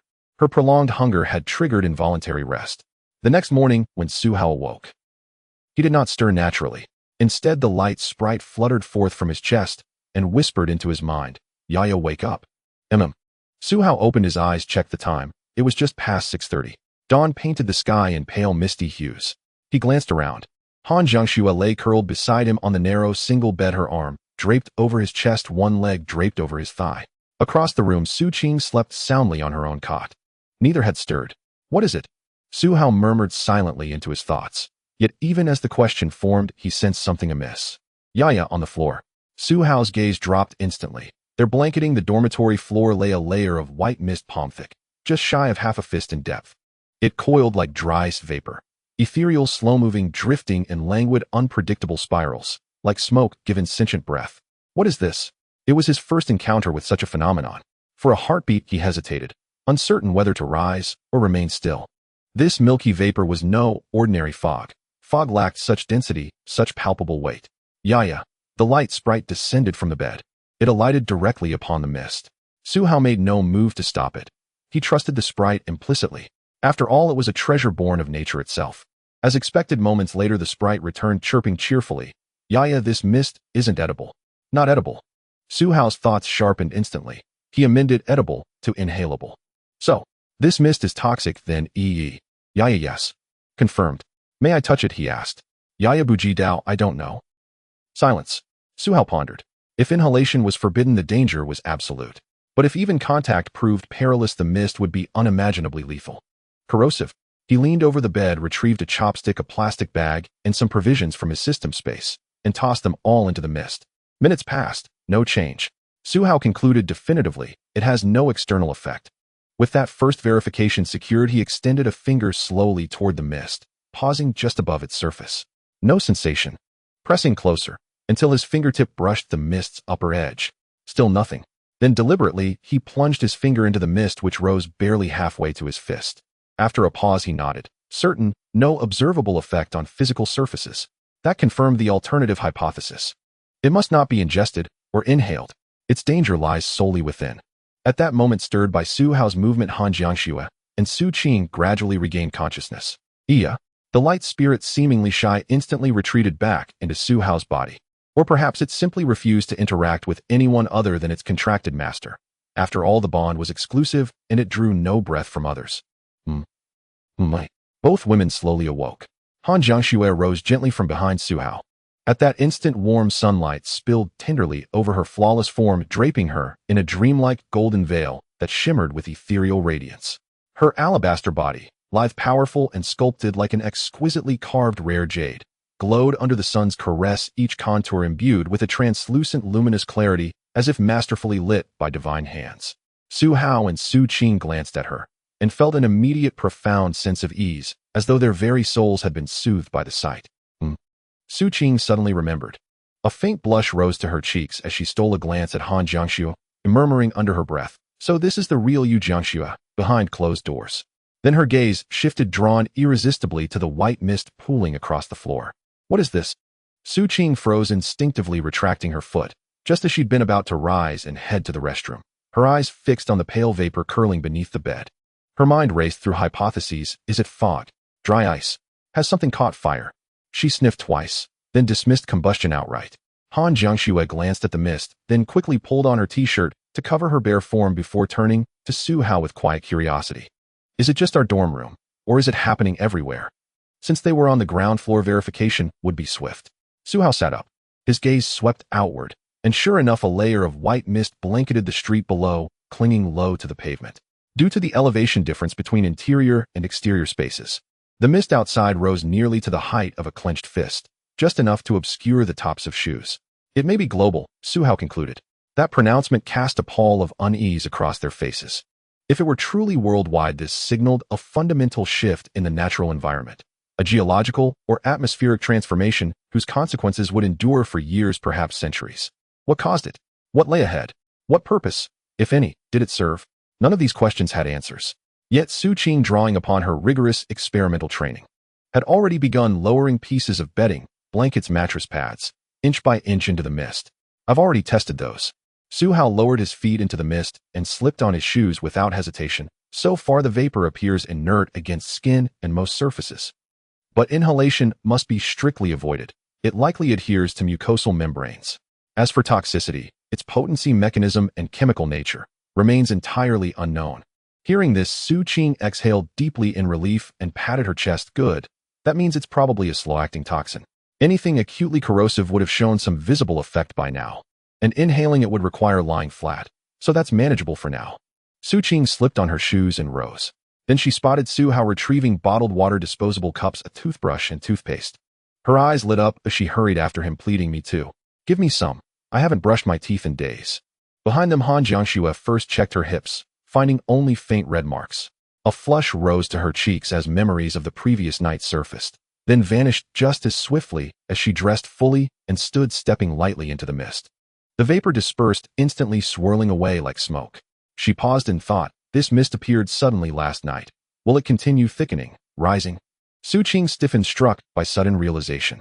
She whirled around, scratching her head with both hands. Right. If it keeps rising, what then? It barely reaches shoe tops now. What if tomorrow it laps at our ankles? Next week our calves. Next month our waists. By next year it could tower over rooftops.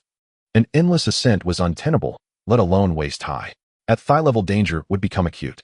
Inhalation remained forbidden. Yet accidents were inevitable. Stumbles, falls, loss of balance.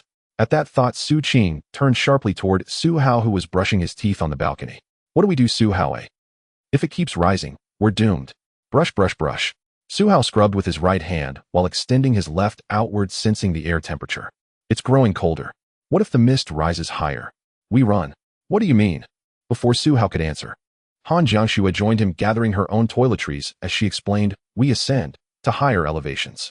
Jiangcheng is a coastal city. This mist possesses mass and weight. It settles upon the ground. Higher altitudes will remain clear. We cannot resist nature's forces, only adapt by seeking higher ground. She took a sip of mineral water, then began brushing her teeth. Su Qing weighed the logic carefully and found no alternative. Faced with nature's metamorphosis, humanity's dazzling civilization could only yield and adapt. Can we halt earthquakes? No. Can we stop tsunamis? No.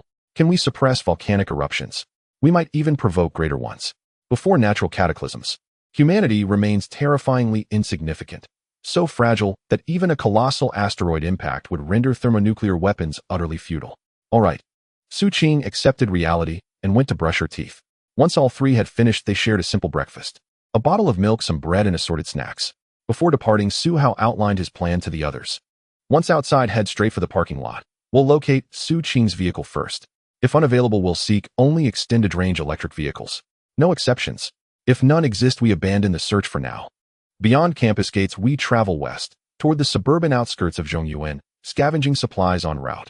But we avoid downtown centers and tourist districts entirely. We target only areas with moderate population density, neither deserted nor overrun. Su Qing raised her hand to ask a question. Su Hao glanced at her. Speak. Why skip downtown? Wanda Plaza and Zongrunfa supermarket are packed. Looting once could feed us for months. The moment the question left her lips, Han Jiangxiu nearly drew her blade, then instead delivered a sharp stinging slap to Su Qing's backside. With a crisp slap, she locked eyes with Su Qing and explained, voice edged with impatience, why do downtown areas hold such abundant supplies? Have you considered that? Do you wish to witness zombie hordes piled higher than skyscrapers? At those words, Su Qing's face drained of color, her imagination conjuring the horror in vivid, chilling detail. Their university, Jiangcheng University, lay only within the second or third ring roads. To enter the innermost district now would mean confronting seas of undead beyond counting. Downtown stockpiles existed precisely because of extreme population density. Warehouses had to be vast. Given such congestion, finding even a single open space would be impossible, every inch teeming with shambling corpses. Thus, in the apocalypse, population density became the ultimate difficulty metric. Jiangcheng University was pure unrelenting hell mode. Downtown was absolutely forbidden. With such staggering human concentration, the crucible of chaos could birth abominations beyond even Su Hao's darkest speculations. They finalized their operational plan. Su Hao began charting the route. Where to go first? Unquestionably, as long as they avoided the city center, they would scavenge resources along the 3rd to 5th ring roads, then proceed toward the corresponding 3RD 5TH ring zone near another urban core, taking any viable path in between. Urban streets, national highways, even expressways. The sole hazard on expressways was traffic congestion. Once gridlocked, ordinary people faced catastrophe. They'd have no choice but to abandon their vehicles and proceed on foot. But Su Hao faced no such limitation. He could carry a car barehanded. Provided his system reserved sufficient spatial capacity, he could stow the vehicle inside, traverse the congested stretch on foot, then retrieve it afterward. By the same logic, he need not park outside at all. Upon disembarking, he could instantly store the car within his spatial domain, the safest option of all. Thus, expanding his system's spatial capacity was not merely important, it was imperative. Clap, clap. After finishing breakfast and resting briefly, Su Hao rose and brushed his hands together. Let's go. Su Qing, where did you park your car? And how much charge or fuel remains? The parking lot in the southwest corner of campus near the basketball court, Su Qing recalled. But fuel? I'm nearly empty. Only 2 bars left. Understood, no issue. The southwest corner parking lot lay adjacent to the basketball court, the very spot where days earlier a male student had lured away several thousand zombies. As for fuel, even a few dozen kilometers would suffice. Su Hao had means to refuel. Having relayed this to both companions, he added deliberately, having premeditated the contingency, should the zombie horde grow overwhelming or be drawn toward us. Jiang Shui departs immediately while I carry Su Qing. If the parking lot becomes encircled, we abort the plan entirely. Su Qing, can you confirm you'll be able to unlock the car the moment you reach it? Absolutely. I'll trigger automatic unlocking upon approach. But if my smartwatch dies, it won't work. Its battery lasts at most 1 more day. All right. My car resembles Jade Green parked in Bay 18. 1 day's power was sufficient. One of Su Hao's objectives required locating a range-extended electric vehicle. Merely driving it was enough. Su Qing could unlock it thanks to her watch's Bluetooth functionality. Modern EVs featured keyless entry, unlocking automatically upon proximity, thus avoiding the absurd cinematic tropes of fumbling for keys, dropping them, or even kicking them away in panic. Su Hao asked finally, are you confident behind the wheel? Bold enough? Wild enough? No. I drive very steadily. Then I'll drive. Unlock it, then take the rear seat. All right, let's go. The trio set out, not through the main gate. They exited precisely as they'd entered the day before. Su Hao vaulted first from the balcony. Upon landing, spatial distortion rippled across his body, and in the next instant he stood transformed into a fully armored heavy infantry warrior. Drawing his massive broadsword, he waited as Su Qing and Han Jiangxiu leapt down. Han Jiangxiu, accustomed by now, reacted calmly. Su Qing, however, froze, stunned anew by the jarring metamorphosis. Clad in armor, he was a god of slaughter, rending zombies with brutal divine precision. Unarmored, he was a paragon of refined composure, physically formidable yet serene. To Su Qing, he resembled the archetypal protagonist she'd read about in imperial novels. Let's go. Seeing both women safely landed, Su Hao led the way forward. Han Jiangxiu followed, gripping her Miao Dao. Su Qing snapped out of her daze and hurried after them. As they crossed the dormitory district, Su Hao glanced at his mission log. Mission: acquire a range-extended electric vehicle. Mission: sweep Jiangcheng University. 3435 complete. Mission: slay 1,000 zombies. 911-1000. Within the university grounds. He had already slain 911 zombies. 89 remained. Glancing at Han Jiangxue, he said, "When we near the parking lot, wait for me. Keep an eye on Su Qing." Huh. Uncertain of his intent, Han Jiangxue nodded anyway. Understood. The three left the dormitory district and returned to the convenience store. They passed the store, crossed the plaza, and Ming Lake skirted the medical school, then proceeded along the street toward the southwest gate parking lot. Along the way, they encountered scattered zombies, but since these zones had been previously cleared, only a few stragglers wandered near. Su Hao dispatched barely a dozen, still far short of his quota. Near the parking lot, they observed hordes of zombies largely confined to the basketball and badminton courts. Han Jiangxue turned to Su Hao. Upon mutual confirmation, Su Hao nodded and tilted his head toward the parking lot. "You two go ahead. I'll join you shortly." And with that, Su Hao strode forward at full pace, rushing headlong toward a smaller cluster of zombies. Boom, boom, boom. His armored tread struck the pavement with resonant, thunderous cadence. This time it wasn't just Su Qing who stood dumbfounded. Han Jiangxue too stared stunned. They were already departing. What was he doing now? Yet even as bewilderment surged, Han Jiangxue instinctively honored Su Hao's prior instruction. She tapped Su Qing's shoulder. "Let's go ahead." Su Qing complied, watching as Su Hao charged into the zombie throng, slaughtering with terrifying efficiency. She drew a deep breath and asked, voice trembling, "What is Su Hao doing?" Han Jiangxue shook her head. "I don't know. Could it be?" Su Qing murmured softly, "that Su Hao carries some latent violent gene, suppressed before the apocalypse, pent-up rage simmering beneath the surface. Now in this new world, he feels unrest unless he slays a horde each day, and only finds relief in the aftermath." Huh. Han Jiangxue blinked, startled. "Such a gene exists." "Of course it does," Su Qing clarified. "Not the so-called supermale variant that distorts cognition and behavior entirely. What I mean is the kill gene, an ancient inheritance slowly receding through evolution, exceedingly rare in modern humanity. Those bearing it appear perfectly ordinary, until bloodshed triggers their awakening. Then they become bloodthirsty, craving violence, destruction, slaughter, yet regain perfect composure the moment the urge subsides, utterly indistinguishable from others in daily life. I'm not speculating idly. This has been documented in academic research."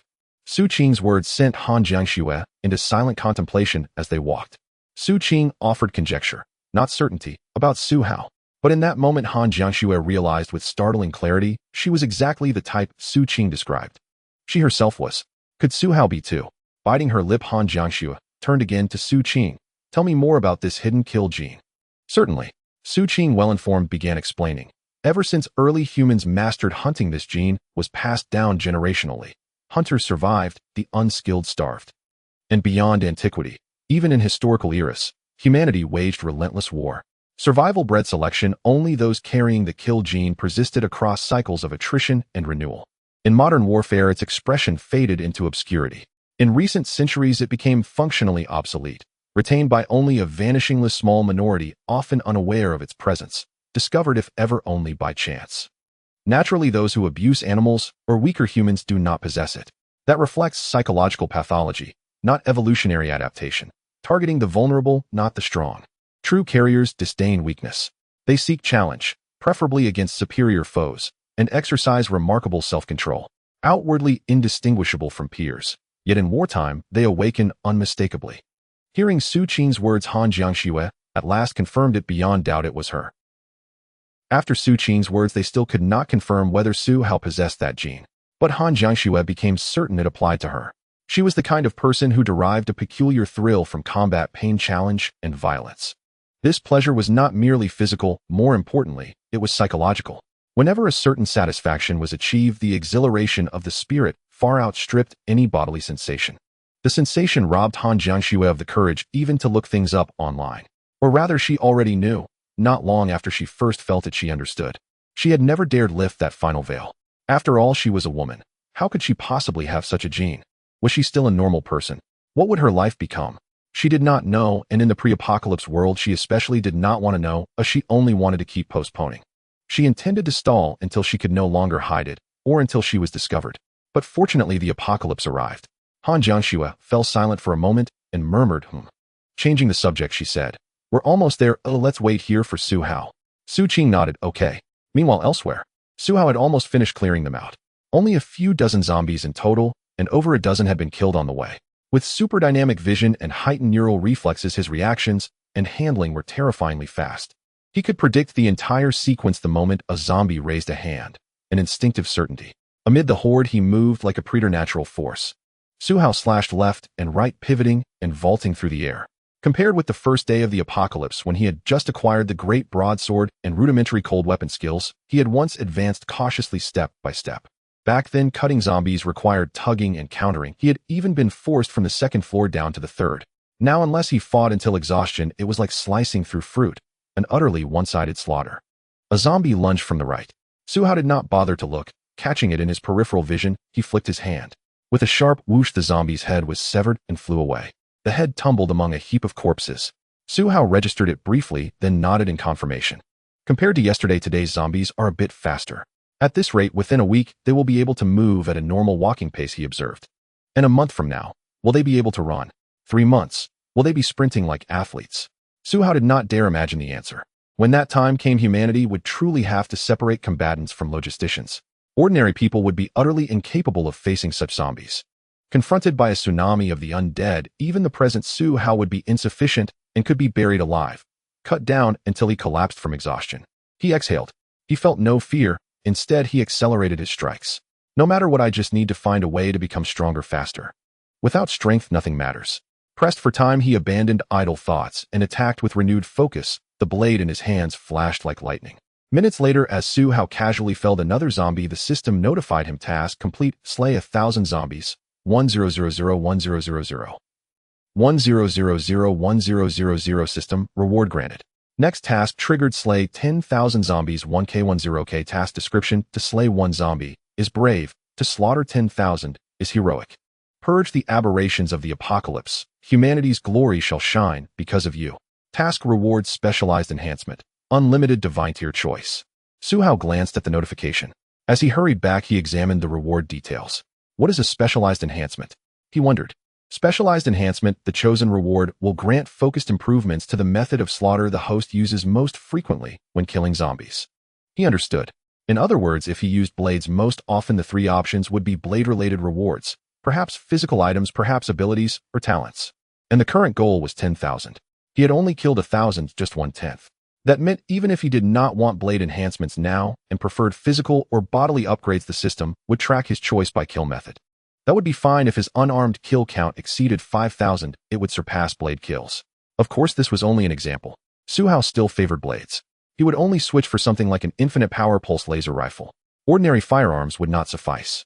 Regular firearms suffer wear and require ammunition, useless against a horde unless used by an army. Even an infinite ammo gun would be inadequate.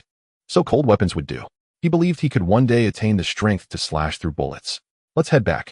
After dispatching the last zombie, Suhao stopped cutting and jogged back toward Han Jiangxue and Su Qing, warning them before he reached them. Move out, stay with us. Han Jiangxue and Su Qing fell into step immediately. The 3 ran into the parking lot where more zombies lurked. Many of them were teachers and public workers, people who had tried to drive away after the outbreak only to be trapped by the undead. Suhao hefted his great broadsword and cleaved left and right, carving a path. From behind, Su Qing called out, I usually park at spot A18. The 3 sprinted toward spot 18. Before they reached it, Suhao had already spotted the car Su Qing meant. Su Qing pointed at it, the jade green one. Suhao arrived first. Blade in hand, he slaughtered every zombie around the car and cleared a space. Then Han Jiangxue and Su Qing caught up. Su Qing reached the driver's side. As she approached, the car unlocked, and she slipped through the rear door. Han Jiangxue went straight to the passenger seat. Suhao opened the door, climbed in, and started it with a single touch. There was no roar of an engine. Good. If an 8-cylinder had been there, a single ignition and the exhaust would have given them away. Zombies could appear to block them at any turn. The instant Suhao sat and started the vehicle, the system announced task complete, acquired a range-extended electric vehicle. Reward granted, vehicle edition, 1 unlimited divine tier choice. Suhao shifted into reverse, turned the wheel right, and stomped the accelerator. As the car backed out, it thunked into a zombie and knocked it down. Su Qing leaned against the rear window and exclaimed, we hit one. Suhao shifted gears, teasing, feeling sorry. Sorry, my ass. Su Qing blurted, delighted lips sweet as honey. If we're boxed in and dead, who cares about the car? Besides, my family bought it. While she babbled, Suhao whipped the wheel hard left, shifted into drive, and floored the pedal. Su Qing, unsteady, was flung toward the rear window. Han Jiangxue hugged her short blade, braced herself, and remained silent. Suhao pressed the accelerator, and the car shot toward the south gate. That was one advantage of an electric car in the apocalypse: instant acceleration without engine noise. It was not that Suhao loved electric cars. It was simply that in the apocalypse electric vehicles were the only practical option. Big American V8s be damned. Only heavy dump trucks and big rigs would be useful. With a press of the accelerator, the electric vehicle surged forward, powered by its motor. Though not exceptionally fast, its 0-60 time estimated at roughly 6 seconds, it carried 3 passengers and bore considerable mass, transforming it into a modest, yet formidable battering ram. Suhao sharply turned the steering wheel and floored the accelerator, making only subtle controlled adjustments, not wide sweeping motions. His primary tactic was to strike the zombies with the vehicle's flanks, the reinforced sides beside the bumper, ensuring impact required minimal effort and preserved momentum. Under the vehicle's sheer mass, zombies were effortlessly hurled aside, limbs flailing, fate unknown. Han Jiangxue held a Miao Dao tightly, her gaze sharp and watchful, absorbing every maneuver as she learned. After observing for a moment, she grasped the principle. Striking with the sides preserves speed, so we can keep charging continuously. Exactly. Suhao nodded, then added wistfully, shame we lack a snowplow-style ram. Then we could charge without restraint. We could retrofit one later, Han Jiangxue replied calmly. A conical ram, for instance.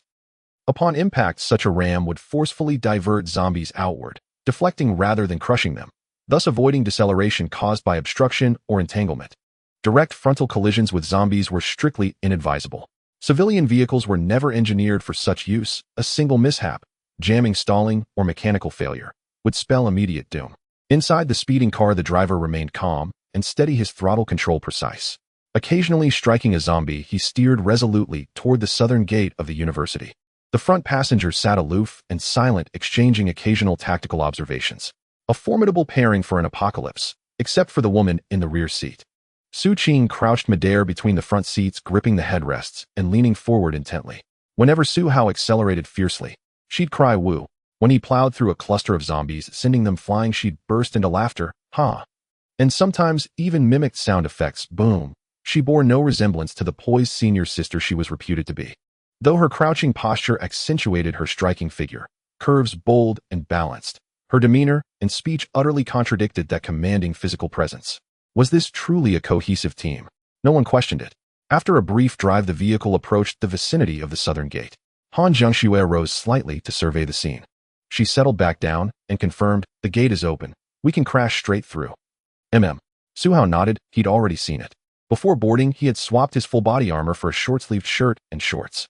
At 185 centimeters tall, his elevated vantage point inside the SUV granted him exceptional visibility. The vehicle, an SUV with a slightly raised chassis, was moments from bursting through the southern gate when Suhao glanced at his mission log. Mission sweep, Jiangcheng University. 35, completed. Excellent. Nothing more bound them to this campus.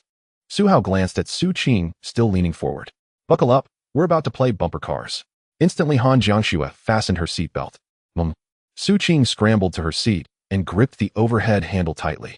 Then, Suhao stomped the accelerator, aligned his trajectory, and launched the vehicle straight toward the southern gate. Boom, boom, boom, boom. Crash. Accelerated to over 100 kilometers per hour, the car struck with unstoppable force, flinging multiple zombies skyward in a single devastating charge. Hurtled through the air like tattered rags, their limbs spun wildly, unmoored from control, some even disarticulated mid-flight, arms and legs flying separately from torsos. Crunch. Shatter. Another impact. The headlights and front fascia visibly crumpled upon contact. Shards of shattered plastic and composite flew outward. Modern automobiles were engineered for crash safety, not for repeated, deliberate collisions like carnival bumper cars. They prioritized occupant protection and accidents, not relentless high-velocity impacts. The bumper held firm, but the front end bore the brunt of the punishment. Within the campus, students were trapped, on classroom rooftops, inside lecture halls, or sealed within administrative buildings, listening helplessly to the hollow thuds of shambling corpses against walls. Some pointed frantically toward the southern gate. Look, someone's breaking out. Then what about us? Still waiting for rescue? We can't wait any longer. We'll starve. Food's running out. What do we do? Let's take our chances. Agreed. Outside the southern gate, the car thundered onward, its front-end impacts echoing in rapid succession. Over 200 meters, it collided with over 20 zombies before reaching the gate's threshold. In the instant before emergence, Suhao glanced at the security booth. Farewell. In the next breath, the speeding vehicle crashed violently through the gate, bursting into the world beyond. And in that very instant, A chime resonated in his mind. Mission complete. Sweep Jiangcheng University. Rewards distributed. As the tires crossed the threshold, Su Qing let out an exultant, "Whoa. Where to now?" Su Hao kept his focus on the road. Escaping campus didn't mean open roads awaited. Within China's dense urban sprawl, unobstructed driving was impossible, unless one ventured into newly developed industrial zones. But those areas offered nothing. No supplies, no shelter. Per their plan, they wouldn't head downtown. Instead, they'd push outward, to suburbs, seeking small supermarkets, hardware stores, and warehouses. Yet before that, Su Hao still had 3 unredeemed rewards, and glancing at the fuel gauge realized reserves were critically low. Refueling was imperative. Even extended-range EVs relied on gasoline-powered generators. First, find a quiet suburban zone, low zombie density, to regroup and refuel. Refuel it. Su Qing pondered. Suburban gas stations? I don't recall any. Han Jiangxue frowned thoughtfully. She turned to Su Hao. In the apocalypse, can gas stations still dispense fuel? He shook his head. Almost certainly not. What a... Su Qing cried, despair rising. Then how do we refuel a... Su Hao drove on, expressionless. Don't panic. I have my own method. Han Jiangxue and Su Qing exchanged a glance, then silently chose trust. If he said he had a way, he did. They'd see it unfold. The vehicle sped forward. Its engine noise remained subdued, drawing no zombies unless they wandered within 10 meters. By then the car was already far ahead. Zombies left stumbling blindly after it, then wandering aimlessly once more. Yet now complications multiplied beyond the undead. Beyond campus, Su Hao had to evade not only zombies, but also vehicles. Roadblocks formed less by shambling hordes, more by abandoned cars, jammed crosswise piled, and chain reaction crashes triggered at the outbreak's onset. Vehicles littered crosswalks, medians, and asphalt alike. Unless completely gridlocked, Su Hao navigated around them. He couldn't simply bulldoze stalled cars aside. His vehicle wasn't that powerful. He grew increasingly frustrated. Glancing at Su Qing, he asked, "Now you understand another reason we're avoiding the city center?" Su Qing stared, chilled. "Yes, absolutely not the city center. Can the traffic in the city center wait for a few red lights? Can the throng of electric scooters in the non-motorized lanes be compared to a swarm of ants? Can one push through the sea of people? Especially during the morning and evening rush hours, the number of people gathered is even more terrifying than a horde of zombies. Except they are not zombies, they are even more ruthless. Adding to this is the traffic accident that occurs during the apocalypse. Vehicles entering the city center certainly do not resemble those in films where there are hardly any cars, allowing them to drive recklessly. You think too highly of it, considering the number of vehicles in the country as well as the traffic flow on the roads. Right now, Su Hao driving into the city would be completely stuck. Even a heavy truck wouldn't budge unless a tank could just roll over it. Moreover, Jiangda is located near the second ring road. Driving a few more main roads towards the city center would lead to the situation Su Hao imagines, or even worse. At that time, the road's green belts, non-motorized lanes, sidewalks, and streets would all be filled with vehicles. Zombies would swarm everywhere, in the streets, on the roads, and even inside buildings. The numbers would absolutely surpass those in the school. Su Hao couldn't even dare to imagine the scene at that point. Perhaps jumping off a building would be a form of relief, and the ones that can fight their way out might be limitless in the future. However, no matter what, Su Hao does not want to start in the city center, especially in the center of a super city. And right now, being on the outskirts, he certainly shouldn't venture in willingly unless there is some super attractive reward in the city center. Upon leaving the school, the electric vehicle roared to life. After traveling for about 10 kilometers, the three successfully arrived outside the third ring road. Su Hao drove, surveying the surroundings. Eventually, they arrived at a small shopping mall called Xiangfu Mall, which seemed to be on the verge of closing down. Near the mall, there were a gas station, a construction site, a bank, new residential complexes, hotels, and driving schools. The facilities are quite complete. Fortunately, there is no subway station nearby, otherwise the number of people here would be significant. This will do. Su Hao parked the car next to the construction site. With the construction site being idle, it was very spacious inside, without any zombies, suitable for a brief rest. Su Hao parked the car and shifted to park. Then he got out of the car, instantly donning his full heavy armor. Even near an idle construction site, there were passers-by who had turned into zombies wandering nearby. So upon hearing the sound of the car, they all came down. Su Hao stepped out, pulling out a large broadsword, and swiftly killed the nearby zombies. Thud, thud. Now the surroundings were much clearer. After Su Qing stepped out of the car, she glanced at the gas station, not far away, her face instantly filled with regret. She curiously asked, "Why can't we refuel at the gas station?" This question Han Jiangxue was also unclear about. But since Su Hao said it couldn't be done, she believed it, and now she was puzzled, wanting to know the reason. Su Hao wiped the blade and explained the fuel at gas stations is stored in underground tanks and both filling and extraction require special tools along with explosion-proof and corrosion-resistant measures. Even if the fuel pump is connected to solar power, we still need the fuel pump's password. Right now, the entire world is offline. Can you still use self-service refueling? Of course not. Su Qing immediately shook her head. Han Jiangxue also indicated that she understood. Gas stations are certainly key protected areas. Even during construction, safety issues were heavily considered. The underground tanks are equipped with various defenses against explosions and corrosion, with separate channels for openings and exits that cannot be opened normally. If they could easily siphon off the fuel, that would indeed be a serious problem. Thieves specializing in stealing gasoline would be a concern. Su Hao certainly wanted to take the fuel from the gas station. A gas station would have fuel measured by the ton. Rating one gas station's fuel would be enough for them for several years. Even if they used a generator every day, it would last for several months. Su Qing thought for a moment and still felt like there was a huge treasure right in front of her, but it couldn't be taken away. She regretfully asked, is there really no other way? There's so much fuel. In the future, we can find a way to bring an excavator to dig it out, and then Su Hao, you can use your spatial abilities to take it away. How about that? Bringing an excavator. This is indeed a solution, but it requires Su Hao to have enough spatial capacity. With his current 50 cubic meters of space, it certainly isn't enough. It's only enough to store some food supplies, tools, etc., along with a small car. At most, that would be it. Speaking of excavators, I actually have a solution. Su Hao thought for a moment, but it's not feasible right now. My space isn't big enough. Let's talk when it is. Su Qing's eyes widened in surprise. There really is a way. She merely mentioned it casually, not expecting it to actually be possible. This is incredible. With the storage capacity of the gas station's gasoline, being able to sweep one gas station clean would be enough for them for a very long time. If they could gather a bit more, they wouldn't have to worry about energy issues. The small team can do whatever they want. Han Jiangxue nodded with bright eyes. As long as there's a solution, it's fine. And for Su Hao, the solution is to dig. But not just digging. It's about finding a way to cut open an opening. As long as they don't blow up the fuel tank, if they can open a hole, Su Hao can absorb all the fuel through the system. If not, wait until the space is big enough. First, dig open the tank and store the large fuel tank. Then find a way to create an opening. After all, as long as they get it, anything goes. Gurgle. At that moment, Su Qing's stomach protested. She held her flat stomach and said, I'm so hungry, let's eat something. All right, let's rest first. Su Hao turned to look at the construction site. Let's go inside the site.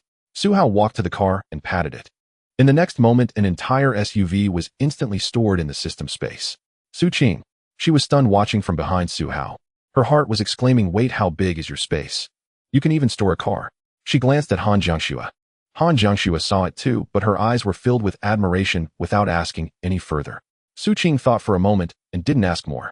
This made her suddenly understand a principle. Su Hao letting her know was already a sufficient expression of goodwill. She didn't need to ask for such details like how big the space is, its shape, or what it can do. This already involves privacy. Asking further would be impolite. It might not just be impolite, it could lead to consequences that make one feel uncomfortable. So it is like this.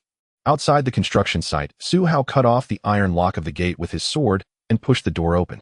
The site had already completed the main structure. The entire building already had a framework. Then it was left unfinished. Han Jiangxue walked over confused. What's wrong? I was wondering, once the space is large enough, can we carry the house with us?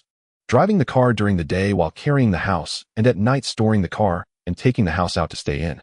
Most of the things collected would be kept in the house, leaving a larger space as a warehouse. As Su Hao's idea emerged, Han Jiangxue and Su Qing both visibly paused, stopping in their tracks. After a moment of thought, their eyes brightened with excitement. Su Qing exclaimed, is that even possible? If we design the space and shape, well, can't we create nesting dolls? It involves maximizing space usage with one layer enveloping another. It's like Su Hao stuffing a piggy bank, filling it with money so that it doesn't need to be stored separately. The premise is not to calculate space separately. However, Su Hao's space is even more convenient than nesting dolls. Nesting dolls must be peeled from the outside in, while the system space allows access directly from the innermost part outward, as well as inserting from the outside straight to the innermost. Thus, space can be utilized to an even greater extent. It really is possible. Su Hao clapped his hands and nodded. Let's discuss it further once the space expands. Su Qing nodded excitedly and eagerly. Okay. The three of them entered the unfinished building.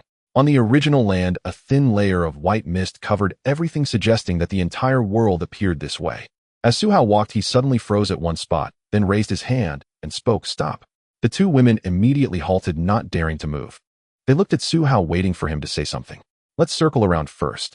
This time Su Hao was much more cautious. He walked around, picking up a stone he had kicked and tossed it towards the area he had noticed. With a splash, the stone fell into the white mist and disappeared without a trace. Han Jiangshue's eyes widened while Su Qing's mouth dropped in surprise. Both of them immediately understood there's a pit. Indeed, there's a pit. Su Hao sighed, almost meeting his demise before the mission even began. Fortunately, his vision and perception were strong, allowing him to notice it in advance. On construction sites, there are always some pits waiting to be filled after the groundwork is laid. Now the white mist had appeared, filling the pits, making them nearly undetectable. If one were to fall in, they'd be overwhelmed. This white mist is not to be inhaled. Once inside and startled, who knows how much one would inhale and what might result from it. That's terrifying. Su Qing was sufficiently frightened, now much more obedient, following Su Hao's lead closely. Wherever he went, she followed. They finally reached inside the unfinished building and breathed a sigh of relief. Everywhere is fraught with danger. Let's take a break. Su Hao found a place to sit down and took out food and water from the system space, piling it on the ground. He let the two women choose for themselves, like camping, planning to collect everything in one go later. The two of them picked what they wanted from the food pile, then began eating and chatting. Su Qing took a bite, then casually pulled out her phone, which had been out of battery for a long time, and pressed the power button. She was momentarily taken aback, then put it away. Han Jiangshue couldn't help but smile. You still carry that? Now it's just a brick. Not entirely, Su Qing sighed. When there's a chance to charge it, it can serve as a flashlight, take photos and videos, record things, and even function as a computer. I could also play some single-player games with it. Did you download any? Download what? Single-player games. No. Then what's the point? Who could have predicted the apocalypse and downloaded single-player games in advance? Now even satellite signals are useless. Even if the phone is charged, it can only perform basic functions. Su Qing helplessly held the black-screen phone, flipping it over and over, but there was nothing she could do. Finally, she grumbled, I can't even read the book in my hand. On the other side, Su Hao seemed to be eating and resting. In reality, he was busy working on his system rewards. He had completed all the tasks in his hands. Only one permanent task Goddess team remained. The other tasks had turned into 3 rewards. Let's start with the reward for sweeping Jiangcheng University. This task was relatively easy to complete and likely offered nothing useful. Reward count has been used. Please choose one from the following 3 rewards. Reward 1 M249 light machine gun, 100 rounds of 5.56 by 45 ammunition, level 4 bulletproof vest, level 4 helmet, monocular infrared night vision device. Reward 2 100 tons of ultra-thin sanitary pads. Reward 3 50 cubic meters of system space. He glanced at the options. He immediately passed on the second reward. What use would he have for 100 tons of sanitary pads? Even with 2 women around, the inventory from yesterday's small shop sweep would last them for several months. Would he burn it for firewood? Pass. Then he looked at the first reward. A complete set of heavy weaponry. The M249 light machine gun, 10,000 rounds of ammunition, and he could do without the bulletproof vest and helmet. They weren't very useful. The gun is decent. But the issue is a light machine gun cannot achieve a decisive effect. What good is having 10,000 rounds? After exhausting a magazine, wouldn't he have to reload? Moreover, the sound of that gun. Even here, firing a burst would attract an unknown number of zombies. How could he possibly shoot? Firearms are only effective when used by the military. So likewise, pass. Let's look at the last one. 50 cubic meters of system space is about the size of half a living room. He already had 50 cubic meters. Selecting this would double it to 100 cubic meters. At that point, he could fit 2 cars. He could stockpile more items. Plus, future plans would require more system space. Thus, after a moment's thought, Su Hao nodded. I'll choose reward 3. Reward has been granted, expanding system space to 100 cubic meters. Su Hao's consciousness sank into his mind. He immediately felt that the system space had doubled in size. The space that had been cramped with a car was now no longer crowded at all. Food and tools lay beside him, leaving plenty of room for more. Very good. The expansion of space made Su Hao feel much more comfortable. The sense of space inadequacy vanished in the blink of an eye. Did I previously have such a sense of crisis? Su Hao touched his chest, realizing he had this feeling of urgency. Now that the space had expanded, he felt considerably better. It really is. The instinct to stockpile, isn't it? He used the lottery once. Su Hao ate a bit, took a sip of his drink, and continued with the lottery. The next reward. I'll use the reward for the extended range vehicle. He focused his mind, and in the next moment a prompt echoed in his mind. Reward count has been used. Please choose one from the following 3 rewards. To be honest, the moment Su Hao saw the 3 rewards appearing simultaneously, his heart was filled with sorrow. Why can't I have them all? 3 options, 3 holographic projections, 3 pieces of information. Without saying anything else, just from the first glance at the 3 projections, Su Hao could be certain that he liked them all. These cars are too stunning, incredibly cool. They are all vehicles of the future. Forget it, let's look at them one by one. Su Hao sighed. Even if he could only choose one, he still wanted to see them all and feast his eyes. Let's look at the first one. Give me the detailed information. Stone Sword Type Supercar Production Year 2070 Horsepower 1666 HP Curb Weight 1670 kilograms Interior 2 doors 2 seats Material Crystal Information Metal Introduction. As a supercar it boasts a 1.6 seconds 0-100 acceleration and an extreme appearance. From the outside it appears to be a fully enclosed vehicle, and it is. However, inside, the holographic information projection cockpit provides an almost glass-like transparency, delivering an unparalleled driving experience. Cool. Suhao glanced at the demonstration. This supercar named Stone Sword has a fully enclosed exterior with only the doors able to open. But from the inside, the entire cockpit is transparent. It provides a true panoramic environment with no obstructions whatsoever. You can even see what's beneath your feet, and the scenery rushing past from the side will surely make your adrenaline surge. Overall, it's a car that exudes an invincible aura. In modern times, no supercar would stand a chance. It truly dominates. But what a pity, Suhao lamented. It's useless in the apocalypse. But he is in the apocalypse. No matter how fast a supercar is, it still depends on the road conditions. Is a fully enclosed car durable? It can only carry 2 passengers. With such a low chassis, it can't traverse dirt roads. This means it can't be chosen in the apocalypse. So, pass. Let's look at the next one. Suhao helplessly moved on to the next one.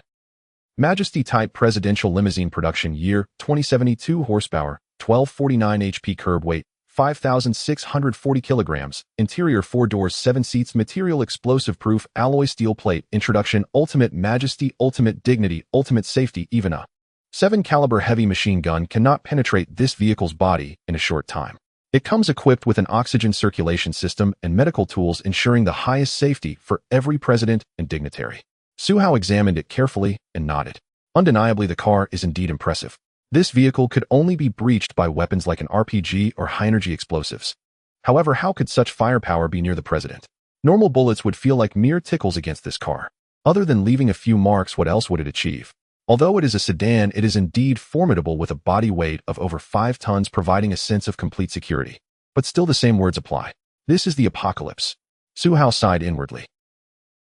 He doesn't want a supercar or a tank. He just wants a big, sturdy muscle car. One that is tough, unbreakable, and powerful. Neither of the first 2 options meets his requirements. If it were before the apocalypse, he would have pondered for quite a while. But after the apocalypse, pass.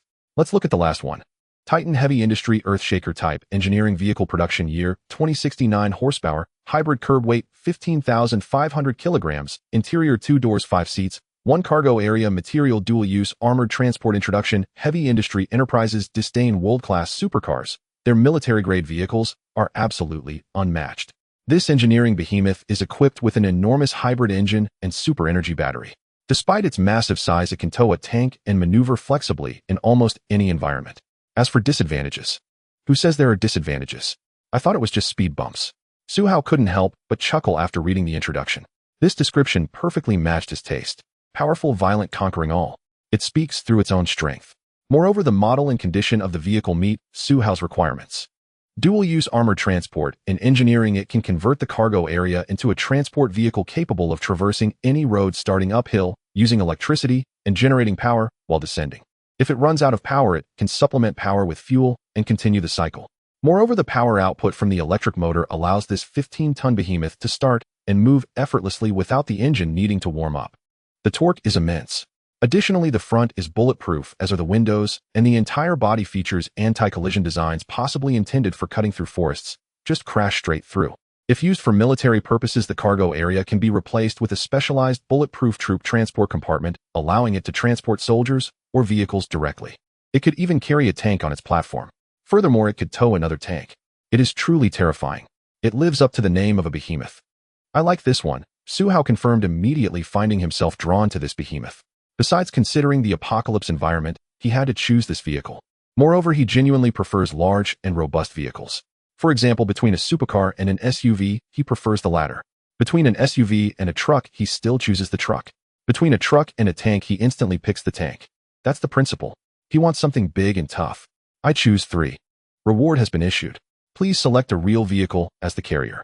The system space is ample. Before the reward is issued, please choose the vehicle modification project.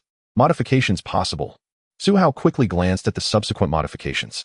As expected, there were several options for the cargo area: transport compartment, troop compartment, trailer compartment, residential compartment. The front also has options: lightweight front, heavy-duty front, bulletproof front, ram front. Wheels, off-road tires, explosion-proof tires, tank treads, durable tires. The modification choices are numerous. But after Su Hao examined them carefully, they generally fall into several categories: daily use, engineering, military, personal use. Daily use refers to the bare vehicle, which is lightweight. Engineering and military refer to specific project modifications. Personal use is for enterprises to purchase and modify according to their needs, whether for travel or snow removal. After Su Hao carefully reviewed it, he began to make modifications. His expression was incredibly serious, far more so than when he was studying or watching borderline videos. Using the enterprise procurement personal use design modification. The cargo area should be a bulletproof residential compartment able to fold into double layers. The front needs a snow-pushing triangular ram, all glass, should be bulletproof with tires that can handle off-road and are durable. No treads, and I want to go long distances. The interior must have a power system with air conditioning, charging ports, and discharging ports, essentially a residential system.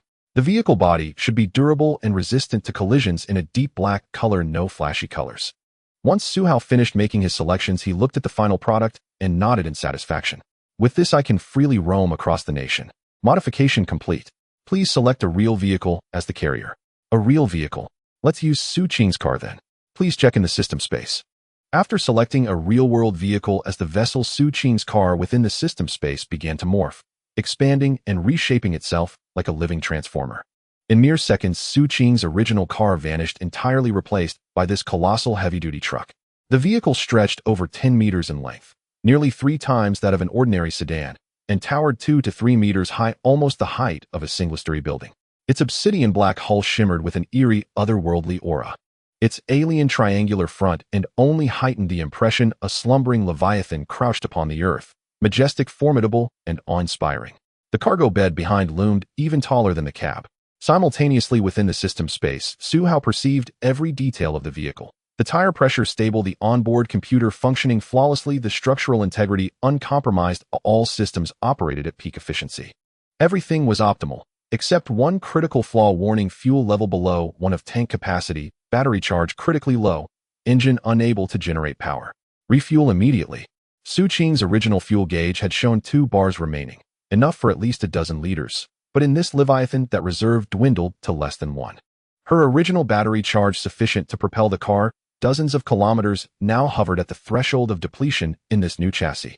So it's not merely a beast, it's a fuel-devouring behemoth. Su Hao shrugged indifferently.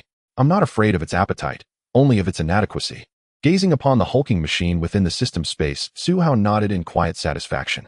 One final draw, Zombie Thousand Slayer. Activate. In-reward usage confirmed.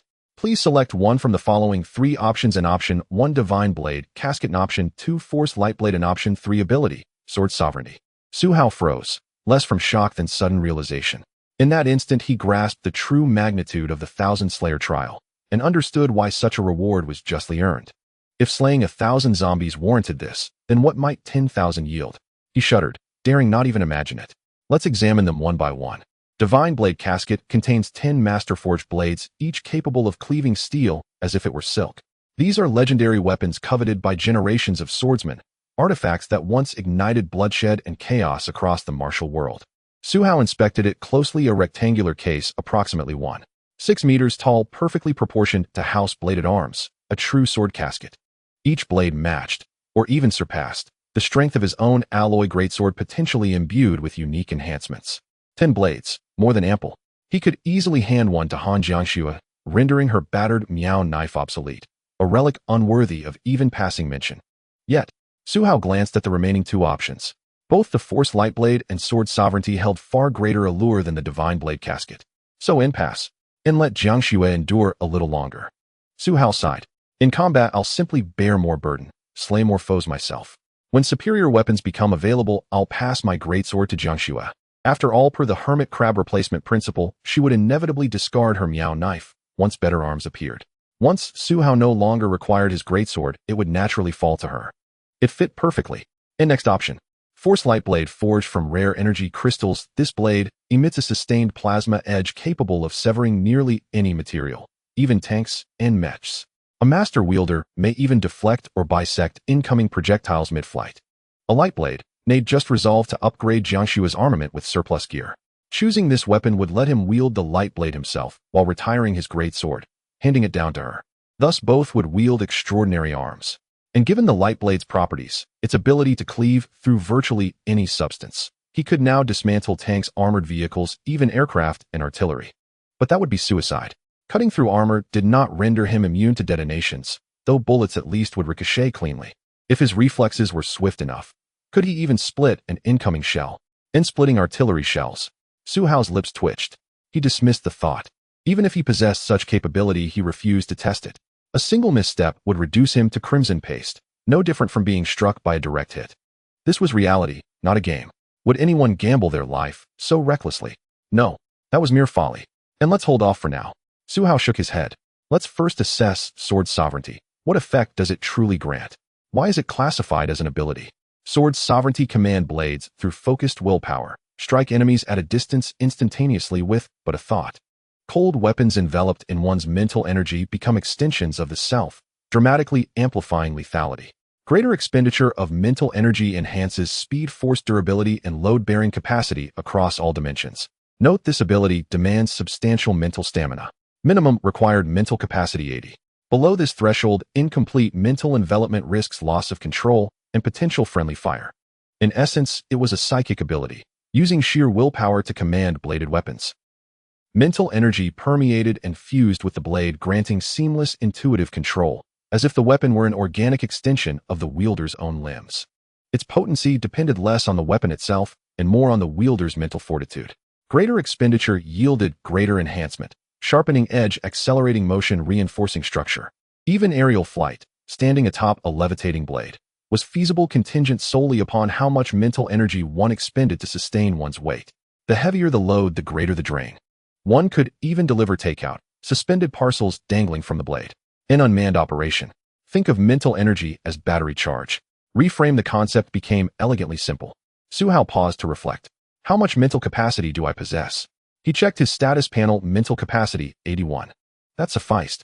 And I possessed the light sprite, continuously restoring physical stamina, mental energy, and even injuries. Thus, every use of sword sovereignty draws from reserves I am simultaneously replenishing. Then endurance. Su Hao's eyes gleamed. This is flawless, like using a smartphone while charging it in real time. Early on, recovery vastly extends operational duration. Later, as his mental capacity grows and the light sprite evolves into a greater sprite, regeneration may eventually outpace consumption, enabling near-perpetual use. There remained no further hesitation. This was sword sovereignty, granted not by Dao cultivation, but by ability. Yet the result was identical. And I choose option 3. Su Hao affirmed instantly. In reward granted. Ready for immediate deployment. At the moment of selecting the reward, knowledge and abilities regarding sword manipulation automatically surfaced in Su Hao's mind, teaching him how to envelop and permeate cold weapons with his spirit. He learned how to activate and control them as if they were extensions of his own body, and how to increase or decrease his spiritual power. After a moment of silence, Su Hao opened his eyes, having mastered the use of the sword manipulation ability. Meanwhile, in the unfinished building, Han Jiangxue and Su Qing observed Su Hao, who had been resting with his eyes closed after eating. After some time, he suddenly opened his eyes. At that moment, Han Jiangxue and Su Qing were quietly chatting with Han Jiangxue's back turned to Su Hao and Su Qing facing him. Upon noticing that Su Hao had opened his eyes, Su Qing continued to chat softly while secretly glancing at him. Under Su Qing's gaze, Su Hao opened his eyes and conjured his large broadsword out of thin air. He then laid it steadily across his lap. Su Qing. She couldn't understand what Su Hao was doing. Was it maintenance? Su Hao took a deep breath and began to gently stroke the sword's blade with his fingers. From the hilt to the blade's tip, he touched everything except the cutting edge. Su Qing. Her curiosity grew. What was he doing? This wasn't maintenance. After completing his actions, Su Hao seemed a bit mentally fatigued. He pinched the bridge of his nose and pressed on his temples. After a while, his complexion improved. Su Qing. What was going on? Not daring to ask or make a sound, she silently watched. But the next moment, Su Hao raised 2 fingers, his index and middle fingers together, the others curled back, striking a hand gesture.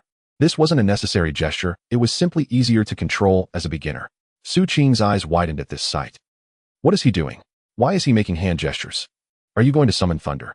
At this moment, Han Jiangxue noticed Su Qing's unusual behavior. She had been absent-minded since earlier. Glancing at Su Qing, she turned her head to look at Su Hao. Just at that moment, Su Hao activated his ability, beginning to channel his energy.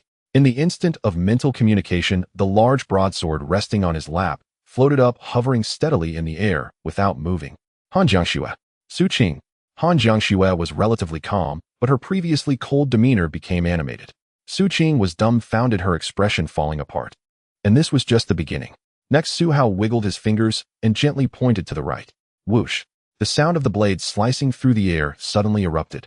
The broadsword, which had been floating in the air, instantly appeared precisely where Su Hao had envisioned it, without any deviation. The process was so swift that the naked eye could only see a blur. So that's how it works, Su Hao murmured softly. It wasn't as difficult as he had imagined. He had expected it to wobble and float unsteadily, but it turned out to be so convenient. He just needed to present a three-dimensional spatial model in his mind, as if building a model of the space he saw in his thoughts. Then he mentally directed the broadsword to stab at that point, also specifying the speed, angle, and other parameters. Eventually it formed. Next, Su Hao raised his right hand, making the sword gesture, and lightly swayed it in the air.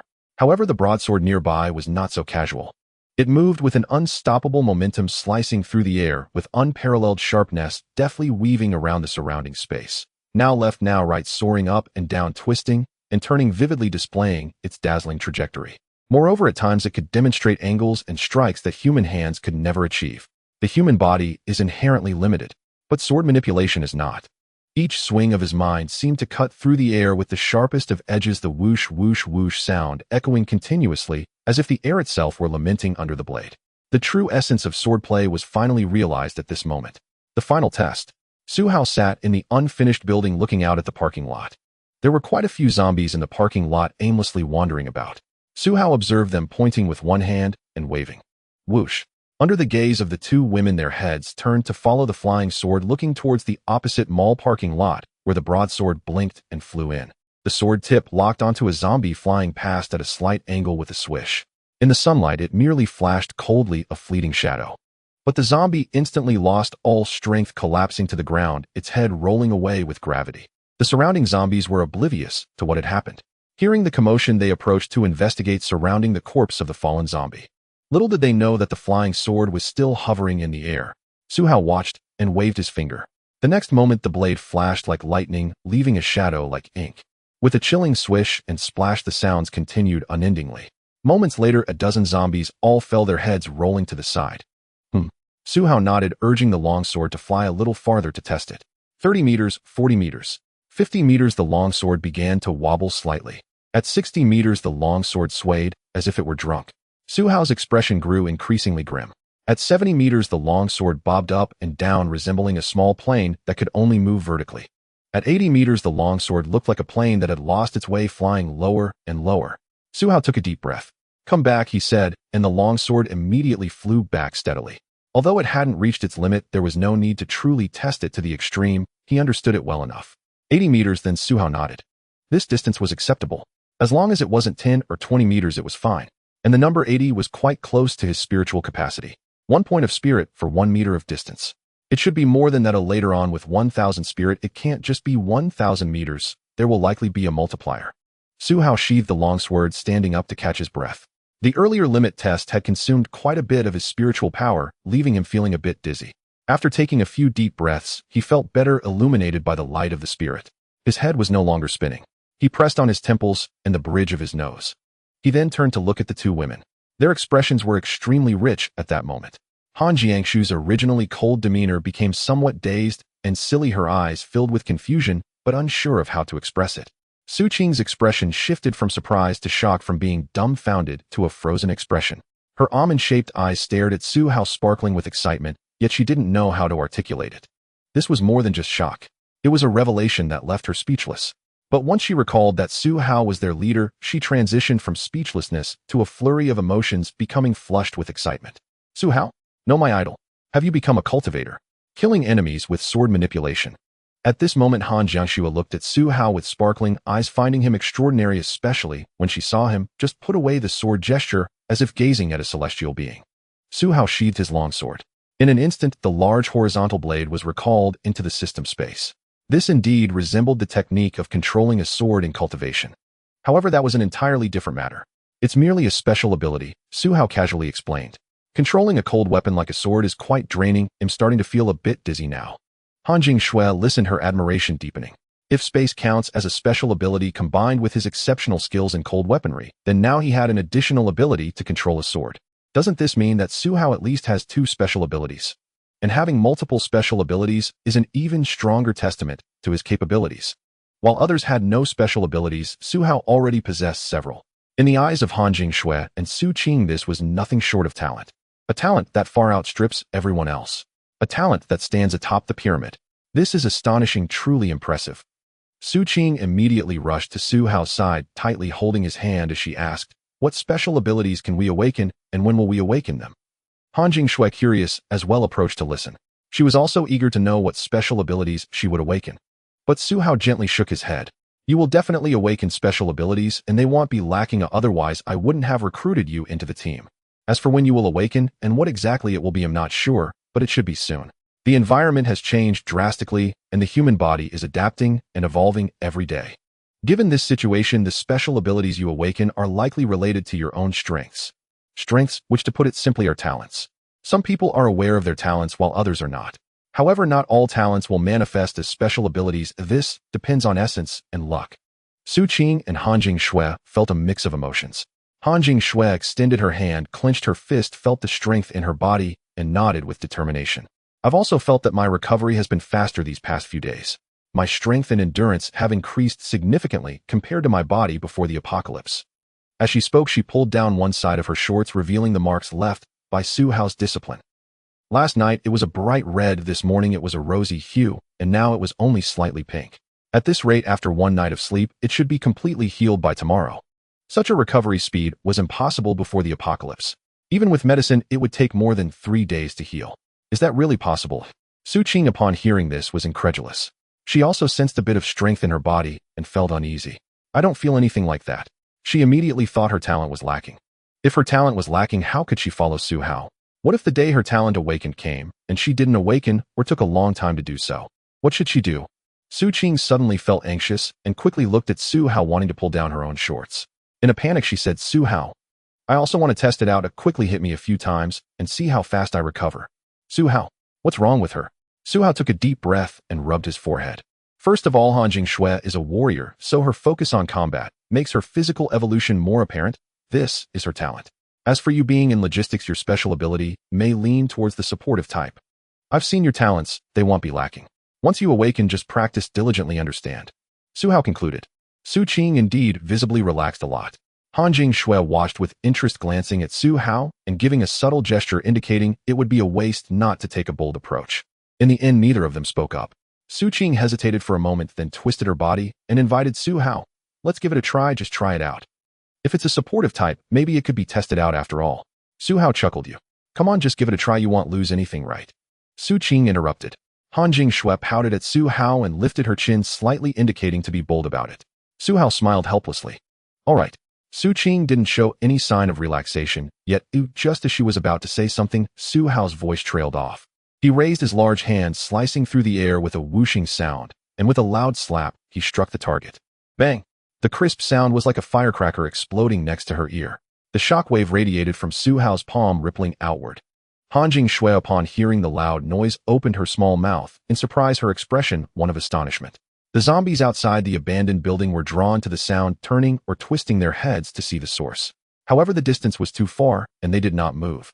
Inside the abandoned building, Su Qing let out a yelp, jumping several meters away from her spot. Before the apocalypse, this would be considered a surge of adrenaline, an incredible jump that reached the level of an athlete's standing long jump. But in midair, Su Qing subconsciously realized she must not attract the zombies. So she covered her mouth, letting out a painful gasp from her throat. After landing, Su Qing jumped to Han Jingshui's side and tightly hugged her. She twisted her body back and forth in pain, trying to alleviate the discomfort from her back. Han Jingshui pressed down on Su Qing's shoulder, watching her writhing in pain. Feeling a bit empathetic. After all, she had been whipped before, though it wasn't as severe. After a while, when Su Qing had calmed down, she was already covered in sweat. She took a deep breath and sighed heavily. Then she quickly pulled down her shorts to take a look. Goodness! The clear handprints were imprinted on her skin like tattoos. Su Qing gasped in shock, biting her silver teeth tightly. You're too ruthless. Su Hao glanced at Han Jingshui, but said to Su Qing, this is to prevent you from getting addicted. Han Jingshui's little face turned red. She slightly turned her head, pretending not to see. Meanwhile, she was marveling inside. Has Su Hao already noticed? Indeed, all signs indicated that not only had he noticed, but he was already putting it into practice. Some of his actions were clearly targeted at Han Jingshue's preferences. She had already felt a bit overwhelmed. On the other hand, Su Qing gently rubbed her back and asked, "What should we do about the fuel? Are we staying put today, or should we go somewhere else? The car is out of gas and can't go far." Her car was long gone and now it was replaced by the beast, the Hummer. It required even more fuel. Su Hao nodded affirmatively. "Let's collect some gasoline first." "How do we collect it?" Su Qing asked, puzzled. Su Hao pointed outside the mall to the enormous parking lot across from the abandoned building. "There's plenty of fuel there. You all go find the fuel caps of the fuel trucks and see if you can open or pry them open. They'll find a way to collect it. If they can't open them, I'll just cut them open with my sword." The collection method would naturally rely on the space. As long as there is a passage and the distance isn't too far, it can be stored in the space, but it won't work for enclosed spaces. Su Qing and Han Jingshue nodded. "Got it, that sounds easy." Task introduction. Now you have a gas-guzzling behemoth.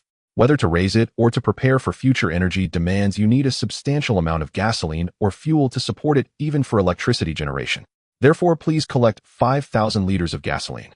Task reward. Car engine version unlimited divine choice once. Collect 5,000 liters of gasoline. This difficulty is not low, but not too high either.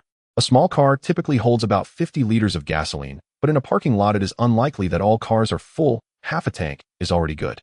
So to gather 5,000 liters of gasoline, with average luck you would need to pry open about 200 cars.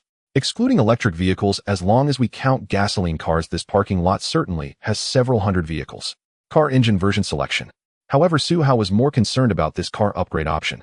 The engine is fundamental to the car. If it can be upgraded further, it would undoubtedly be a tremendous help. I hope something good comes out of it. Su Hao nodded. Then he discussed the remaining time for today and the plan for tomorrow with Su Qing and Han Jiangshue. For the remaining time today, we will go to the parking lot to pry open the fuel tanks. If we can open them directly, you just need to take a stone and scratch it hard on the front or back of the car. If it can't be pried open, just move on to the next one, no need to worry. We need to collect at least 5,000 liters of gasoline within 2 days, which means about 200 cars. Can the fuel tank cap be pried open? Of course it can, but it depends on the car. Some cars are very easy to pry, as some are locked tight, and some are so old that they can just be pushed open or lifted off easily. So Su Qing and Han Jiangshue brought metal bars that could serve as levers. They would try one by one. For those they couldn't manage, Su Hao would collect the fuel slowly from behind, just cutting it open with a large knife. Everything was for efficiency. Understood. Su Qing and Han Jiangshue nodded. This was quite easy to learn. As for the plan for tomorrow, Su Hao thought for a moment and decided it won't be hot during the day, so we'll pry open the fuel tanks then. It will be hot around noon and in the afternoon, so we'll raid the mall in the latter half of the day when it's a bit cooler. Good. Su Qing and Han Jiangshue nodded. Then let's set off. Su Hao waved his hand. He took out the metal rod he had previously dismantled from the shop. Su Qing and Han Jiangshue each took one. Su Hao led them out of the unfinished building and headed towards the parking lot. On the way, they encountered zombies. Su Hao drew out the large knife from his space and flicked it lightly. The knife flew out swiftly, beheading the zombies with 2 swift strokes. It then returned to Su Hao's side, showcasing its power. Like a spiritual sword, it was loyal and protective. Han Jiangshue and Su Qing looked at him with eyes filled with joy and excitement. This technique was simply top-notch. It was just like a celestial being. The three arrived at the parking lot. Su Hao first stepped onto an SUV standing tall and began to clear the zombies in the parking lot. There weren't many zombies in the parking lot. Very few managed to reach this place. Most had been here since the first day. No one had come here since. Thus the number was about 30 to 50. Once they are all cleared out, we can search for gasoline safely. Su Hao brought his fingers together and started to clean up. The alloy large knife enveloped by his spiritual power shot up like a rocket, piercing through the air. The cold light flashed, and in the blink of an eye it reached the zombies. Su Qing and Han Jiangshue only saw a fleeting shadow and heard the whistling wind from the blade. The only other change was the continuous falling of zombies. Wherever the cold light passed, the zombies' heads would separate from their bodies. Over 30 zombies fell within just over a minute. It was over. Han Jiangshue looked on with admiration, her gaze towards Su Hao filled with complete submission from body and soul. Su Qing took a deep breath. This is so efficient. Over 30 zombies, and it took less than a minute. This performance was just outrageous. One could say that in the future trying to surround Su Hao with zombies would be futile, unless his spirit was completely exhausted or they came in from all sides. But Su Hao wasn't a wooden stake that wouldn't move. It could be said that from now on the issue of ordinary zombie numbers was no longer a problem for Su Hao. The efficiency of using a sword to kill enemies was dozens of times faster than chopping them by hand. Facing numbers. Efficiency. It was all about efficiency. This was crucial. Once the zombies were cleared, the alloy large knife instantly flew back to Suhao's side. He didn't put it back into the space, but held it in his hand or hung it on his back as he would still need it. Clap, he clapped his hands and jumped down from the car. Under Han Jiangxue and Su Qing's watchful eyes, he took out a metal bar and began teaching them using the SUV he had just stood on. Look, it's done this way. Suhao inserted the metal bar into the gap of the fuel tank cap. Then he utilized the lever principle. Using the frame of the fuel tank cap's edge as a support point, he then pulled hard.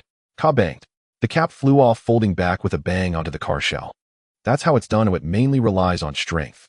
Suhao placed the cap aside and pointed to the connection of the fuel tank cap to remind the two women. Pay attention to the hinge position. Don't pry at the hinge direction for too long. If I find out, I will spank you hard at night, just like I did to Su Qing earlier. Hearing this, Han Jiangxue couldn't help but smile at the corner of her mouth. Su Qing immediately reflexively covered her backside. It still hurt at that moment. Let's get to work. Suhao clapped his hands. The two women immediately went to work. They first looked for gasoline cars, which were easy to identify. Blue plates indicate gasoline cars. The ugly green plates indicate electric cars. If there are hybrid electric cars, they don't matter as they have little gasoline and their caps are locked, unlike traditional gasoline vehicles. Then they would try prying them one by one. Han Jiangxue and Su Qing were both talented girls. One a swordsmanship genius, the other a brilliant student accepted into a combined bachelor's and master's program. At that moment, their work felt a bit thrilling.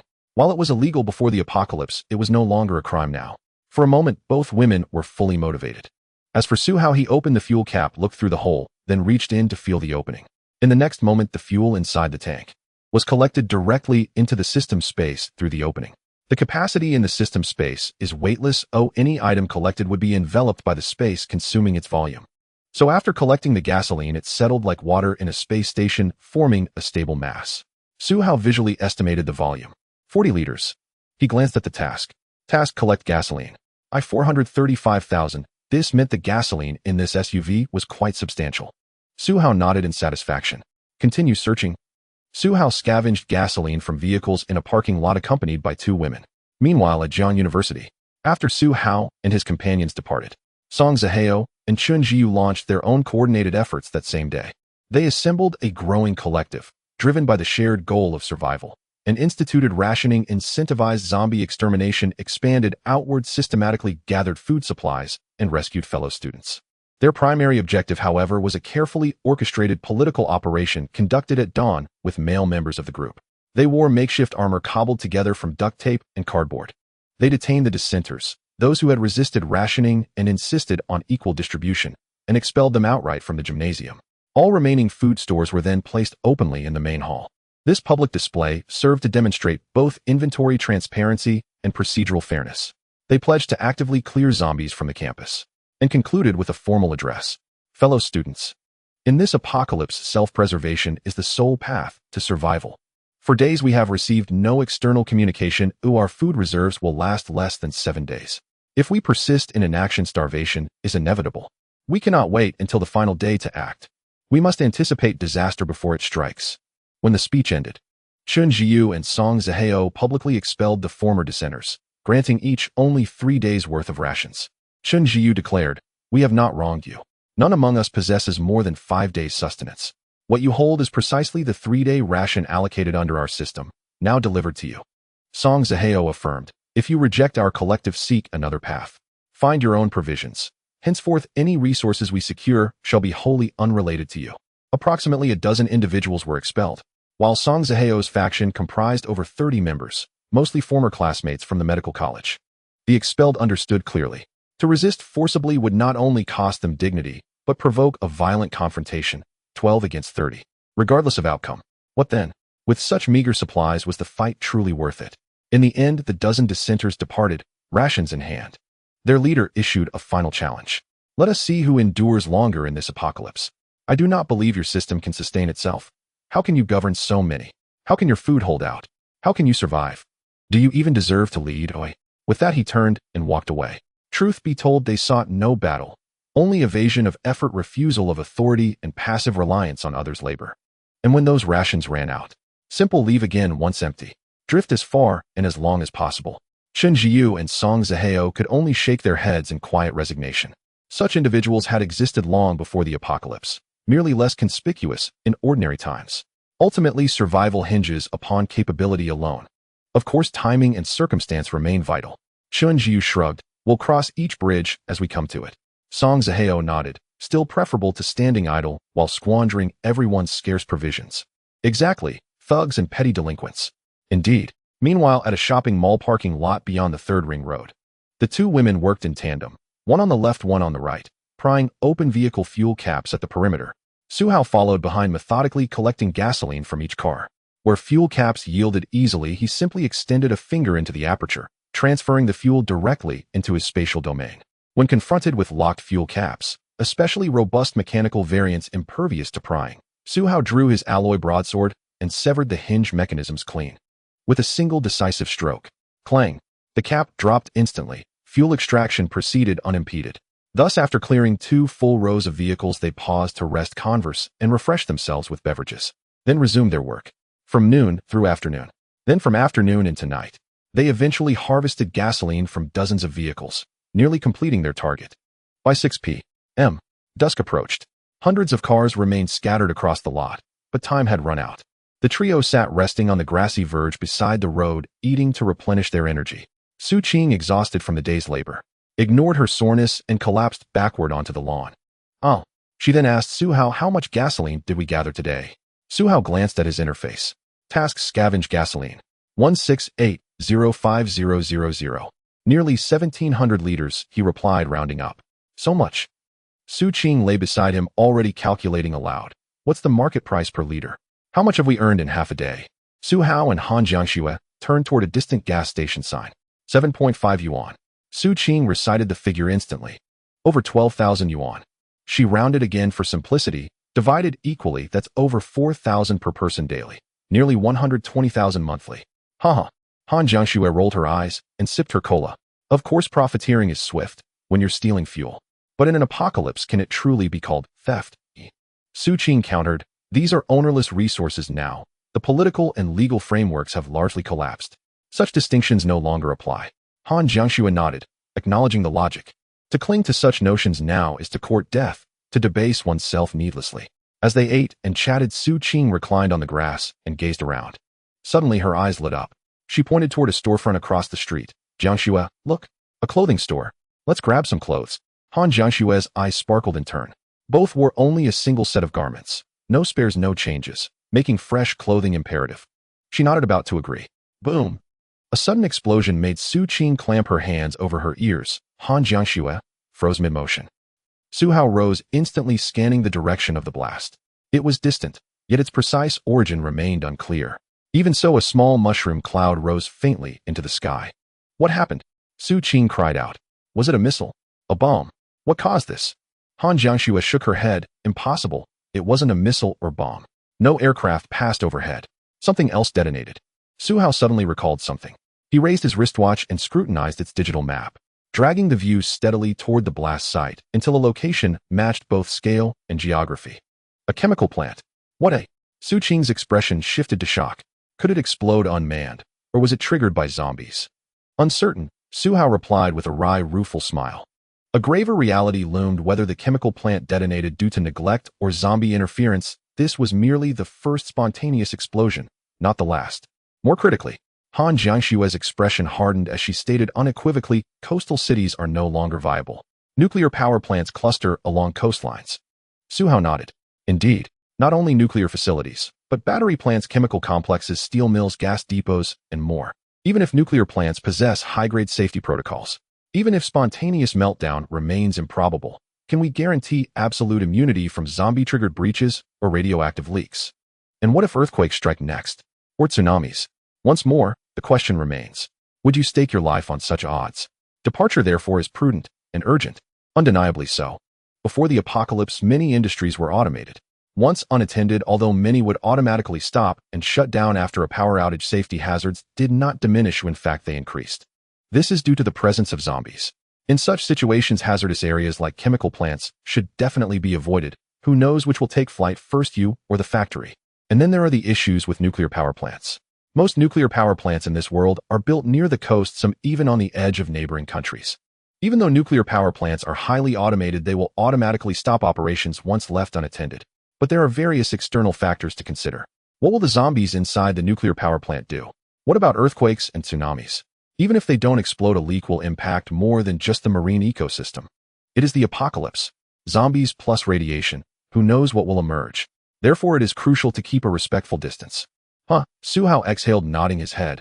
Let's stay one more day, and then we'll leave. Be on the lookout for hardware and electrical stores along the way. We should see if we can find a radio, ideally a radio station. Han Jiangxue nodded in acknowledgement. Su Qing was a bit curious. We can still find radios, but how do we find a radio station? What's the use of this thing? Have you seen wartime movies? Yes. Radios and radio stations are the only convenient means of communication in a non-network environment. How is information transmitted? It relies on electromagnetic waves which refract in the atmosphere and environment, allowing stations to relay messages. With a radio station, one can receive a lot of additional information. I understand now. In an environment where information is scarce, it becomes increasingly vital. Many people are unaware of radio stations. This is because radio stations are considered a niche hobby. However, in Dongda, any niche hobby has a substantial following. Radio stations are one of them. During earthquakes, disasters, entertainment, hobbies, and various other situations, different channels within the radio have responses. There are even radio licenses. If you wish, you can even chat with people from all over the world via radio, even those on the moon. There are many channels within the radio. Official channels, personal channels, local channels, etc. Various enthusiasts and official sources will definitely spread messages within the radio. Thus, with a radio, Su Hao and the others can receive various messages from all corners of the world. They can avoid dangers in advance, gather intelligence, or travel, among other things. In short, it is incredibly useful. In the following time, a chemical plant explosion did not completely destroy the leftover materials. As Han Jiangxue and Su Qing searched for clothes at a roadside shop, the sky was already darkening. Nearby the chemical plant, there were still 2 or 3 small explosions. The explosions were not severe, but the sight of flames shooting into the sky and the sound of explosions were evident. Many zombies around naturally rushed toward the sound. Considering the range of sound transmission, at least tens of thousands, if not hundreds of thousands of zombies were heading toward the chemical plant. Ridiculous. Su Hao watched the horde of zombies moving in the same direction. It's like a pilgrimage. Thankfully, they have no intelligence right now. For now, what drives the zombies is mostly instinct. However, the zombies are evolving, and it is hard to say what will happen in the future. Han Jiangxue and Su Qing returned with several outfits. Su Qing was currently wearing denim shorts and a knitted short-sleeve shirt, striking a pose for Su Hao. How do I look, Su Hao? Does this outfit look good? Su Hao glanced over and noticed the palm print visible below her shorts. He almost burst out laughing. But after a casual glance, he felt it was not that obvious. Looks good, quite nice. Han Jiangxue was also wearing denim shorts, but her top was just a simple loose t-shirt, emphasizing convenience. However, she didn't discuss this. Instead, she frowned at the zombies on the road. They are getting faster. They are no longer slower than normal people walking. They referred to the zombies. Just a few days have passed, and the zombies have evolved from a staggering walking speed to that of normal humans. Their pace has at least doubled. How long until they can run? Indeed, Su Hao nodded in agreement. Let's hope that when that time comes, humanity has also evolved nicely. That's the real truth. During their conversation, Su Qing seemed to think of something. Before it got completely dark, she quickly pulled down her shorts to check inside. In the dim light, Su Qing saw that the palm print on her thigh seemed to be fading, leaving only a faint outline. "Ah!" Su Qing exclaimed excitedly. "Su Hao, your palm print seems to be almost gone." Han Jiangxue was stunned upon hearing this. She hurriedly walked over to take a look. Indeed, it was true. Just this afternoon, it was severely red and bruised. And now, just half a day later, it was almost gone. This wouldn't have been possible before the apocalypse. Su Hao took a glance and confirmed it was indeed so. Su Qing excitedly asked him, "Does this count as having a talent?" "Of course it counts, but it's still a talent regardless of this." "Then what talent will I awaken?" "It depends on you. Maybe it's the ability to recover quickly from being hit." "Ah." Undoubtedly, Su Qing's talent is certainly related to recovery, because her recovery speed is indeed very rapid, even faster than Han Jiangxue, who is a warrior, which clearly exceeds normal levels. Time flowed slowly until night fell. Su Qing looked around at the pitch-black night. She instinctively moved closer to Su Hao and Han Jiangxue, feeling a bit scared. But suddenly she thought of something. She immediately grabbed Su Hao's hand and said, "Su Hao, my car has an external power supply. Didn't we just steal a lot of gasoline? We should go find a power strip lights and an electric kettle, then we can have light and instant noodles." The car's external power supply is sufficient for the consumption of small appliances. Suhao took a short break, then realized why rest here when they could take the car out to refuel, turn on the air conditioning, and live well. Wait, coming right up. Suhao stood up, clapping his hands to remind the two women. Make way, leave a large space. This car is no longer the same. Su Qing looked confused. What do you mean by no longer the same? Han Jiangxue was also curious. You'll know soon enough. Suhao cleared a space. Then he glanced at the giant beast in the system space, raised his hand, and snapped his fingers. Snap. With the sound, a large area of ripples appeared in front of him, resembling the effect of steam rising. Su Qing was taken aback by the vast space. How can it be this big? Does her car really have this much space? The next moment, when the Titan Heavy Industries Roadbreaker, a military civilian armored transport vehicle, which has now been upgraded to a personal off-road version, appeared. Looking at this massive figure before her, Han Jiangxue's narrow eyes slowly widened. Su Qing gradually raised her head, as if it were delayed, her eyes slowly growing wider, and her mouth slowly opening wide enough to fit an egg. Is this still my car? Strictly speaking, no. It bears absolutely no relation to your original vehicle. Then where is my car? Consider it a sacrifice. So did I gain or lose? Isn't this an absolute windfall? Beneath the shroud of night, Su Qing tilted her head upward, gazing upon the colossal machine before her, exchanging mechanical, almost ritualistic questions. She knew it was a windfall, yet she longed to grasp just how extraordinary that windfall truly was. Slowly, Su Qing stepped backward, taking in the vehicle's full imposing silhouette. Over 10 meters long and nearly 2.5 meters tall. Bluntly put, it resembled a single-story house driving down the road. And its tires were staggeringly large. 2 pairs of tires at the front, 4 at the rear. A modest configuration for such a vehicle, implying exceptional tire engineering. Standing beside it, each tire reached precisely to Su Qing's chest. It's far too massive, Su Qing murmured in awe. Even a tank wouldn't loom this large. And yet, something about this vehicle felt profoundly off. Call it a truck. It didn't quite fit. That cab, that chassis, that material, none bore the hallmarks of civilian design. After her initial shock subsided, Han Jiangxue stepped forward. She raised her hand and rapped sharply against the hull. Thump thump. A deep, resonant metallic echo reverberated beneath her palm. Undeniably, its armor rating was extraordinarily high, far beyond anything permitted for civilian use. This vehicle is bulletproof, Han Jiangxue declared with certainty. At that very moment. Warning. This is a designated vehicle. Unauthorized personnel must not approach. Flashed across her vision immediately after her knock. The vehicle erupted in pulsing blue and red lights. A ring of searchlights flared outward from its perimeter and laser projectors activated. Within a 2-meter radius encircling the vehicle, any approach triggered a searing crimson warning field, vibrant, urgent, unmistakable. Han Jiangxue and Su Qing recoiled instantly. Only once they retreated beyond the 2-meter laser perimeter, etched onto the ground, did the projection shift crimson bled into emerald, merging with sapphire instead of scarlet. Wow! Su Qing gasped, turning to Suhao. Does this vehicle have built-in holographic systems? Is it that intelligent? It did indeed, Suhao nodded. At the instant the warning sounded, his wristwatch vibrated and chimed, delivering both tactile alert and mental interface notification. Suhao raised his watch and aimed it at the vehicle. Bind vehicle. Binding successful. Please name the onboard AI. Behemoth. Name confirmed. Add crew members Han Jiangxue, Su Qing. Acknowledged. The onboard AI resembled contemporary artificial intelligence, not sentient, lacking autonomous consciousness, but astonishingly advanced in capability. It supported full autonomous driving. Now bound to his watch, it could also function as a seamless intelligent steward. Done. Suhao absorbed the behemoth's complete operational profile. He gave Han Jiangxue and Su Qing a quiet nod. All set. Let's board and take a look. The upper deck supports charging. I'll refuel it first. I'll watch the refueling. Su Qing exclaimed, brimming with excitement. Suhao strode to the designated fueling port. Its location familiar, its interface conventional. Yet even the fuel cap responded intelligently, unlocking via fingerprint or manual override. As Suhao brushed his finger along its edge, it sprang open with a soft, precise click. His fingertip touched the filler neck, and in an instant 1680 liters of gasoline flooded the tank. His entire reserve vanished from his system storage. Su Qing and Han Jiangxue watched silently nearby. When Suhao paused, Su Qing leaned in curiously. How much did you add? Refueling complete. Huh. Su Qing blinked in disbelief. You filled all 1700 liters. Correct, Suhao affirmed. Its tank capacity is 2000 liters. Then how far can it go? It generates electricity from fuel. On a full tank, an empty load, it achieves roughly 400 kilometers. Whoa! Su Qing craned her neck upward, eyes wide with astonishment, staring at the behemoth before her. 4,000 kilometers on a single charge. What did that even mean? It could traverse nearly half the length of China's famed G318 highway in one uninterrupted run. Such endurance was staggering. Let's board, Su Hao said calmly. By now the fuel gauge read barely above 80. The remainder would have to wait until tomorrow. The remaining fuel would need to be sourced later. Su Hao entered through the main cockpit. The two women climbed in via the passenger side.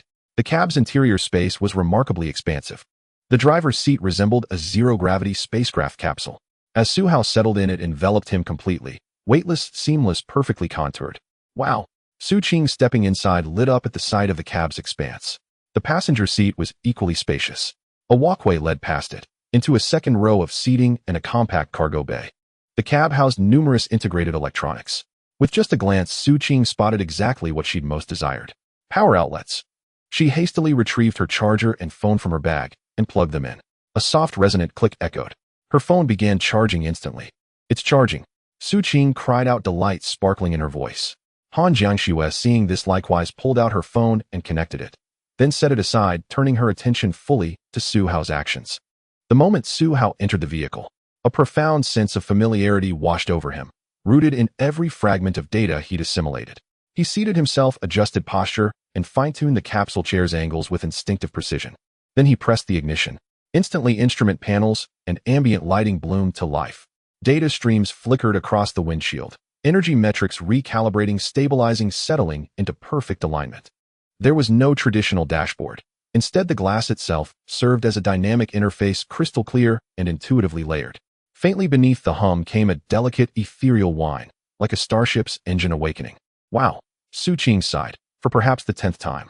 This car is pure science fiction, and its aesthetic, it feels like military grade. Su Hao nodded. It was military grade. He swiped casually across the left side window, fluid, effortless, like operating a high-end tablet. He activated climate control, cool air set to 22°C. Moments later, crisp, refreshing airflow dispersed evenly throughout the cabin. So refreshing. Su Qing cheered, drawing in a deep, grateful breath. I'd forgotten. We even have air conditioning. Su Hao exhaled, slowly luxuriating in the cool calm, then gestured toward the rear compartment. The lower deck can be reconfigured into a multi-purpose living area. We'll install a refrigerator, mattress, and more. The upper deck folds down nightly, exclusively for sleeping. Refrigerators, color televisions, mattresses. Once commonplace, these relics now shimmered like dreams, fragile, distant, almost mythical. Su Qing trembled with eagerness, ready to scour every abandoned mall before dawn to gather them all. We're sleeping aboard tonight. Of course we are. What safer refuge could there be? It's booting up. It's booting up. Su Qing's phone, now charged, powered on with a cheerful chime. She danced with joy, immediately diving into its interface. True, the network was gone. There was little to do, but nostalgia alone made it precious. Su Hao's phone too had charged, but without connectivity, it was little more than a sleek high-tech brick. Han Jiangxue merely glanced at hers before setting it aside.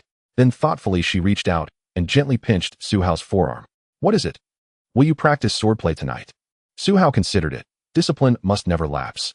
Besides, the vehicle's 360-degree omnidirectional lighting offered ideal training conditions. He nodded. Yes. Let's go down. Yes. Han Jiangxue's face blossomed into radiant delight, and together they descended to train.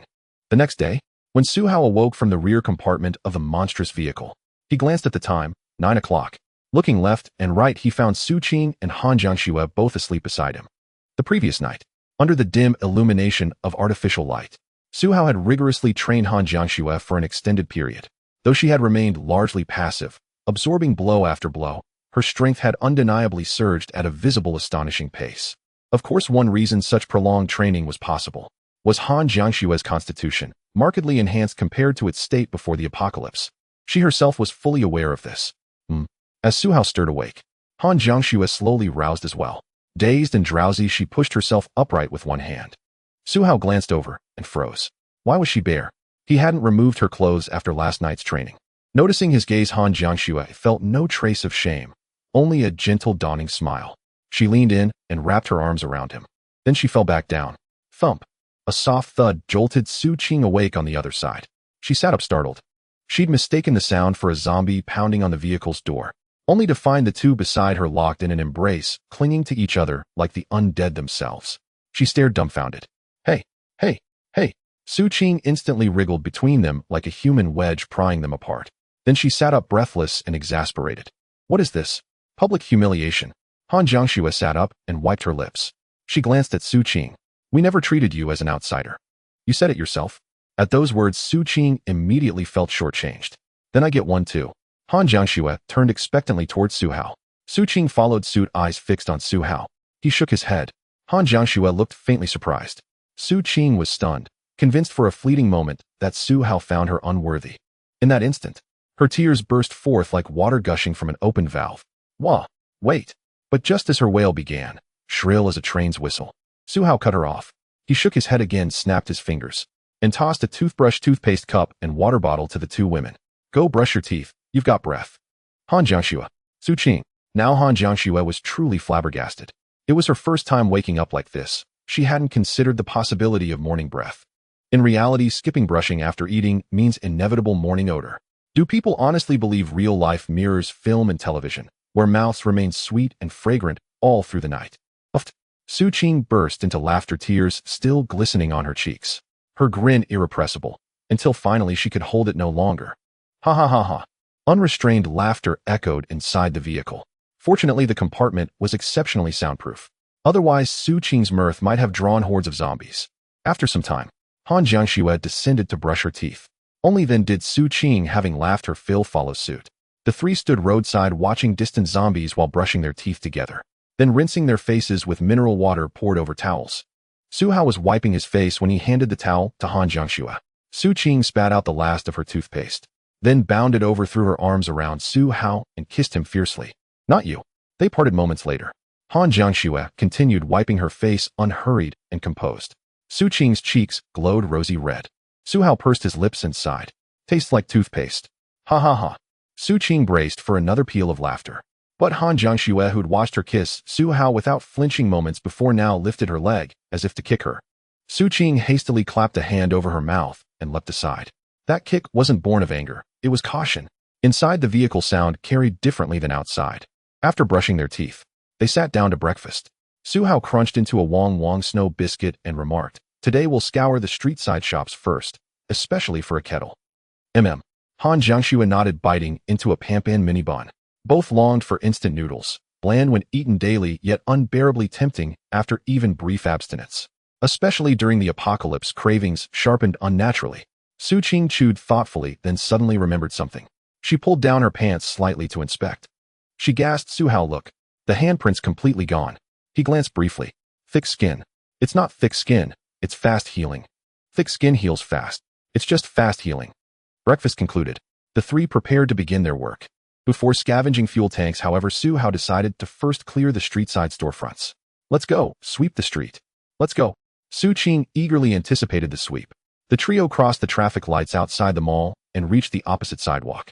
A quick glance revealed a bubble tea shop, a restaurant, a fruit store, a pharmacy, a dental clinic, a pig trotter rice stall, a barber shop, and another establishment whose name and decor offered no clue to its purpose.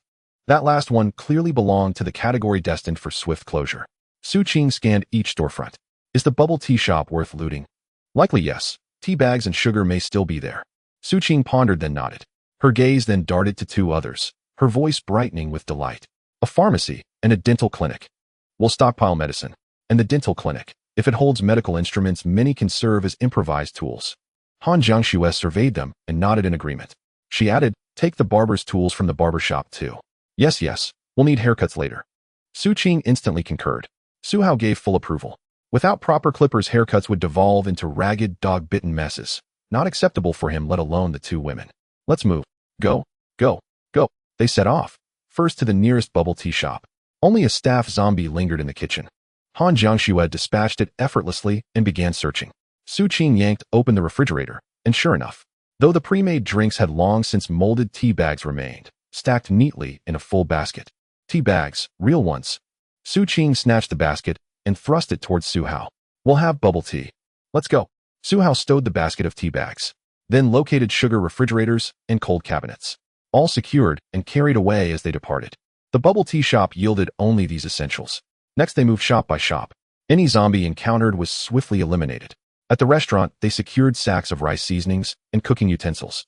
At the pharmacy, they collected every medicinal item, geriatric supplements, even erectile dysfunction medication, yet deliberately left several doses of fever and cold remedies on the front counter, for those brave enough to risk retrieval.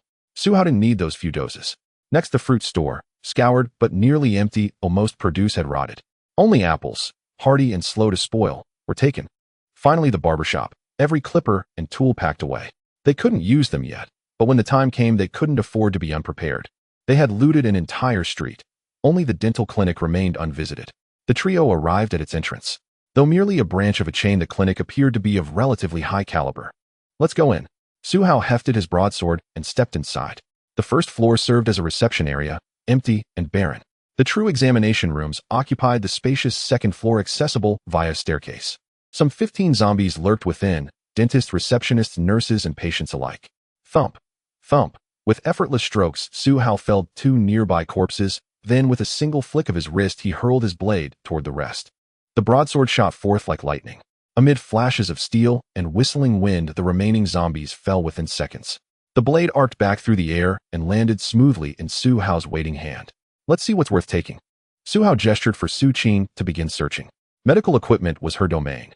Neither he nor Su Qing possessed such expertise. Su Qing led the way, heading straight for the storage room. And indeed, they struck gold anesthetics, dental extraction tools, surgical instruments, scalpels, forceps, dental grinders, even X-ray machines, and more. Without hesitation, Su Hao claimed it all. As he often said, though useless now, such items would prove indispensable later, and restoring their production capacity in this ruined world might take years. Once every piece of equipment was secured, Su Qing descended the stairs satisfied. What next? She asked. We're going to siphon fuel from vehicle tanks, Su Hao replied. All right. Siphoning fuel had been thrilling on the first day, but monotony inevitably followed. They returned to the vicinity of the shopping mall. Just before beginning, Su Qing suddenly remembered something and clutched Su Hao's arm eagerly. Let's release the behemoth first, then plug in the refrigerators we've gathered and chill some cola and soft drinks. What do you think? Her suggestion lit up Su Hao's and Han Jiangshu's eyes. Even Han Jiangshu instinctively licked her lips, already craving ice-cold cola. Su Hao grinned, mouth-watering. You truly know how to savor life. Keep these kinds of ideas coming. Su Qing beamed and nodded happily. Back at the mall, Su Hao summoned the behemoth from his spatial storage, retrieved a refrigerator from the armored vehicle's cargo bay, plugged it in, and chilled an array of beverages. As anticipation shimmered among them, they declared back to work and resumed their routine. The 2 women pried open fuel tanks, while Su Hao scoured nearby vehicles, just as yesterday. They worked steadily for over 3 hours, until 1 o'clock in the afternoon, when the scorching sun finally forced Su Hao to lead them into the armored vehicle for respite. Before boarding, Su Hao instructed his smartwatch, turn on the air conditioning. The moment the AC hummed to life, Su Qing abandoned Su Hao and Han Jiangshu and sprinted toward the behemoth. She scrambled into the cargo compartment and exhaled deeply, blissful. June's cooling effect was real, but near 30-degree heat made hours of labor exhausting. When Su Hao and Han Jiangshu joined her, all 3 reached for icy colas from the fridge. Su Hao twisted open a can. The effervescent hiss rang like celestial music in this desolate age. He drank deeply, glug glug glug, then sighed contentedly. One long draft drained nearly 1/3 of the can. Beside him, Su Qing and Han Jiangshu drank heartily as well. Su Qing exclaimed, so much better than yesterday's room temperature cola. Don't you agree, Jiangshu? Han Jiangshu nodded. Chilled is definitely better. Naturally so. Su Hao concurred. After all, there's an old saying about sodas, iced tea, and lemon-lime drinks. Iced, like nectar of the immortals, are room temperature, like horse urine. The gustatory chasm between chilled and ambient beverages could not be overstated. Let's rest for an hour, Su Hao said, sipping his drink. If you're tired, nap. This afternoon we'll sweep them all. Su Qing and Han Jiangshu nodded in agreement. Great. Both women were eager. The mall promised far richer spoils than random street looting, which they'd only done out of convenience. At noon, Su Qing and Han Jiangshu relaxed in the air-conditioned cargo bay. Su Hao reclined, too briefly resting, then mentally reviewed his current quest log. Quest: gather fuel. 2740500, still short by nearly half. He began mentally cataloging what else to retrieve from the mall. Counting off priorities on his fingers, he turned to the 2 women. Before we enter the mall, let's decide what to prioritize first. Okay. Su Qing blinked, then instantly perked up, sitting upright and moving closer to Su Hao. She paused, trying to organize her thoughts, yet found herself overwhelmed, unable to articulate where to begin. Food. After so many days, which items remain edible, and which have spoiled? Her hesitant question hung in the air. Han Jiangshu drew a slow breath and gently nudged Su Qing aside. She cast Su Qing a sidelong glance. Everything related to food, absolutely everything. Likewise, stock multiple spares of all electrical appliances in case they break down later. What truly demands careful selection are miscellaneous daily necessities. Oh, right. I forgot. Su Qing snapped to attention. In the apocalypse, no one could afford pickiness. Every scrap of food was precious. That included oil, salt, seasonings, cookware, tableware. Nothing could be overlooked. True deliberation lay elsewhere in bulky, low-priority items.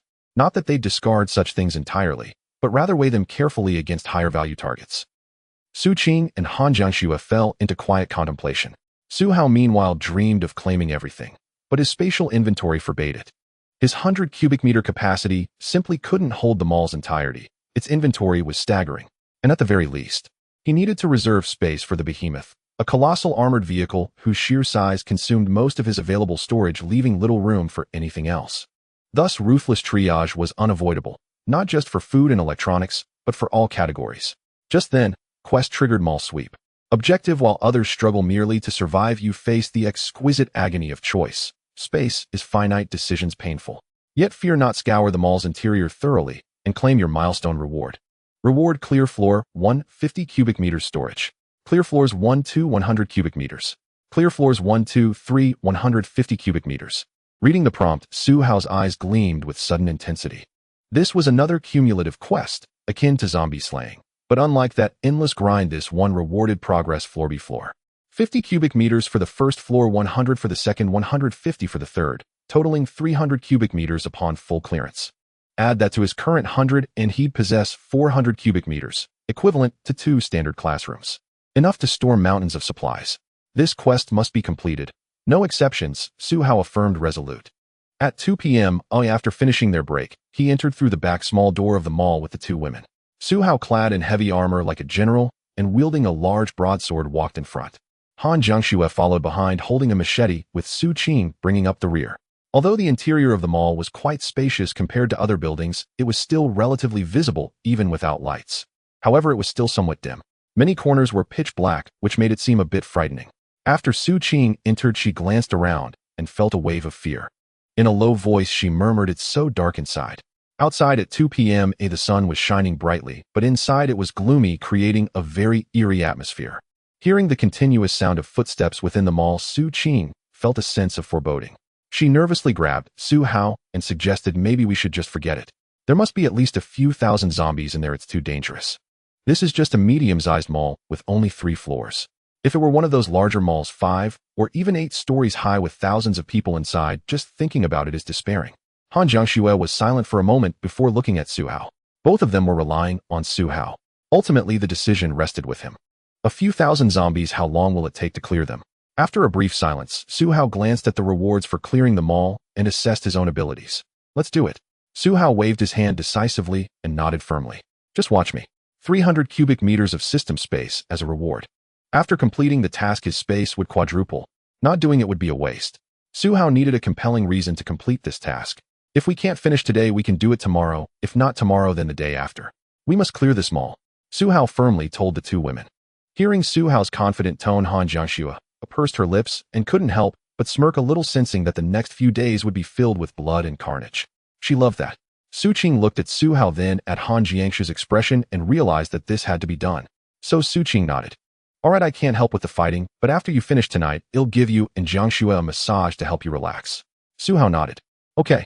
After saying that, he turned and walked into the mall with his sword. Han Jiangxue immediately followed, and Su Qing entered, as well, ready to help carry things. Once they fully entered the mall and reached the first floor, the 3 of them saw a horde of zombies moving about. They were everywhere, in the stores, on either side, in the aisles, and on the stairs. Some were still struggling in toy seats, unable to free themselves, having been trapped there for days, merely loosening their seat belts. Upon seeing Su Hao walk in with a thud, the zombies immediately reacted, compared to before when they only responded to sound. Su Hao observed this and said to Han Jiangxue, "This batch may have evolved faster. They reacted right away and are coming towards us. Stay behind." "Okay."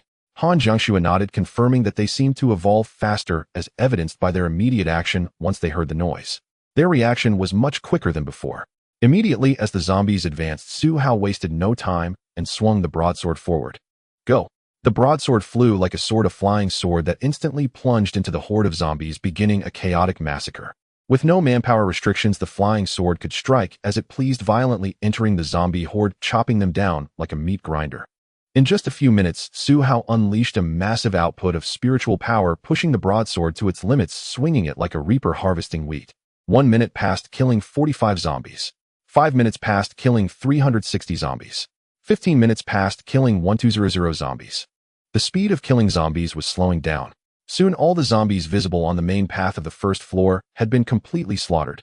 Only the ones in the stores remained hidden and out of sight, thus not yet killed. At that moment, Su Hao felt a wave of dizziness, indicating excessive consumption of his spiritual power. Come back. He curled his finger, and the broadsword instantly flew back into his hand. Han Jiangxue was clearing the zombies in the store. In a typical store, depending on the popularity, there were only a few to a dozen zombies. Su Qing stood behind Su Hao, watching in shock as he slaughtered the zombies. In a short instant's time, he had wiped out an entire floor. She couldn't even count how many. Han Jiangxue had only killed about 30 by now. At this moment, Su Qing noticed Su Hao frowning and hurried over to support him, asking, "Are you okay? What's wrong with you?" After hearing this, Han Jiangxue reacted. The bloodthirsty desire in her eyes vanished, and she quickly ran back. I'm fine. Su Hao took a deep breath and rubbed his temples. It's just that I've exhausted too much spiritual power from using my abilities. Then let me give you a massage. Su Qing immediately began massaging Su Hao. He took off his helmet while she pressed on his temples. Although it wouldn't restore his spirit, it would surely alleviate his discomfort. At this moment, the light spirit within Su Hao's body was rapidly restoring his condition. For this little creature, it spent most of its time in a sleep state. Or rather, in a state of drowsiness. Su Hao could call it to wake up directly, but it spent most of its daily time sleeping quietly, absorbing Su Hao's essence. Su Hao glanced at his zombie-killing task. Task: kill 10000 zombies. 2K 10K, very good. He had already completed 1/5 of it in one go. So he decided to keep going. After resting for a bit and feeling his head clear, Su Hao stood up and put on his helmet. Let's go clear the first floor of the small zombies, then head to the second floor. Okay. Han Jiangxue followed. As Su Hao began to personally slay zombies, he allowed his spiritual power to recover. It was now 4 p.m. The entire first floor was cleared with not a single zombie left. Task completed: clear the mall. Phase 1. Task reward: 50 cubic meters of system space. Phase 1 completed, and the reward was immediately issued. The space increased from 100 to 150. Very good, Su Hao nodded. Look, Su Hao. At that moment, Su Qing nudged Su Hao, pointing to several stores, and excitedly said, Rice Huagua V, so many mobile phone stores, let's take them all. Electronic products take up very little space. In terms of volume and utility, the cost-effectiveness of scavenging these small electronic products is very high. Even if used as a calculator, the computational power of a modern smartphone is unmatched by any other era, not to mention the local AI on the phone. Thus, Su Hao nodded in agreement. All right, let's clear out all these electronic product stores. Okay, Su Qing exclaimed eagerly. Ha ha ha, so many smartphones. Foldables, large screens, small screens, smartwatches, tablets, laptops, headphones. Everything is here. We're rich. Inside the smartphone store, Su Qing could barely contain her excitement. Humming a cheerful tune, she gathered every electronic device within reach. Before the apocalypse, this would unquestionably be robbery, a crime punishable by imprisonment. But in the post-apocalyptic world, it hardly counts. To those who cannot restore the power grid, these devices are no better than bricks. Not even worth a single pack of instant noodles. Yet for Su Hao and his companions, they still held some utility. Even without internet access, their basic functions remained intact. And since the smartphone store was located inside the mall and connected to adjacent shops, access was seamless. The three of them thoroughly looted every brand: Huawei, Apple, Vivo, Xiaomi, and Samsung, leaving not a single device behind. Even the storage warehouse at the rear was broken open and emptied. Han Jiangxue emerged from the store clutching a box of smartphones, wireless earphones, and tablets, which she handed to Su Hao.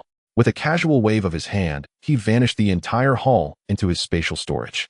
Electronics occupied negligible space. Su Qing scoured every countertop and cabinet, pulling out device after device. Her face glowed with unrestrained joy. Ha ha ha. Su Hao, it's all ours. What an exhilarating rush. Su Hao turned his head, glanced over and sighed, then helplessly tapped his helmet with his palm. Those were display units. Already discarded. Huh. Su Qing looked down at the phone in her hands, and only then noticed its unusual lightness. Oh, my mistake. I didn't check. Still deep down, Su Qing remained elated and animated.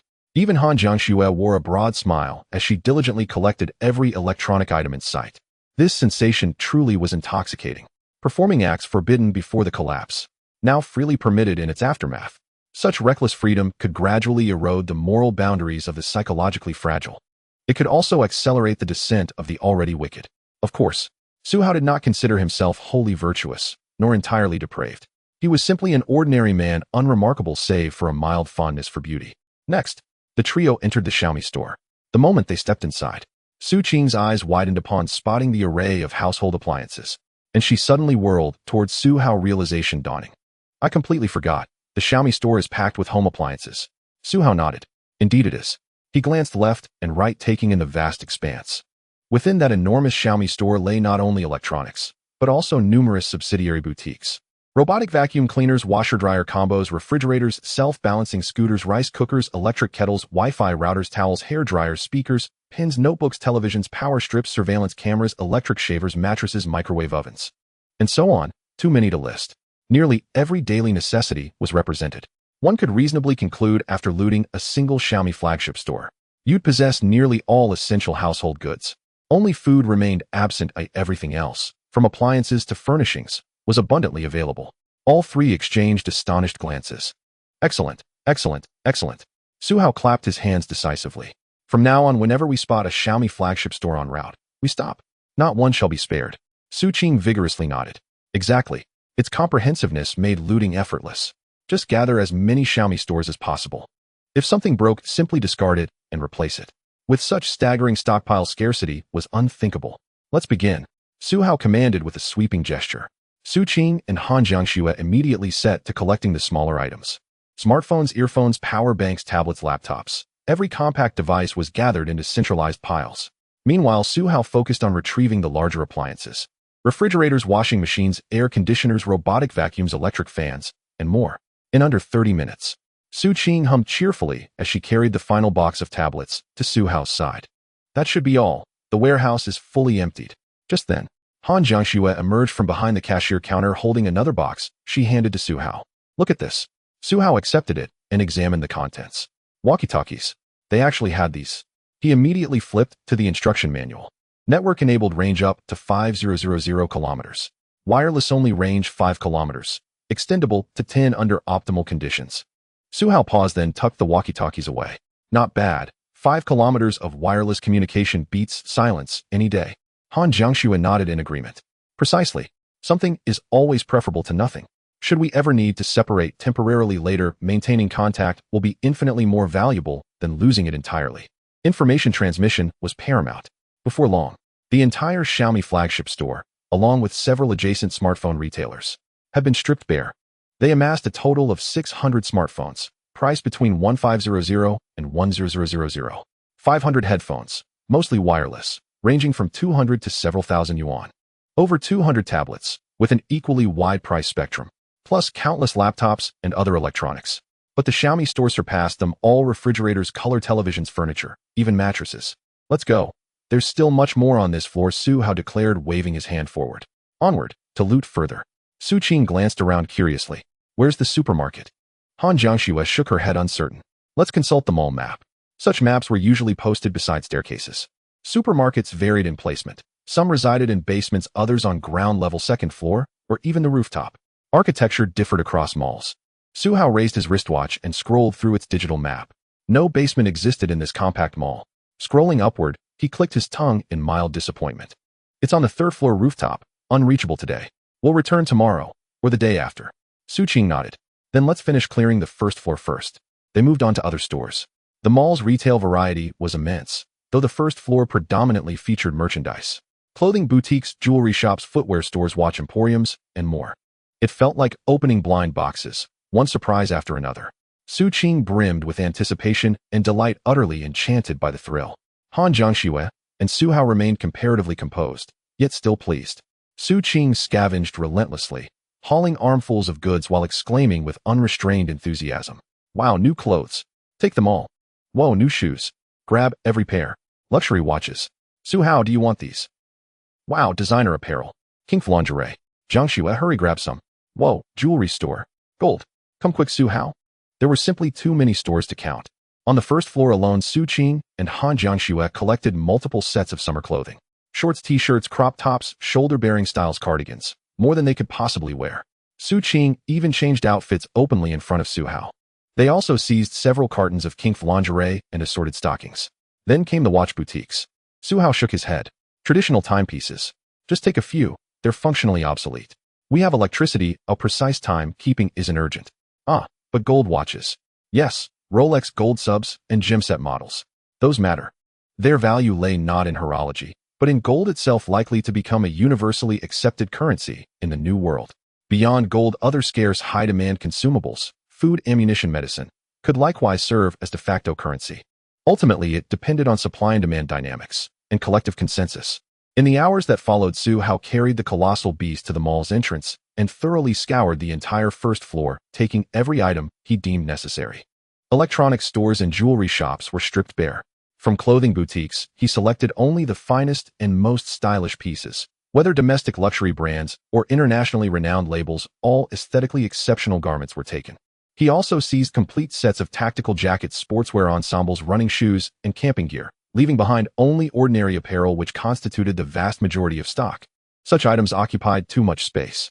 In addition, he combed through cosmetics counters, luxury boutiques, KFC, and McDonald's outlets. Yet relatively few items were actually taken. Fast food outlets had been abandoned for days, their perishable food long spoiled.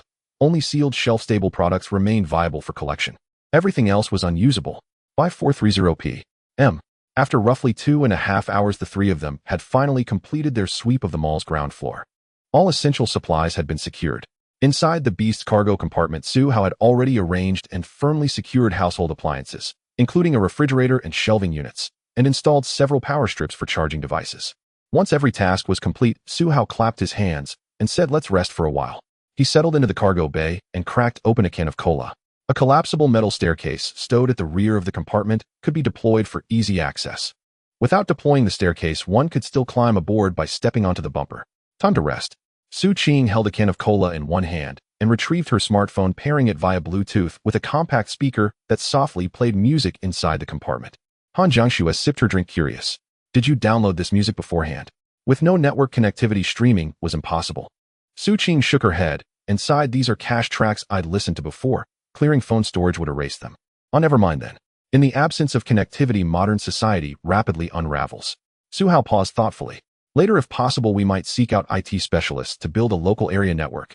Unlike the internet, which relies on cellular towers and service providers, a LAN requires only a central server and stable wired interconnections. Of course, many components remained unavailable." Su Hao shook his head again. "Forget it. We're too few to benefit meaningfully." Han Jiangxue considered this and nodded in agreement. A functional LAN demands a sizable population base, a fallback solution when broader connectivity fails, designed primarily for data archiving and efficient collaboration, not recreational gaming. After a brief respite, the hour struck 5 o'clock. The sun began its slow descent toward the horizon. Su Hao glanced at his fuel scavenging mission, rose silently, and drew a deep breath, preparing to resume work. Compared to life before the apocalypse, diligence in the post-apocalyptic world proved far more grueling than any pre-collapse job. So long as one refused to slack off, an endless stream of tasks awaited. There was simply no time to idle. "Where are you going?" Su Qing asked, rising as she saw Su Hao stand, assuming he intended to leave somewhere. "To work." Su Hao retrieved his massive broadsword. "We need at least 5,000 liters of fuel before departing. It's too dark inside the mall this afternoon. Now is the ideal time to siphon gasoline." The mall's interior had grown too dim for safe, efficient labor, and with twilight descending now was unquestionably the optimal moment to breach vehicle fuel tanks. Upon hearing Su Hao's intention, Su Qing and Han Jiangxue exchanged a glance, nodded, and set aside their belongings. "Let's go." "Wait, I'm coming too." The two women quickly gathered their tools and joined Su Hao in the labor. Though utterly exhausted, having hauled heavy loads since dawn, cleared streets, then spent the afternoon moving goods and scouring the mall. Even their modest post-apocalyptic enhancements fell far short of Su Hao's extraordinary stamina and recovery capacity, though they did shoulder proportionally lighter duties. Yet they were a team. No one could labor while others merely watched. Every contribution counted, and so throughout the entire afternoon. The trio jimmied open countless vehicles, continuing until past 10 o'clock, when night had fully swallowed the sky. Click. As Su Hao wiped his hand across the final fuel cap, the last drops vanished into his spatial storage. Mission complete. Fuel scavenging. Reward: infinite divine class engine upgrade. Seeing the mission confirmed, Su Hao immediately announced, "That's enough. We can all rest now." Only then did the three finally pause. Back inside the cargo bay, Su Qing collapsed breathlessly onto a newly acquired mattress, utterly spent. "I'm done for. I've never labored like this, not even during years of relentless experiments." She strained to pop open a can of cola and drank deeply. Han Jiangxue fared no better. Wiping sweat from her brow with a towel, she dabbed at her chest and other damp areas. Glug, glug, Su-hao drained an iced black tea in large, thirsty gulps. They were utterly drained, but their efforts had borne rich fruit. Tonight's fortune favored them. Most vehicles they tapped held abundant fuel, fewer than a handful registered below 30%, while the majority exceeded 50%. Even 20-odd cars were brimming with freshly filled tanks. Combined with growing proficiency from earlier attempts, tonight's haul completed the fuel scavenging mission outright. We'll need to stockpile more early on. It's unavoidable, Su-hao said, retrieving another towel to wipe away sweat. Later, once we secure a gas station, everything will change. Siphoning fuel car was simply too inefficient. The future held greater promise. After a few sips of cola restored some vitality, Su Qing turned to Su-hao and asked, "Is there any chance of bathing? And tonight, I'd love some instant noodles." Su-hao shook his head, then nodded. Bathing means only a damp towel rub down, but noodles? Help yourself. Excellent. Until fresh water became plentiful, bathing would remain limited to bottled water. That evening, Su Qing heated water in a kettle to prepare cup noodles for everyone. Su-hao produced a basin, towels, and 20 bottles of mineral water. Han Jiangxue picked up the bottles, preparing to unscrew each cap and pour them carefully into the basin. No need for such fuss. Su-hao reached and stood all 20 bottles upright in the basin, then drew his massive broadsword and brought it down in a single clean stroke. A soft shush. All 20 bottles were cleanly severed at the midsection, and water gushed forth in a torrent into the basin. Han Jiangxue blinked in surprise, then stifled a quiet laugh. What's so amusing? It just looks fun. Then Su-hao and Han Jiangxue dipped their towels into the water and began wiping down their sweat-soaked bodies. The exertion had left them drenched. Han Jiangxue removed all her clothes and wiped herself openly before Su-hao. Su Qing stared wide-eyed and coughed awkwardly. Han Jiangxue glanced at her unfazed, and Su Qing, without hesitation, mimicked her. Su-hao naturally feasted his eyes, his pulse racing beyond restraint. Let's eat the noodles. Once cleaned, all three hurried to devour their steaming bowls. Thanks to the convenience store's stock, each portion overflowed with eggs, sausages, bamboo shoots, and more. They ate ravenously. Su Qing slurped a strand of noodles and let out a low, satisfied "Mm." This instant noodle is unbelievably delicious. Su-hao nodded emphatically.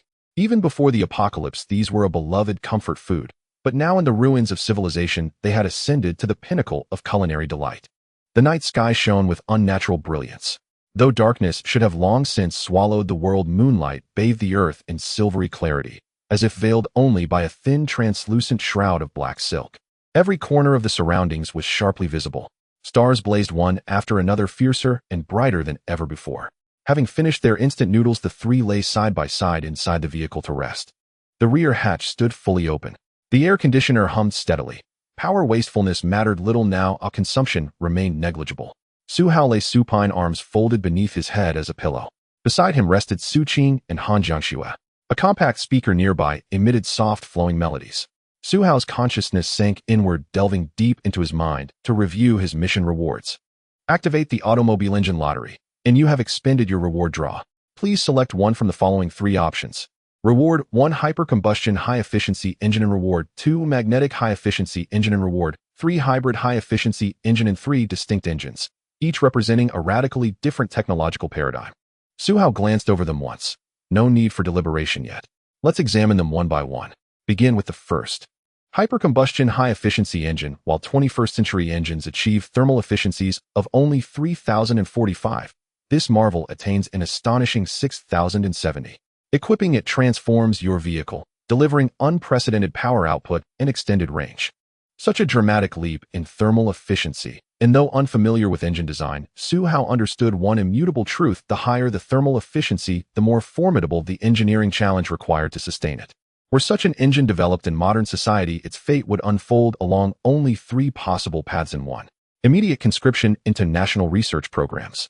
2. Ascension to global financial hegemony. And 3. Sudden violent termination, gunfire from behind, staged as suicide. Mean truth: outcomes 1 and 3 were overwhelmingly probable. The second was nearly impossible, unless perhaps one were born to a military oligarch. Set it aside for now. Su-hao shook his head. This engine bore a critical flaw: it ran exclusively on refined petroleum and demanded fuel of exceptionally high combustion efficiency. Without such specialized fuel, its performance gains would remain muted, and that fuel was beyond Su-hao's reach. Next, magnetic high-efficiency engine. Once installed, your vehicle gains explosive torque and raw power. Its rotational speed exceeds tens of thousands of RPM, under no circumstances mounted on any vehicle weighing less than 5 tons, or it will physically lift its front end and flip backward. A pure electric motor. NSU House studied the description closely. This wasn't merely automotive. It could conceivably power aircraft. Yet it demanded colossal battery capacity and consumed energy at a staggering rate. Installing it was akin to integrating a high-voltage transformer into your chassis. Discard this option. Supporting hardware is wholly inadequate.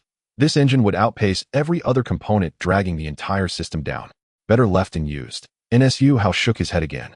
Suitability, not singularity, defined true excellence.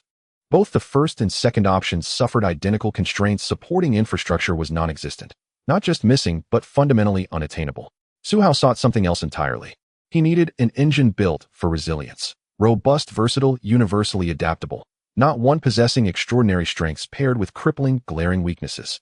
Next, hybrid high-efficiency engine engineered for extreme operational versatility. Designed to function across deserts, rainforests, war zones, and uncharted expeditions. It draws power from gasoline, diesel, ethanol, synthetic fuels, and more. Efficiency varies per fuel type, yet remains consistently superior. Coupled with next-generation materials and ultra-high-density batteries, it delivers vastly greater energy storage and performance within identical weight and volume constraints. Truth be told, upon reading the very first line of its description, Suhao felt his pulse quicken. His heart had already chosen. Yes, not only gasoline.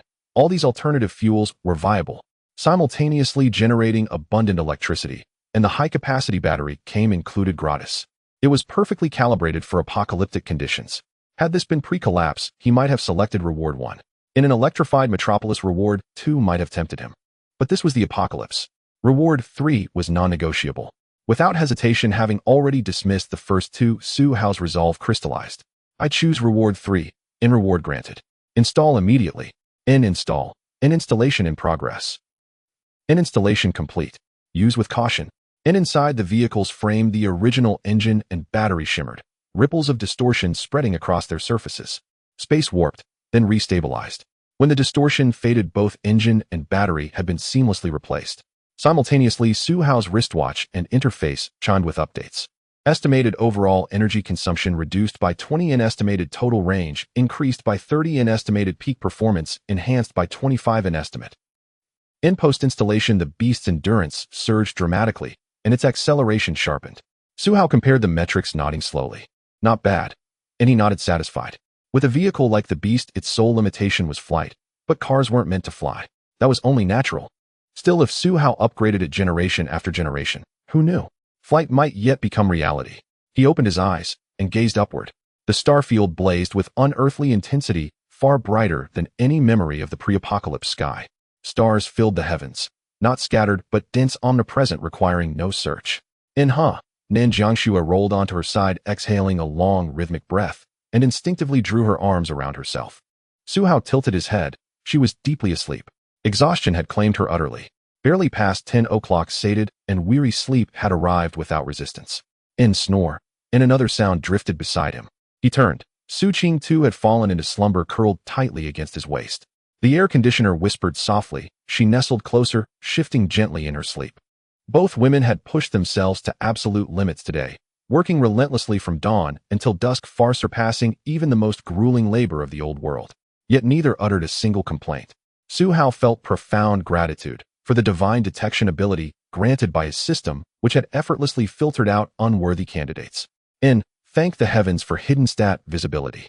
Otherwise, I'd have gathered traitors and later been forced to eliminate them. Indeed. He activated their status panels for another look. Han Jiangxue, Strength 75, Constitution 71, Spirit 71, Su Qing, Strength 64, Constitution 69, Spirit 76, in their divergent aptitudes were immediately apparent. Han Jiangxue embodied the archetypal warrior, focused, grounded, physically dominant. Su Qing's path remained ambiguous. Her true potential hinged upon awakening her unique ability. Suhao paused. Speaking of awakened abilities, how many days has it been since the collapse? Still nothing. When will it happen? He mentally tallied. At least 7 days had passed. How much longer must he wait? And what ability would he awaken? That too intrigued him deeply. Earlier, with only swordsmanship as his defining trait, he'd assumed a strength-based warrior path. But now, with a pact bound to a light spirit and mastery over flying swords, the trajectory had grown profoundly uncertain. Thus musing, he let thought drift until midnight arrived. The moment the clock struck 0, the radiant star field above dissolved, swallowed whole by a sudden suffocating blanket of storm clouds. Darkness descended with visceral terror, absolute, lightless, all-consuming. Su Hao instantly activated the beast's floodlights. There, before his eyes, the ground-hugging mist began surging upward, reversing gravity's pull as it spiraled into the churning clouds. Instantly, patter, patter, patter, and raindrops larger than soybeans crashed down, black as ink, viscous and ominous. Su Hao stared stunned. Black rain. Close the hatch. Su Hao reacted instantly, reaching for the hatch lever, then pivoting toward the driver's seat, ready to maneuver the beast into shelter. This rain defied nature, until its purpose and peril were known. Evasion was paramount. Yet, just as his hand closed on the hatch mechanism, his mind flared with an urgent notification. Quest triggered. Bathe in the awakened rain. End quest description. Su Hao's hand just paused before closing the door. He then heard the exclusive prompt in his mind. Task introduction. The first batch of accumulated white mist is already sufficient. They will surge upwards, causing a global downpour awaiting to evaporate into the natural environment and evolve all things. Bathing in the ability rain is the best absorption method, but it is extremely dangerous. Those with an ability talent lower than 80 cannot touch it. Those below 70 will suffer corrosion. The basic absorption method is to wait for evaporation, integrating into the atmospheric environment for natural absorption, but the efficiency is slow. Task reward ability evolution version, God level, unlimited choice. After seeing the task, Su Hao understood everything.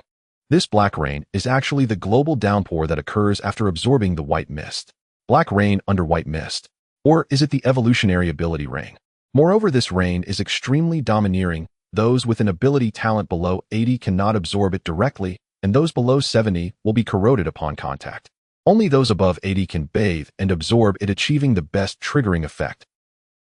If it weren't for this task prompt, Su Hao would have probably missed it, and it remains uncertain how long it would take for humanity to discover this news. What a rare opportunity. Su Hao approached the hatch and reached out to catch the black rain. Welfare has arrived. Others awaken their abilities randomly, depending on their talent. With the system, Su Hao can choose his ability awakening from 3 options, which is far better than randomness. The sound of the torrential rain woke Han Jiangxue and Su Qing. The rain is simply too heavy. It makes a crackling sound as it hits the ground. What's happening? Han Jiangxue suddenly sat up after waking, reaching for her machete. Su Qing looked dazed, struggling to open her eyes. Su Hao was just about to call them. He waved his hand. Come out and soak in the rain. Your abilities have awakened. Both women's talents have reached above 90. They can fully absorb this ability rain without any harm. This is the benefit of having goddesses. If they had an ability below 80, it wouldn't be funny. A slow step means they might fall behind further down the line. Ability rain. Upon hearing these 3 words, Su Qing instantly became alert. She quickly got up and asked, do we just soak in it, or do we need to drink it? Su Hao shook his head. No need to drink, just soak for a while, consider it a bath. Su Qing nodded vigorously. Okay. Han Jiangxue approached the door, reaching out to catch the rain. Through the spotlight of the giant beast, she found that the entire world was pitch black. The rain on her hand was actually black. Black? Yes, Su Hao nodded. The white mist surges upwards, causing the black rain. The future might undergo great changes. For now, let's just soak in the rain. Han Jiangxue nodded. All right. The 3 jumped down from the cabin and entered the torrential rain. Splashed. The rain was so heavy that as soon as they entered, they were soaked through. Su Hao reached up to grab his hair and looked under the spotlight. It was all black rainwater. So dirty. Han Jiangxue and Su Qing exchanged glances, unable to hold back at the color on each other. The 2 simply took off their clothes, wearing only their underwear to soak in the rain. Su Hao also took off his shirt, treating it like a bath. In that moment of bathing, the system also sent a prompt. Task completed. Bathe in ability rain. Su Hao directly thought, use it up. Ability evolution version reward times have been used. Please choose one from the following 3 rewards. Reward 1 Gene Seed, Reward 2 Adaptive Skin, Reward 3 Telekinesis, 3 abilities to choose from. Whatever Su Hao selects, he will awaken after bathing in the ability rain. Watching the 2 women bathing in the rain, Su Hao turned his head and quickly glanced through the introductions. Let's look at the first one. Gene Seed. A gene seed will be born within you. It can extract gene fragments from the organisms you consume, feedbacking them into your body for special evolution. For instance, consuming a frog will evolve your tongue and legs. Consuming a mantis will grow bone blades on your arms. Consuming a tiger or lion will evolve your teeth. Primitive evolution. Su Hao felt a bit disappointed after reading the gene seed's ability. He had expected a different kind of gene seed. This gene seed can only extract traits from real-world beasts. Although it offers many evolutionary possibilities, the cost is a change in personal genes and a significant alteration in appearance, which Su Hao dislikes. If it turned out to be attractive, that would be fine, but who knows what it might become. He simply couldn't take that gamble. What if a banana's genes made it look more human than him? That would be ridiculous. Let's look at the second one. Adaptive skin. Your skin system possesses extraordinary adaptability and evolutionary capabilities. It can evolve scales to withstand physical attacks, flames, cold radiation, toxins, and various resistances when combating threats or environmental changes. However, it must be noted that once scales evolve, they cannot retract, and they continue to grow and shed. Su Hao glanced at the introduction of the second ability. It is somewhat similar to the first ability, but the first one evolves from within, while the second one evolves from the outside in. One evolves from genes outward, while the other evolves highly from the skin. Additionally, both will change appearance and genes. How should I put it? Su Hao looked at the appearance of this scale armor. It doesn't look good. It's too ugly. Firstly, the scales cannot be retracted, similar to feathers constantly growing and shedding, never stopping. Secondly, it's unattractive. It's not the imagined appearance of a dragon person, but rather that of a monster, unclassifiable and too bizarre. No, I can't accept such ugliness. Su Hao shook his head and turned to look at the third option. Let's check out telekinesis. Telekinesis greatly enhance your spirit, compress energy to its limit and gather it into an invisible, intangible mental core within your mind. It grants you incomprehensible, ever-changing telekinesis, which holds immense potential for development. All of this requires your own exploration. Please remember, telekinesis is one of the greatest mental abilities. Su Hao stared at the ability description, lost in thought. Overall, it resembles the Force, and it also has elements of magic, or perhaps it's a highly creative ability. Suddenly, many possibilities for developing abilities surged in Su Hao's mind. It seems like the devil fruit. It requires deep development. It might start off weak, only capable of moving objects, but the potential could be extremely high. After all, the introduction stated so. However, there's not much else to say. Compared to options 1 and 2, telekinesis is simply fantastic. Su Hao did not hesitate at all, nodding his head. He thought, I choose 3. Reward has been issued. Please empty your mind, meditate on divine thoughts, and feel the existence of telekinesis. Following the system's instructions, Su Hao directly sat cross-legged on the ground, letting the torrential rain wash over his body. He cleared his mind, allowing nothing to occupy his thoughts. It was like staring into the vast, empty universe, focusing on the void within his mind. He remained in this state of emptiness for a while. In the next moment, a swirling vortex of qi suddenly began to appear in his consciousness. The qi transformed from sparse to abundant, gradually gathering and spinning. Moreover, during the rotation, it was rapidly compressing. It just kept spinning. The original qi began to condense, becoming smaller and smaller, turning into an existence akin to a crystal core. This crystal core seemed to be merely a concept. It was not a physical entity, but rather a symbol. During this time, Su Hao's spirit surged rapidly. Spirit 8189, Spirit 89101, Spirit 101149. In just a few minutes, his spiritual power skyrocketed by over 60 attribute points. It nearly doubled. It became the highest attribute on his panel, far surpassing the strength attribute. When Su Hao opened his eyes again, Han Jiangxue and Su Qing were watching him. Su Qing, drenched in rain, pushed her hair back to the sides and leaned closer to Su Hao, asking curiously, "Have you awakened your powers again?" Han Jiangxue approached, needing to get close to his ear to speak clearly over the heavy rain. "Su Hao, I feel my strength and physical abilities are improving, and there's a strange force surging within me," Su Qing said, closing her eyes to feel it. She suddenly opened her eyes with joy, saying, "I can feel it too." When one awakens a certain power, it's impossible not to notice.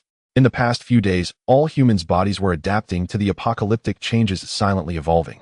Until today, when the white mist accumulated to a certain extent. A rain of abilities began to fall, and only then did everyone start to take their first steps.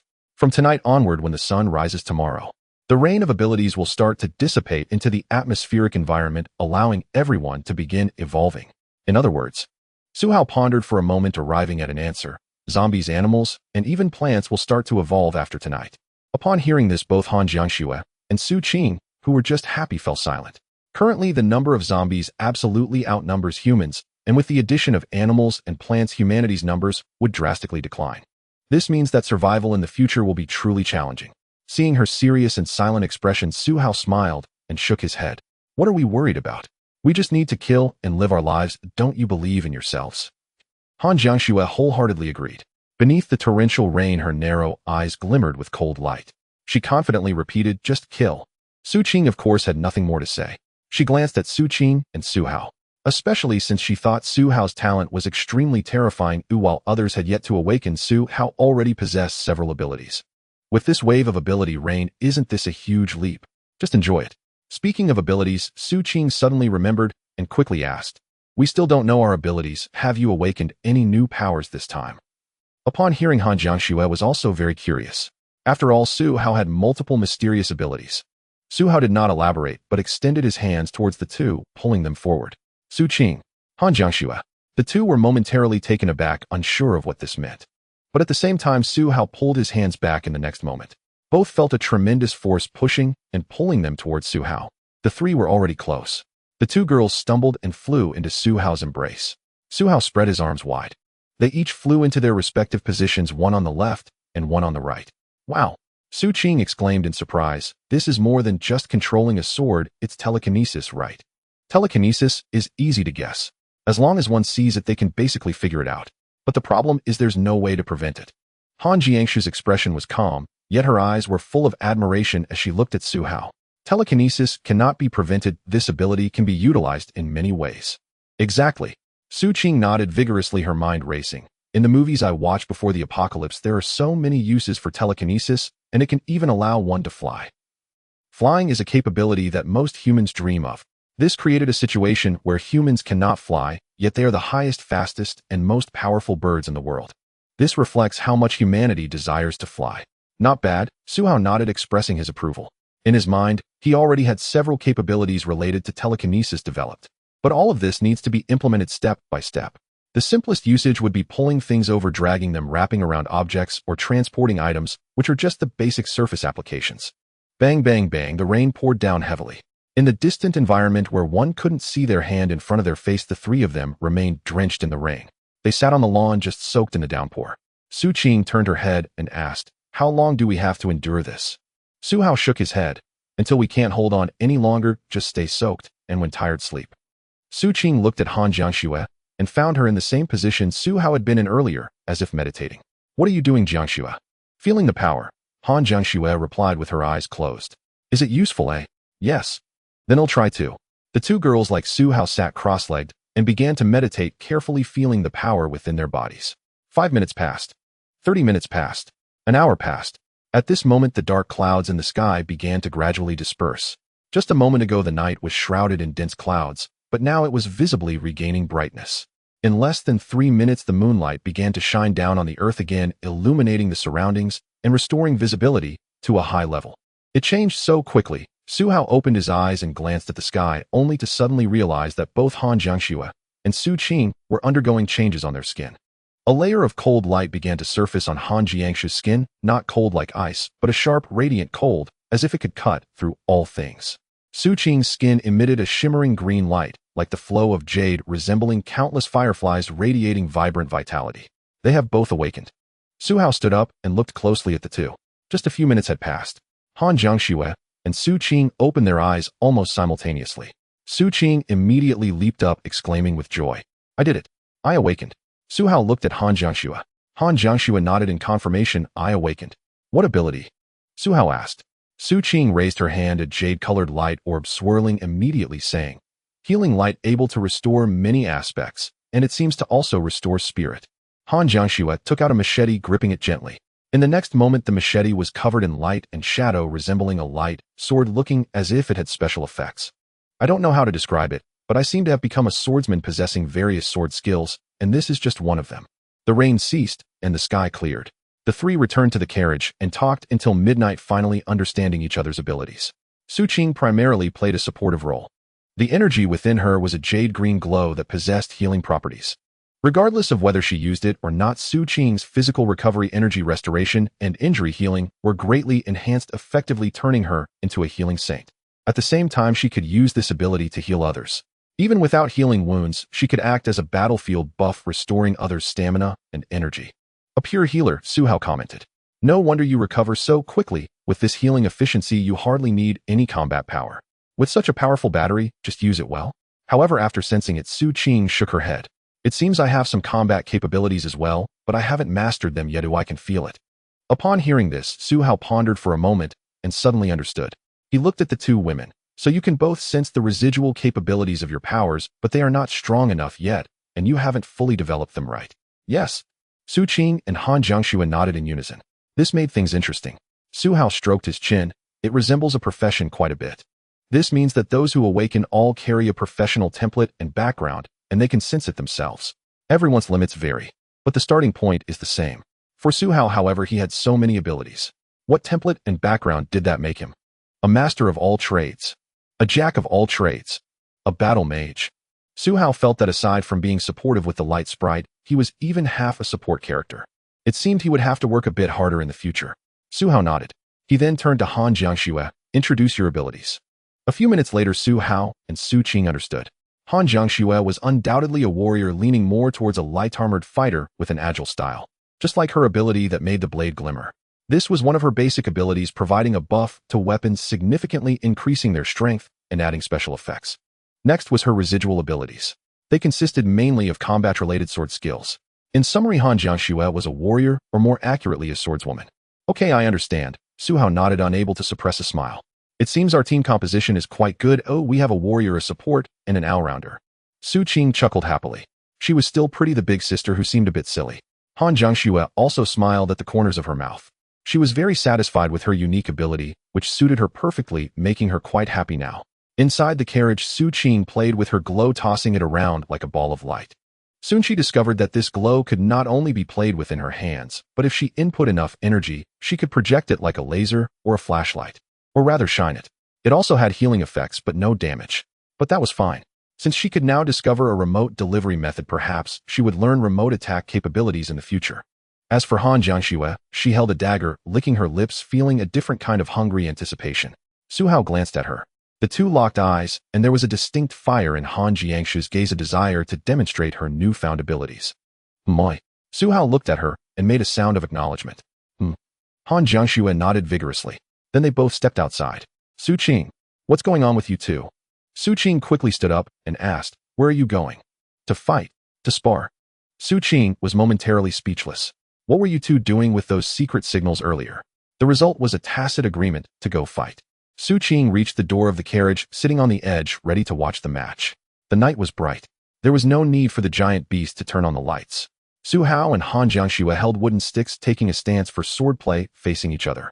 Su Hao looked at the original color of the wooden stick in Han Jiangxue's hand.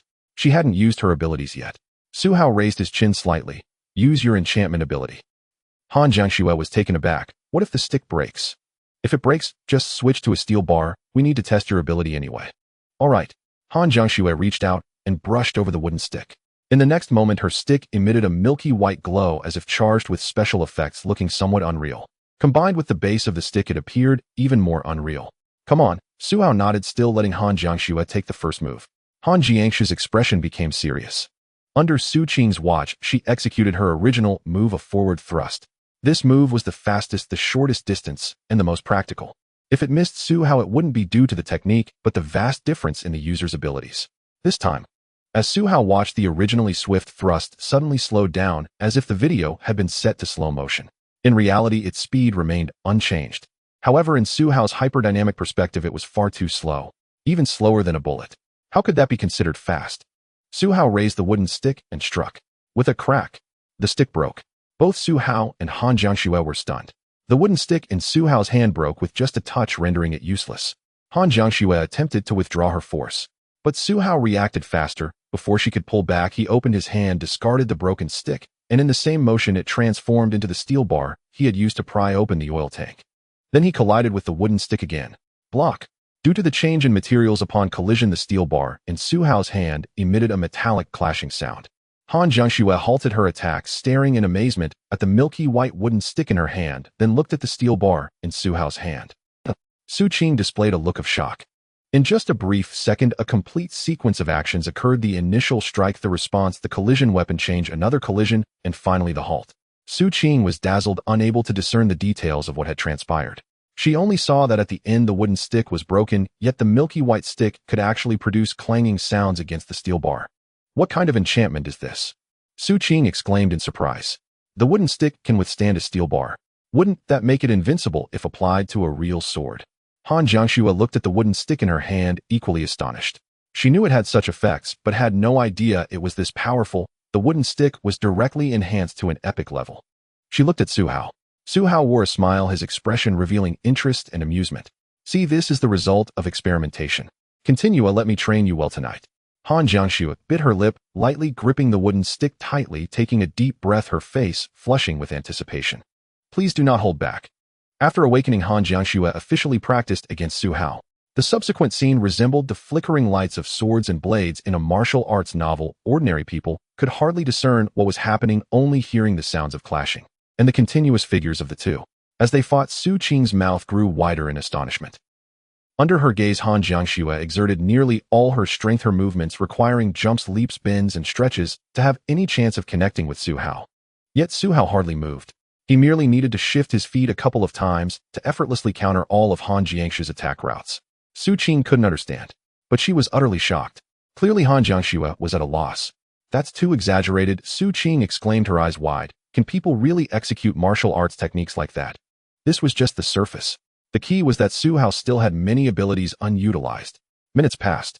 Clang. As the final blow dispersed. Huff, huff, huff. Han Jiangxue took a few steps back, holding a milky white wooden stick against the ground, panting heavily, her chest rising and falling rapidly.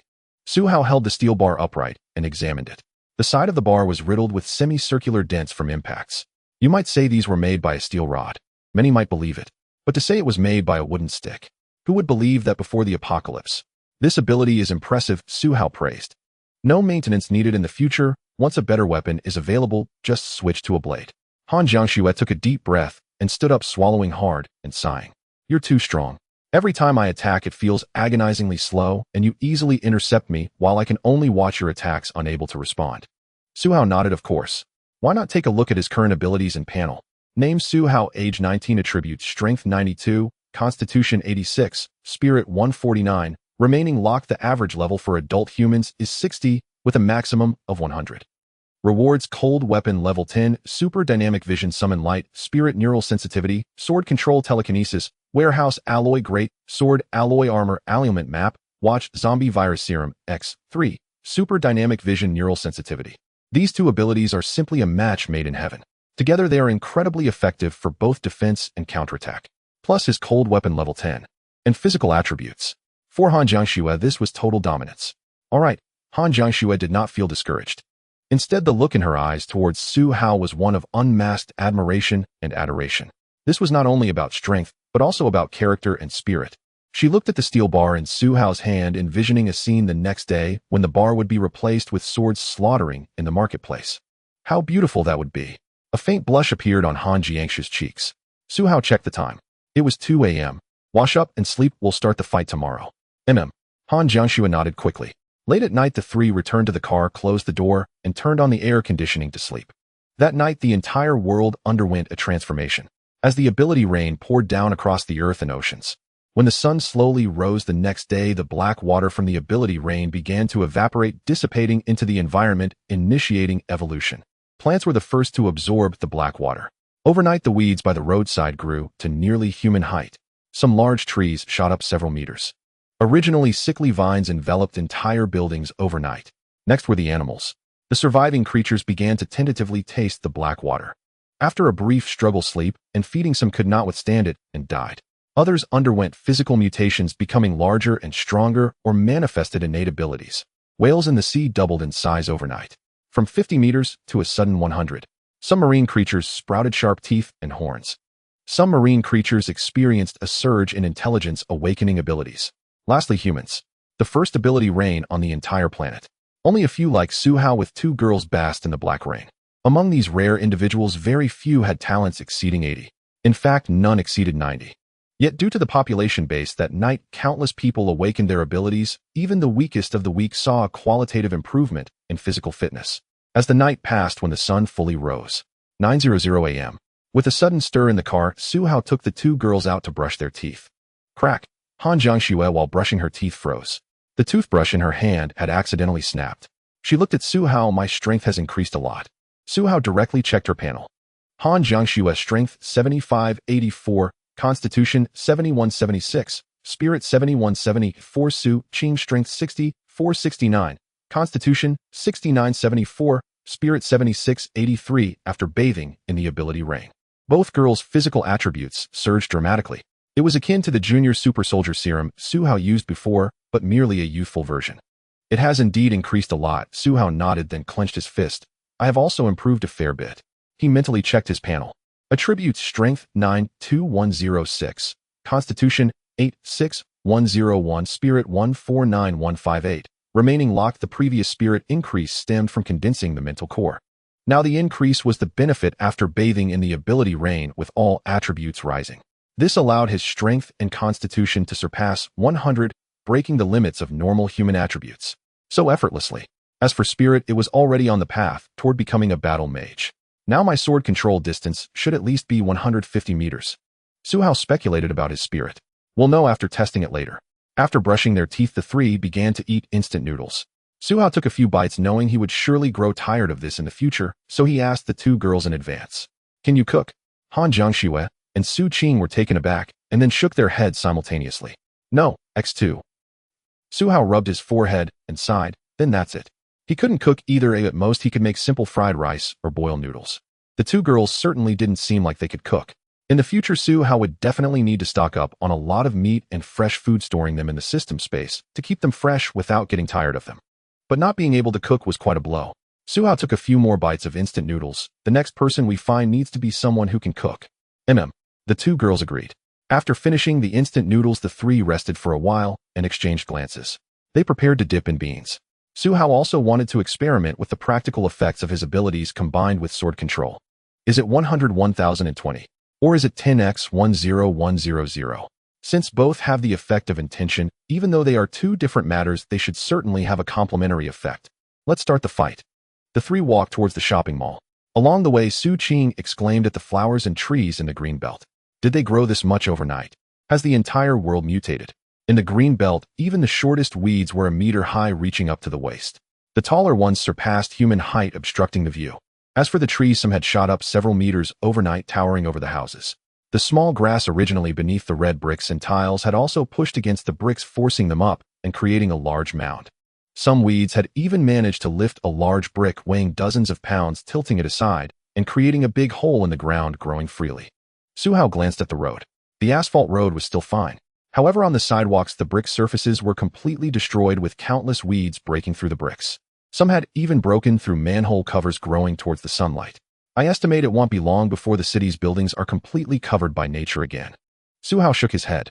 That's too exaggerated. Su Qing murmured. I've seen reports before. Studies indicate that it takes 30 to 50 years for an abandoned city to be reclaimed by vegetation and wildlife. But at this rate, it seems that in just a year the buildings will be overrun by weeds and vines. Han Jiangxue looked up.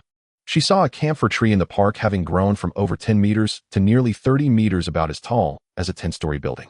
That big tree will probably fill the city as well. The three marveled at the overnight frenzy of the plants before continuing into the shopping mall. The first floor had been cleared of zombies. The moment Suhao stepped into the mall, a shimmering aura enveloped him. When the aura dissipated, he was clad in heavy armor, wielding a floating alloy broadsword. Suhao felt the broadsword. It feels visibly lighter now. Previously, when he wielded the sword, he could sense its weight mentally. But now, with the enhancement of his mental power, the sword still had weight, yet it felt weightless, allowing for effortless movement without any pressure. Has there been such a big difference compared to yesterday?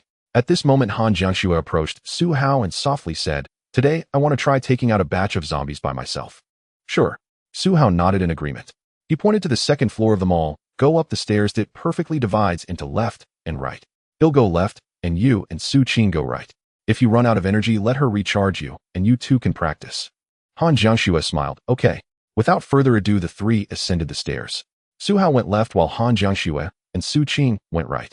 The first floor of the mall was a hall, but from the second floor onwards, the middle was empty, and they could only walk around the perimeter, occasionally encountering passageways. This neatly split the zombies into two parts. As soon as Suhao arrived, he wasted no time to test his sword control abilities. He pointed forward. Go! The alloy broadsword shot forward at an astonishing speed, producing a sonic boom in the air. The afterimage chased the real thing.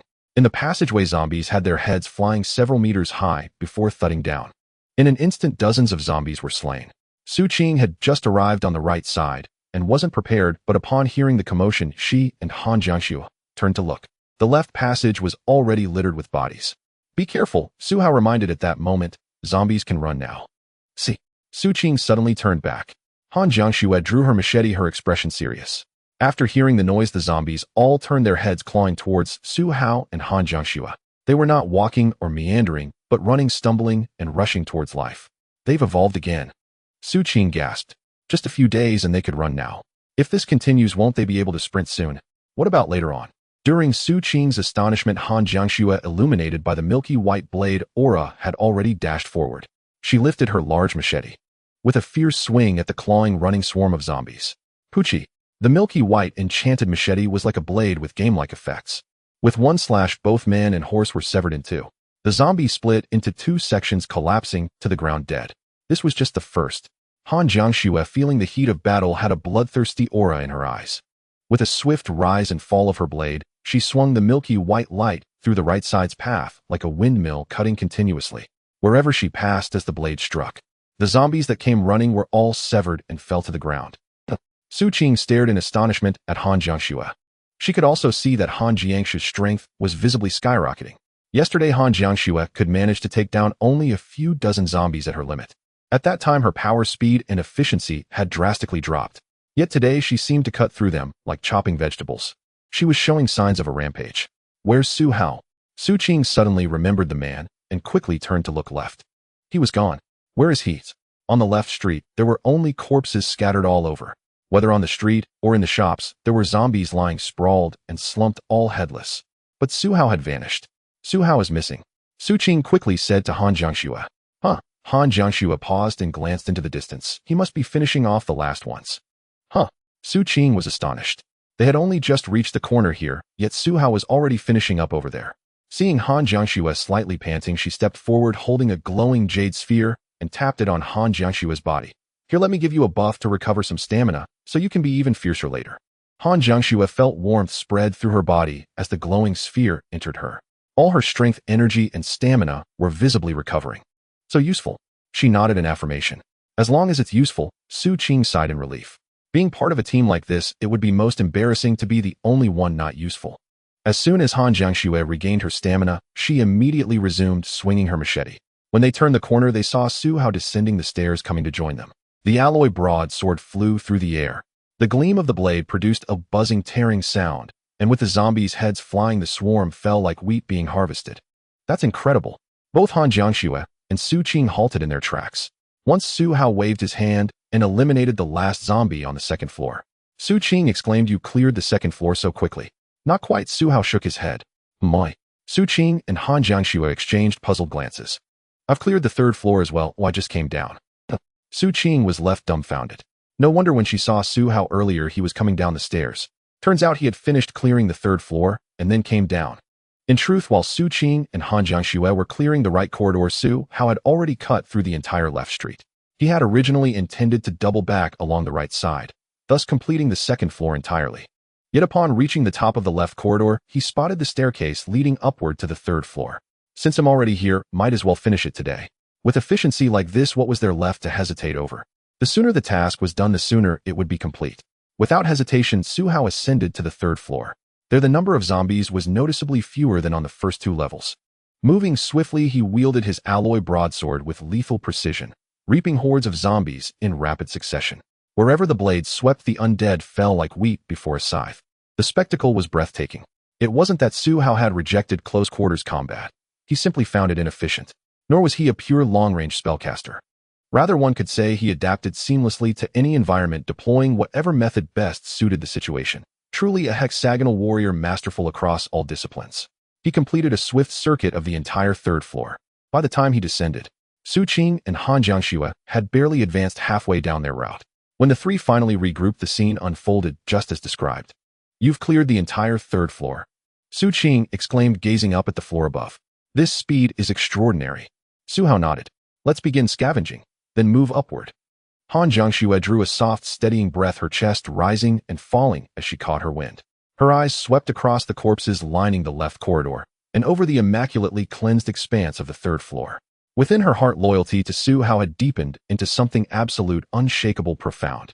As if in passing conversation, the zombies had turned to ash, every single one decapitated with surgical precision.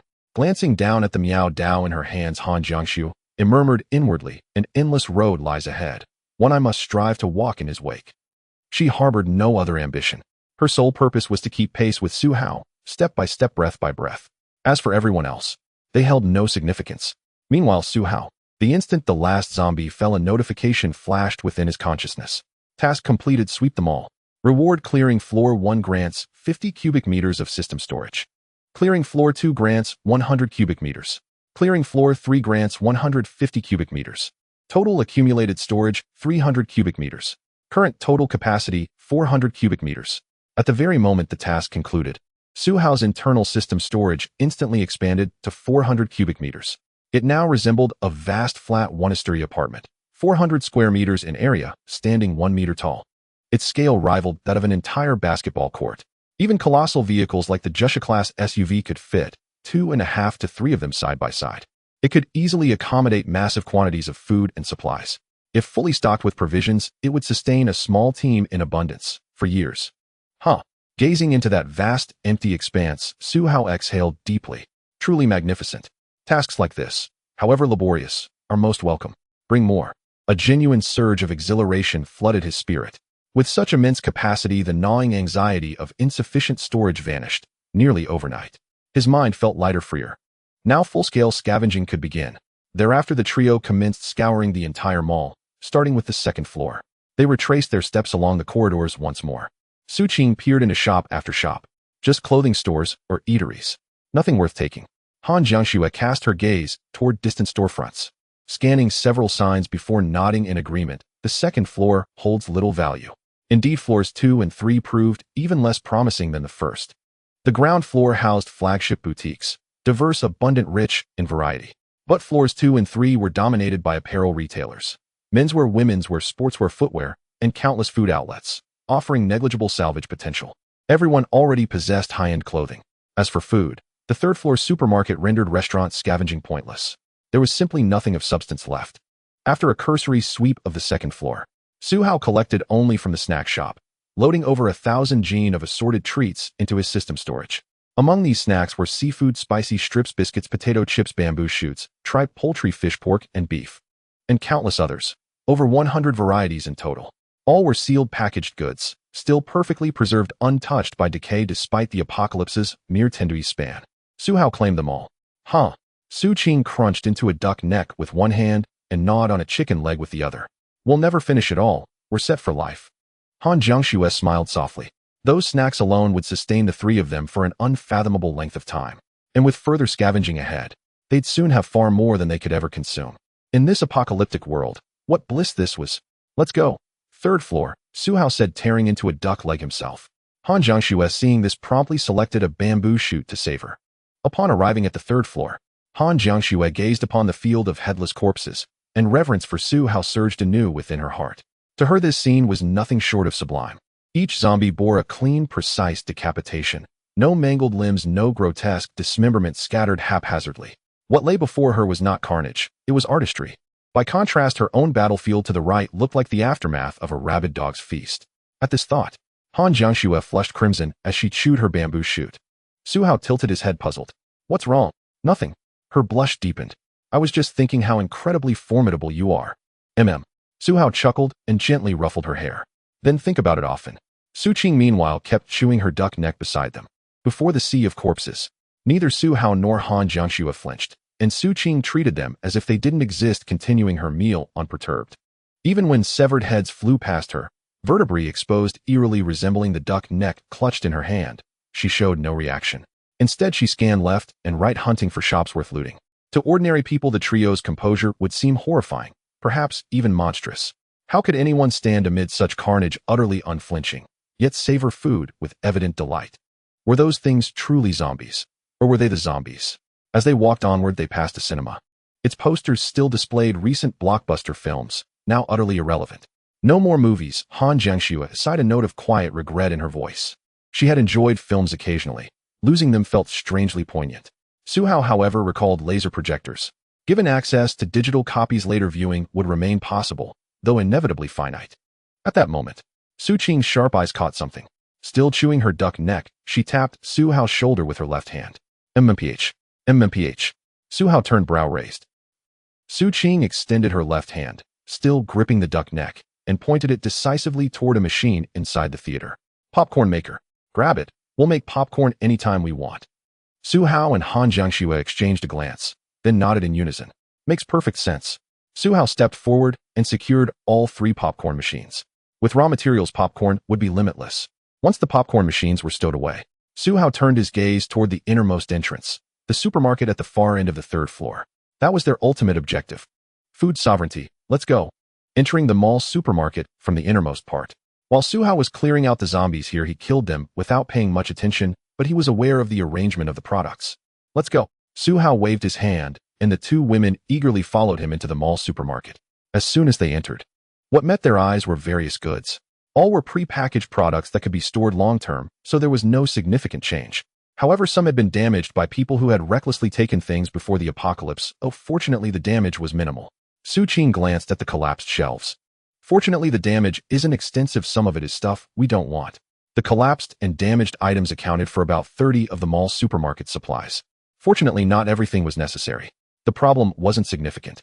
The 3 of them started by looting the goods section. You 2 go push the cart and load the items we need from the other side into it first. Got it. Su Qing and Han Jiangxue went to the carts. They reached the hand carts, and Han Jiangxue pulled out 3 at once, pushing them together so they could carry a lot at once. Upon seeing this, Su Qing's usual thought was to push just 1. So now she was also pushing 3. And thus Su Hao walked in the middle. Among the goods, tissues, shower gel, shampoo, towels. In the food section, various canned goods, hot sauce, sweet sauce, spices, condiments, cooking oil. In the beverages section, white wine, red wine, beer, alcohol drinks, along with all sorts of other items. Let alone counting them. There was too much to even glance at. Han Jiangxue and Su Qing pushed cart after cart of items to Su Hao. Su Hao was also busily looting. Su Qing pushed 3 carts alone filled with items, her face full of joy and excitement. This is amazing, Jiangxue. We can take whatever we want. Did you grab sanitary pads? I got them, Han Jiangxue replied, busy with her hands. Don't take too much. Oh, just enough for a few years will do. All right, I understand. Su Qing nodded. We shouldn't waste Su Hao's space, right? Exactly. Su Hao alone could clear out more than half of the mall supermarket. He walked down the aisle, his gaze sweeping over the rows of products. When he saw something he needed, he focused his mind. In the next moment, the items he had set his sights on floated into the air and flew over. Whether it was as small as a lighter or as large as an entire shelf, as long as Su Hao wanted it, his telekinetic force would bring it over and store it in his space. On his path, he saw Su Qing and Han Jiangxue struggling to push their carts while avoiding zombies unable to get through. Su Hao's brow furrowed. He waved his hand horizontally. Han Jiangxue and Su Qing had just been carrying supplies from the corner. In the next moment, in the middle of the path, all the corpses seemed to be moved by an unseen force, automatically shifting to the sides, clearing a path in the middle. So cool. Su Qing exclaimed. Han Jiangxue, not good at expressing herself, simply bit her lip. She thought Su Hao's display was incredibly impressive. At that moment, Su Hao was dressed in full heavy armor with a large alloy sword hanging at his waist. He looked like a pure warrior, yet he casually displayed such skill. It was as if he had the methods of an immortal, controlling everything with ease. Was he a warrior? A swordsman? A mage? No, he resembled a sword immortal, but not the ethereal kind. Rather, he was a sword immortal with a battlefield's terrifying aura. Su Qing and Han Jiangxue pushed their carts over, both girls starry-eyed with admiration. Su Hao waved his hand over the carts. The supplies within the 6 carts shimmered with spatial ripples and disappeared into his space. Su Qing calmed her restless heart and asked, how much can the space hold? We need to decide what to take. Yes, even a space the size of a basketball court couldn't contain all the goods from the supermarket. Moreover, space needed to reserve room for a behemoth. But deducting what was unnecessary and avoiding large items, there was still a fair amount that could fit. Su Hao glanced at the inside of his space, taking a rough look. I can fit about 1 more times the amount of rice and flour. Of course, staple foods were rice and flour. Next would be meat and vegetables. However, vegetables were definitely gone after so many days they had spoiled. Frozen ones were also impossible to find apart from picking fresh ones on site. And with so many snacks, it was more than enough already. All right, the 3 of them arrived at the food section. There were many fruits and vegetables, but they were all spoiled, rotten beyond recognition. Leaves, fruits, peels, all had decayed. There were some cooked foods like roast duck and outdoor bread, but they were basically all spoiled. Su Hao merely glanced at them and shook his head. Let's go straight to the warehouse. He took all the bags of rice that were displayed outdoors into his space. Su Hao led the others to find a warehouse, and there was also a cold storage. Good news, the warehouse was well stocked with rice that could be measured in tons. There were about 200 bags. The remaining rice flour and oil combined were enough for everyone to eat for a long time. Su Hao used telekinesis to clear it all out, and his system space was accordingly enriched. Let's go check the cold storage. The three arrived at the cold storage, opened it, and then silently closed it again. Bad news after the power outage. The meat in the cold storage had all spoiled. Su Qing wore a face of despair. Fresh vegetables are gone, fresh meat is gone too. What should we do? Should we go pick fresh ones? Han Jiangxue thought for a moment and nodded. I happen to know nearby farming and livestock bases. But after the black rain, whether they are safe to eat is another question. Su Hao pondered for a moment. How far is it? Is it on the way out of the city? It's on the way and not far. Han Jiangxue replied immediately. It was also established in the suburbs. Then we can make a trip. Meat and vegetables must be obtained. It's not a problem in the short term, but it's a big issue in the long run. At the moment Su Hao made the decision, mission triggered, sweep the planting and breeding base. Mission reward unlimited God level choice once. It seems we must go there. After finishing looting the mall supermarket, Su Hao glanced at the time, 1130 a.m. He nodded, not wasting words. Let's go? There's no need to stay here any longer. Let's head back for a meal first. Okay. Su Qing cheerfully agreed. On the way, Su Hao organized the system space in his mind. This time he had looted supplies amounting to more than half a basketball court, and it was piled up everywhere in his space. He needed to quickly sort through and take stock. After exiting the supermarket, he released the behemoth and brought out what he needed for lunch. Looking at the two women. You two cook. The food will be pre-packaged seasoning packs. I'll organize the space. Got it. The two women began cooking, while Su Hao sat at the front of the cart, quietly starting to organize. Bottled water, compressed biscuits, canned food, cooking essentials like rice, oil, salt, sauce, teapots, bowls, cabinets, boxes, lighters, tape, pens, various goods, pajamas, sleeping bags, full sets of clothing, various medicines, binoculars, playing cards, various books, and so on. This time the loot was truly abundant. Among them, the most surprising to Su Hao was something he had wanted previously. Su Hao took it out, inserted 4 batteries, straightened the antenna toward the sky, and finally adjusted the channel frequency. Static. Undoubtedly, this was a radio. He didn't know if it would still work, but in the apocalyptic environment, this might be the only useful item. Of course, it only had the most basic receiving function. Su Hao couldn't remember the divisions of the frequencies. He only knew that some frequencies were for amateurs, some were for global regions, and some were national exclusive. There used to be signal providers, but they had all exited. What he wanted to listen to were the local frequencies and the national frequencies. Static. Su Hao couldn't remember how many frequencies the radio had.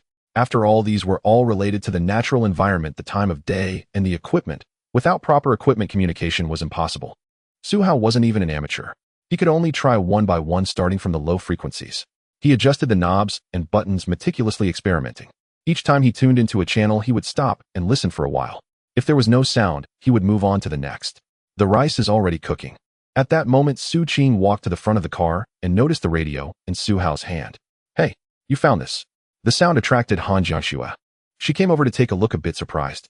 Does this mean we can communicate with people far away? Su Hao shook his head. No, we can only listen.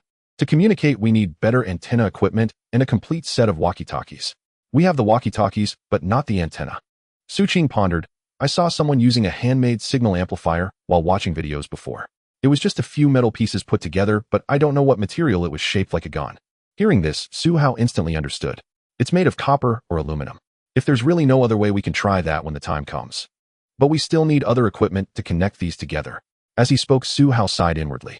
It would have been great to have a skilled technician who understood machinery. In the apocalypse, a top talent proficient in both mechanical skills and electrical engineering would be like a little doorman, able to provide whatever you needed and create what you lacked. Things like radios, walkie-talkies, and antennas should not be a problem for them. Z, please respond. As Su Hao chatted while tuning the radio, a series of sounds suddenly came from it. Su Qing's expression changed to surprise. Su Hao quickly placed the radio on the car roof and turned the volume to maximum. The three of them waited together. After a moment, the voice inside finally repeated. Repeating. Z Province. Military. Has established a secure zone. Please, all survivors. Head to. Please, extraordinary individuals with abilities, communicate with us to protect the people. After hearing the message, they were left in silence. The three of them finally lowered their heads to communicate. Z Province. Su Qing asked, puzzled. Why did Z Province establish a secure zone first? Military district. Han Jiangxue replied straightforwardly. Indeed, in the apocalypse, the military is the last line of defense. But amidst such indiscriminate and collective mutations, how many could truly survive? In the newly formed apocalyptic environment, is it necessarily a good thing to open fire? Facing hundreds or thousands of zombies, if the firepower isn't sufficient, they'll soon be overwhelmed by the horde. Grenades and rocket launchers are undeniably useful, but are there enough people to use them? Without people, even the best weapons are useless. In Jiangcheng University, there are tens of thousands of students, yet only a few hundred survivors. As the mutation rate accelerates and bizarre creatures emerge from the breeding of strange beings, are armor-piercing rounds truly effective? Su Hao believed that in the short term no creature could withstand a 12.7mm armor-piercing round and no monster could resist a 155mm artillery shell. But these are too cumbersome. They may help establish a defense, but if an outbreak occurs from within, there would be no opportunity at all. After so many days he hadn't seen a single plane. Undoubtedly the airport had been rendered useless, and even the planes were likely inoperable. How much combat effectiveness could the military still maintain? Su Qing recalled the words from the radio. The secure zone has also discovered mutations among people, as the channel just said, urging extraordinary individuals to contact them actively. Han Jiangxue nodded. We don't know how many people are in the secure zone, but with many people there are bound to be those with exceptional talents and stronger abilities. Su Qing agreed, but she clung to Su Hao's arm, resting her cheek against him. But they definitely can't be stronger than Su Hao. As long as we can eat well and live comfortably, that's enough for us. Han Jiangxue also smiled, showing her agreement. They had talked so much but had no intention of heading to that secure zone, because it had already been stated earlier that the formation of their small team was for what purpose? The ultimate goal was a paradise outside of society, seeking freedom and ease in a chaotic world without scheming against one another. The two women saw Su Hao deep in thought. They thought he had some ideas about the secure zone. What's wrong? Su Qing quickly asked. Are we thinking of going to check out that secure zone? What are you thinking? Su Hao shook his head. I'm considering which route to take to avoid them. Avoid them? Su Qing was a bit confused. Do we really need to do that? Han Jiangxue interrupted her doubts, affirming directly. She glanced at the heavy armor Su Hao was wearing. She looked at the giant beast beside the three of them, and then at their talents. If you were the leader, what reason would you have to let us pass, eh? To put it nicely, it's for everyone. To put it bluntly, it's for all of us. It's just the beginning of the apocalypse, eh? Do you really intend to use these to deliberately test others, eh? Facing Su Hao's batch of treasures, which of them could withstand the test? Regardless of whether they were people, men, women, vehicles, abilities, or items. These are all things others yearn for now. If you approach the secure zone, now aren't you testing others? Aren't you just asking for trouble? Su Qing nodded thoughtfully. After a moment of contemplation, she understood. One must not underestimate the malice in human nature. Humans are creatures with extreme upper and lower limits, and this must be remembered. Su Hao patted Su Qing on the shoulder, reminding her, the apocalypse is also a chaotic world.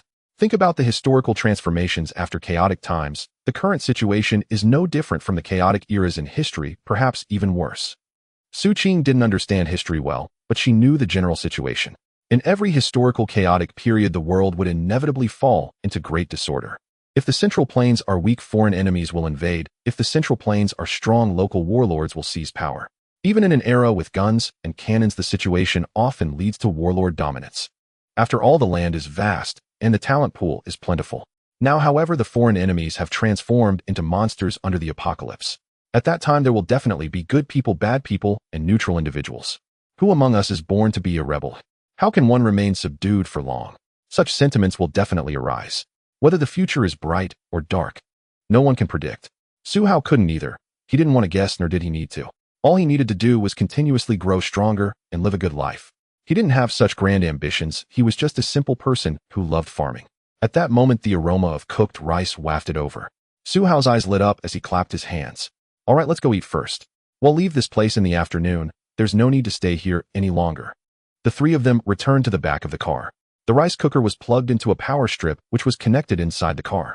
When they opened the rice cooker, a burst of steam accompanied by the fragrant aroma of rice filled the air. Su Hao took a deep breath beside it. The authentic aroma of rice. This taste of carbohydrates was truly nostalgic. When Su Qing opened the prepared meal package and poured the spicy stir-fried meat over the rice, the three of them could no longer hold back and began to eat heartily. Su Hao mixed the rice with the spicy stir-fried meat, making a satisfied sound. My demands aren't high. In the apocalypse, I just want to be able to enjoy these delicacies at every meal. At noon, Su Hao's team savored steaming hot rice and rice bowls topped with savory sauces. Though these were pre-packaged meals, as all fresh provisions had long since spoiled, they would need to forage for fresh vegetables and meats later. The frozen meat in the cold storage had spoiled soon after the power failed. Even backup generators had run out days ago. After lunch, the group rested.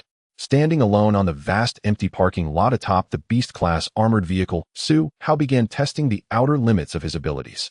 He had already attempted to gauge the upper bounds of his sword mastery combined with telekinetic force inside the shopping mall, but had failed to reach them. The mall is too confined. Even its longest corridor on the first floor stretches barely 200 meters, yet my flying sword still showed no sign of straying. Previously, his maximum sword control range had been around 90 meters when his spiritual energy stood at just over 80. Now, with spiritual energy surging to 158 and amplified further by telekinesis, his sword soared beyond 200 meters without perceptible fatigue, indicating his true limit lay far beyond. Su Hao climbed onto the roof of the beast's cargo compartment. From that vantage, nearly 5 meters high, he commanded an expansive view ideal for distance trials. His gaze swept across the road where shambling corpses wandered. With a casual wave, a massive broadsword materialized midair. He raised 2 fingers and pointed toward a cluster of zombies on the asphalt. Go! A resonant hum tore through the air. The blade shot forward so swiftly it displaced not mere wind, but compressed air itself, generating shockwaves capable of lifting light objects. The thunderous vibration drew the attention of Su Qing and Han Jiangxue, who sat inside the cabin, turning their eyes toward the streaking blade. The sword moved too fast and was too slender for the naked eye to track. Only a fleeting afterimage remained like a luminous trail etched across the sky. By the time they fully registered the motion and looked up, every zombie on the road had been decapitated, heads arcing several meters into the air before plummeting downward. Their eyes instinctively followed the ascent, and then the descent, as severed heads tumbled across the pavement with hollow rolling thuds. Su Hao glanced at the tally of slain undead. Quest 10,000 zombie slayings. 360-100, inch not bad, nearly 1/3 complete. The target group had stood approximately 200 meters away. Not enough. Guided solely by will, the sword surged farther, 250, 270, 290 meters, 300. Only beyond 300 meters did resistance finally manifest. A subtle heaviness in control, a faint tremor, threatening imminent loss of command. Pushing farther would shatter precision entirely. Recall. With a subtle curl of 2 fingers, the blade reversed course, instantly returning to hover silently beside him. I never imagined telekinesis could serve this purpose. And control range multiplies exponentially. Before acquiring telekinesis, his sword would begin trembling, wobbling, and slipping from grasp once he reached the final third of its range. Now, under telekinetic enhancement, instability only flickered at the very last tenth, followed by a visceral instinctive warning that control was about to collapse. This dramatically improved both stability and operational ceiling, rendering flight intuitive, precise, and effortless. Moreover, the alloy blade's velocity, impact force, and structural integrity had all undergone quantum leaps. Han Jiangxue's weapon enchantment manifested as a soft, milky white aura, whereas Su Hao's was invisible, intangible, purely telekinetic. The outcomes were comparable, but the origins, mechanisms, and most crucially the effective control radius were fundamentally different. It had doubled. With spiritual energy at 158, his unaided sword range had capped near 160 meters, leaving only 110 meters truly responsive and agile. Now, with over 300 meters of seamless reach, equivalent to stretching a school running track end-to-end or spanning 3 full football fields, his dominion had expanded beyond imagination. Agile control now spanned the entire 300-meter arc. Only within the final tenth did his instincts flare a silent alarm, intuitively signaling how much further he dared push before surrendering command. 300 pace flying sword. Su Hao gripped the hilt with his right hand and gently traced the blade's surface with his left. One day you shall cleave the sky at 1,000 paces. 300 meters already rivaled the effective range of standard assault rifles, an astonishing feat in itself. Wow! Su Qing watched from the cabin, awestruck by the sword's extreme reach and instantaneous return. Su Hao's blade moves no slower than a bullet. Han Jiangxue mentally compared velocities, likely subsonic, comparable to handgun muzzle velocity. Subsonic meant under 340 meters per second, yet astonishingly close. Though slower than rifle rounds, this was no projectile, it was a blade. At subsonic speed, its mass conferred kinetic energy of staggering magnitude. Piercing steel plates was trivial, thickness alone dictated resistance. After a brief rest, Su Hao reclined in the zero-gravity pilot's seat inside the cockpit. Just then, Su Qing slid open a small window from the cabin and asked, "What's next? Are we cracking fuel tanks again this afternoon?" Su Hao paused, then shook his head. "No, we're leaving."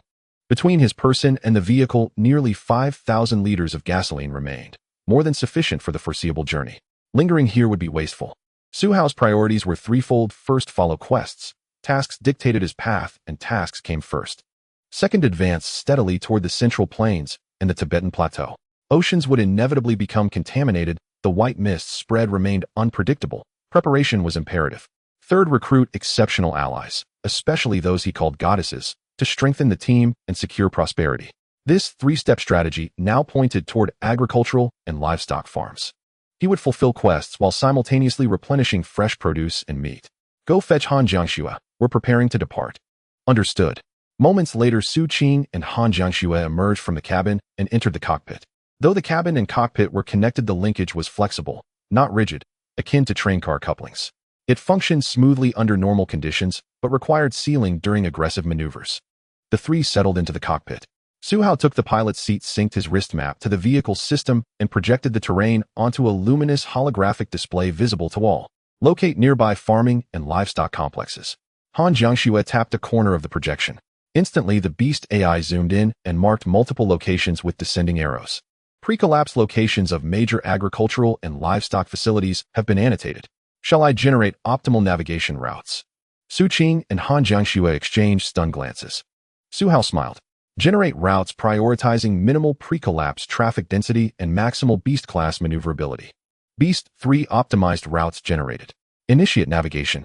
Unnecessary. The post-apocalyptic roads are too treacherous. I'll drive manually. Studying the map, Su Hao arched a brow and ignited the engine from his zero-gravity seat.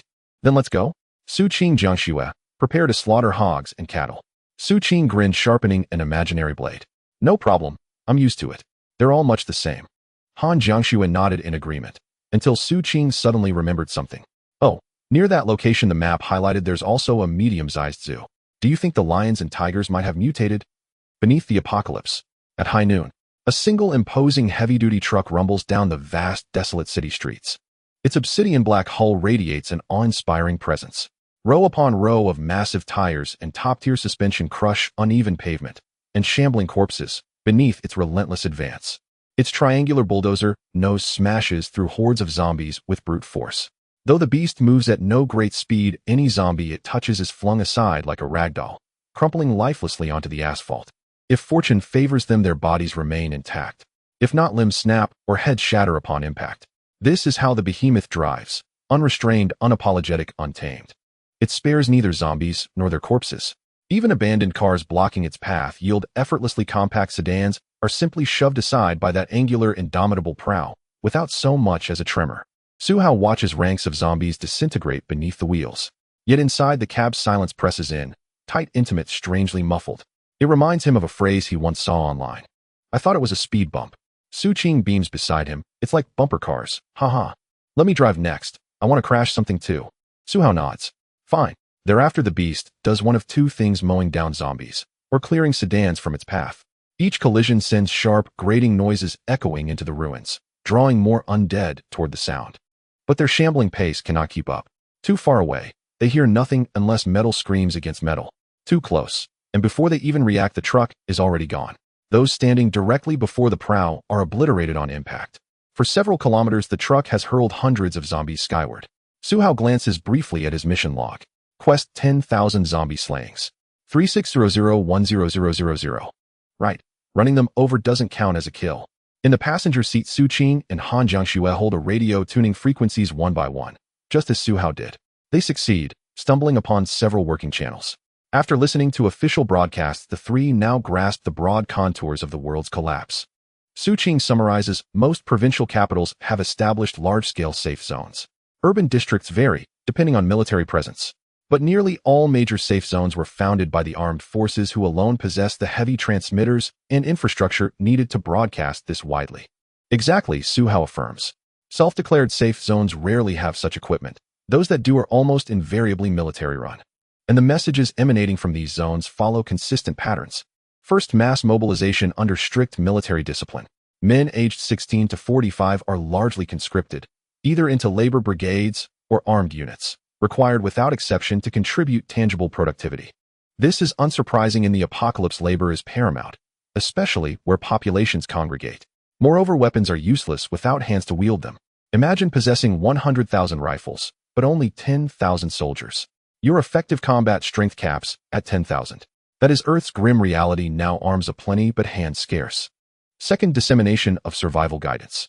Civilians are urged to shelter in place, fortify themselves, then make for the nearest safe zone. No rescue missions are underway. If you do not go to them, they will not come for you. Third, recruitment of technical talent. Engineers, scientists, and skilled technicians receive priority evacuation, provided contact can first be established. Fourth, enlistment of awakened individuals. The broadcast explicitly calls for those manifesting extraordinary abilities, whether innate talents or supernatural gifts, to report directly to military compounds where they will receive privileged treatment, full logistical support, and dedicated resources. That concludes the official intelligence. All confirmed, authoritative, coherent. Su Hao nods slowly. The situation remains manageable. Han Jiangxue and Su Qing nod in quiet agreement. Order, not chaos, is good news. Once chaos erupts, monsters rise, not just in myth, but in truth. Localized disorder is tolerable. True collapse begins only when even the largest safe zones fracture. And so, the beast continues its steady grinding passage, until it approaches a bridge, the sole artery linking the city to the agricultural and aquacultural complexes across the river. Every destination lies beyond that span. Su Hao gazes ahead, steering steadily. At roughly 3 kilometers out, he eases the throttle. Something's wrong. Moi. Su Qing blinks. What is it? Su Hao's eyes narrow on the bridge deck. That arrangement isn't natural. It's deliberate. As the vehicle draws nearer, Su Qing and Han Jiangxue see it too. At the bridge entrance, sidewalks, green belts, and storefronts have been barricaded sideways with sedans, flanking both sides of the road. Only a narrow corridor, barely only and a half car widths, remains open in the center. Across the span itself, vehicles form a tightly wound racetrack, forcing any driver onto a serpentine low-speed course, denying full acceleration. This is no accident. It is engineered, a trap disguised as terrain. Su Hao consults the cabin's 3D map. Surrounding the bridge, hardware stores, small malls, auto repair shops, secondhand markets. Everything required to build and sustain such a choke point. At the river's heart lies a small island. His wrist scanner sweeps the area, revealing crude shelters, rudimentary tools, and signs of prolonged habitation. Su Hao states flatly, there's a settlement here. Su Qing and Han Jiangxue manipulate the holographic map, cross-referencing visual cues, until Han Jiangxue points decisively. Her finger traces rooftops, curbsides, bridge entrances, and overhead gantries. Lookouts are stationed at all these positions. Su Qing tenses. So, do we deter? Or, detouring is impossible, Su Hao replies, shaking his head. If their destination lies across the river, every nearby crossing would be controlled. Any remotely competent commander would seal off smaller bridges with minimal guards, leaving only this main span deliberately exposed and heavily watched. A classic stratagem: surround the enemy, leave one escape route open. A principle from Sun Tzu's Art of War. Then, Su Qing slices her finger across her throat, her meaning unmistakable. Han Jiangxue turns to Su Hao, gaze unwavering. Her loyalty absolute, her resolve ironclad. Su Hao meets her eyes and nods, then exhales deeply, adding quietly, let us hold on to hope, for now. Drive forward. If they let us pass, we proceed as if nothing happened. If they bar our way, we bear no guilt for what follows. At those words, Su Qing and Han Jiangxue nod firmly yes. No further discussion is needed. Su Hao rolls down the window, retrieves a massive alloy greatsword, and braces it against the doorframe, then seals the window shut and stomps the accelerator. The beast surges forward, closing in on the bridgehead. The road narrows further. 2 kilometers, 1 kilometer, 500 meters, 150. Then, directly at the bridge entrance, figures erupt from concealment. Snipers lean over rooftops, raising compact firearms, aiming squarely at the cab. Su Qing gasps, guns. Han Jiangxue's expression hardens. Instantly, pang, pang, pang, pang. Muffled thuds, thump, thump, thump, thump, echo within the armored cabin. Sigh. Su Hao exhales. He shakes his head, surveys the ambushers, and flicks 2 fingers outward. In that instant, the alloy greatsword tears free from the doorframe, blazing forth like a guided meteor. Simultaneously, Su Hao floors the throttle, driving straight, unswerving into the barricade of wrecked cars, and the ambushers hidden behind them. Before this, as the behemoth heavy truck approached the bridgehead, still 2 kilometers away, 2 men stood atop a nearby building, peering through binoculars and chatting idly while smoking. One of them smoked his cigarette down to the very but reluctant to discard it. Sigh. What's the point of rationing cigarettes? What does the boss even gain by controlling them? Even if production halts, there's still plenty left. No, the other shook his head. Just because production stops doesn't mean they're yours. These belong to the company's top executives. We're already fortunate to receive any allocation at all. Yes, they even take women without inviting us. A pack of despicable dogs. Do we even deserve to? We used to be property security guards. They're CEOs of private security conglomerates, commanding legions of enforcers, many of whom once operated in the underworld. In ancient times, such men would have been called trusted confidants. So merit is the only path to standing beside them then. Exactly. Commit acts that earn favor. And with the apocalypse upon us, morality no longer binds us. Who's left to judge? True indeed. As they spoke, one man burned his fingers on the scorching ember and yelped, flinging the cigarette aside. Then turning his head, he saw it, a formidable, imposing heavy truck, its triangular cab evoking a military troop carrier, racing swiftly toward the bridgehead. Damn, it's here, look. He slapped his companion's shoulder, astonished. What kind of heavy truck is this? So majestic, it outshines even Optimus Prime. Must cost a fortune. What could possibly be inside that cargo bay? Food supplies. Machinery. Quick, radio it in. Right. Hurry up and report. With that, the other man pulled out an old property management walkie-talkie and transmitted urgently. Copy. A black heavy truck is approaching. Massive, unfamiliar model. Guaranteed high-value cargo. Prepare immediately. Roger. Yes, just one vehicle, minimal crew. He ended the transmission, then eagerly finished his last drag before flicking the cigarette away. Let's go fast. Fortune awaits. This time we'll join the feast. Let's go fast. Fortune awaits. This time we'll join the feast. At the bridgehead, those who'd been indoors, playing poker, pai gow, or other card games, sprang to their feet at once upon hearing the news, snatching up rifles and rushing to strategic positions. At their head stood a man with thick gold chains and a torn earlobe, squinting as he puffed on a cigarette and issued orders. Conserve ammunition. The police station holds little reserve. Once we scale up, we'll raid the military base. Then each of you gets an AK-47. Yes. Ha, don't worry. My aim's deadened. It's just a heavy truck, not armored. Easy pickings. Exactly. No armored vehicles exist domestically. At the leader's command, a motley crew, tattooed with dragons, tigers, Guan Yu, and Buddha, spat curses while nodding assent.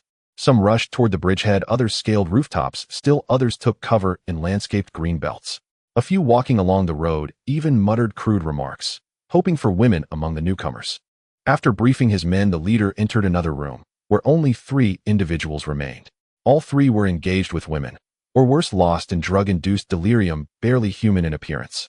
Yet they shared one unmistakable trait: extraordinary physical prowess. Each appeared to have awakened latent abilities. When the leader entered, his stern expression instantly softened into a deferential smile. Brothers, fellows, I bring fresh prey. Let's make one swift run, then return to our pleasures. Shit. I'm mid-high, one roared in fury, but rose nonetheless, preparing to move. The others followed suit, cursing all the way. One even ignored the leader entirely, never granting him so much as a glance, merely slung an arm around a comrade and strode out. The leader's face darkened, but he said nothing. He simply closed and locked the door behind him, then departed in silence. Once all positions were secured, as the behemoth heavy truck drew near, the leader stood at a second-floor window overlooking the site, raised his walkie-talkie, and gave the order. Open fire. Bang, bang, bang, bang. Gunfire erupted from the bridgehead and from both flanking rooftops, the air filled with deafening, chaotic volleys. The second-floor boss had worn a smile until he laid eyes on the behemoth. Then sheer uncontainable delight flooded his features. Such a stunning, awe-inspiring vehicle. He'd never seen its like. What did it carry? What was its purpose? How many occupants? Were any of them beautiful women? All questions held delicious uncertainty. A big catch. But in the next instant, his expression froze. His pistol barked repeatedly against the truck's hull. Windows, roof, windshield, all rang with sharp, hollow impacts. Yet nothing yielded, not even a crack in the windshield. Armored vehicle. The leader gasped aloud, a troop carrier. And then, an even greater shock emerged. From his vantage point, he clearly saw it, a broadsword affixed horizontally to the driver's side door. Through the tinted windows, he saw nothing, only darkness. That blade was no mere ornament. It launched forward, with a resonant whoosh, vanishing in an instant as the behemoth surged forward at full throttle. Don't. On a nearby rooftop, a man's head tore free and soared skyward, blood erupting from his severed neck as his body collapsed. Another cried out, don't. He'd barely uttered the first syllable when the broadsword flashed, cold silver lethal, and vanished again, just as his own head parted from his shoulders. Blood sprayed violently across the wall. Only then did the leader cry out in stunned disbelief. Abilities. They possess awakened abilities too. He'd assumed his 3 subordinates' awakenings were exceptional. 2 of them even blood relatives, cousins. But this? What was this? A flying sword. A massive alloy broadsword carved through the air, humming fiercely as it blazed onward. Within seconds, every rooftop assailant lay dead. Then the blade turned toward those hiding along the roadside. Meanwhile, the behemoth-heavy truck roared forward at full throttle, straight toward the bridgehead's makeshift fortress of wrecked vehicles. At over 100 miles per hour, amid a hail of gunfire from the bridgehead, it slammed headlong into the scrap metal barricade. Boom! Crunch! Inside the wreckage, most victims died, without even a scream. Only the lightly injured retained breath enough to shriek. Those crushed beneath the truck never cried out at all. With a single thunderous impact, wrecked cars' bodies twisted metal, compressed together like industrial biscuits or iron gates sealing flesh within. They became iron-wrapped meat, canned humanity. The behemoth halted, but suffered no damage whatsoever. At most, a chip in the paint of its triangular front plow. In the next moment, the driver's door swung open. A towering figure, over 2 meters tall, clad head-to-toe in heavy battle armor, leapt down from the cab. A heavy thud sent dust billowing upward. He slammed the door shut with a sharp clap, then strode deliberately toward the bridgehead, as though to inspect the fallen. From the second floor, the leader heard only fragments, faint, distant words, perhaps just one phrase uttered by the armored warrior. File a claim with your insurer. Go tell the insurance company yourself. Hearing this, the gangster, half crushed by steel, gaped in shock, his eyes bulging like swollen fish bladders. He gasped once, then choked and died. Humph. Suhao sneered coldly, then turned and walked back. Quest triggered highway robbery. You are traveling along a road when you encounter a vicious post-apocalyptic faction blocking your path, looting supplies, committing arson and slaughter, enslaving fellow humans. Their cruelty is undeniable, but most unforgivable of all, they dare to obstruct you. Strike them down with fists and blades. Eradicate this den of evil. Quest reward 1 divine tier infinite lottery draw. Han Jiangxue and Su Qing, seated beside each other in the vehicle, cracked the window slightly and asked, "When can we get out?" "Let me go first." Clad head-to-toe in heavy armor, Su Hao was impervious to handgun rounds. His plating could withstand 7.62mm bullets. Small caliber pistol fire posed no threat whatsoever. But the two women were not yet ready. For ordinary humans to evolve beyond fear of firearms would take time. I'll eliminate those armed first, or run a test, so we need never fear such weapons again. Su Hao raised 2 fingers and pointed toward the last few armed men nearby. VVVV. His horizontal blade shot forth like a whip crack, detonating. A sickening thwip. A man holding a pistol had his head severed clean from his shoulders. What distinguishes beheading a living human from beheading a zombie? Zombies do not bleed. Humans do, and profusely in high arterial arcs. Those nearby froze in terror, dropping their guns instantly. "No, don't kill me. I've thrown it away. I'll kneel." No exceptions. Under Su Hao's unwavering gaze, every figure along the roadside fell, slaughtered to the last. Only 3 individuals remained on the street, distinct from the rest. Su Hao recognized them at once. All 3 possessed awakened abilities. He had deliberately spared them, for observation. "All right, you may come down now." With that, Su Hao strode forward. Hearing him, Han Jiangxue and Su Qing hurriedly disembarked. Su Qing stepped out, without glancing at the corpses, and immediately inspected the vehicle's exterior, where pistol rounds had struck. Seeing no damage, only faint, nearly invisible indentations, she exhaled in relief. Good, the car's unharmed. To her, the vehicle mattered far more than these lives. Su Hao led the way forward. After confirming the car's integrity, Su Qing quickened her pace to join Han Jiangxue, falling into step behind Su Hao. They approached the 3 thugs from a distance. By now the trio stood dazed, stunned that such a figure could emerge so early in the apocalypse. They had only just awakened their powers themselves. Su Hao surveyed the scene, and couldn't suppress a wry chuckle. "Shall I commend your intelligence, or credit your ancestors' strategic wisdom? Encircle the enemy, but leave an opening. You employed it skillfully. Had anyone else arrived today, they would almost certainly have fallen victim here. Are they truly intelligent? Not especially, yet neither foolish. They simply wielded wisdom handed down through generations." At that moment, the lead thug wiped sweat from his brow and spoke to Su Hao with obsequious deference. "I honestly don't know how this fight even started. I only came out to take a look. Please go ahead. Take whatever food or drink you need, or we'll carry it for you." Another chimed in eagerly. "We've stockpiled tons of cigarettes, seized several tobacco trucks during the chaos. We've got every brand imaginable." The third thug, meanwhile, began retreating slowly backward. Though reckless and brutal, they were no fools, especially not as gangsters who excel at reading people, adapting to power, and groveling before true strength. 2 fawned, 1 fled. That one soon put considerable distance between himself and the others. Su Hao turned his head, and the man froze. Then in a sudden burst, he whirled and sprinted toward a storefront. His body coiled tight, a leg muscles swelled, ripping through his shoe soles with a sharp ryriap. and he shot forward several meters in under a second. Physical enhancement. Without hesitation, Su Hao's gaze sharpened. In the next instant, his horizontal blade erupted from his side, striking down the fleeing thug mid-sprint. The headless corpse tumbled violently across the ground, rolling several times before collapsing in spasmodic convulsions. Die. And in that very instant, the blade's flight still humming in the air, the remaining two thugs, seeing their weapons gone, chose betrayal over surrender. Snarling, they lunged at Su Hao simultaneously. The left assailant's fingers elongated into razor-sharp, cone-shaped claws shimmering with eerie emerald light. The right lunged with fists clenched, his entire body darkened by a chitinous obsidian-haired carapace. Su Qing, watching from behind, opened her mouth to warn, then paused, recalling something. Han Jiangxue stood motionless, arms crossed, her Miao Dao held tightly across her chest, expression icy and impassive, as if she had foreseen their doom. Their ambush was swift. Awakened abilities granted them speed beyond ordinary limits. Yet Su Hao's reflexes and velocity dwarfed theirs. In the next breath, Su Hao drove his foot forward, a crushing kick landing squarely on the obsidian-armored thug's abdomen. Tum! His body folded inward, violently arching into a perfect shape before launching backward, flying faster than he'd charged forward, nearly twice the speed. As the other thug lunged, claws bared, horror twisting his features, Su Hao's massive left hand shot up, aiming straight for his face. Slap! The clawed attacker flew forward, only to be seized midair by Su Hao's iron grip, clamping hard onto his cheekbones. Before he could resist, limbs flailing, Su Hao delivered a devastating punch to his gut. Tum! HRK. His voice vanished, replaced by a silent guttural choke. His limbs went slack, paralyzed by neural overload from the impact. Through the narrow gaps between Su Hao's armored fingers, he stared up at the imposing visage of Su Hao's battle helm. His eyes conveyed despair, supplication, primal terror, raw and unfiltered. Untrained, unprepared, he could not speak, could not even draw breath against the agony. He could not fight back, only lift a trembling hand, pleading silently. His plea met not mercy, but the rising arc of Su Hao's armored fist.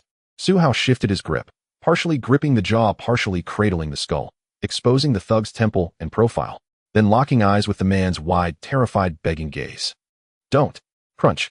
An eye exploded outward, blood geysered in crimson arcs. His skull collapsed inward at the temple, not oval but grotesquely caved, like a watermelon shattered by a single brutal blow. Su Hao released his grip. The corpse dropped with a hollow thud, blood welling from mouth, nose, and ears alike.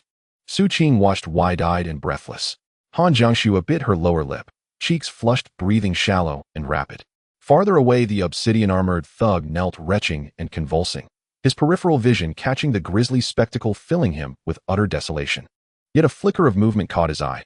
Upstairs, their leader raised a handgun, aiming directly at Su Hao. Hope flared in his chest. He redoubled his writhing, drawing attention while feigning agony. 2 heartbeats later, bang! The gunshot rang out. He jerked his head up, triumphant. What the hell? But the expected sight never materialized. No one fell. No woman screamed. Nothing. Instead, under his horrified stare, Su Hao lifted his hand, palms open, holding a gleaming golden small-caliber bullet. Impossible. The thugs stared dumbfounded. From upstairs, the leader fired again. Bang, bang, bang, clang, clang, clang.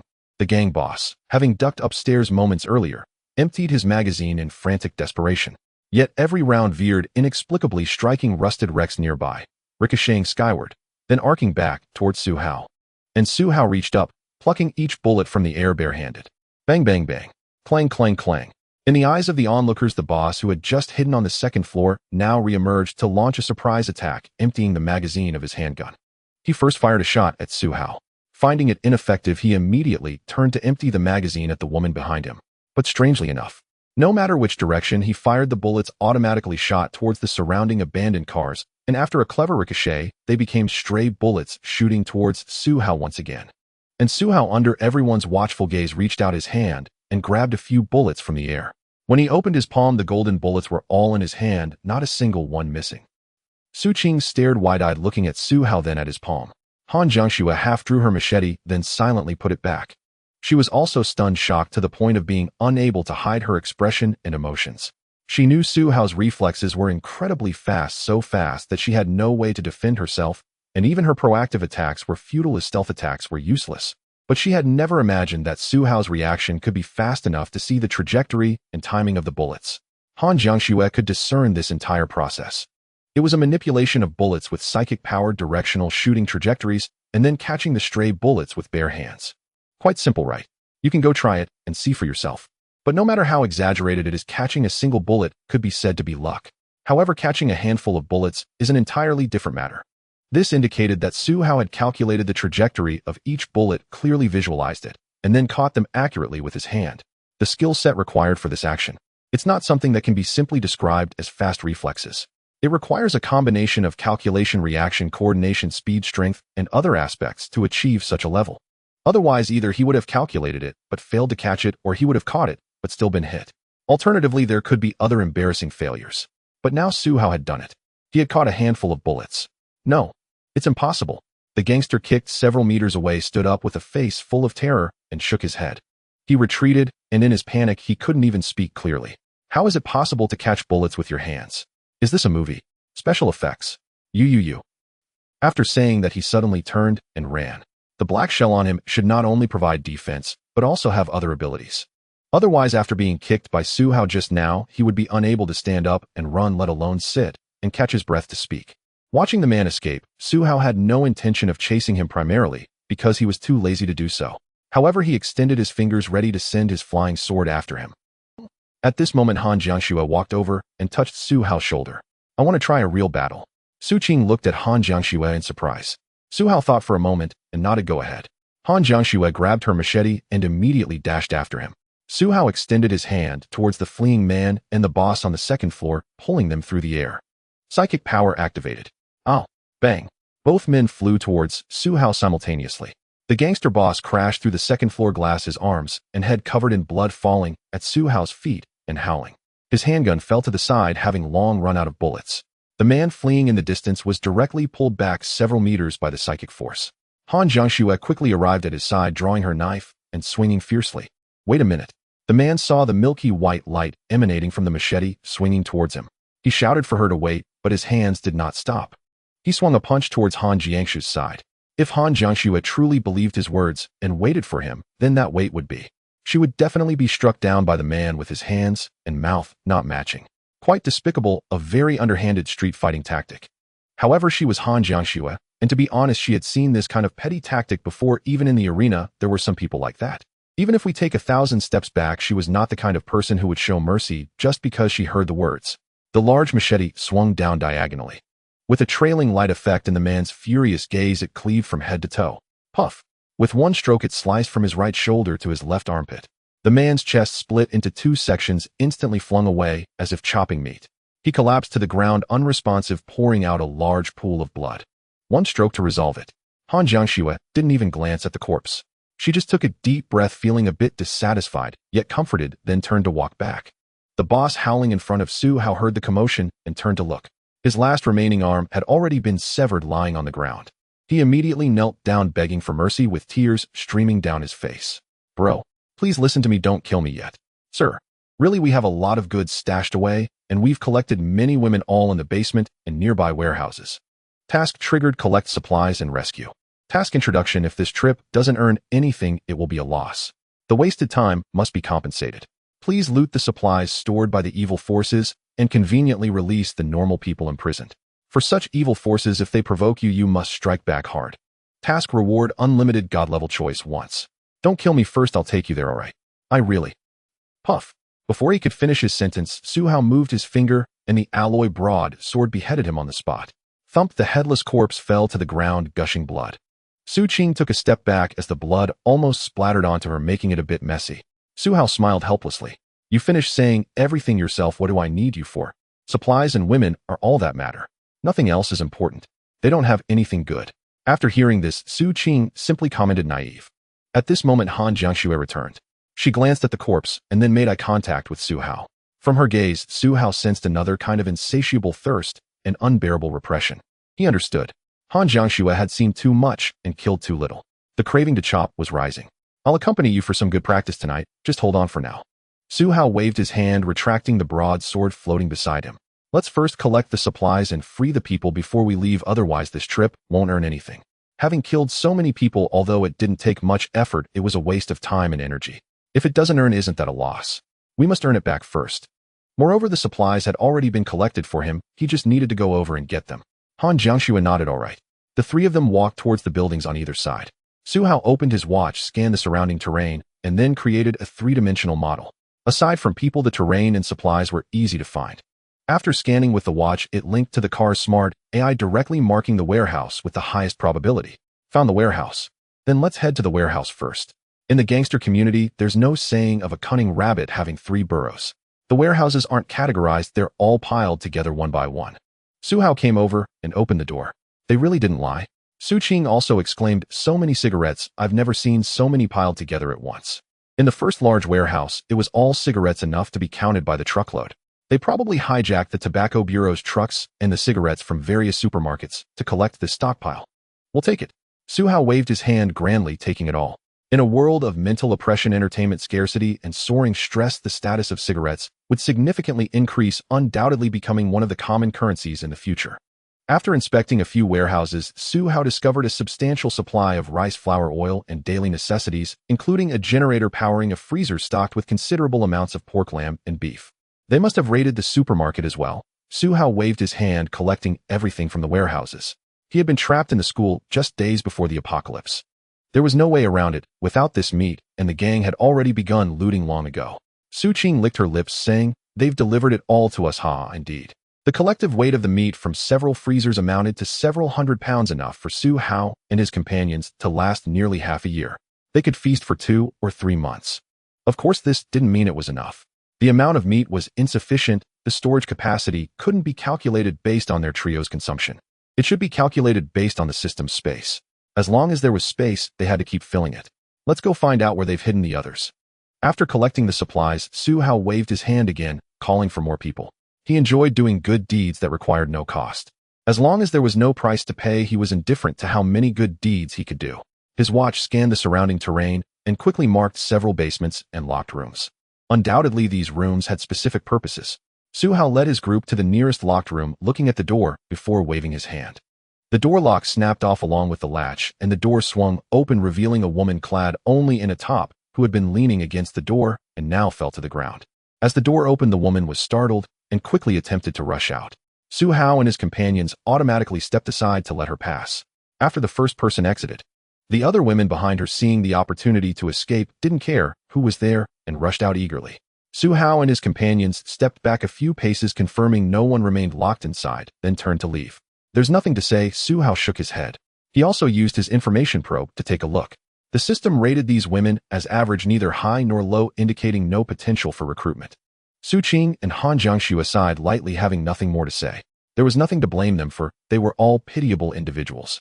Having been bound and humiliated, seeing a glimmer of hope, they naturally scrambled to seize that lifeline. They had no time to consider who was saving them. They might still be wondering if the guard today was blind, having failed to stop them and allowing their escape. That was the reality. Later, Su Hao and his companions found other locked basements, breaking the locks to let the people inside out. Though it hadn't been long since the apocalypse, the spirits of those inside were quite good. One particular group had the least attractive members, but seemed to be the most spirited bunch. Thus, in the apocalypse, beautiful women without power might suffer more. When they opened the door, they were startled, but upon seeing Su Hao in full armor and the 2 women behind him, they immediately understood they were being rescued. They expressed their gratitude profusely as they exited. 2 even knelt before Su Hao, sobbing and thanking him. "Thank you, thank you, thank you." While they repeated their thanks, their minds were focused on their true thoughts. Su Hao waved his hand and pointed in another direction. "Let's go. There should be a small batch of supplies left in the supermarket warehouse over there. Take what you need to survive." They all nodded heavily and quickly trotted toward the direction Su Hao indicated. Several individuals looked at Su Qing and Han Jiangxu with envious eyes. They knew very well that these 2 women were definitely close to the man. From their combined presence and looks, they were not ordinary women. Yet they also understood they were completely unworthy. Just these 2 women completely overshadowed them in every aspect. Thus, although they had thoughts about Su Hao, they knew it was utterly hopeless. "They are all pitiable people," Su Qing said, shaking her head helplessly as she watched the women leave. Han Jiangxu glanced at them and then looked away. It didn't matter to her.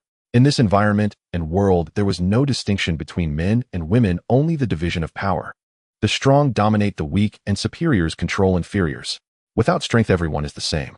Clap, clap, after resolving all matters. Su Hao clapped his hands, nodding with satisfaction. "Let's go continue on our journey." Before leaving, he used telekinesis to collect all the handguns present and tossed them into the system space to review later. Although they were not very useful, it was better to take them than leave them behind. Su Qing regained her smile and said as she headed toward the heavy truck, "Get some corn kernels and cooking oil. I'll make popcorn to eat on the way." All right, Su Hao agreed. After exiting the basement, they reached the roadside. The women from before had already run off, and Su Hao had checked their system ratings, which were generally far from the goddess standard. However, there were two with decent special abilities scoring over 70 points. Once they absorbed enough of the vapor from the ability rain, they would awaken their powers soon. The three reboard the vehicle. Task completed: highway robbery. Task completed: resource collection and casual rescue. They had traveled over 50 kilometers in total, but had only covered a little over 10 kilometers with a bit more distance to go. Though only about 30 kilometers remained, the road conditions in the apocalypse were severe, making it difficult to navigate. Either crashing or hitting obstacles was common. The colossal truck slowly crossed the bridge. Upon reaching the other side, the road opened up significantly, as beyond this point was the true outskirts with much less traffic. The zoo was built nearby to boost traffic and the economy, as well as to support the surrounding industries. The giant vehicle continued its journey. After a while, Su Qing excitedly opened the truck compartment door, emerging with a large bucket of popcorn. "Quick, try this, it tastes amazing." Han Jiangxue took a bucket of popcorn, grabbed 2 pieces, ate one herself, and then fed one to Su Hao. Su Hao, driving, opened his mouth to eat. The sweet popcorn was incredibly delicious in the current environment. "The taste is truly delightful," Su Hao praised. Han Jiangxue nodded, curiously asking, "You can make popcorn?" They had known each other for years, yet she had never seen the other make popcorn. "Haha." Su Qing took a handful and began eating. "The machine has a recipe, though I'm quite familiar with it." Han Jiangxue and Su Hao immediately understood. Making things according to data was second nature for Su Qing, who was accustomed to experiments and surgeries. It felt like returning home. Popcorn wasn't difficult. With precise ingredients and timing, it could easily be made delicious. Thus, the colossal truck charged down the road toward their final destination. Su Hao sat in the driver's seat with Su Qing and Han Jiangxue accompanying him. They munched on popcorn, taking turns feeding Su Hao, who only needed to open his mouth. As they reached the last 5 kilometers with better road conditions, Su Hao relinquished the driver's seat to Su Qing to let her experience the thrill of driving. She immediately sat down, cheerfully, full of anticipation, and seriously drove the last 5 kilometers. As Su Qing looked at the last 5 kilometers, Su Hao sat in the passenger seat, taking out the handguns he had previously stored to examine them. Several handguns were placed beside him. All were Type 92 pistols, with only one being a different model. The Type 92 pistol is the one with a 5-point star on the handle. How should I put it? It's neither good nor bad, just a standard sidearm. Thanks to the domestic gun ownership environment, some police departments have even worse equipment than this. To put it bluntly, a slightly worse pistol wouldn't even be able to kill a person unless it hit a vital spot. "What do you think of this gun?" Su Qing glanced over and asked. "It's only useful for self-defense." Su Hao shook his head. "You might need it later." Su Qing replied, "I don't need it. Even if I had to use it, it would be useless. Firing it would just attract a horde of zombies." Han Jiangxue nodded in agreement. She had a point. Su Qing counted on the team for support, like a healer. By the time she might be targeted, they wouldn't even know what enemies they'd face. At this point, such a pistol is useless. If used casually, a single shot would attract a horde of zombies, causing unnecessary trouble. Therefore, in the apocalypse, having a concentrated and powerful firepower is the most effective way to deal with hordes of zombies.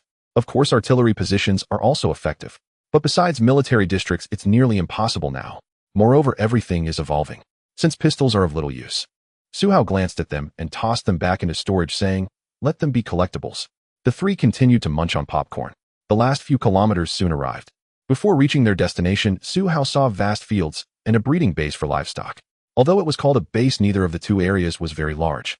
They were all small to medium-sized. Combined, they were about the size of 2 small neighborhoods. Furthermore, modern breeding bases are usually located inside factory buildings. It was hard to determine how many livestock were present. Only the fields were certain.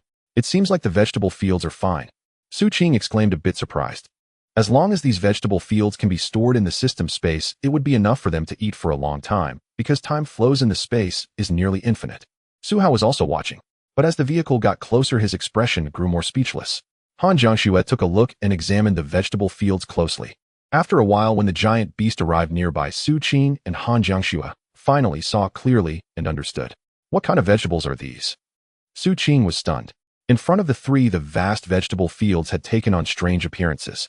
The cabbages were over 1/2 meter tall, and their original green and white colors had turned into a purplish green resembling oversized seaweed. In the distance, there were cucumber fields. The cucumbers were not green, but rather yellow, each one particularly large, thick, and long, with sharp bristles that were hard to look at. There were other vegetable fields as well. They all looked somewhat similar, either oversized or oddly shaped, making it difficult to identify what they were. The tomato plants had turned into a thicket of thorns with barbs all around, and the tomatoes inside had also changed, though it was unclear what they had become. When the giant truck came to a steady stop near the vegetable field, Su Qing leaned against the glass and was completely dumbfounded. Can this be eaten? Han Jiangxue and Su Hao both shook their heads. They didn't know if it was edible and didn't dare to take a gamble, mainly because who would dare to try? Mission triggered. Investigate the mutated plants in the vegetable field. 03. Mission description: after the rain of abilities, plants and animals are rapidly mutating and you need fresh food. Don't miss the opportunity. Please analyze and find 3 edible mutated plants. Mission reward: 1 unlimited god level choice. After reading the mission, Su Hao sighed. Looks like we need to find an animal to use as a test subject. As soon as he said this, Su Qing and Han Jiangxue both nodded in agreement. They certainly couldn't test these mutated plants themselves. Even if they didn't use animals, they would need others to try it and observe. Clap. Su Qing clapped her hands, suddenly interested. Leave it to me, I'll do the experiment, but you guys will have to catch the test animals. Han Jiangxue readily agreed, saying, no problem. Su Hao nodded. Is there anything else you need? After thinking for a moment and considering the comprehensive conditions after the apocalypse, she finally made just one request. It definitely has to be a small animal for the experiment, preferably smaller than a chicken. Mice would be best. Other small animals are fine, but no pigs, cows, or sheep. Upon hearing this, Su Hao suddenly understood. He realized the organs for toxin resistance are different. Smaller animals react more strongly, right? Exactly, Su Qing affirmed. The size of an animal largely represents its basic toxin resistance and immune system. Human cancer is a massive tumor within the body, and if a person gets it, they are likely to die. But for a blue whale, isn't it just a meat lump the size of a ball? How could it die? This illustrates the basic differences brought about by size. If the vegetables are toxic after mutating, then disregarding the dosage when discussing toxicity. A cow might not die from eating a mutated plant, but a mouse would, making it easy to experiment. Let's leave that plantation for now. Su Hao turned to look at the adjacent breeding base. Let's investigate the breeding base first. These places usually have mice. They had been here for a while, yet the greenhouse was eerily quiet. Were the animals too quiet? Or had they all died? Or had something else happened? A breeding base shouldn't be so quiet. Animals aren't that obedient. The 3 of them got out of the car. Su Hao noticed scattered zombies around. He waved his hand, and the alloy broadsword flew out, instantly decapitating all the nearby zombies. After dealing with the surrounding zombies without any disturbance, they then looked at the plants in the fields. Su Hao took out his knife and began to slice the first cabbage in various ways, cutting it into several shapes, while the 3 squatted down to observe closely. Su Qing sniffed it and began to analyze. There are no strange colored liquids leaking, no odd smells, no features of toxic organs. It seems to be fine for now. Let's dig up the roots to take a look. Su Hao nodded, using his fingers to pull. The purplish-green, over half a meter tall cabbage emerged from the soil lying on the ground. The soil on the roots shook off by itself, appearing clean and white. After mutating, the cabbage's root system was unusually developed, resembling tree roots deeply embedded. Su Qing broke a few roots to inspect, then sniffed them again. Finally, she nodded in confirmation. It should be non-toxic, but we still need to test it on a mouse before concluding. All right. Su Hao nodded. He noticed the system task progress still hadn't changed, remaining at 03. This indicated that analysis alone wouldn't determine if it was toxic or not. You must verify whether it is toxic or not. Either you eat it or you watch other animals eat it. That means they would have to sacrifice other animals. He would take the blame. Let's go find some animals at the breeding farm. The livestock farm lay just a few hundred meters away. Su Hao and the 2 others boarded their vehicle and drove straight there, then disembarked and stored it within his spatial realm. From the perimeter, they gazed inward. In the distant open grassland stood several fenced enclosures, within which lay the carcasses of cattle and zombies alongside several massive dairy cows. Typically, dairy farms housed predominantly female cattle. Bulls were usually kept solely for breeding purposes. This pattern held true across most livestock operations. Females formed the overwhelming majority, raised for milk, calving, or meat, while males were acquired exclusively for insemination. Yet now Su Qing stared at a 3-horned cow within the enclosure and swallowed hard. Did it gore that zombie to death? Likely so, Su Hao nodded. The zombie lying on the ground bore the unmistakable garb of former staff. Its body had been trampled beyond recognition, riddled with gaping wounds or reduced to unrecognizable pulp, yet the tattered remnants of its work uniform still identified it as human personnel. Inside the enclosure stood 3 dairy cows. One, the very one Su Qing had pointed out, possessed 3 horns, the other 2 each bore the usual pair. The three-horned cow sported a symmetrical pair flanking its head with a third spiraled horn rising from its crown, reminiscent of a narwhal's tusk. Even Su Hao felt a chill of apprehension upon seeing it. A direct strike from that horn unarmored would surely be excruciating. "Let me assess it," Su Hao murmured, inwardly studying the three-horned cow. It dwarfed even a mature bull, not merely larger in girth, but estimated to weigh well over 1 metric ton, rivaling the sheer mass of a yak. Han Jiangxue scrutinized it closely. "It's not a zombie cow." Su Hao concurred, "Indeed not. Its eyes are normal, lacking the crimson hue of infected beings." Its eyes remained clear and healthy, strong evidence it had neither succumbed to infection nor undergone zombification. Perhaps after mutation animals had even grown resistant to such contagion. Su Qing studied it further, then asked curiously, "Then why hasn't it broken free from the enclosure? Has it stayed confined here all this time?" "Probably instinctual behavior retained from before the mutation," Han Jiangxue speculated. "Suggests limited cognitive capacity." "Precisely," Su Hao affirmed. "It remains unaware of its own extraordinary strength, still governed entirely by the ingrained instincts of its pre-mutation life, having spent its entire existence within barns and fenced pastures. Thus it has no notion it ought to leave. Only when hunger drives it, after exhausting every blade of grass and morsel within its enclosure, will it finally step beyond those boundaries." Su Qing's eyes lit up. "Then we simply avoid provoking it. Later we could even bring vegetables to test its reaction, see whether it eats them or responds at all." "Agreed," Su Hao replied. "Formidable though it is, I'm hardly suicidal." Though he wielded a flying sword capable of dispatching the beast remotely, there were plenty of ordinary cattle to harvest first. No need to recklessly challenge an evidently mutated leviathan. Even unmutated bulls were fearsome when enraged. Who knew what latent abilities that spiraled horn might possess, perhaps capable of piercing steel plating? To be caught off guard would be nothing short of absurd. Caution was never misplaced. This was no game where death granted resurrection. "Let's proceed to the barn complex." "Agreed." The trio entered the farming compound and turned toward the main livestock housing area. Scarcely had they stepped inside and rounded a few corners than several cows appeared nearby, each unmistakably a dairy cow. Yet these were vastly larger than pre-apocalypse specimens. Conventionally raised adult dairy cows typically weighed several hundred kilograms, but these loomed well beyond that, each tipping the scales at many hundreds of kilograms. None showed signs of zombification. Upon spotting so many cows at once, Su Qing tensed instinctively. The cows, however, merely glanced their way, then resumed grazing placidly, retaining their former habits. "They appear entirely ordinary," Su Hao observed. Su Hao nodded approvingly and continued inward, entering the barn itself. Inside, most stalls had been shattered, starving cattle having smashed through in desperate search of sustenance. That fateful night's energy rain had undoubtedly saturated the herd. They too were evolving, and seeing this, Su Hao felt considerably reassured. Most cattle likely gathered near the pasture hay storage. Only a fraction remain here. Su Qing agreed, yet asked, "Shall we cull the cattle first, or investigate the vegetable plots?" Su Hao paused and thought. "Let's prioritize the vegetable plots. We'll begin by locating small animals. Cattle can wait for collective slaughter later. Even mutated ordinary bovines pose no challenge to my flying sword." Only the three-horned mutant warranted caution. These posed no such concern, and slaughtering cattle en masse remained a labor-intensive task he intended to defer until last. "Then let's seek out rats." Pre-apocalypse rats had been elusive, but now everything had changed. Su Hao extended his psychic sense to search. He'd assumed locating them would be effortless. Yet the trio scoured the farm for 2 full hours before finally discovering a nest inside the workers' food storage warehouse. "You proved exceedingly difficult to track down," Su Hao sighed, lifting the entire nest effortlessly with his psychic force. These were typical southern black rats, also known as yellow-breasted rats. Their mutation had been substantial. After imbibing the energy rain, each rat now rivaled a ferret in size. Squeak, squeak, squeak. The rodents shrieked shrilly as they dangled midair, gnashing their oversized yellowed incisors wildly, an unnerving sight. Nearby cattle, drawn by the commotion, ambled over curiously. Though physically enlarged, their intellect seemed diminished, gazes duller, expressions vacant. "How fiercely aggressive these rats are," Su Qing remarked, awestruck. "Far more vicious, and far uglier, than lab mice." "Are these sufficient?" Su Hao asked. "Yes," Su Qing affirmed. "If they perish after eating the vegetables, further testing is unnecessary. We'll simply retrieve seeds instead.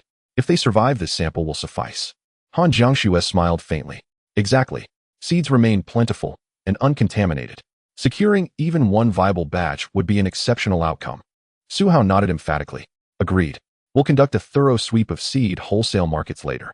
"Absolutely. Let's return now." The cattle can be harvested tomorrow or the day after. Su Hao waved dismissively. Nearby, a dairy cow lingered, staring blankly at the squealing rats dangling in midair, its expression a mixture of foolishness and curiosity. Su Hao patted its flank, urging it aside. Step aside. I'll deal with you in 2 days. Yet the cow remained utterly motionless, transfixed by the rodents. Humph. Su Hao chuckled wryly. Su Qing and Han Jiangxue exchanged amused glances. He shook his head, feigning exasperation. So eager to volunteer yourself? As the cow continued its rapt gaze, a massive alloy broadsword materialized silently behind it, ripples of spatial distortion shimmering faintly around its edge. The blade aligned precisely with the cow's cervical vertebrae. With a subtle nod from Su Hao, it struck, plunging deep, severing neural connection between spine and brain. Simultaneously, cerebral activity ceased. Without so much as a tremor, the several 100-kilogram cow collapsed limply to the ground. With a single flick of his wrist, Su Hao triggered spatial compression. The moment the cow touched earth, a final ripple enveloped it, vanishing it into his spatial realm. Han Jiangxue's eyes sparkled with astonishment. Such precision was breathtaking. The cow had registered no pain, no awareness, no resistance, simply ceased and vanished. Had it lingered in agony, the spatial system would have rejected containment. Now, having secured one bovine specimen, Su Hao lifted the nest of giant rats with psychic force. Let's return. Time to feed them vegetables. Back on the desolate roadway, the hour had already passed 5 in the afternoon. The sun sank westward, casting the sky in the hushed gold of twilight. Yet was it not strikingly premature? Han Jiangxue paused in reflection. Daylight has noticeably shortened. Hearing this, Su Qing sensed the air more keenly. It's grown cooler. Not what one would expect in early July, when temperatures should be steadily rising. It feels as though winter is drawing near. Su Hao sighed. The drop in temperature was undeniable. He raised his wristwatch and switched to its historical temperature log. Without meteorological forecasts, the watch's weather function could only record and display past and present readings, not predict future trends. According to the records, pre-apocalyptic highs had approached 32 degrees Celsius. Yet from the moment the apocalypse began, the mercury had fallen relentlessly, without a single rebound. 31:30, 5:30:29, 5:28, descending steadily to the current 26 degrees, a chill so mild that air conditioning had become unnecessary. The cooling is indeed relentless. Su Hao murmured, a foreboding unease stirring within him. Su Qing's eyes widened slightly. At this rate, will August bring winter? An August winter is not the gravest concern. Han Jiangxue shook her head. What matters is whether temperatures will ever rise again. Yet if August itself threatened frost, what then of January? And could warmth truly return by next August? I fear this cold will linger for a very long time.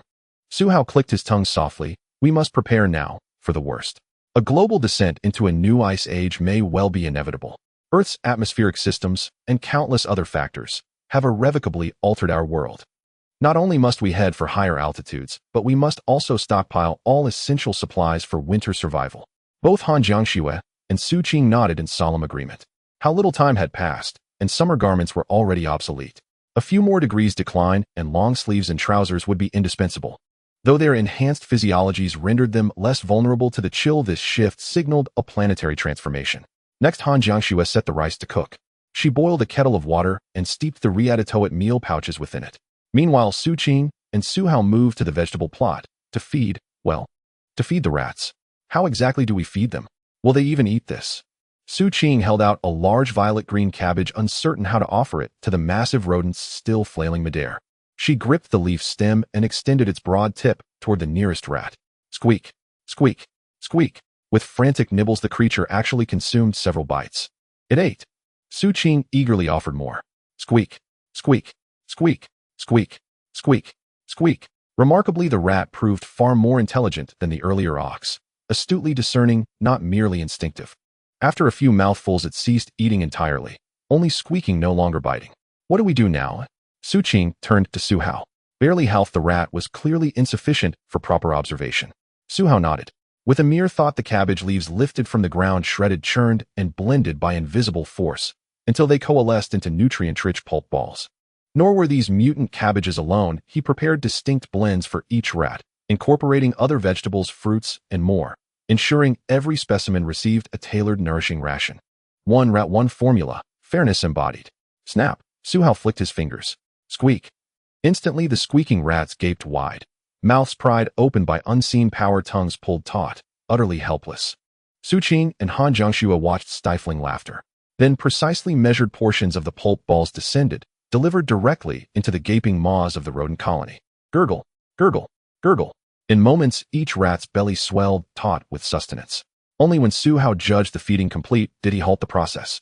Squeak. Their tongues lolled limply, their eyes glazed over. Dazed, spent, utterly undone. This rat is done for, yet still alive.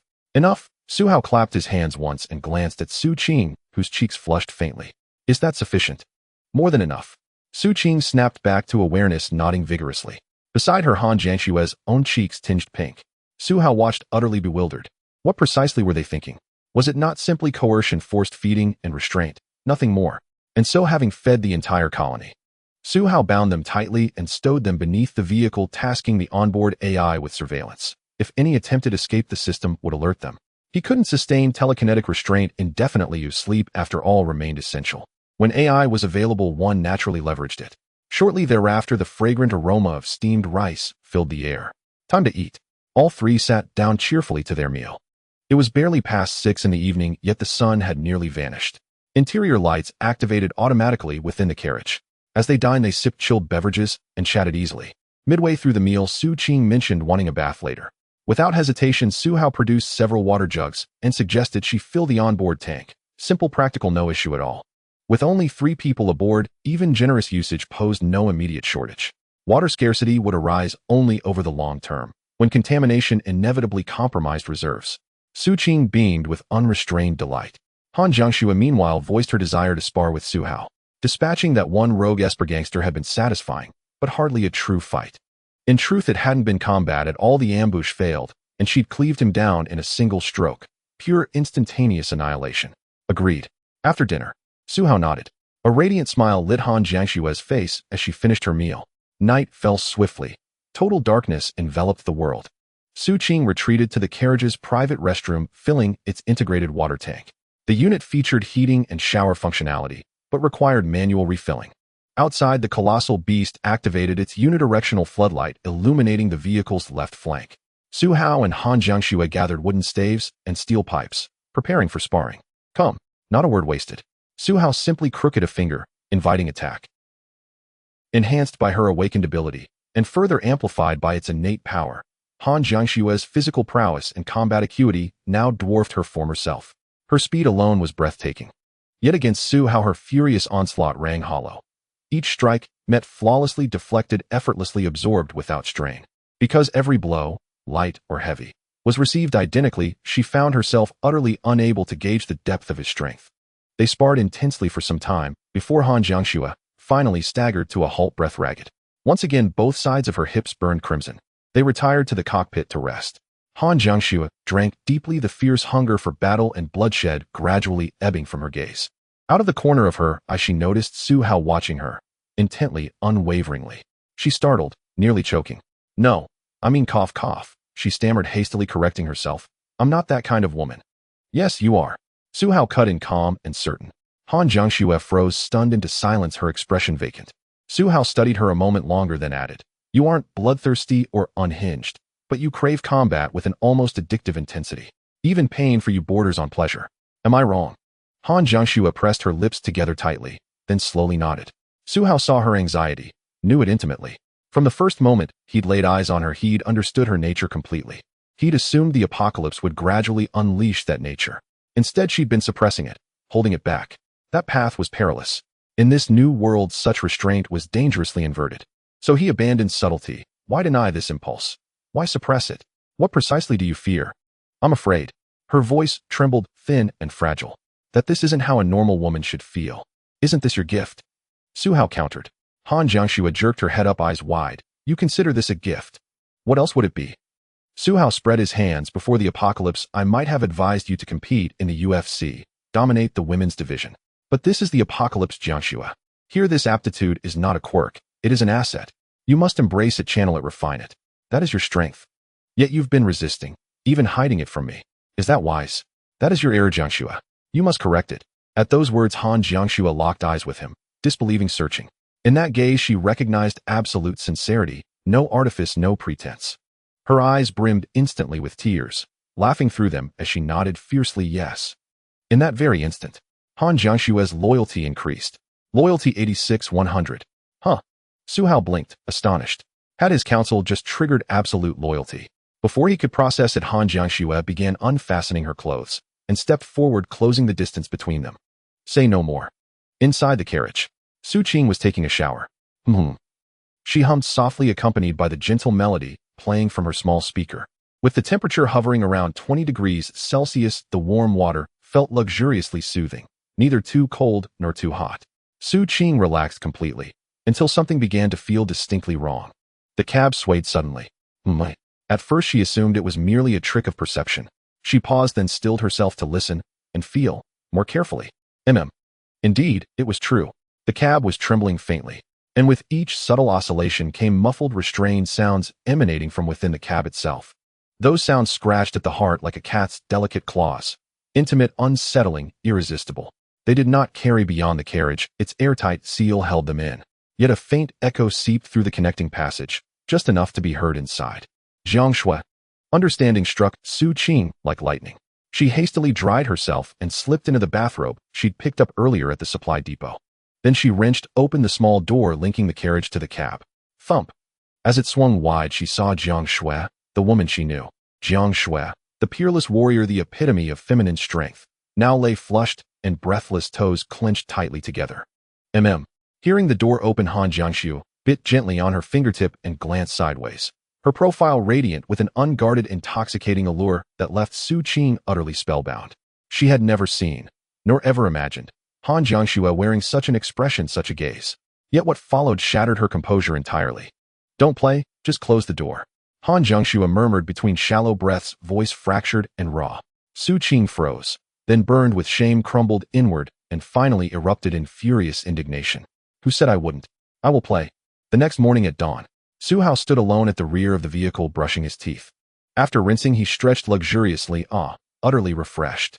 Last night's heartfelt conversation had elevated Han Jiangxue's loyalty from a stable 89 to absolute, unwavering devotion 100.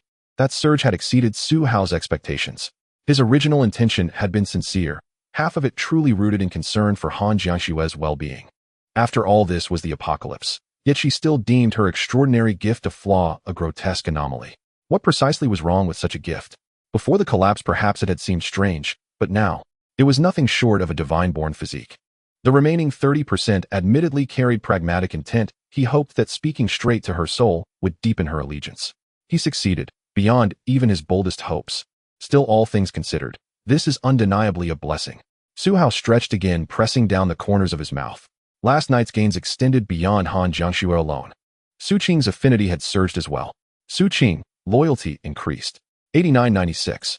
In one leap, she had crossed from stable loyalty into lifelong, boundless trust. Less dramatic than Han Jiangxue's transformation, yet perfectly natural. Han Jiangxue's leap stemmed from a confluence of forces. Her power, her circumstances, her psyche, spirit, ideology, and even her need for redemption. Su Qing for now lacked those layers, or rather did not require them. Han Jiangxue's complexity made her uniquely difficult to win over. With another man, she might have remained forever untouchable. Thus her profound needs, and thus her absolute fidelity once fulfilled. Su Qing, by contrast, gentle, earnest, effortlessly elegant, posed no such challenge. What she needed was patient, steady companionship, the kind that deepens naturally over time, through shared trials and quiet days until loyalty reaches its zenith. No coercion required. Now it was Su Hao humming, light, carefree, as he prepared breakfast. Both women still slept soundly inside the carriage. When he'd awakened, they'd lain deep in slumber. Unself-conscious limbs, askew faces softened by rest. Let's make sour cabbage beef and Laogan ma fried rice. Fried rice was Su Hao's sole culinary forte, among the few dishes he could reliably execute. He began cooking at the rear of the vehicle. Meanwhile, in his mind, he activated yesterday's and used reward. Spend all rewards now. Begin with the highway robbery bonus. Reward usage confirmed. Please select one from the following three options. Option 1, infinite air filtering respirator 3. Option 2, self-repairing radiation-proof suit 1. Option 3, infinite water purifier 1. Oh, Su Hao found this set of rewards intriguing. With telekinetic precision, he cracked eggs, heated oil-portioned rice, and prepped sour cabbage and beef, all while scanning the reward descriptions in his mind. Let's examine them one by one. Infinite air filtering respirator, a durable maintenance-free respirator that functions indefinitely unless physically damaged. Warn it enables safe traversal through toxic atmospheres, pollution zones, parasitic clouds, airborne pathogens, arid wastelands, or frozen voids, and even extracts breathable oxygen from water provided dissolved O2 remains present. 3 respirators were offered, practical, versatile, and capable of underwater respiration. From a contingency standpoint, they were unquestionably valuable. Let's keep this as a candidate. Don't eliminate it yet. Next, self-repairing radiation-proof suit, a multi-environment protective suit functionally equivalent to a spacesuit equipped with onboard oxygen regeneration. It shields against corrosion, extreme heat, or cold, toxins, radiation, and more. Minor breaches, self-repair, damage exceeding 5% renders it irreparable. Only one suit was available, but in utility, resilience, rarity, and effectiveness, it surpassed the respirators decisively. Yet the respirators came in 3s, the suit only 1. For the first time, Su Hao hesitated, genuinely torn. Both were exceptional, ideal for long-term reserves. Keep this one as a candidate too. Let's see the last. He sighed quietly, then turned his attention inward. Infinite water purifier, a cubic machine 1 meter per side, capable of endlessly purifying any water source, whether Ganges River filth or radioactive sludge, into pristine drinkable water. An indispensable tool for extreme environments. After reviewing the final option, Su Hao fell silent. Truthfully, this too ranked among the highest-tier reserve assets. Water, though seemingly abundant now, and storable en masse in his system inventory, posed a singular, intractable problem. Its sheer volume. It consumed space relentlessly. Even spacecraft missions ration water obsessively, not out of scarcity, but because transport capacity is precious and water cannot be compressed. Its density is immutable. 1 liter occupies exactly 1 liter. So, among these 3, which to choose? Extreme temperatures can be endured, radiation and corrosion avoided. But water is non-negotiable. Respirators and suits serve niche emergencies, rare, avoidable. Water, however, is humanity's perpetual absolute necessity. One day, purified water may even become currency, especially amid nuclear meltdowns, mutagenic rains, and irreversible ecological shifts. After a moment's quiet reflection, Su Hao reached his decision. I'll choose option 3, the infinite water purifier. Selection confirmed. Reward deposited into system storage. After the infinite water purifier entered the space, Su Hao took a look. It's square. The overall color was silvery white, resembling a block. It had an outlet and an inlet, and that was it. And he didn't know why. During his moment of hesitation, he was still contemplating. But once the purifier was in his hands, Su Hao felt much more at ease, far more so than the sense of security provided by the 3 breathing masks or protective suits. Perhaps this is the importance of water to humans. With this, unless there was no water left, he would no longer be at risk of lacking water to drink. In his system space, he only needed to prepare enough water for 13 months, no need to stock up excessively. Just like that, after selecting the first reward, Su Hao truly began to fry rice in reality. With a splash, it went into the pan. I need to hurry up. Su Hao decided to act swiftly and quickly selected his reward. He didn't want to burn the fried rice. Using the last reward, the warehouse sweep reward. Reward usage limit reached. Please choose one from the following 3 rewards. Reward 1, 100 tons of lay-by soda. Reward 2, 5-axis CNC lathe X1. Reward 3, 100 cubic meters of space. Su Hao glanced and said, well, this time it's easier to choose. Looking again, wait a minute. Su Hao confirmed he hadn't misread. It was lay-by, not shui-by. The characters had an extra stroke. This made Su Hao chuckle. Seriously, are the rewards also counterfeit? He smiled speechlessly, but suddenly understood. Lay-by and shui-by, they are both products, so they are similar, just with different values, and it's not like they can't be drunk. That's ridiculous. Now he had the remaining 2, the 5-axis CNC lathe, and 100 cubic meters of space. To be honest, he really wanted the 5-axis CNC lathe. But 1, he hadn't stabilized yet. 2, he didn't know how to use it. 3, he didn't currently need industrial parts. So he passed. That left him with no good options. I want 100 cubic meters of system space. Reward has been issued. Space 400 cubic meters, 500 cubic meters in an instant. The space in Su Hao's consciousness expanded by a quarter again, reaching 500 cubic meters. Previously, he had cleared out stores, warehouses, and streets. Along with the giant beast truck, his system space had used up about 300,350 cubic meters. Only a little less than 100 cubic meters of space remained. This made Su Hao feel a bit anxious. Now it had eased a bit, but there was still half left. But that half was hard to shake off. As someone who liked to hoard supplies, as long as the system space wasn't infinite, he would always feel a bit of a crisis. But reality wasn't like Feng Ling Yuing. Just a drip was enough. Sizzle. At this moment, the fried rice was ready. So fragrant. Su Qing's drowsy voice came from the compartment. She was awakened by the aroma. Han Jiangxue also woke up with her. The two exchanged glances, smiled silently at each other. Finally, they both put on their clothes and got up to wash up. Come out for breakfast, I cook myself. Coming. The two ladies got out of the car. They started washing up. Once finished, Su Qing with a toothpaste taste began eating. Han Jiangxue drank something before eating. Su Qing took a bite and suddenly widened her eyes. Delicious. Really delicious. After saying that, she began to devour the fried rice. Han Jiangxue unexpectedly glanced at Su Hao. She quickly drank a few sips of water and began serving herself rice. One bite and she said, indeed delicious. Su Hao was also eating. He nodded in satisfaction. I guess it's the mental power boost. The temperature, doneness, and portions were all just right, without a single flaw. Using experimental standards to cook, this mental power proved to be practical. Su Qing thought for a moment and suddenly smiled. Considering the cow you killed yesterday, it reminds me of a saying in the game. Precision or not, it's the difference between slaughtering and surgery. Su Hao was a bit surprised. You play this game. This phrase has been said several times by the medical students around me. That's true, it's too fitting. After the three finished breakfast, Su Qing was drinking water when she suddenly remembered something. By the way, what about the family of mice? Did they die? They shouldn't have. Su Hao waved a hand in the air. A nest of mice which had been secured flew out from under the car. The vehicle's AI had not reminded him, indicating that the mice were fine. Sure enough, after the family of mice was brought out after a night of digestion, all the food they had eaten yesterday was gone, leaving their bellies empty. Squeak, squeak. Squeak. The newly emerged mice were fierce and shouted into the air. But upon seeing Su Hao, they turned their heads. It seemed they remembered. They immediately quieted down. Su Qing approached to take a closer look. Their spirits are quite good, indicating that the food you stuffed them with yesterday was non-toxic, and even if there was, it was negligible. Having toxic food is normal, but it depends on the dosage. Again, talking about toxicity without considering dosage is nonsense. Many things humans eat are toxic, but they still eat. So looking at these mice all lively and vigorous, there were basically no issues. That's good. Su Hao also breathed a sigh of relief. This indicates that the previously non-toxic fruits and vegetables are likely non-toxic after mutation as well, but still need to be tested in the future. Su Qing agreed. There were a total of 6 mice in this nest. Su Hao had also tested 6 types of vegetables, all of which were non-toxic. Quite fortunate. They were cabbage, leafy greens, cucumber, tomato, potato, and chili. The chili was the one that had the most intense reaction from the mice. But it seemed they were reacting to the spiciness, not toxicity. It looked extremely spicy. However, at the moment of testing. Task completed. Investigate the mutated plants in the vegetable field. 33. Task reward infinite God level choice. The task for the vegetable field was completed. Su Hao nodded in satisfaction. However, the mice were not discarded because their task was not yet complete. There were still other varieties in the vegetable field. They needed to be tested before sending these mice home. Let's test the rest too. Su Hao and Su Qing exchanged smiles. Then, amidst the desperate gazes of the mice, they were once again stuffed full.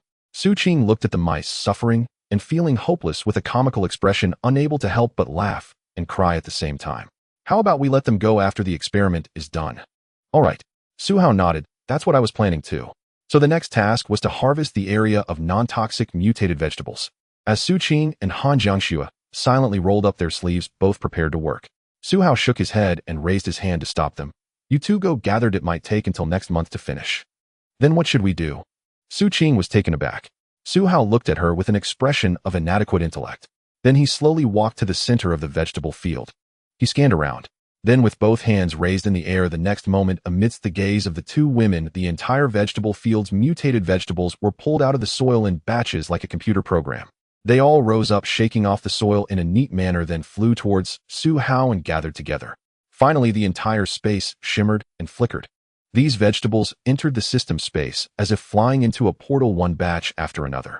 Su Qing exclaimed, "It can be done like this. So many at once." Su Qing knew that Su Hao could use telekinesis to pull out vegetables. She had witnessed it yesterday. However, she never expected that telekinesis could be wielded like a game, pulling out entire patches, shaking off the soil, gathering them, and repeating this process. It was just like playing a game. The ability to cover such a vast area was astonishing. The details were also incredibly subtle. It was simply unbelievable. Han Jiangxue was also slightly amazed. Looking at the spectacular sight before her, she admired Su Hao's sword control skills even more. If he could harvest vegetables so impressively, one could only imagine how remarkable his sword control would be. No wonder Su Hao can behead everything while controlling his sword, not missing a single target.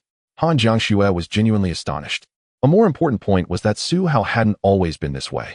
When they first met, he couldn't achieve such precision during chaotic battles. Sometimes he would hack away indiscriminately, but now his control had skyrocketed. Such a terrifying talent. Su Qing and Han Jiangxue were secretly shocked. After a while, Su Hao harvested most of the mutated vegetables from 6 patches and collected the non-toxic mutated crops he had experimented with. In total, he collected around 10,000 gene.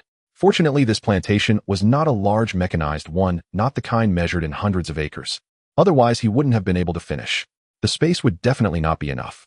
All right, he said, spending just over 10 minutes to finish harvesting before heading back. Su Qing and Han Jiangxue watched the whole process. Awesome. Su Qing quickly approached, standing on her tiptoes to massage Su Hao's shoulders. You worked hard. Su Hao smiled, just using my brain. Right, using your brain. Su Qing paused. Is harvesting vegetables really just using your brain? It seems that with telekinesis it indeed involves some mental effort. Back in the car, Su Hao intended to rest for a while. But Han Jiangxue looked outside at the nearby breeding base. Suddenly she found Su Hao and said, some cows have already escaped. Should we kill a batch first? Escaped? Su Hao jumped out of the car. He went to check the breeding area. Sure enough, some cows were curiously peeking around the gate, and even one was pushing against the iron gate trying to get out. Then we need to kill a batch first. Su Hao took out a large alloy knife and using his thoughts launched it directly. Buzz. There were 11 cows at the gate. The sudden sound of the weapon startled a few cows, but with a flash of cold light the enormous cows fell down without even a cry. One by one they fell rapidly. In less than 3 seconds, all 11 cows had dropped without a sound. Su Qing watched in shock. Seeing the wounds on the cows' necks, she instinctively touched her own neck. It felt a bit itchy and tingly. Su Hao waved his hand. All 11 cows were stored in his space. He glanced at the space's capacity. If I store one more batch of mutated vegetables and one more batch of cows, it should just about fill it up. Fortunately, he had just chosen a system space that added 100 cubic meters. Otherwise, with the vegetables and so many cows, there would definitely be a lot wasted that he couldn't take. Indeed, it would be a waste. Not being able to take something was a waste to him. After slaughtering more than a dozen cows, Su Hao returned to the car to rest. He had used quite a bit of energy and didn't need to rush. However, after slaughtering those dozen cows, task complete, sweep the plantation and breeding base. Appeared. Task reward unlimited God level selection once. Seeing that the task was completed, Su Hao immediately understood. He had harvested over 10,000 gene of mutated vegetables. A total of 12 mutated cows were slaughtered. The system's task was to sweep, which had now been judged as a harvest. Not bad. Once back in the car, the 3 of them sipped on cold drinks. Su Qing fiddled with the radio, adjusting the channels. Since they were in the suburbs, the signal and sound quality of the radio improved significantly. Ziz is easy. Su Hao and Han Jiangxue enjoyed their drinks, relaxing in the air conditioning. Ziz is easy. At this moment, emergency announcement, emergency announcement. A clear broadcast suddenly came from the radio. Su Hao slightly tilted his ear to listen. Please do not approach the Great River and Lakes. Repeating, please do not approach the Great River and Lakes. Su Qing and Han Jiangxue were very curious. What could have happened to warrant such a warning? A giant creature has been discovered in Taihu Lake, tentatively identified as a venomous dragon, which has destroyed a settlement, making the water of Taihu Lake undrinkable. Thousands of citizens in the settlement have died from the poison and cannot resist. It is now unknown how many survivors remain. The venomous dragon is entirely dark green, has a bizarre appearance, and a deformed mouth measuring about 50 to 60 meters long. Its weight is unknown, and conventional firearms are ineffective against it. Rocket launchers are useless, missile explosives and tank armor-piercing weapons are required. After saying that, there was a pause. Repeating, please do not approach the Great River and Lakes. Please do not. Su Hao listened to the news on the radio. Su Qing and Han Jiangxue were both deeply shocked. A dragon, 50 to 60 meters long. Su Qing thought she had misheard. A snake of that size must have a waist diameter of at least 3 to 4 meters. According to the length of a heavy-duty truck, this snake would be at least as long as 3 trucks lined up end to end. Its weight must be in the tens of tons. Normally speaking, such a heavy weight on land would be unsustainable. Its internal organs would have burst. The blood pressure of its heart must be incredibly high to pump blood effectively. But now it was the apocalypse. This had to be a super mutation. This is a bit exaggerated. Su Hao stroked his chin. He had thought that the cows in the breeding farm, which were larger than yaks and had 3 horns, were already enormous. But he never expected to hear about such a creature from the radio. A giant creature weighing dozens of tons and toxic. Why grow so large if it's toxic? Su Hao was baffled. It has both toxicity and potency. The water from Taihu Lake was undrinkable and must have been contaminated. Just from this point, it was clear that it was both toxic and potent. Otherwise, it wouldn't be able to kill so many people. This toxicity is not merely soluble in water, it must also involve spraying, corroding, and volatilizing methods. But in any case, it's quite exaggerated. More importantly, this was just what had been discovered. Across the country, there are many places with similar conditions, areas rich in animals, emphasizing the vast resources. And in these resource-rich areas, it's easy to breed super monsters. This is why Su Hao is reluctant to mix with dense crowds. The potential risks are too high. Han Jiangxue pressed her brows and suggested, in the future, we shouldn't approach mountainous areas or the great river and lakes casually either. Su Hao nodded yes. At that moment, Su Qing suddenly clapped her hands and said somewhat fearfully, Su, how do you remember the zoo I mentioned yesterday? It's only a few kilometers away from us. That zoo is quite wealthy with lions, tigers, white tigers, and leopards. I wonder how they are doing now. Should we hurry up and get out of here?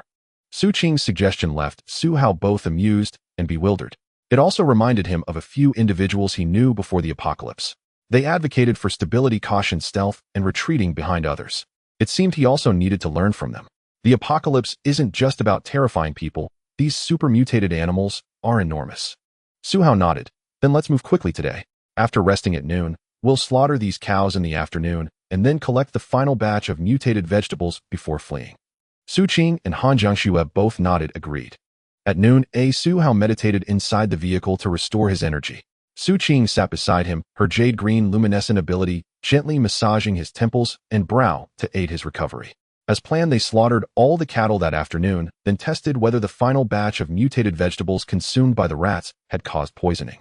Finding no toxicity, they harvested the crops immediately and prepared to depart under cover of night. Meanwhile, 2 new reward options appeared in Su Hao's hands.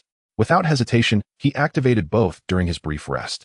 He silently commanded, first use the reward tied to the experimental mutated vegetables. A prompt flashed, reward usage confirmed. Choose one from the following 3 options. Option 1, 1 packet of super mutated green cabbage seeds. Option 2, 1 mu of ecological cultivation space. Option 3, 1 multifunctional planting and harvesting machine. Su Hao's interest quickened at the sight of the rewards. By habit, he scanned them swiftly. Delay would leave him ignorant. Super mutated green cabbage seeds yield 5000 kilograms per mu. After maturity, rootstock cuttings may be replanted infinitely. This strain has undergone benign mutation rich in essential nutrients and vitamins sufficient to meet most physiological needs, and prolonged consumption subtly enhances physical constitution. 5 tons per mu. Having read the description, Su Hao studied the system's demonstration diagram, the full growth cycle from seed to harvest. The mature form resembled the cabbages he'd picked earlier today, but those were visibly inferior in appearance, texture, and vitality, falling far short of this cultivar's excellence. A pity, Su Hao murmured, shaking his head. I can't remain stationary. I must keep moving. This option is impractical. He could cultivate only if anchored in a fixed base. Yet if stationed there, this reward would be invaluable. 5 tons per mu could sustain dozens, or even hundreds, of people. Next, ecological cultivation space, a ONMU plot carved within the system's spatial domain dedicated solely to cultivation. Users must supply water and fertilizer manually. Note: living beings cannot be stored here. The space accelerates plant growth, but permits only vegetative cultivation. The moment he saw it, Su Hao's eyebrows lifted. He instantly recognized its latent versatility, and perhaps even exploitable loopholes. Restricting use to cultivation effectively enabled indefinite storage of fruits and vegetables. Moreover, no vertical limits were specified, implying even a world tree could thrive provided its canopy remained within the ONMU boundary. Furthermore, the space need not host single harvest crops alone. Perennial species, apple trees, pear trees, bamboo shoots, could yield repeatedly across seasons. This is exceptional, Su Hao thought, captivated, more so than the seeds. Its practicality was unmatched. Let me review the last one quickly. Multifunctional planting and harvesting machine, a single unit capable of tending 10,000 mu of farmland. From sowing to reaping, it automates the entire agricultural process, eliminating laborious toil and conserving precious time. This too was impressive, especially paired with the super mutated seeds. Yet again, the same constraints applied: no stable land to farm, no time to wait for growth. After weighing all options, the ecological space held clear superiority. Without further deliberation, Su Hao declared, I choose option 2. Reward granted. Please verify. The instant his choice was confirmed, his consciousness perceived 2 distinct spatial domains. The first was an ordinary storage space fit only for inert objects. The second, a cultivated realm, spanned precisely 1 mu, its soil deep, black, and fertile.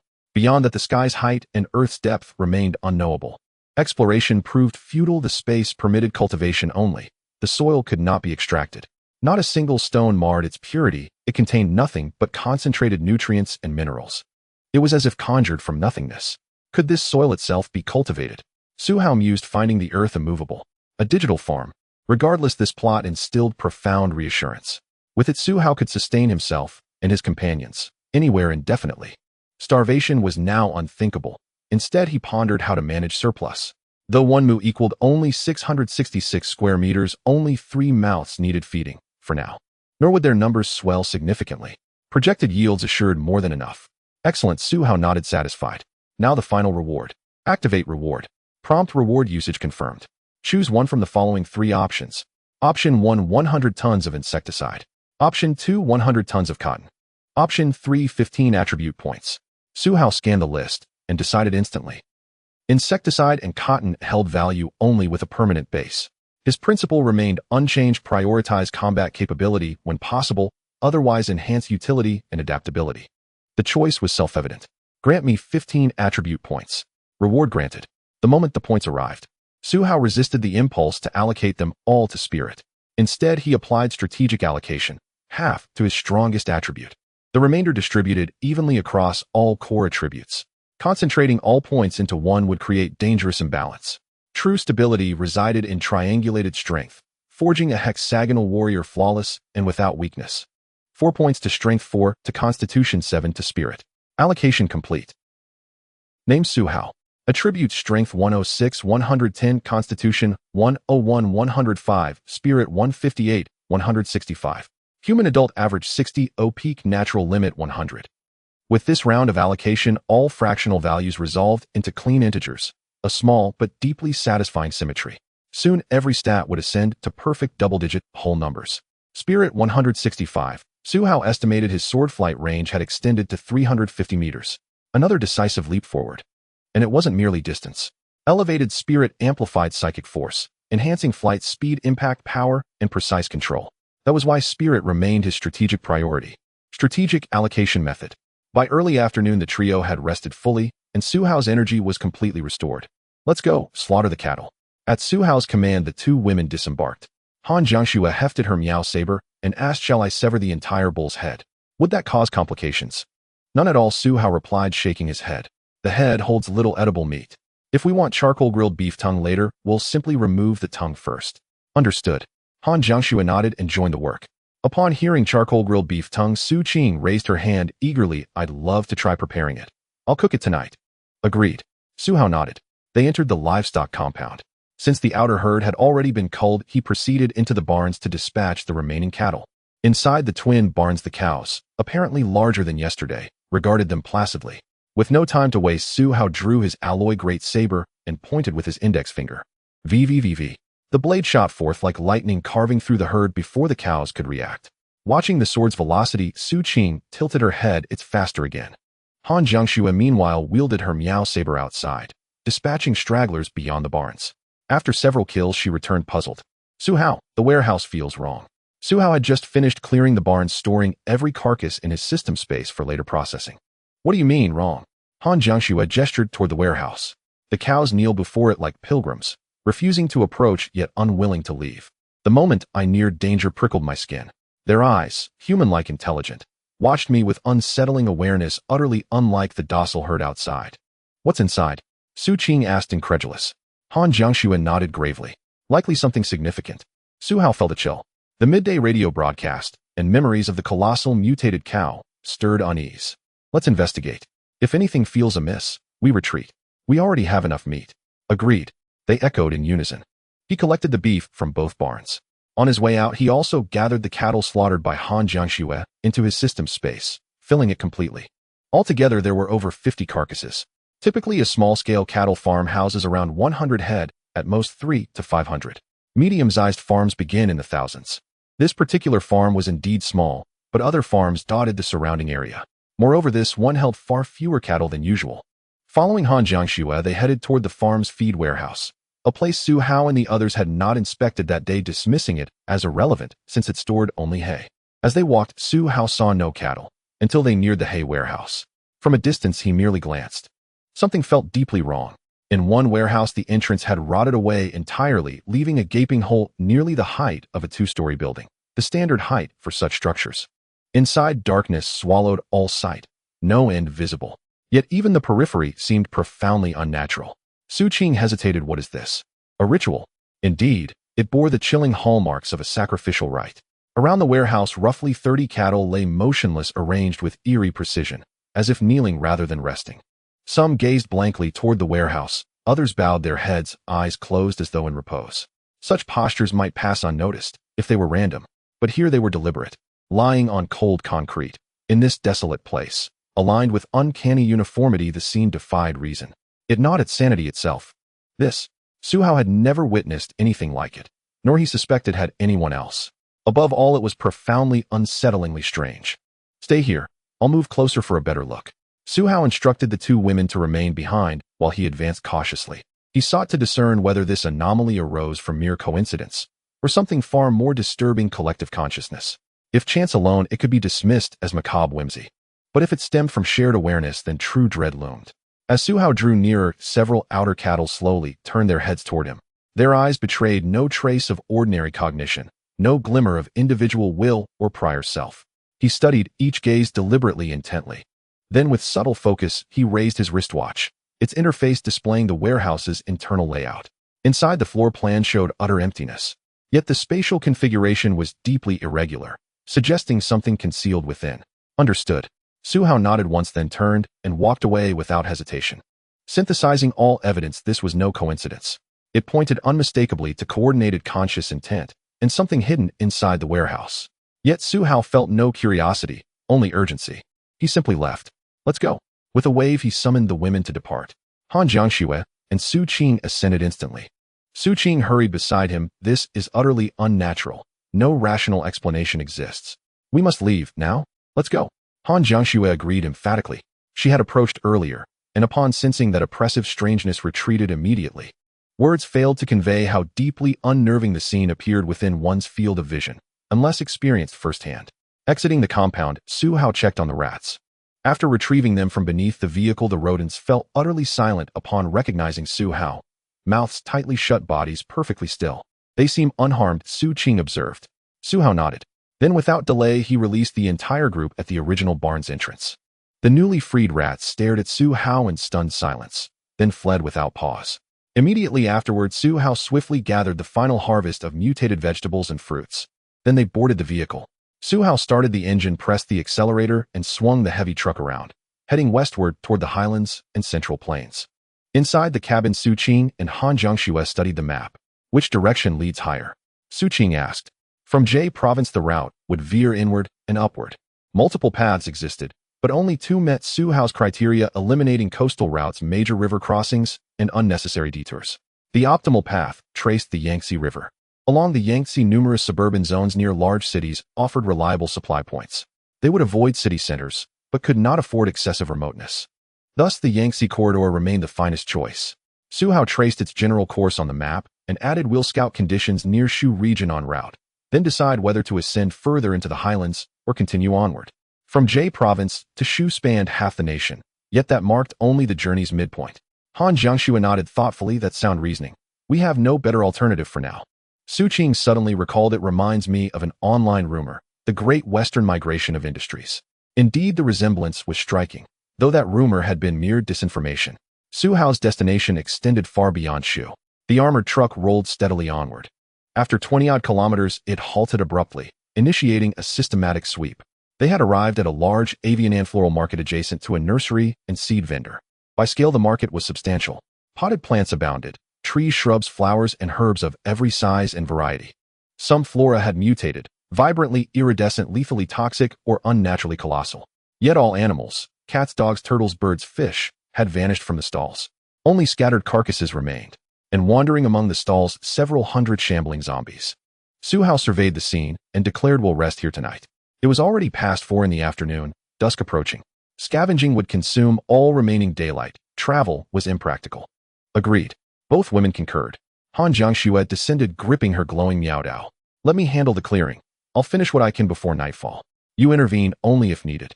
Very well. Su Hao readily consented. Her request signaled resolve. To train to fight, to hone her abilities through action, not theory. Su Qing raised her hand eagerly. I'll assist Jiangxue, replenishing her stamina. But dinner will go unprepared. I'll cook. Su Hao replied calmly. Preparing ration packs required minimal effort. Even telekinesis could suffice. And so the evening began. Su Hao sat inside the vehicle's soft music playing from a compact speaker, watching Han Jiangxue stride forward, her luminous blade raised mimicking his own brutal efficiency. His violence was pure, raw, unadorned aesthetic in its ferocity. Hers, however, possessed a singular elegance, indescribable, ineffable. Every motion flowed with innate grace, forming a style wholly her own, born of ability fused with instinct.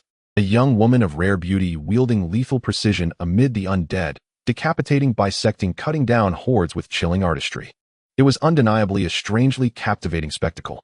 Impressive, Su Hao murmured, leaning casually against the open window frame, legs crossed. Popcorn in hand, music and ear, eyes fixed on the dual ballet of slaughter. He exhaled softly. Perfect. At dusk, Han Jiangxue took a deep breath and killed a few hundred zombies, almost wiping out the entire zombie presence in the flower and bird market. At this rate, there was no need for Su Hao to intervene. After Han Jiangxue acquired that basic enchantment ability, her efficiency in cutting down zombies with a machete was comparable to that of a heavy alloy broadsword. The difference was negligible. The only distinction lay in the user. Han Jiangxue dealt with each one personally, while if Su Hao were to intervene, he would use his sword, leading to a vastly different efficiency. However, for Han Jiangxue, achieving this level of efficiency was already beyond what most people could hope to attain. Moreover, there was Su Qing. Su Qing followed closely behind Han Jiangxue, constantly providing her with buffs, either restoring stamina or replenishing energy, allowing Han Jiangxue to keep fighting. Though they were exhausted, they were not completely worn out. As night fell, Han Jiangxue finished off all the zombies and returned panting. Su Qing was behind her, boosting her stamina and restoring her energy, making herself quite tired in the process. But the results of their efforts were impressive. Clap, clap. Su Hao applauded, tossing 2 bottles of drinks to them. Well done, you two. Solving a few hundred zombies in half an afternoon is quite efficient. Han Jiangxue smiled and nodded, feeling satisfied with her kills and displaying a look of clarity as she gulped down the drink. Su Qing also shared her thoughts. I just realized that when I restore stamina and energy for others, it also depletes my own, though the ratio is small. However, if overused, I will feel tired too. Su Hao understood immediately. Then you also need to work on your stamina in the future. Su Qing smiled wryly. I guess so. She didn't refuse the idea of training, just smiled in resignation. Because she knew that in the apocalypse it was essential to train one's abilities, though otherwise one would be worthless. Let's rest for a bit and have some food first. That night, the side of the vehicle opened up, revealing searchlights. Su Hao took out a table and chairs from his space, and the 3 of them began to eat. Su Qing and Han Jiangxue were devouring their meals. There was no such thing as being a lady. Moving more and eating less would be odd. The bonus energy is conserved. The more one moves, the more one must eat. Unless there are other means of replenishment. After finishing dinner, the 3 sat at the back of the vehicle to rest and gazed at the stars in the sky. How bright it is. Su Qing sighed as she looked at the starry sky. I've never seen such a sky while in the city before. Indeed, Han Jiangxue replied, moving Su Hao's arm over to play with while touching, but there are too few stars. Su Qing added yes. Su Hao glanced at the stars, noticing that some of them seemed to connect like animals. Thinking of animals, he suddenly recalled something. Su Qing, where is the zoo located? Su Qing pointed towards the side and back of their current position, indicating that direction. Su Hao checked his watch. The actual location of the zoo was not far from the livestock farm, quite nearby. What made you think of the zoo? The information about the giant beasts during the day, the strange incidents in the warehouse, and the ferocious beasts at the zoo. How could I not think of it? Su Hao shook his head. Oh, come on. Su Qing waved her hand dismissively. We've come this far, but it's fine. Even if the zoo has mutated animals, they will probably fight amongst themselves. Who knows which animal will survive in the end? I guess it would be the tiger, Han Jiangxue speculated. Su Qing countered, why not the lion? That zoo had no lions, only tigers, leopards, crocodiles, and snakes aside from the tigers. Oh right, Su Qing suddenly realized. The 3 continued chatting, and after a while it would be time for sleep. Su Hao lay down in the back of the vehicle. With his hands behind his head, drowsiness gradually washed over him. The voices of Han Jiangxue and Su Qing grew quieter, and it seemed they were also about to fall asleep. Thump, thump, thump. Suddenly Su Hao thought he heard hoofbeats. He thought he might have misheard. He opened his eyes and then closed them again. Thump, thump, thump. But it occurred again, and this time it was slightly louder. Su Hao was now certain he hadn't misheard. He sat up, causing the 2 girls beside him who were slightly drowsy to immediately sit up as well. What's wrong? Su Qing asked while Han Jiangxue looked at Su Hao in confusion. Did you not hear that? Su Hao retorted. No. Su Qing was bewildered. What did you hear? It seemed that Su Hao's high attributes and abilities had granted him heightened perception. He opened the vehicle door and jumped down, then listened closely to the ground. Thump, thump, thump. Sure enough, there were the hoofbeats. Han Jiangxue, and Su Qing also came down to listen and finally heard it. Is that the sound of horse hooves? Su Qing asked in confusion. Why would there be horse hooves in the city? It's not horse hooves, Han Jiangxue shook her head. The sound is too heavy, it's much heavier than a horse. The closest possibility was the sound of cattle hooves. Su Qing exclaimed in surprise. The three exchanged glances. With so many hoofbeats, where could they be coming from? Undoubtedly, it was from the area of the livestock farm from earlier. The issue with the cattle was easy to resolve. But the key question was, why were the cattle running wildly at night, and what were they doing in the urban area? Su Hao didn't know, but he could prepare in advance. Let's find a building to see what's going on with this herd of cattle. All right. The three got out of the vehicle. Su Hao waved his hand, putting the vehicle away. Then the three headed towards a nearby office building running straight up the stairs. There were zombies in the stairwell, but they were swiftly dealt with. The three ran all the way up to the rooftop and looked out into the distance. Fortunately, on the post-apocalyptic night, the moon was bright enough, and it wasn't pitch black. Rather, they could see far. From Su Hao's vantage point, he saw that in the direction they had come from there were indeed dozens of cattle running wildly. The nearby zombies were directly knocked away. It was no different from being hit by a vehicle. Some were even scared away, flipping small cars over or pushing them aside with great force. So many cattle. Su Qing murmured, but why are they running like this? Is someone chasing them? We'll find out soon enough, as the sound of the hooves grew closer. Further behind there were very heavy hoofbeats. The sound was deep and muffled, but not as distinct as the herds. Clearly the two girls didn't hear it. But the next moment, roar. A sudden immense roar startled Su Qing. Following that there was another powerful roar. Roar. Su Qing quickly reacted, that's a tiger's roar. At this point the situation was becoming clearer. The two intense roars belonged to two different animals. The one behind was a tiger, while the one in front was likely the cattle. But the question remained, how did they encounter each other? Han Jiangxue grabbed Su Hao's hand, reminding him the zoo. Su Hao nodded. There was a 90% chance that it was related. Let's take a look. If things seem off, we'll leave. Not long after the herd of cattle ran past the building beneath Su Hao's feet, heading off into the distance. Immediately afterward there were sounds of a violent clash, panting, and roars. Under the gaze of the three at a crossroads, two beasts, each about 1.5 stories tall, approximately 45 meters high, suddenly appeared around the corner. They were locked in a fierce battle, knocking each other down, pushing away, crashing into a nearby small building, causing a loud crash that shattered the balcony and glass, while traffic lights fell to the side and a small car was crushed into a folded screen. These two were a gigantic mutated bull and a tiger. Both were nearly 46 meters long, much larger than elephants, roughly the size of 2 elephants. Han Jiangxue and Su Qing looked on in astonishment. Su Hao was also observing, but the next moment, he suddenly froze. My, what's wrong? Su Qing and Han Jiangxue asked curiously. Su Hao pointed to a nearby corner where one person was hiding beside a small building, holding onto an animal that looked like a small tiger, also watching the battle. There are 2 animals. No, it's a person holding an animal. It looks like a small tiger, and they are watching the fight too. Huh. Su Qing and Han Jiangxue were left dumbfounded. It was getting late. Even though the moonlight was bright, it was still difficult to see clearly from such a distance. Moreover, the person and the tiger around the corner remained still. In contrast, the 2 giant beasts were constantly in motion as they fought. For Su Hao, with his super dynamic vision, the lack of movement didn't hinder him much. If they moved, he could see them instantly. For the 2 girls, the fight between the 2 giant beasts was surprising, yet expected, reasonable even. But what was going on with that person holding a small tiger? Why did they dare to watch from such a close distance? What? There were a multitude of questions. Su Qing suddenly asked curiously, how old is that person? Is it a man or a woman? Su Hao couldn't see clearly.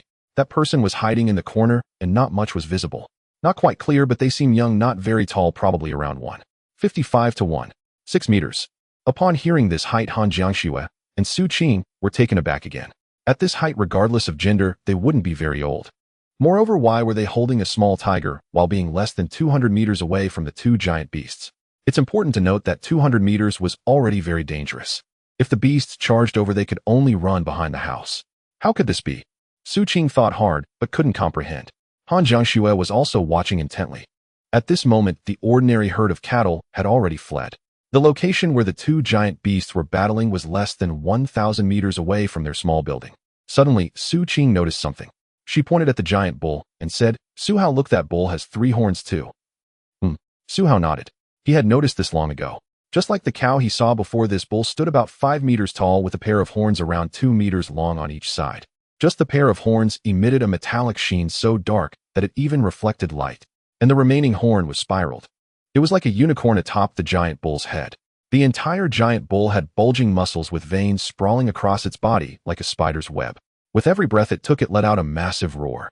This was the kind of commotion that only a behemoth could create. On the other side, the tiger was enormous, about the same height as the bull, but it was a full circle smaller than the bull, and its musculature was even more exaggerated. When it swung its claws, the muscles on the tiger's arms could only be described as ferocious, and its tail was as thick as an iron chain measuring at least 4 meters long. The traffic light was snapped by its tail. If that tail struck a person, it could easily kill them in one blow. How exaggerated. Su Qing sighed. If 5 meters is like this, what would the giant snake in Taihu, which is over 50 meters long, be like? Han Jiangxue was closely watching beside her. She wasn't considering that. Instead, after observing for a while, she turned her gaze towards Su Hao. She knew that since Su Hao was watching, he must have some thoughts and plans. Otherwise, he should have fled by now. To run away directly. Faced with Han Jiangxue's gaze, Su Hao was deep in thought. His mind was racing with calculations of gains and losses, weighing inputs against returns, considering possibilities, and planning for subsequent rewards. He was continuously questioning and counter-questioning himself. Should I help the tiger or the bull?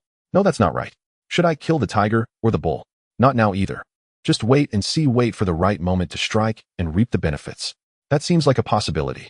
What truly captivated Su Hao were these two giant creatures. What changes had occurred in their bodies after they mutated? Could he gain anything from their corpses? Once he decided he could afford to wait, the system's voice echoed in his mind. Task triggered. The fisherman gains. Task introduction. The unclear battle between the two giant beasts gives you the opportunity to strike last and gain benefits. You choose to seize this opportunity and prepare to act at the right moment. Please become the final victor in this unexpected event. Task reward. Combat-related superpower. Infinite divine selection. Once the task has been issued, it's a directed reward task. This indicated that the task was challenging, but the rewards were also high. Su Hao felt a surge of joy in his heart. He knew a task would be issued. With such a significant event, the system wouldn't miss the chance to issue a task. However, it required his participation and choices to trigger it rather than being mandatory. Having this opportunity, Su Hao continued to ponder, thinking about triggering more tasks. More tasks were beneficial. If he couldn't complete them all, it didn't matter. Without rewards, there were no penalties, but completing them would yield rewards. So he aimed for as many as possible. Since the giant beasts had already triggered a task, Su Hao's gaze turned towards that corner. Who is that little guy? What does it have to do with this incident? Why are they holding a small tiger? What is the relationship between that small tiger and the big tiger? A series of questions made Su Hao find this matter very intriguing. There must be something extraordinary linking the two. Task triggered. Girl. Small tiger. Two giant beasts. Task introduction. An unexpected event. The battle of two giant beasts. The observing girl holding a small tiger. What is the connection between them? Please thoroughly understand this incident and investigate its causes and consequences. Task reward. Infinite divine selection. Once. Sure enough, another task was triggered. Su Hao nodded in satisfaction and then tried again. After a while, no matter how Su Hao tried, he couldn't trigger a third task, indicating that for now, there were only 2 tasks related to this matter. That's not bad. Su Hao nodded, then looked at Han Jiangxue and Su Qing. Let's go around later, head over to the girls, and get the situation. The fight between the giant beasts looked like it would be a fight to the death. He would try to see if he could gain from it. Su Qing and Han Jiangxue were taken aback. Su Qing exclaimed, "That's a girl. You plan to take down those 2 giant beasts?" Han Jiangxue furrowed her brows, a bit worried. Isn't that too dangerous? Those kinds of giant beasts are not something normal people can handle. Su Hao took a deep breath and patted the shoulders of both girls. Trust me. Once he said this, the 2 girls exchanged glances and said no more.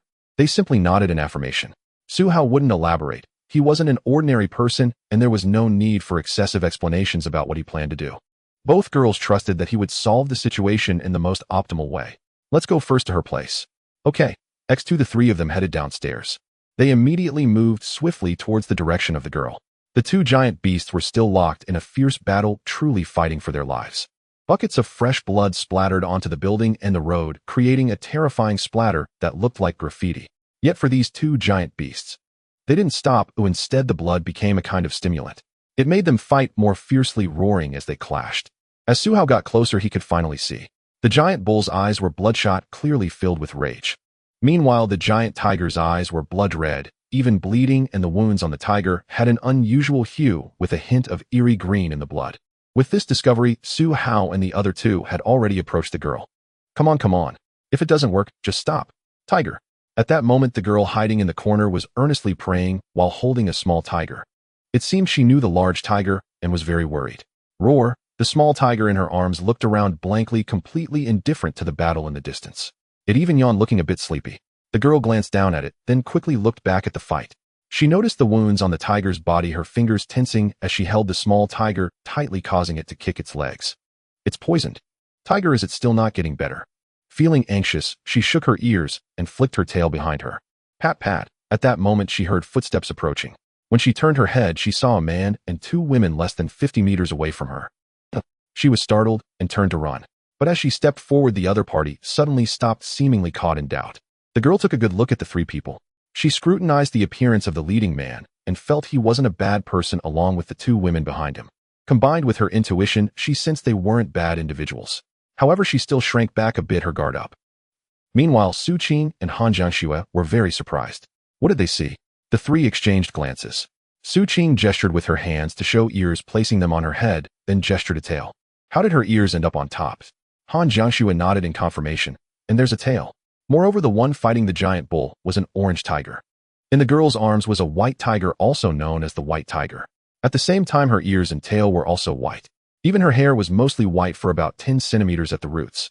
The rest was still black, but it was evident that the recently grown hair was white while the previous hair was black. This is so strange. Su Qing exclaimed, a hint of excitement in her voice. Su Hao, I'm very interested in her.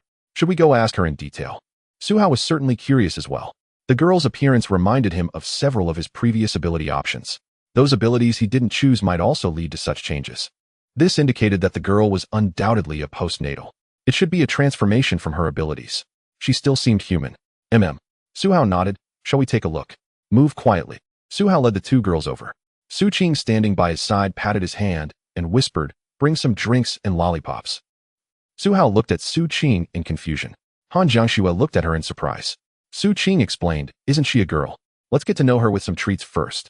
All right. Su Hao flipped his hand and instantly produced a variety of snacks and drinks, including popcorn. Each of the three took a bit. They walked over as if casually eating and strolling down the street before the apocalypse. The girl glanced at them suspiciously, then moved away. But she suddenly turned her head back to look.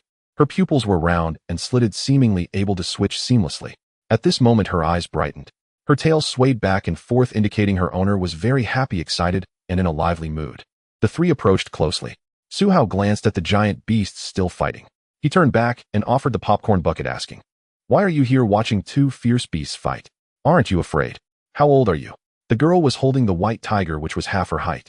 With her other hand, she tried a piece of popcorn, and immediately her eyes lit up, eating several pieces in succession before she answered.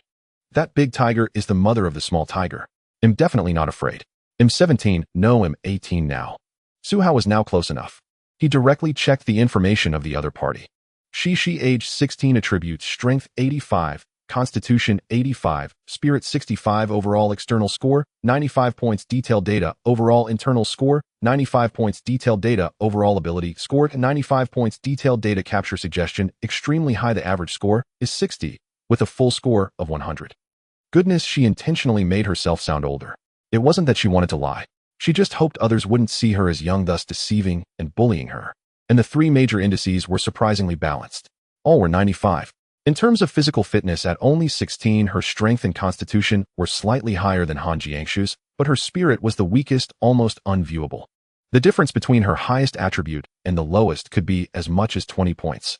But it wasn't low either, since 60 was the average for adults, and she was clearly underage but had already met the standard. So it wasn't that her spirit was lacking. Rather, her other two attributes were too high. Thus, the system's capture suggestion was extremely high, the highest evaluation. Upon seeing this, Su Hao recalled that after he captured 3 goddesses, it would trigger an attribute sharing buff. Once this buff was triggered, all team members' attributes would soar, and the values he added would be terrifying. Ever since leaving campus, Su Hao had been keeping an eye on this matter. When he was robbed on the way, he had checked each woman's panel, but unfortunately none met the standards. Even the highest-rated women had individual scores barely over 70, hardly considered excellent. Now he finally encountered one. Su Hao looked at the girl and asked again, "What is your name?" The girl had her mouth stuffed with popcorn, cheeks bulging. She looked up at the 3 again, especially scrutinizing their faces, then confirmed they didn't seem like bad people before replying. She. Su Qing and Han Jiangxue smiled at her. Immediately after, the 3 introduced themselves to each other. Then Su Hao asked, "Why are these 2 beasts fighting? How did you get here? Shouldn't you hide first?" She shook her head upon hearing this. Cough, she even choked a bit. Su Qing quickly handed her a drink. She gulped down a big mouthful before starting to explain. The big tiger is the mother of the little tiger. It has always protected us in the zoo, but it was bitten by a very poisonous snake, and then went crazy attacking other animals. It ran everywhere, and suddenly picked up the scent of the big bull, then came to attack. I and the little tiger could only follow along to see. I hope they stop fighting, but the big tiger seems to have gone mad, and doesn't really recognize us anymore. The girl began to explain with her unique perspective. Su Hao and the others nodded, while listening, giving them a basic understanding of the situation. He looked at the two giant beasts in the distance, panting and bleeding. The blood flowing from the giant tiger was of an unusual color, and the consciousness in its eyes, as well as its pupils, were also abnormal. He had previously suspected something was wrong. It turned out it had already gone mad. The three of them chatted with Shishi for a while longer, finally understanding the full situation. Shishi was at the zoo during the apocalypse, because she came from a single-parent family and had just been admitted to a good high school, making it a hard-earned trip to see the animals. After the apocalypse struck, the entire zoo was in chaos. Her family turned into zombies, and various animals also wildly mutated. For some reason, Shishi felt an inexplicable closeness to a tiger, even though that great tiger was also one of the mutated creatures and one of the fiercest. Most importantly, this great tiger had just given birth to a white tiger not long ago during its most aggressive and protective phase. It roared, swatting away the iron cage in a single blow, charging out and slaughtering all the zombies. At that time, not all the zoo visitors had turned into zombies. About 100 people were still unharmed. But given the density of visitors at the zoo, these people basically couldn't escape. She couldn't escape either, but she hid in a cabinet until the giant tiger appeared and killed all the surrounding zombies. The tiger then found her, and after sniffing, Shishi took her back home. In the following days, Shishi lived off the remaining food in the zoo. At the same time, her genes began to mutate, her ears shifted upwards, her body evolved, and she grew a tail. These were the only two noticeable changes. There were also enhancements to her physical constitution and strength. Next comes the reason why the giant tiger was there during the apocalypse. The giant tiger drove away or killed all the ferocious beasts in the zoo, leaving no animals within a 10-kilometer radius. Even the zombies were not spared. The giant tiger killed a massive number of zombies, estimated to be tens of thousands or even hundreds of thousands, until it encountered a mutated venomous snake. After being ambushed and bitten, the mutated snake was crushed under the tiger's paw and flung away. But the toxin was extremely potent. The giant tiger first collapsed, then convulsed in pain, and finally suffered from seizures. But within a day, it suddenly recovered. It was just drooling continuously, blood seeping from the corners of its eyes, and it had gone mad, unable to recognize its little tiger or Shishi. However, it did not attack them, but instead attacked everyone else, killing all, whether they were zombies, beasts, or humans. Eventually, while killing, it caught the scent of a giant bull from a distance, leading to the current situation. Upon hearing this, Su Hao and the others fell into deep thought. The giant tiger has definitely gone mad. Su Qing shook her head and sighed. Based on its recent behavior, the giant tiger's nervous system must have been severely damaged, leaving only instinctual awareness.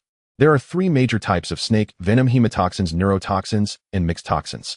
The phenomenon exhibited by the giant tiger is essentially indicative of neurotoxicity. It might also be a mixed toxin.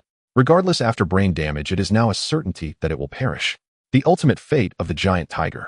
It will either die in battle or exhaust itself to death. As for the giant bull, in battle, the bull is also extraordinarily furious, its eyes bloodshot, ready to explode, and even with blood all over, it fights to the death. From this, it is evident that it will not end well either. Bulls are known for their temper, let alone a mutated giant bull. In this situation, it will certainly be a fight to the death. Han Zhangxue nodded. Unless one side dies, they won't stop. Shishi listened, her face full of concern. But there is nothing to be done. That's just how it is. Su Hao seriously watched the two giant beasts battling not far away. If nothing unexpected happens, the result will soon be revealed. As for who would lose or win, he did not care. In the end, they would both die. If the giant tiger wins, will Su Hao be able to make a move? That's impossible. The giant tiger must have killed many people. Coupled with the system's mission, a mad tiger-like that cannot be let go. What about the bull? The same goes for the bull. There is no difference. Complete mission, girl. Little tiger. Two giant beasts. Mission reward unlimited, God level choice once. Seeing that he had now completed a reward, Su Hao wasted no time. He directly used it, focusing his thoughts. Use reward. Reward usage confirmed. Please select one from the following three rewards. Reward 1 Flower Knight Plate Armor X1 Set. Reward 2 RPG Rocket Launcher 10 rounds of ammunition. Reward 3 Longquan Sword X1. While the two giant beasts were still fighting, Su Hao quickly glanced at the rewards. Flower Knight plate armor once worn by a famous female knight in Europe known as the Flower Knight. This armor is exquisite in appearance and possesses spiritual qualities capable of resisting 762 bullet sprays and arrows cannot harm it. The plate armor is impressive. It is on par with his full set of general combat armor and can resist 762 bullets. But it's of no use. Not to mention he already has a set. Even if he selected it for Su Qing or Han Jiangxue, they wouldn't be able to use it. Su Qing is a support character while Han Jiangxue is an agile warrior. Wearing plate armor would be like cutting off a leg. Next one. RPG rocket launcher 10 rounds of ammunition. This is a type of anti-vehicle anti-soldier weapon. Next one. This time Su Hao merely glanced at the reward before moving on to the next. The RPG is nice. But what can 10 rounds do? What can an RPG do? Blow up zombies. Or take down these two giant beasts. It's unnecessary. If it were an RPG with unlimited ammo, then there would be something to consider. But 10 rounds truly do not warrant consideration. Let's see the last one. Su Hao was most interested in the last one. Longquan sword, also known as Longyuan sword, forged from celestial iron during the spring and autumn and warring states periods by the great swordsmith Oyezi. It is a sword of integrity and purity. Over the years it has gained spiritual qualities that cannot be wielded by petty individuals. Whenever this sword appears, it is bound to attract global contention. Su Hao still remembered that the previous alloy broadsword had a description of its appearance, sharpness, and various details. However, this Longquan sword said nothing about those aspects. It only mentioned its history, background, depth, and value. And nothing more was needed. The alloy broadsword needed to prove its value through such descriptions. The Longquan sword, on the other hand, required none. Just like the last sentence in its introduction. Whenever this sword appears, it is bound to attract global contention. That sentence alone is sufficient. Su Hao did not hesitate and nodded in affirmation. I want reward 3. Reward has been issued. Please check. The next moment, a stunning sword that drew everyone's attention appeared in Su Hao's space. He immediately enveloped it with his mental force, marking it with his unique seal, ready to wield the sword. Soon the Longquan sword emitted a joyful ringing sound, clear and melodious, as if rejoicing. At that moment, Su Qing and Han Jiangxue suddenly exclaimed, "The giant tiger bit through the giant bull's throat. It's about to end." Under the gaze of the 4 observers, the battle between the 2 colossal beasts was nearing its end. The giant ox suddenly lifted its head and struck upward, tearing a gush of flesh and blood from the tiger's flank and armpit. Roar! As the tiger toppled sideways, it launched a furious counterattack, its massive claws slashing across the ox's forelimb with a searing, grating shriek. Skin, muscle, and tendon ripped apart in one brutal gash. Crimson blood erupted instantly. Moo! The ox bellowed in enraged agony. Its balance shattered, it lurched forward and crashed down with a thunderous thud. Its horns slammed into the asphalt, gouging a deep fissure straight into the earth. The ox strained desperately to rise, but failed. The tiger granted no reprieve. The moment the ox fell, the tiger heaved itself up, slammed the ox onto its back, and clamped its jaws around the ox's throat. A violent wrenching twist. Schlorch! A deafening wet tear echoed across the distance, making Su Qing and Han Jiangxue clench their teeth in visceral discomfort. In an instant, a slab of throat, tens of gene, perhaps even over 100, was torn clean away. Blood gushed forth in a torrent. It sprayed several meters high, drenching the tiger entirely in scarlet. "We've won," Han Jiangxue murmured quietly. The duel between the 2 titans had been unspeakably savage, brutal, and utterly primal, the raw, unvarnished struggle of beast against beast. Su Qing watched the tiger's blood-soaked body and mangled wounds, then sighed. This tiger won't last much longer. The wounds inflicted by the ox's horns were either deep punctures or ragged lacerations. 3 bleeding holes oozed steadily, unclotting, from the tiger's armpit, abdomen, and cheek. It was already beyond saving. "Big tiger," she whispered, her voice trembling with sorrow. Just then, as everyone assumed the tiger would begin its feast, it released its grip, spat out the ox's throat, and flared its nostrils, then locked its gaze directly on Su Hao. "See!" Su Qing and Han Jiangxue froze in shock. "It's gone mad, run!" Su Qing snapped, twisting around. Its eyes are dull, yet its fighting instinct burns fiercer than ever. It's in its death throes, utterly deranged. Some creatures, like humans, experience a final fleeting surge before death. Han Jiangxue fixed her gaze on Su Hao, waiting silently for his command. At that moment, the tiger pivoted and began to stride toward them. Its steps widened, building momentum, clearly preparing to charge. Su Hao drew a slow, deep breath. With a single sweep of his hand, he summoned 2 blades from his system space, a heavy alloy broadsword and a Longquan sword. Su Qing and Han Jiangxue stared in astonishment. They had never seen Su Hao's Longquan sword before. Jiangxue enchant both blades. Understood. Han Jiangshue's enchantment could imbue any blade with arcane resonance, a capability long since verified. As she channeled her power, Su Hao turned to the group, and to Shi, who stood frozen in awe. Su Qing, withdraw alone. Jiangshue, take Shi and retreat. Go far and separate. Hearing this, Su Qing knew Su Hao was preparing for the final confrontation. She nodded firmly, then pressed a jade-green luminescent pulse on Su Hao's chest. Though Su Hao bore no wounds, the effect lingered briefly. By the time Han Jiangshue completed the enchantments on both blades, thump, thump, thump, the tiger burst into full sprint, heedless of the blood rapidly draining from its wounds. Bathed in crimson, it lunged at Su Hao jaws agape in a monstrous blood-drenched maw. It was utterly lost to madness. Go. Su Hao tapped Han Jiangshue's shoulder. She seized the dazed Shi with one arm and scooped up the white tiger cub with the other, vanishing behind the nearest building. Su Qing hurled one final jade-green orb before vanishing in the opposite direction. Thud, thud. The white tiger, weighing several, perhaps even 10 tons, charged towards Su Hao. The ground trembled beneath its pounding strides. This time Su Hao did not don his general's full armor, though it could withstand 7.62mm rounds. It would only hinder him now. He glanced at the two glowing blades beside him and ran his fingers lightly over each. He whispered softly, time to begin. The alloy broadsword remained silent, but the Longquan sword emitted a faint resonant hum. To enter such a blood-soaked clash from the very first strike. For a blade spirit, this was pure exhilaration. Combat. Ecstasy. And the sword answered. Su Hao watched the tiger hurtle toward him, just 50 meters away. It surged forward in a final explosive sprint. Su Hao suddenly reached out and yanked violently at the massive advertising banner spanning the crossroads. Right tip. Several banner panels tore free and coiled like serpents toward the tiger's head. Roar. The tiger roared in furious frustration.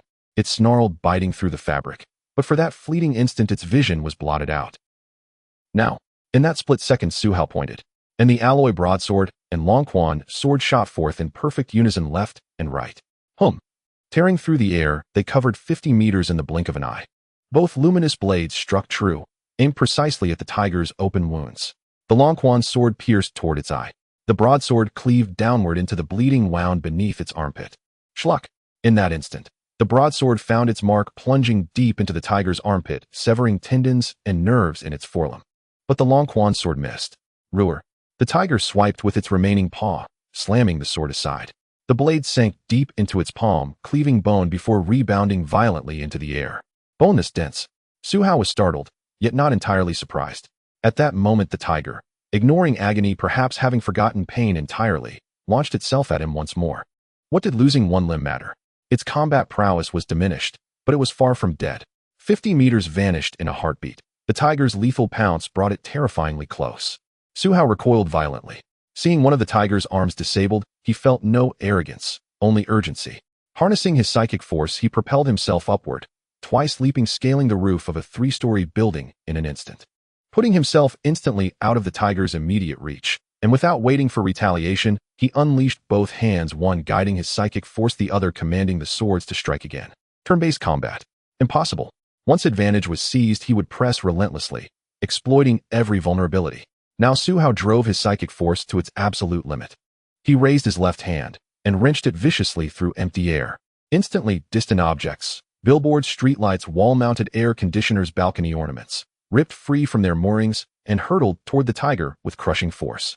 Though these objects could not pierce the tiger's hide, their sudden chaotic barrage overwhelmed its senses, disrupting its attack rhythm and slowing its movements. Simultaneously, Su Hao extended his right hand. Index and middle fingers angled sharply toward the sky. In response, the two radiant blades, alive with purpose, swept forward once more, hurtling toward the tiger in a lethal aerial assault. That night, beneath the shroud of darkness, the glowing swords streaked like twin meteors, blazing across the sky at impossible speed, trailing shimmering afterimages as they closed in on their prey. Whoa! From a safe distance, Han Jiangshue held Shishi while watching intently. Su Qing too observed from afar. All three women stood with mouths agape. Shishi's eyes sparkled wildly, her pupils dilating and contracting in awe, her expression brimming with unreserved admiration. Under the watchful eyes of the three women, the battle shifted swiftly in Su Hao's favor, escalating into a relentless one-sided assault. No words were spoken, no hesitation, no turn-based combat, only unrestrained full-force output. With his left hand, Su Hao unleashed telekinetic force, wrenching countless objects from their places, as if Jackie Chan had stormed a furniture emporium and hurled them wildly at the colossal tiger. Simultaneously with his right hand he commanded his sword, using the barrage of debris as cover, to strike and slash repeatedly at the beast. Roar! In an instant the tiger's face was pummeled beneath a torrent of flying objects.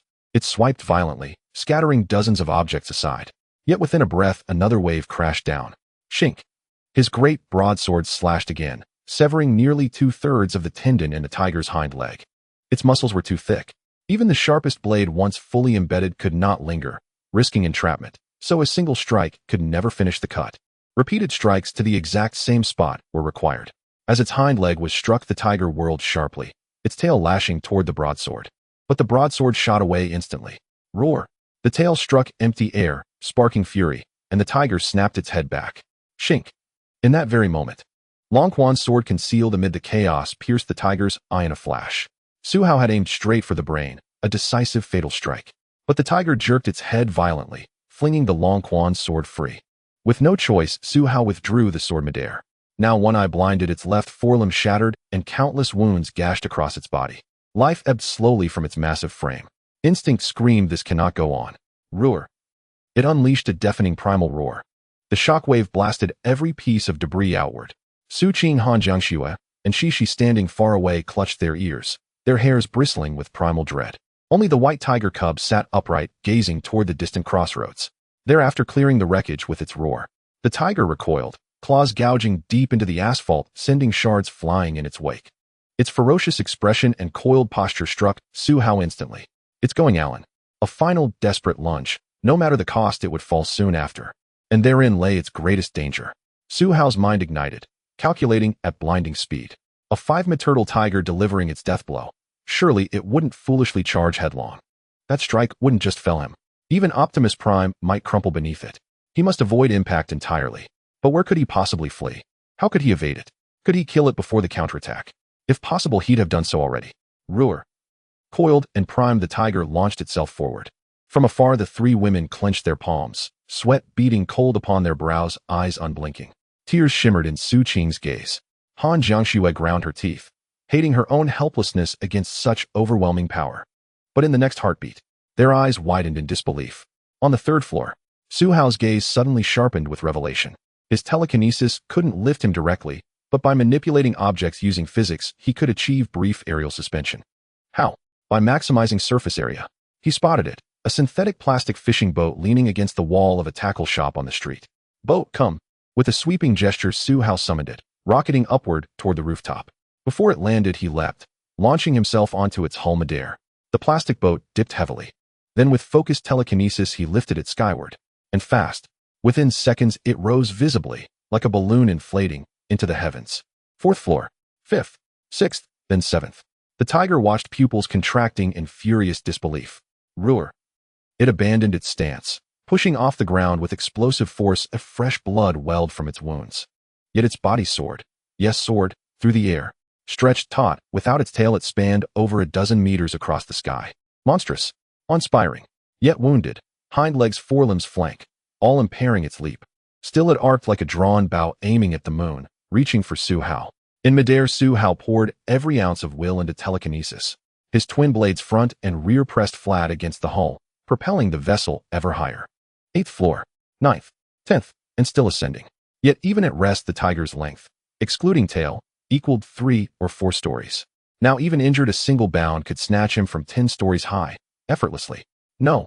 At the instant the tiger lunged, Su Hao's mind raced, accelerated by superhuman dynamic vision and neural enhancement, sliding effortlessly into bullet time. The world around him slowed, not in reality, but in perception. His sensory input and cognitive processing surged into temporary overclock. Tiger's length, leap trajectory, predicted apex height, his current altitude, projected ascent, comparative differential. Plan 1, death. Plan 2, critical injury. Plan 3, victory. Final calculation, height alone was no longer viable. The altitude he'd gained wasn't for escape. It was leverage, a springboard for counterstrike. To climb further was suicide. To draw a single blade now would mean grievous harm. But to harness that height, to deploy both blades in a coordinated, devastating downward strike, meant flawless victory. Thus the verdict was absolute. Full counteroffensive. Go. Su Hao decided instantly. He severed telekinetic support. The boat froze midair, then plummeted. Yet telekinesis reignited, swords re-engaged, and buffs flared, forging one final unstoppable blow. Fingers joined, Su Hao pointed, directly at the tiger now less than 10 meters away, hurtling through the sky. Annihilate. Two radiant blades erupted, blazing toward the tiger's eyes. Roar. The tiger swung its massive paw sideways, full force. Given its bone density and muscle mass, those blades would halt upon impact, even shatter, against its skeleton. Yet the alloy broadsword did not flinch. It angled upright, slamming edge first into the tiger's car-sized claw. Shink. A gash over a meter long split the flesh between its digits. 1/3 of the claw cleaved clean open. The three women gasped. It's over. Not severed. What now? Could the other blade succeed? If the broadsword, the ultimate cleaver, only managed 1/3, how could the slender sword possibly finish the remaining 2/3? Under their rapt, horrified gaze, what followed defied all expectation. As the alloy broadsword carved its meter-long gash between the tiger's claws, Su Hao stood aboard the boat, a subtle triumphant smile playing at his lips. Longquan's sword. It carried the final, meticulously calculated move, charged with irresistible momentum. It did not slash, it slipped through the very gash, torn open by the broadsword. Yes, it did not pierce the claw. It passed through as if warping from the palm's center. Carrying the tiger's final surge of rage, shock, and confusion, it plunged straight into the eye already blinded. Shink. The tiger froze, muscles slackening. A thin arc of crimson spurted from its ruined socket. Minimal, but definitive. It was over. From afar, the three women stared, mouths agape, minds stunned into silence. The lifeless body fell from the sky. The enormous figure crashed onto the asphalt road, producing a dull sound. The giant tiger's brain was damaged. Su Hao's figure also began to plummet from over 10 stories high. The three women in the distance gasped in surprise again. Fortunately, Su Hao still had some energy left. 2 swords and a plastic boat slowly lowered him onto the ground away from the giant tiger. Su Hao glanced at the mission. The fisherman benefited, but did not settle the score. The giant bull was completely dead. This indicated that the giant tiger before him was not yet fully dead, and its consciousness had not dissipated. At this moment, Su Hao's mind was heavy. Accompanied by the heartbeat and the countdown, he was in a constant state of pain and lethargy. His energy was nearly exhausted. Still not dead, Su Hao recalled the earlier vicious beast. He would not approach carelessly. The ambush by that beast was entirely different from this giant tiger's ambush. Su Hao, male god. Hearing the voices, Su Hao turned his head and saw the three women approaching. The term male god was naturally called out by Su Qing. Su Hao waved his hand at them, signaling them to keep their distance. Han Jiangxue understood immediately. She instructed the other 2 girls to stop and watch from nearby. Then Su Hao picked up the Longquan's sword, raised his hand to point at the giant tiger, preparing his mental energy, but he had not activated it yet. If you can't hold on, just leave, big tiger. I can help take care of your child. Left azure dragon, right white tiger. Raising a different kind of cat was not impossible. Upon hearing Su Hao's words and sensing the threat above, the giant tiger slowly opened its last eye, looking at Su Hao. Its eyes were as large as a truck tire, nearly comparable to Shizai's height. Its vertical pupils stared at him enough to instill fear in most people. Yet Su Hao calmly met its gaze. 1 second, 2 seconds, 3 seconds. Suddenly, the giant tiger's vertical pupils began to soften. Its originally fierce gaze gradually turned gentle, transforming from vertical pupils to round ones. Its appearance suddenly became much better, but it was still quite fierce. Roar. It let out a low growl, and then struggled to move its head, looking at Shishi, who was holding the little white tiger not far away. Although it was clearly a beast call, Su Hao seemed to understand its meaning. He pondered for a moment, and suddenly a voice echoed in his mind.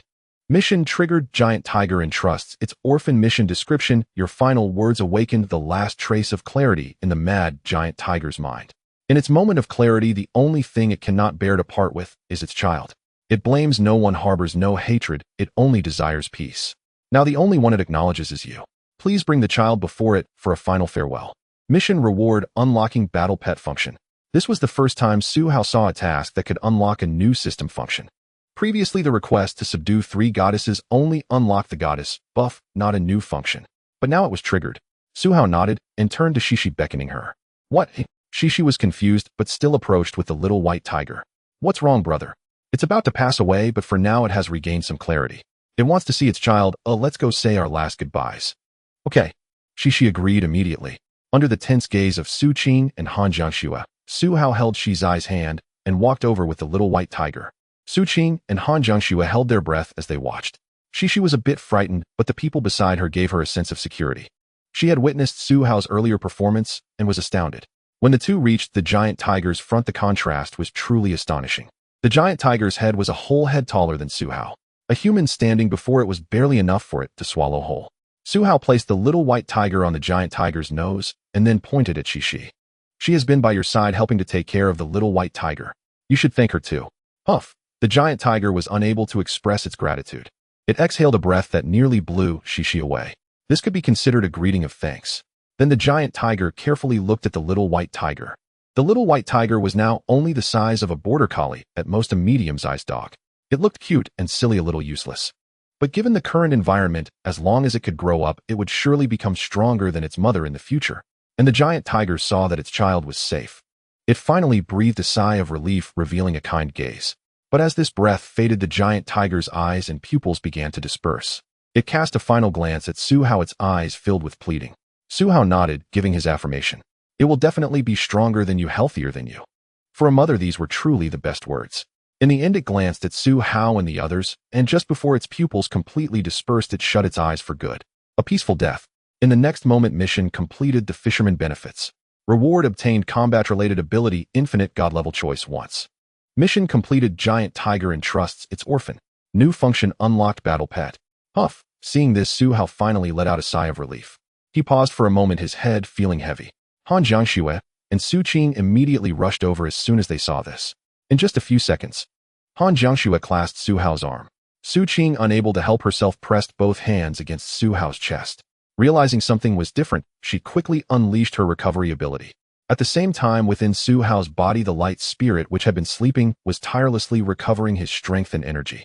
However, compared to the explosive recovery speed from earlier, this recovery would take some time. How are you? Su Qing asked with concern. Shi, standing nearby, asked a bit guiltily, are you hurt? Just tired, Su Hao said, ruffling Shi's hair. Then he waved his hand, collecting the corpses of the giant bull and giant tiger. The two massive beasts entered his space, which was about to be filled again. Shi was still in shock. Su Hao waved his hand. Let's go rest first, I need to take a nap. He truly lacked the energy to deal with any rewards or new functions. He needed to rest immediately. Okay. Su Qing and Han Jiangxue quickly made way. Su Hao waved his hand, and the giant beast truck appeared directly in the park. What a... Shi was shocked again. This wasn't just a superpower, it was almost like becoming immortal. Su Hao opened the truck cabin and lay down on the mattress, falling into a deep sleep. Han Jiangxue and Su Qing exchanged glances. Let's go rest in the front of the truck, don't disturb him. Bring Shi with us. From the moment they discovered Shi, Han Jiangxue had guessed that Shi must have immense potential. This was evident from Su Hao's attitude. If she were an ordinary woman, no matter how beautiful, Su Hao would have been indifferent. Yet Shi clearly had talent. Now that Su Hao needed rest, the two of them could prepare some things in advance. Su Qing immediately understood, looking at Shi. Are you hungry, Shi? Are you sleepy? Let's go enjoy the air conditioning and chat for a bit. Shi held the little white tiger. Thinking about snacks and air conditioning along with the giant tiger's entrustment, she nodded. Okay, I want to eat spicy strips. Sure, a lot of spicy strips. There are plenty. The next day, as the sun rose, the city lay in eerie silence, as if nothing at all had transpired. Only the rubble-strewn streets bore witness to the devastation. The park resembled a ravaged cyclone zone, its scarred terrain the sole testament to last night's ferocious battle. At the crossroads, not a single air conditioning unit remained mounted outside, not a single balcony held any object, not a single window frame endured intact. Along the streets, every movable object lay shattered and strewn haphazardly, shattered beyond recognition. Some houses had even lost entire walls and balconies. This was the aftermath of the two colossal beasts colliding. In the park, nearly every tree had snapped clean in half, shrubs and flower beds were torn apart as though gnawed by wild dogs. The pavement lay fractured, the bricks gouged and churned as if plowed by artillery shells. In short, not a single spot within the entire crossroads vicinity remained unscathed. There was, however, one exception: the Titan heavy truck. It stood motionless and serene, its obsidian black, imposing chassis gleaming under the morning sun, strikingly majestic against the surrounding desolation. At 9 o'clock that morning, the rear cargo door suddenly swung open. Su Hao stretched languidly as he leapt down, exhaling deeply. Utterly refreshed. And truly, he was. With the dual recovery buffs from Su Qing and the light sprite, he had fully restored his vitality overnight. Such logistical support was unimaginable elsewhere, and yet he hadn't sustained a single injury. Not bad. While brushing his teeth, Su Hao contemplated Shi's situation. Recruiting her into the team was certain.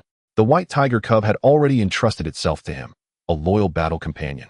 That alone was a decisive win. Bringing Shishi aboard would yield another reward, making it a mutual victory. And with the cascade of concurrent missions, a multiplicative triumph. Yet how exactly should he approach her? She looked like a high school girl. No matter. Su Hao had already decided to follow the same approach he'd used with Han Jiangxue, just speak plainly. Honesty, never deception, was his cardinal principle. After he finished brushing and washing his face, barely 10 minutes passed before the driver's cabin door opened. Han Jiangxue and Su Qing jumped down. Shi and the white tiger cub are still asleep. The cab's interior was spacious, enough room for 2 people to sleep comfortably in the front seats alone. A raised sleeping platform extended behind them, plus an open floor space, ample for 5 or 6 people to rest in the cab.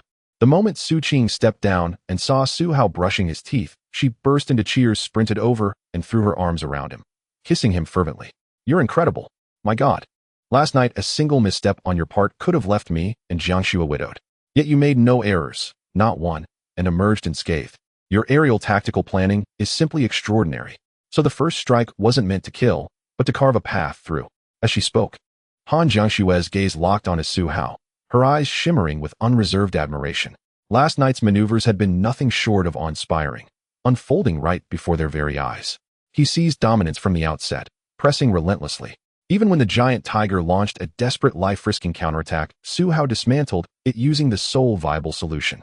His adaptability was astonishing. Spotting insufficient ascent height, he instantly seized the fleeting advantage he'd just forged and launched his final decisive counterstrike.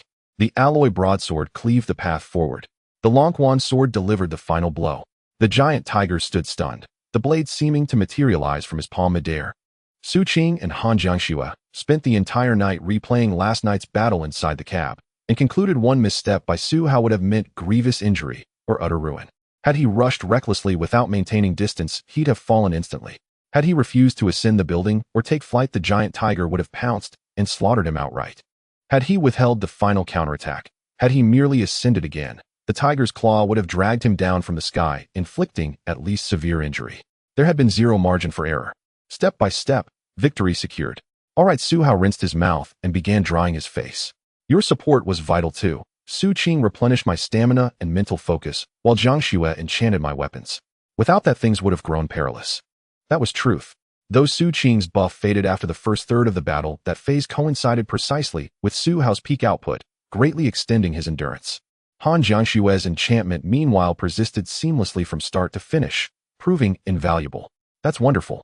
Hearing Su Hao's gratitude, both women beamed with delight. They then turned to brushing their teeth. As they prepared breakfast, Han Jiangxue and Su Qing exchanged a glance, and Han Jiangxue asked Su Hao, "What are your thoughts on Shishi? Is her aptitude exceptional?" Su Qing added, "Shishi has lost her entire family, nowhere left to go. She's just entered high school, though she appears to possess latent strength." Su Hao nodded. "Her talent is extraordinary." At those words, both women instantly understood his intention to recruit her. Su Qing immediately elaborated, "Jiangxue and I spoke with Shishi extensively last night. She wishes to join our team, just as the white tiger cub has, and claims she can slay undead herself. Oh, and she mentioned she'll turn 17 soon. She'd only just begun her first year of high school. Her earlier age claim wasn't intentional." Su Hao paused mid-sip. Stunned, he blinked. Wait, hadn't he yet even initiated his approach? And yet, they'd already won the girl over. He'd been pondering earlier while brushing his teeth how best to propose it directly. Now no proposal was needed, only his assent. It was uncannily identical to how things had unfolded with Su Qing. Su Hao glanced at Han Jiangxue. She offered a gentle, knowing smile, affirming her own capability. Well then, his teammates truly possessed remarkable skill. Su Hao nodded. "No issue, exactly as I envisioned." Upon hearing this, Su Qing raised her hand and slapped palms with Han Jiangxue. Next, Su Qing prepared breakfast, boiling supermarket frozen dumplings served with an array of sauces. Shishi awoke at that moment.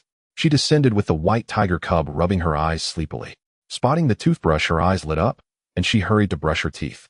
It had been over 10 days since the apocalypse began, and she hadn't brushed once.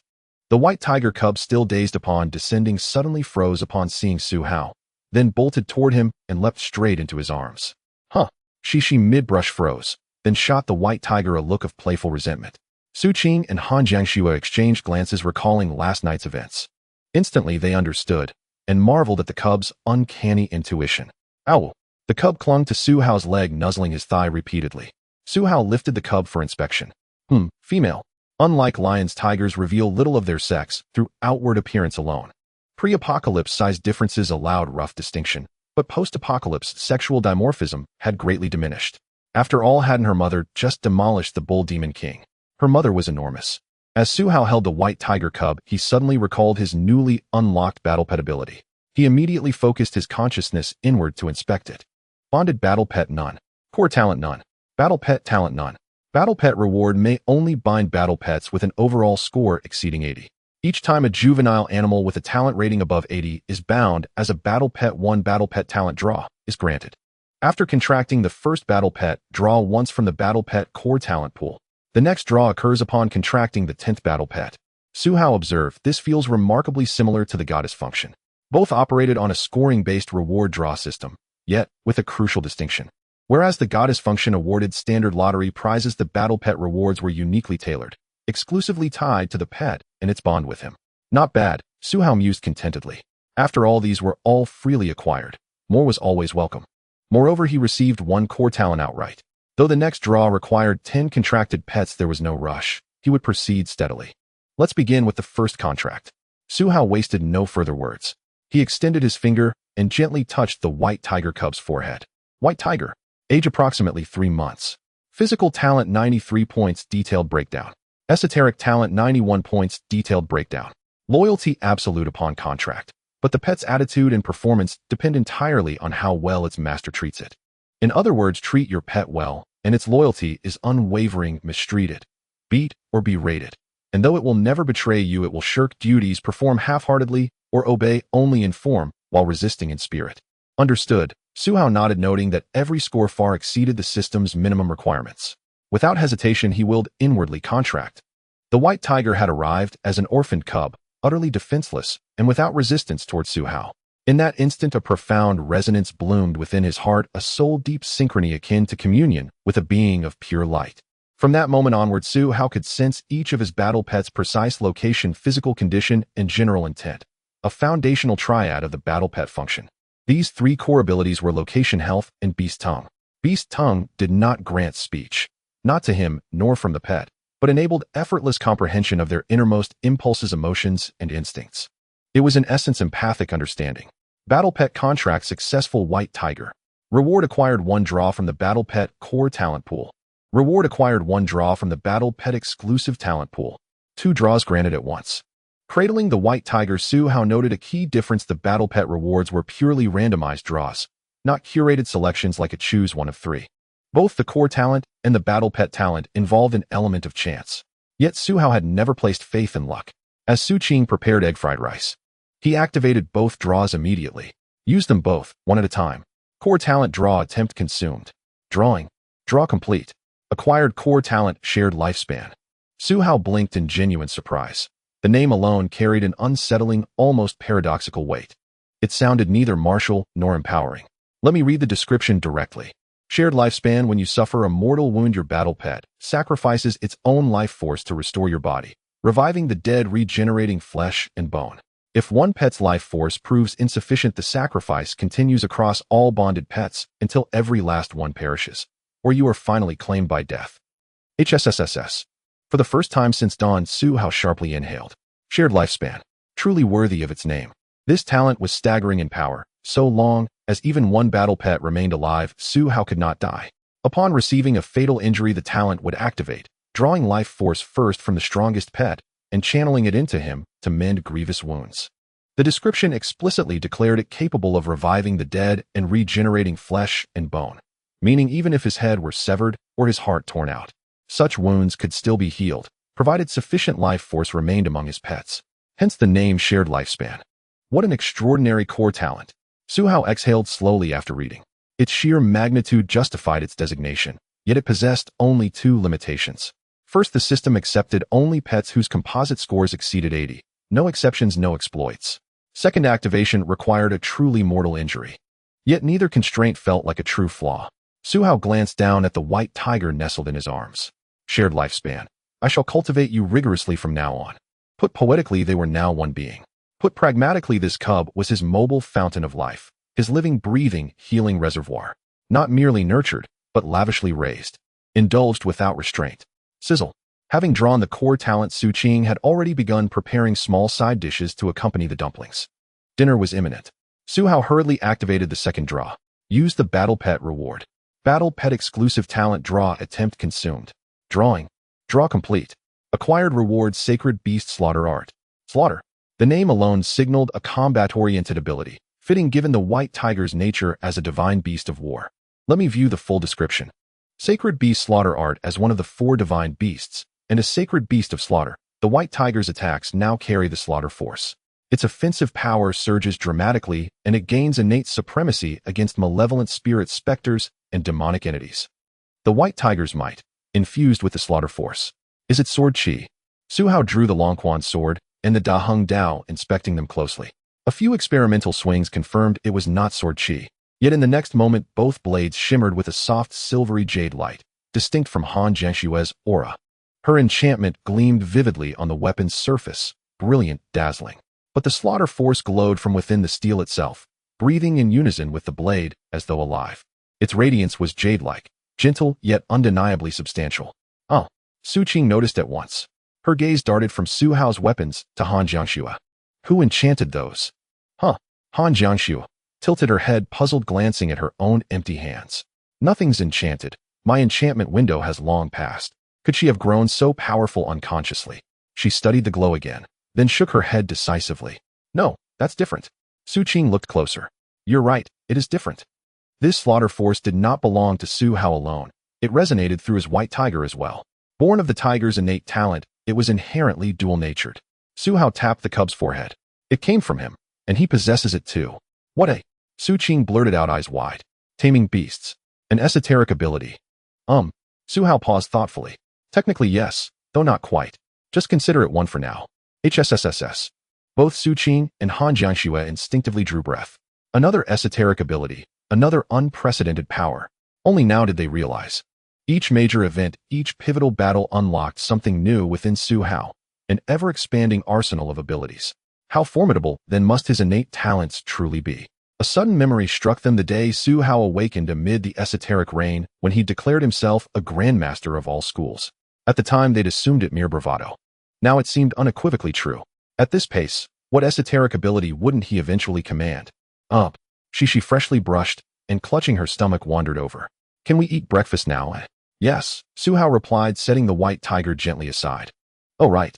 He suddenly remembered the cub needed meat. You go ahead and eat. I'll pan-sear a steak to see whether it prefers raw or cooked. Great. Su Qing was equally curious. For breakfast they had dumplings. The 4 of them sat around the table, with Ku eating. Su Hao took a large piece of beef leg from the system space, preparing to fry a steak. The iron pan heated up, a little oil smeared on the surface of the meat, and it was placed directly in the pan. Sizzle. The steak immediately emitted a wonderful sound. Everyone was watching, and the little white tiger crouched nearby, eagerly waiting. After frying the steak on both sides and ensuring it was thoroughly done, Su Hao cut off a small piece of steak and took out a fresh piece of beef hind leg from the space. He directly held one piece in each hand. Then he presented it in front of the little white tiger. Which one do you like? Try it. The little white tiger sniffed left and right, looking quite eager. Then it opened its mouth and first ate the raw meat. The raw piece was only the size of half a fist, meant for testing. The little white tiger chewed a few times and swallowed it. Next it sniffed the cooked meat. Finally it cautiously tried to eat a piece. Chomp chomp chomp, it gulped it down. After finishing, the little white tiger immediately looked at Su Hao's hand that was holding the raw meat and let out a soft sound. Awu, roughly meaning the cooked meat is not bad, but it still prefers the raw one. Alright. Su Hao nodded, indicating that it was quite normal. Eating raw is indeed the right choice. If a tiger likes cooked meat, that would be odd. For Su Hao, either is fine. Preferring raw is even more convenient. Su Hao stood up and snapped his fingers. Snap. In the next moment, a quarter of a fresh raw beef leg fell to the lawn with a thud. Eat up. If you can't finish it, save it for later and continue eating next time. Awu. The little white tiger was extremely happy. It immediately jumped high and pounced several meters away, landing beside the beef leg like it was flying, starting to feast. Su Hao returned to the table with the remaining steak. Everyone eat up, come try the steak. The 3 girls each took a piece and began to eat. She watched the little white tiger devour its food with great delight. She exclaimed, "Brother, you have everything." Su Hao nodded. "Basically, I have everything I need, lacking nothing. Until now, we have cleared an entire mall, mini supermarkets, and killed thousands of zombies." Wow, she gasped. No need to say more. In today's apocalypse, having such resources makes one a definite rich guy. More importantly, his strength is truly formidable. After finishing breakfast, everyone planned to continue the task they hadn't completed yesterday, which was to sweep the flower and bird market. At this moment, Shishi seemed a bit shy. She glanced at Su Qing and then at Han Jiangxue. After thinking for a moment, Su Qing suddenly realized. I almost forgot. Su Qing patted Shishi on the shoulder. Your idol Shishi also wants to join us and be part of the team. Han Jiangxue repeated the morning's words again. The two girls exchanged smiles as this was all prearranged. Su Hao, unable to hold back, nodded and looked at Shishi seriously. You can follow us for now, but you need to keep growing and train your extraordinary abilities. We are an elite team aiming to create a paradise-like existence in this apocalypse. So everyone needs to be useful, no one can be a vase. After hearing these words, Shi's eyes yearning for the team became even more sincere. This is the normal behavior of an elite team. I understand. Shishi nodded vigorously. I will definitely work hard. However, thinking of something, she suddenly shyly replied. I previously said I was 17. I didn't mean to lie to you. Actually, I'm 16, about to turn 17, and just started my first year of high school. Su Qing had mentioned this before, so Su Hao had known it for a long time. She even attends a key high school. I know, Su Hao smiled with satisfaction. The fact that you can say this shows you didn't intend to lie. Shishi nodded, repeatedly agreeing with him. As for this high school girl, Su Hao and the other two university students, one of whom is a graduate student, looked at her as if she were a junior. All right. Su Hao nodded and formally extended his hand. Then welcome aboard, keep up the good work. Shishi slapped her hand down powerfully. Keep up the good work. Awu, the little white tiger, was busy eating nearby and couldn't come over but let out a sound as if to participate. Su Qing and Han Jiangxue smiled beside them. Shi's eyes smile was radiant. Meanwhile, Su Hao's smile was mysterious. Because in the next moment, Shishi, Su Qing, and Han Jiangxue suddenly felt their bodies tingle. Both mentally and physically they felt a sensation of growth. But it didn't affect them. What's this? Su Qing looked at her hands. Han Jiangxue sensed her own strength. My hair. Shishi looked at her hair, which was growing at an astonishing speed. Soon she grew a head of silver hair. Meanwhile, her original black hair was halfway down, almost touching the ground. What happened? Han Jiangxue looked at Su Hao. Su Hao smiled, team blessing. Yes. The goddess buff was triggered. Su Hao felt the surging power within him. This power surged rapidly. Successfully recruited the third goddess. Mission reward: one-time unlimited god-level choice. Now contracted with 3 goddesses, triggering the goddess team buff. The host will gain 30 of each goddess attribute value, while the goddess will receive 15 of the host's attribute value. This attribute value cannot be added repeatedly. Indeed, Su Hao gains 30 from each. The goddesses receive 15 from him. Therefore, Su Hao's attributes become Strength 11070, Constitution 10570, Spirit 16566. The attributes for the 3 girls are 110, 105, and 165 at 15. Their single attributes will increase by at least 15 points. The spiritual attribute will even rise by nearly 25 points. Shi's eyes strength and constitution will directly reach the limits of normal humans. Han Jiangxue and Su Qing are similar. And Su Hao's total spirit directly reached 231 points, more than double the limit of normal humans. His sword control distance directly reached 500 meters. If this isn't considered a massive increase, then what is? Shishi scratched her tingling head. My head itches, it feels like I'm about to grow a brain. Compared to the 3 girls, Su Hao could feel the power surging through his body even more. His attributes are too high now. All attributes are skyrocketing. Every part of him was filled with exhilaration. If he were to fight the giant tiger from last night now, it would be an entirely different situation. The light spirit was also awakened by this surge of power. It joyfully felt this force within Su Hao's heart. Though it couldn't eat, after Su Hao became stronger, the aura he emitted also became stronger, and the light spirit would thus accelerate its evolution at all times. So it was very happy. It flew directly out of Su Hao's chest, circling around his head, spinning and scattering luminescence like fireworks in the air to celebrate Su Hao's rising power. Wow. The sudden appearance of the light spirit immediately attracted the attention of the 3 girls. The light spirit was so beautiful that no girl could resist. The radiance and natural aura it emitted were an irresistible beauty for living beings. It was a child of heaven and earth, a gem born of nature. Su Qing looked and immediately gazed pleadingly at Su Hao. Su Hao, Shishi did the same. Brother, they were eager to know what this was, their voices turning into a charming tone. Eep. The light spirit was very shy. Upon realizing it had been discovered, it immediately shrank back into Su Hao's heart. The 3 girls suddenly looked sad. Su Hao chuckled and reached out to pat his chest. All right, it's time to come out and meet each other. These are people who will accompany you for a long time. Upon hearing this, the three girls fixated their eyes tightly on Su Hao's chest, eagerly anticipating the light spirit's appearance. With Su Hao's call, the light spirit slowly emerged from his chest, revealing a glimpse of its form. It spun around halfway and came out. Then it circled around the three girls before returning to Su Hao's side. "Yeah," Su Hao explained, "it means hello to you all." "Hello, hello." Su Qing immediately responded happily. The three girls looked pleased. But in the next moment, the light spirit returned to Su Hao's heart. "Yeah," Su Hao helplessly explained, "it says it wants to sleep now." The three girls felt a sense of regret. In fact, it wasn't that the light spirit was deliberately avoiding them, but it truly needed to sleep. Su Hao's attributes had surged greatly, resulting in a qualitative leap in his aura. The little spirit also had to rush back to absorb the energy for sleep. During this stage of growing into a larger spirit, they typically lived in groups in the wild. They communicated and learned from each other, consuming good energy together. However, those who attached themselves to wealthy ones generally fell into a deep sleep, wasting not a single second. "Yeah," Su Hao heard the last remark and explained, "it says it will come out to play properly once it grows up." "Good." Su Qing immediately became curious. "What is it? What kind of magical creature is it?" "A natural spirit," Su Hao explained. "For now, it can also be considered a passive healer, a natural child of the earth, able to be contracted by humans, but it must acknowledge them first. Its lifespan is quite long. If I don't put in some effort, I don't know if we'll be able to live long enough to see it grow to the next stage." Just the name spirit suggests longevity. In reality, they truly live long.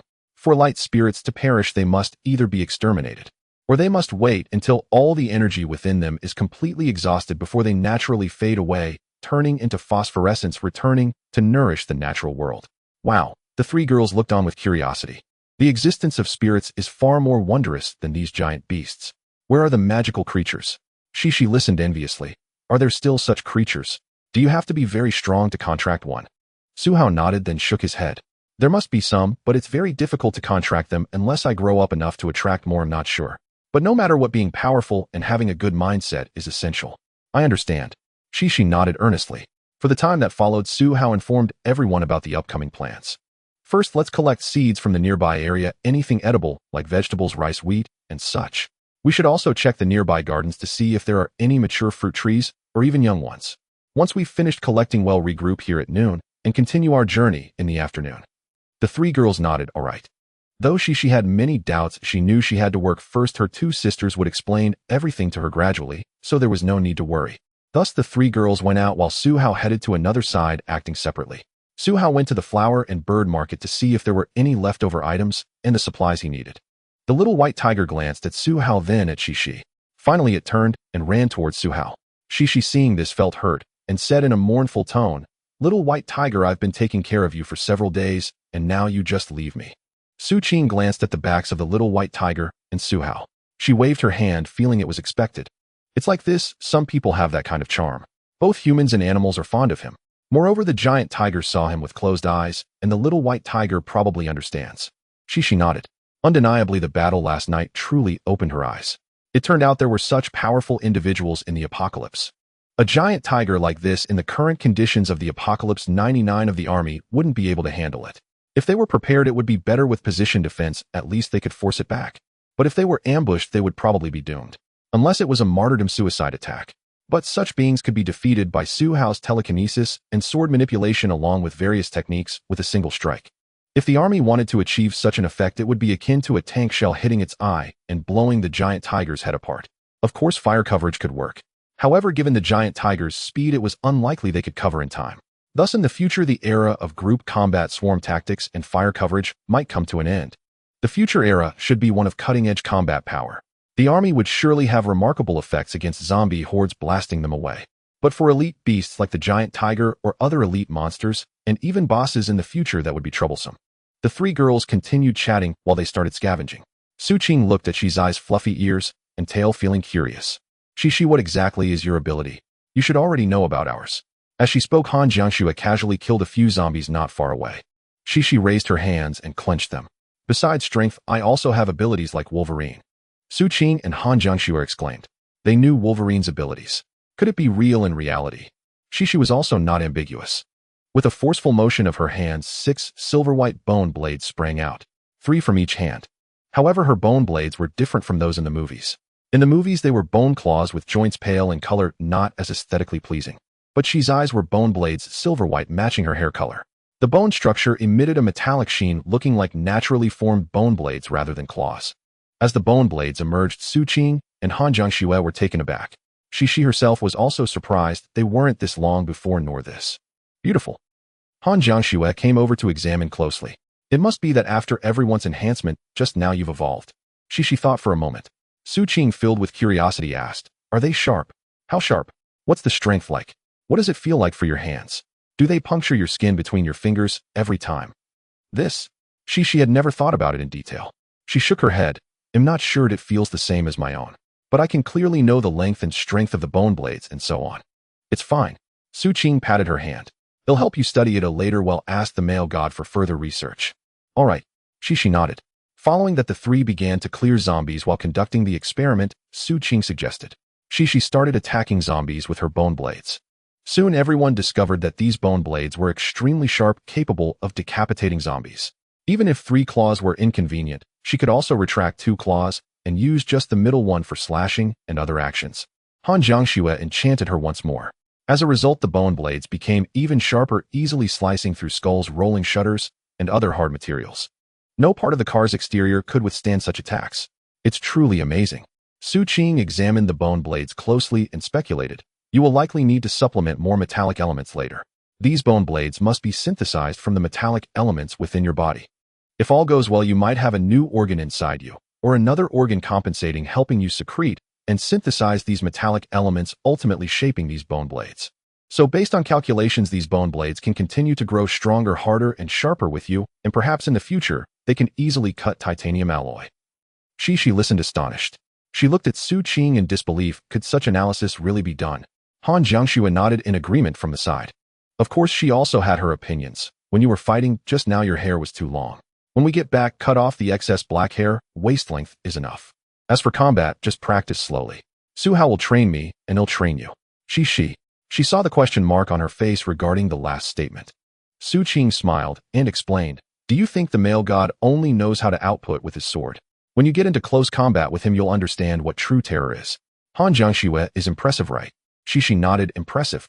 To be honest, she could tell at a glance that Han Jiangxue was fierce and powerful when cutting zombies just now. But Su Qing shook her head. In front of Su Hao, whether Han Jiangxue takes the initiative or ambushes, she wouldn't even touch Su Hao, once only being one-sidedly beaten, and that would be a spanking. She looked at Han Jiangxue in amazement.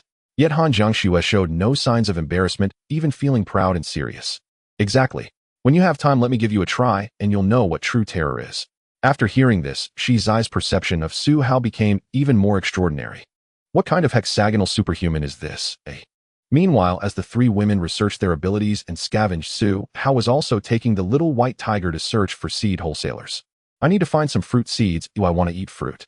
Su Hao missed fruits like watermelon, cantaloupe, pineapple, and orange. After the apocalypse, all these things had rotted and fresh ones were nowhere to be found, so it was best to grow them himself. Task triggered: collect crop seeds. 020. Task description: under the apocalypse, fruits have rotted, and there is no fresh supply.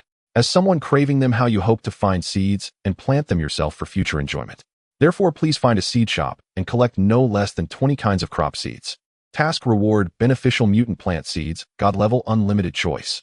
Looking at this reward, Su Hao knew that there would certainly be malignant variants, meaning they could be toxic or even harmful, attacking living beings. Okay, let's find the seeds. But before that, let's use the remaining rewards. He was clearing zombies while preparing to use the rewards. After this battle, the rewards he received were simply too many. He had drawn several times earlier and now had 2 more times left, which were the combat ability from the fisherman profiting and the regular reward from the goddess team. Since he had time now, why not draw immediately? No need to wait until evening to rest. Su Hao wielded his sword, slashing through the surrounding zombies while preparing to draw. First, let's draw the most ordinary one and use the goddess reward. Reward: 1 T-90 main battle tank X1 unit. Reward: 2 Boeing 767 passenger plane X1 unit. Reward: 3 intermediate hive drone system X1 unit. They're all weapons, aren't they? Seeing the rewards, Su Hao was unsure whether to like them or not. For the first 2 rewards, he didn't even need to read the introductions. The T-90 main battle tank. There's no need to elaborate, it's fierce as main battle tanks are. But the problem is it's slow, and he doesn't even have ammunition. Even if he had ammunition, who would he bomb? Would it be the zombies or the giant beasts? If he bombed the giant tiger from last night, it would definitely be effective, he might be able to kill it with just a few shots. But a tank could very likely get surrounded and taken apart. No matter how he looked at it, he couldn't choose it. As for the plane, Su Hao's mouth twitched. As one of the planes with the highest kill count in peacetime, not to mention its lethality, even if Su Hao could fly it, where would it land? It is fast, but there are no runways to land on. Should he use telekinesis to carry it? Does he think he is Superman now? So he didn't even bother looking at the introduction. Pass. Let's check the last one. Intermediate Hive Drone System. This system consists of 10 small drones capable of carrying 15 kilograms for lighting reconnaissance, transporting items self-destruction to kill enemies, and 3 medium drones capable of transporting goods up to 60 kilograms for continuous lighting reconnaissance, scanning thermal imaging, and more. Note if there are large rechargeable vehicles, free modification of equipment, automatic assembly platforms and circuits, and intelligent integration will be available. Seeing this, Su Hao nodded. This one will do. Compared to the first two, this one is much more practical, even though the medium one can only carry 60 kilograms, which won't be enough for a man, but it can accommodate lighter women and goods. Moreover, as is well known, the load capacity is not the limit, but can exceed that. Furthermore, it has multiple uses and can be modified onto vehicles. This one it is. Selection complete. Rewards have been distributed. Would you like to modify the vehicle? Su Hao nodded. Can the giant beast heavy truck be modified? Scanning. Meets modification requirements. Then let's modify it. Modification in progress. Modification successful. Please check. Su Hao glanced at the giant beast heavy truck in the system. The modified parts had already been determined.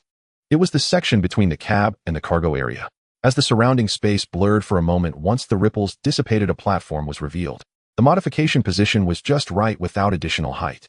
The overall style matched that of the truck, perfectly positioned, perfectly above the space between the cab and the cargo area.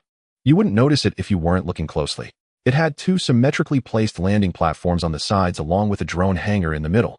The equipment was directly connected to the vehicle's AI system. It could be controlled inside the vehicle via a tablet and also had a control handle. The platform was also connected to the vehicle's battery, ensuring it could charge at all times. This is great, Su Hao said, quite fond of this. In the future, when encountering strong warehouses or unknown dangerous areas, let the drones scout ahead. The main point is if it breaks, it won't matter. After all, I can't go out and scout with my body. Su Hao nodded. Last draw. Roar. At this moment, the little white tiger beside him suddenly shouted. Su Hao turned to look. The little white tiger was watching the zombies one by one, clearly unhappy. It remembered that its mother also hated these. Moreover, the smell was very off, unlike humans. It was quite unpleasant. Azo, the little white tiger, ran over to a zombie. The zombie immediately reached to grab it. At this point, the zombie's walking speed had already reached a brisk walk, and it was about to run. But with a push from the little white tiger, it knocked the zombie to the ground. Su Hao couldn't help but laugh. The little white tiger yelped a few times and immediately went to bite the zombie's neck. After a few bites, it shook its head. Crack. It actually bit through the bone. My. Su Hao was quite surprised. Can you break the cervical vertebrae in just 3 months? This little white tiger was 3 months old, and at this time it was about the size of a border collie. However, it was overall 2 circles sturdier than the collie, with powerful limbs and long tiger teeth. Truly a mutant tiger. Alo, the little white tiger killed a zombie and immediately ran back to show off. Su Hao tossed it a piece of beef the size of half a fist, directly throwing it into the air. This piece of meat would require several bites for a human to eat, but the little white tiger jumped up, caught it midair, and swallowed it in just a few bites. The little white tiger made a happy sound. Watching the little white tiger, Su Hao suddenly remembered something. It seems I haven't named you yet. Although the name might not be used frequently later, it still needed one. What should I name you? Su Hao pondered for a moment and simply asked the white tiger. What name do you want? The white tiger tilted its head, not quite understanding, but knowing it was related to itself. Azo. Pride is it? That works. Su Hao felt this character was good. The light spirit was always chattering, so he named it Yi. Now what to choose for the remaining character? The little white tiger was female. Although it didn't have to have a feminine name, it could be gender neutral. The little white tiger was entirely snow white and very beautiful. Although it looked like a tiger, its eyes were bright and spirited. Got it. Su Hao snapped his fingers. Let's call you Ao Shua. The little white tiger tilted its head. Ao, alright, you've agreed. Alo. Continuing on, Su Hao saw a shop selling potted plants. He went inside to take a look. Most of the small trees and plants were still there. There were also a few potted plants that looked quite nice. He casually took a pot of plum blossoms, a pot of gardenias, and a pot of lilies, all of which he tossed into the system space. When he returned, he would place them in the truck to enjoy their natural fragrance. The little white tiger was beside him, sniffing this and that. Ao, it ended up sneezing and swallowed a flower. Su Hao chuckled, exiting the door and continuing to look for places selling seeds and fruit trees. At the same time, he also used the reward he had just obtained. He used the last reward. He'll use the combat ability reward on you. Reward 1 ability Plague Body. Reward 2 ability Angel Wings. Reward 3 ability Lightning. The moment the rewards appeared, Su Hao almost passed on the first one, focusing on the second and third rewards. But out of habit, to prevent the emergence of super abilities, he still took a glance at it. Ability Plague Body. You will evolve a new organ within your body that can filter and store most toxins, viruses, and bacteria, and can also make them more malicious.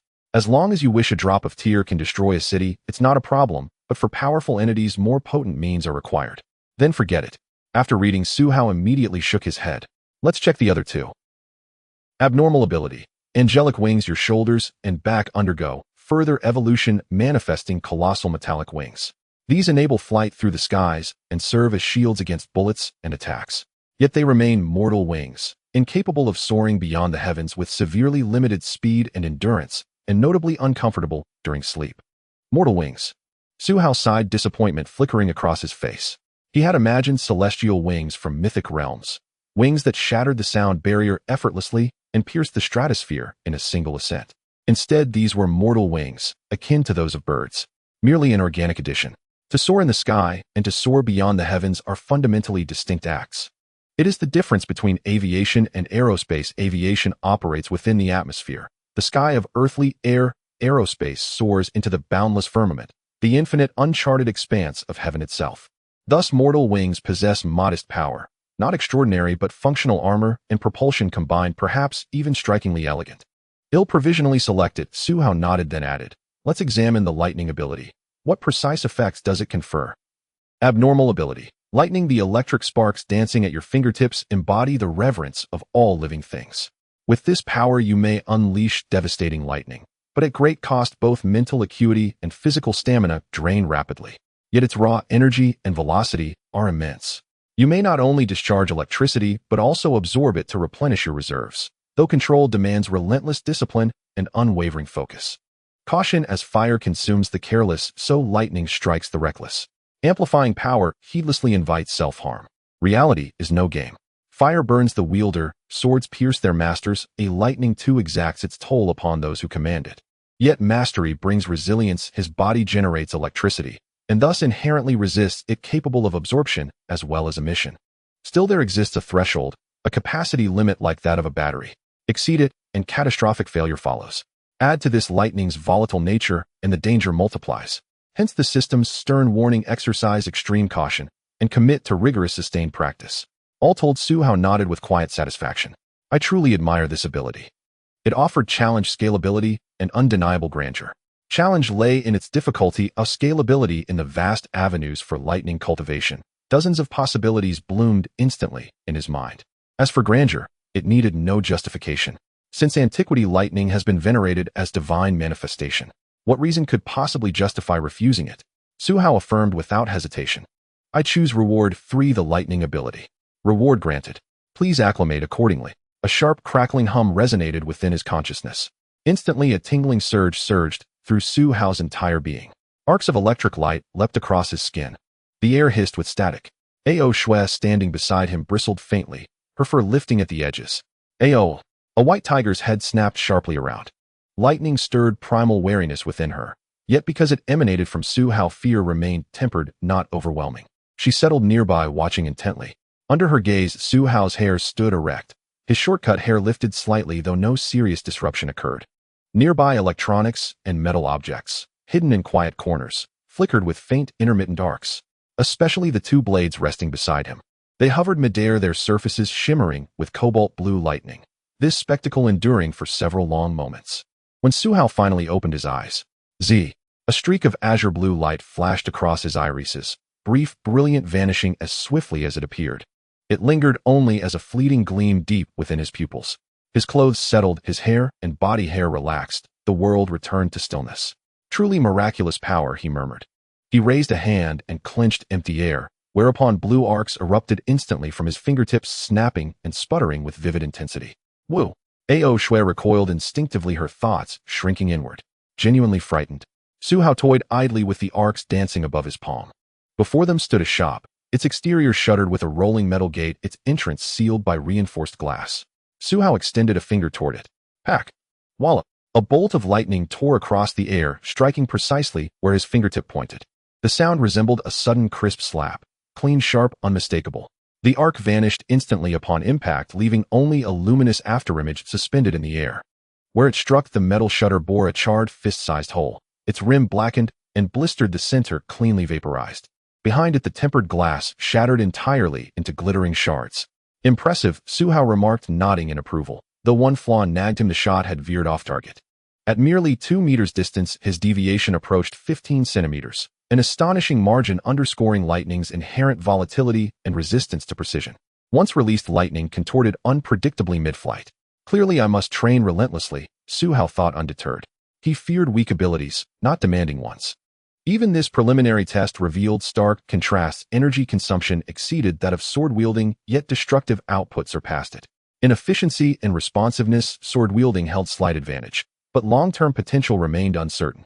Telekinesis was incomparable, versatile, and adaptive, while lightning served singularly as a weapon of overwhelming force. Sword-wielding and lightning were divergent paths of combat, each rooted in distinct principles. Yet reflection suggested synergy. Complementary techniques might emerge, though only experimentation would unveil them. Wu. Ao Shui emitted a low, anxious whine beside him, perplexed by the lightning, unsettled by its unfamiliar presence. Su Hao shook his hand, dispelling the charge, then stepped forward to stroke her broad head. All is well, merely my new ability. You'll grow accustomed to it soon enough. Ao, let's move on, continue scavenging. Awu. Master and Tiger resumed their journey. This time Su Hao advanced deliberately, electrocuting every zombie along the path, optimizing efficiency while acclimating Ao Shui to lightning's innate dominance. For animals, lightning's psychological imprint was profound, its deterrent effect overwhelming. Familiarization was essential, colloquially termed desensitization training, a legitimate method employed even in equine taming. Shortly thereafter, Su Hao spotted another zombie. He raised a hand, pointed, and pack. A bolt incinerated the creature instantly. Remarkably effective, Su Hao smiled. Quest triggered lightning prodigy. 01000. Quest description: having newly acquired the lightning ability, you grasp both its zenith and its limits. Mastery demands disciplined repetition. Thus you must personally electrocute 1,000 zombies to refine your control. Quest reward 1 ultimate divine selection. Another quest activated, coinciding perfectly with his intention to use zombies for practice. Excellent, effortless integration. He continued dispatching zombies. Missed shots earned immediate follow-ups. Survivors received repeated discharges until neutralized. By noon, Su Hao had slain over 200 zombies barehanded. His stamina and mental reserves depleted, yet fully restored by luminous sprites. His proficiency surged dramatically. At 2 meters, his targeting error shrank to under 5 centimeters. Yet he soon observed a critical pattern: increasing voltage, amplified instability, doubling output, widened deviation, greater range, compounded inaccuracy. No matter. Continue training. Su Hao remained unfazed. If mastery demanded 10,000 hours, he would invest them, melding innate talent with unrelenting effort. His growth was not solitary. Ao Shui too evolved. Initially, each discharge triggered a full body tremor, not from terror but astonishment. Through desensitization, and witnessing Su Hao wield lightning repeatedly, her reaction softened, first to witches alone, then to mere tilts of her head. By noon, even direct discharges near Ao Shui elicited no response, so long as she recognized the source as Su Hao. Excellent. Su Hao rubbed her head affectionately, then tossed her a palm-sized chunk of mutated beef. Awu, she swallowed it whole in one bite. By noon, Su Hao located the Seed Wholesale Emporium. Not inside the market proper, but tucked into an outer corner storefront visible only upon his return route. Let's see what varieties they stock. He examined each shelf carefully: peanuts, sunflowers, loofahs, cucumbers, corn, hybrid rice, Yulong 84, Xian Hong Bao, watermelon seeds, yellow oil watermelon seeds, tomatoes. So many, acquire them all. A seed shop, boasting at least hundreds of plant varieties, perhaps even more. Even after excluding ornamental flowers and grasses, the 20 agricultural crop seeds mandated by the system were effortlessly gathered. After skimming over a dozen varieties, Su Hao snapped his fingers and activated his psychic scan, instantly transferring all seeds into his system storage for future use. Mission completed. Collect agricultural crop seeds. 2020 in reward: acquired benign mutant plant seeds. Infinite divine tier selection. With the reward secured, Su Hao stepped outside with Xiao Baihu while mentally activating it. N. Deploy the reward. N. Reward deployment confirmed. Please select one from the following three options. Option 1, 200 seeds of mutant pumpkin. Option 2, 200 seeds of mutant banana. Option 3, 10 one-year-old mutant peach trees and 3 distinct mutant cultivars. Su Hao glanced briefly. Pumpkins and bananas offered similar benefits: increased yield, accelerated growth, and enhanced disease resistance. Strictly speaking, both were excellent choices, but mutation carried inherent uncertainty. And for rotational crops like these, will the seeds harvested from the next generation retain their mutational advantages? Will they preserve the traits of the parent generation? In modern cultivars, after all, were not simply harvested from mature plants. They were meticulously bred. Thus, successive generations of mutant seeds might gradually lose potency, perhaps fading after just one cycle or enduring many. The trajectory remained unpredictable. Trees, however, stood apart. Once planted, they bore fruit year after year for decades, offering unparalleled stability even if their annual yield fell short of pumpkins or bananas. Peach trees yielded sweet fruit. Their blossoms could be distilled into perfumes or fermented into fine wine, and the rewards specified one-year-old specimens, already well established. He examined them closely, impressively robust, and then reviewed the official description. Mutant peach tree fruit, exquisitely fragrant and succulent, subtly enhances innate ability cultivation. Growth rate exceptionally rapid, bears fruit twice yearly. Irrigation with kind-fused rainwater accelerates maturation, enabling triple harvests annually. Twice yearly. With Karain irrigation, 3 times. Su Hao was genuinely astonished. Ordinary peach trees fruited only once per annum. Without hesitation, he declared, "I choose option 3. Selection confirmed. Reward delivered. 10 one-year-old peach trees instantly materialized within his system space. Though labeled 1-year-old, each stood 4 meters tall, suggesting they would soon tower over 10 meters as they matured. In that case, yield won't be negligible either. Greater stature meant deeper root systems, broader canopy, and vastly increased nutrient absorption, translating directly into abundant harvests. Acceptable. Su Hao nodded in quiet satisfaction. With a thought, he deployed his psychic force to transplant all 10 peach trees into his ecological cultivation space, a plot measuring precisely 1 mu. Spacing the trees left ample open ground. Later, he planned to excavate a pond to store kind-fused rainwater, the sole limitation being its unsuitability for aquaculture. At his mental command, rich black soil turned over smoothly. The 10 towering trees settled firmly into place, their roots instantly enveloped by freshly tilled earth.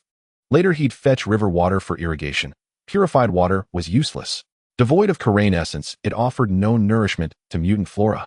Once the peach trees were secured, Su Hao wandered through the local avian and floral market.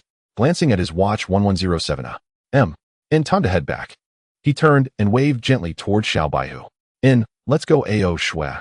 Ao. The white tiger cub bounded after him, tail wagging eagerly. Still young and brimming with curiosity, she paused often, to gaze, sniff, and occasionally nibble lightly at unfamiliar textures. Such behavior reflected instinctive acclimatization, her way of learning this world. By the time they reached the market's entrance, he found the 3 women waiting for him. Supplies were piled high near the gate, evidence they'd scoured nearby convenience stores. Su Qing waved one hand while cradling potted plants in the other. Shi and Han Jiangxue each carried armfuls too, predominantly succulents, all visibly mutated. Each specimen shimmered with iridescent hues, crystalline, translucent, catching sunlight like polished glass beads. Their beauty was arresting. You've collected potted plants too. You did too. What did you get? Any good ones? Su Qing asked, eyes bright.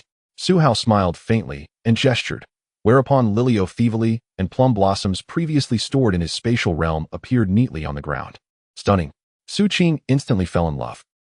Both large and small, they'll fit perfectly inside the truck. Su Hao summoned the mega beast heavy hauler from his spatial domain, parking it roadside. Thereafter, the 3 women prepared lunch while recounting their morning's exploits. Su Qing tugged Su Hao's sleeve and pointed toward Shi. Quick, look, Su Hao. Our team just gained a Wolverine girl. Huh? Su Hao blinked. The Wolverine I'm thinking of. Exactly. Su Qing nodded emphatically. Then technically she's more of a saber-toothed tiger, or perhaps diamond tiger. Su Qing fell silent. Right. Shi was a tiger. No wonder those bone blades dwarfed any wolf-inspired counterpart. Anyway, just take a look, Shi. Show him your fiercest move. Shi tilted her head, perplexed, then rolled her eyes at Su Qing. With a fluid motion, she flicked her wrists outward. Shank. A pair of gleaming bone blades erupted from her forearms. Oh. Su Hao leaned in, fascinated, especially inspecting the precise interdigital apertures where the blades emerged. How exactly do they extend? May I examine closer? It's a newly formed channel, Su Qing explained confidently. The tissue there, like nasal passages, was anatomically pre-structured for emergence. Su Hao confirmed it with a careful glance, delicate flaps of skin parted like valves revealing underlying musculature and connective tissue. And truly extraordinary. Su Qing elaborated further, hypothesizing about the biomechanics of blade synthesis, organ integration, tensile strength, and adaptive growth patterns. Her expertise here was unmatched. Su Hao, reliant on deduction alone, simply nodded and addressed her directly. Su Qing, you'll serve as her dedicated researcher. She'll guard you in turn while Han Jiangxue requires no such protection. And Su Qing agreed immediately. It aligned perfectly with her academic strengths and proved mutually beneficial. She accepted without hesitation. Next, the three women began preparing lunch. Typically electromagnetic stoves, heated woks for stir-frying. And what's for lunch today? Su Hao asked. At the question, Su Qing and Han Jiangxue both grimaced. Neither possessed culinary skill. Cooking posed constant difficulty, demanding effort they seldom wished to expend. They were learning, yes, but mastery eluded easy prediction. Just then, sensing their indecision. She raised her hand tentatively. I can cook. Tell me what you'd like. I'll prepare it provided ingredients are available. What a... All three stared, astonished. As university students, none had ever mastered cooking for reasons deeply rooted in circumstance. Chief among them, necessity had never arisen. Without need, practice never followed. Nor experience, nor accumulated knowledge. Yet she, a high school freshman, could. She even appeared remarkably proficient. And you cook? Are you skilled? Su Qing seized she's hands, breathless. How did you learn? I suppose I am, she affirmed softly. I can prepare most dishes. And as the trio watched intently. She pressed her lips together, her expression softening into gentle melancholy as she began to explain. Usually I cook alone. My parents work constantly. Overtime is routine. Though they gave me money to eat out, I discovered I loved cooking. So I cooked for myself instead. Over time, I experimented across every major cuisine until familiarity became second nature. I even considered becoming a chef someday. Further details clarified her background, and understanding dawned upon them all. Though raised in a single-parent household marked initially by modest means, her family later achieved significant professional success, earning high-ranking positions. Yet relentless overtime left them perpetually absent. Consequently, she's allowance rose substantially, intended for dining out, but she chose instead to cook for herself, transforming necessity into passion, then mastery. That dedication forged her present skill. I see, Su Qing murmured, pulling she into a warm embrace. Don't worry. You're with us now. She brushed away a glistening tear at the corner of her eye. When Cici prepared lunch, she placed before Su Hao and the other two a selection of dishes: stir-fried beef, scallion-burst lamb, and sautéed greens. There was no soup, only 4 dishes. No one spoke a word. As soon as the rice finished steaming, they began eating immediately. Wow! Su Qing took a bite, and her eyes lit up. Delicious. Han Jiangxue nodded. Delicious. Su Hao swallowed a piece of beef, then drew a deep breath. It tastes just like before, yet even better. Indeed, under today's apocalyptic conditions, how many people across the globe could still savor such a meal? Perhaps no more than a few hundred. Beaming with quiet satisfaction, Cici replied, I'm glad you like it. For any chef, the highest praise lies in both taste and appetite, when the food is devoured to the last bite. Cici had cooked for years, yet her own family had rarely tasted her dishes, and thus rarely offered praise. Nearby, Xiao Baohu, the white tiger cub, watched the three devour their meal with rapt attention. Saliva glistened at the corners of his mouth, his front paws twitched restlessly. Oh, that's right. Su Hao suddenly remembered and tossed a chunk of mutated beef toward him. Here, Aoshue, eat up. At the name, Han Jiangxue's ears perked up. He's called Aoshue. Yes, Su Hao affirmed. Just named him. What do you think? Lovely, Han Jiangxue murmured appreciatively. Su Hao glanced over and saw a faint honeyed smile softening her features. He blinked, then instantly understood. She assumed he'd chosen the character Shui Snow in Aoshue because he admired her own name, thus weaving her essence into the cub's identity. Well, close enough. To name a white tiger, Aoshue, was poetic intent in itself. The 4 humans and the tiger cub enjoyed their lunch in cheerful, unhurried harmony. So fragrant was the meal that each devoured several bowls of rice and cleaned every dish to gleaming. Ugh, full. Su Qing groaned, yet rose anyway. I'll wash the dishes. I'll help, Han Jiangxue added, instinctively rising in unison. Rest a moment first. It's not urgent, Su Hao countered, shaking his head as he pulled out chilled beverages. He urged them all to relax before tackling chores. They settled onto foldable canvas chairs, sipping cool drinks, utterly at ease, though nearby the zombies remained largely unattended. Compounding the issue, their movement had grown swifter. Several zombies, drawn by the group's animated chatter, broke into a jog toward them, the rhythmic patter-patter of their footsteps unmistakable. Su Hao alone remained unaware. Han Jiangxue and Cici heard them first. Han Jiangxue scanned the distance, then reached for her Miao Dao ready to eliminate the threat. "Let me handle this. I need some practice," Su Hao interjected, halting her mid-motion. All three women exchanged puzzled glances. Practice? What on earth did he mean? Did his flying sword require zombie drills? With a single breath, he could slay thousands. Why waste effort on a handful? It was like a grandmaster volunteering for the novice training grounds, claiming he needed a challenge. Yet what Su Hao sought to hone was his lightning-based ability. Raising his left hand, he clenched it loosely in midair. A low, resonant hum-hum vibrated through the air, then sharp, crackling zizzes sounds followed. The sudden arcing electricity startled Su Qing, who flinched backward. All eyes turned, and there dancing across Su Hao's palm were vivid arcs of blue-white lightning harmlessly flickering without scorching his skin. "So, lightning," Su Qing gasped. "You've awakened another ability." Han Jiangxue's lips parted in silent astonishment. Cici instinctively shrank back wide-eyed and wary. Everyone knew sword mastery demanded stability, but lightning, unpredictable, volatile, and terrifyingly potent. Su Hao gave a slight nod, then pointed his finger toward the zombies 20 meters away. With a sharp crack, a bolt of azure lightning erupted from his fingertip, blazing across the air. Its speed left only a ghostly afterimage, a blur too swift for the eye to track.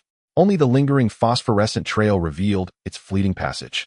Across the field, a zombie staggered, its forehead pierced clean through smoke curling from the wound, before collapsing lifelessly. "HSSSH." Su Qing hissed, staring at the blackened crater in its skull. The voltage had been staggering, the impact site charred beyond recognition. Even had the bolt missed the brain entirely, the searing heat would have cooked its neural tissue into mush.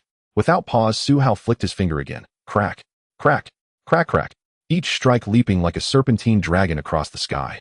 Its path vanished utterly, neither origin nor terminus visible. Any zombie struck in chest or cranium fell dead on impact, only those hit in limbs writhed briefly, until Su Hao delivered a precise follow-up. "HSSSH." Su Qing kept drawing sharp breaths. Once past her initial fear, Cici leaned forward, curiosity overriding awe. "Why does a chest strike kill them too?" Su Qing answered, "Either it pierces vital organs, or the sheer thermal shock cooks them from within, obliterating cellular integrity. These aren't the shambling corpses from old films. Their bodies and brains host symbiotic fungal spores, hybrids of plant and animal genetics. Destroy those, and they perish. Hence the heart and cranium remain critical targets."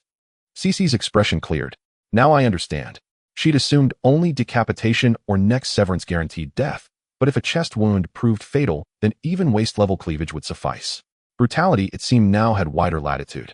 This intelligence had emerged from Su Hao's team, gleaned through dissection and systematic analysis. With a final thump, the last zombie collapsed. Su Hao dusted off his hands, satisfied. At over 20 meters, his precision remained impressive, though currently each bolt required singular focus. Next came mastering multi-target acquisition. After resting, they washed the dishes and boarded the vehicle. Su Hao resumed the driver's seat and started the engine. The three women settled into the cockpit's front cabin. Cici tilted her head curiously. "Where are we headed?" Han Jiangxue replied, "West, to higher elevations." Cici's eyes widened. "Because of the white mist, eh?" "Yes," Su Qing confirmed. "And the ocean. Coastal threats may soon eclipse those inland." Cici's gaze sharpened, then softened with dawning clarity. Indeed, though the first wave of ability rain had temporarily lowered the mist's altitude, within days it surged back to previous heights. More ability rains would surely follow, and each time the mist would rise faster higher. Survival now demanded ascent. Every meter mattered, ideally over 1,000. Thus the massive beast vehicle rolled onward, calm and steady. When it passed a small river, Su Hao halted, drew water, and irrigated the peach trees within his cultivation space. Simultaneously using telekinesis, he excavated a pond at the space's center to store ability rainwater and exploit system loopholes.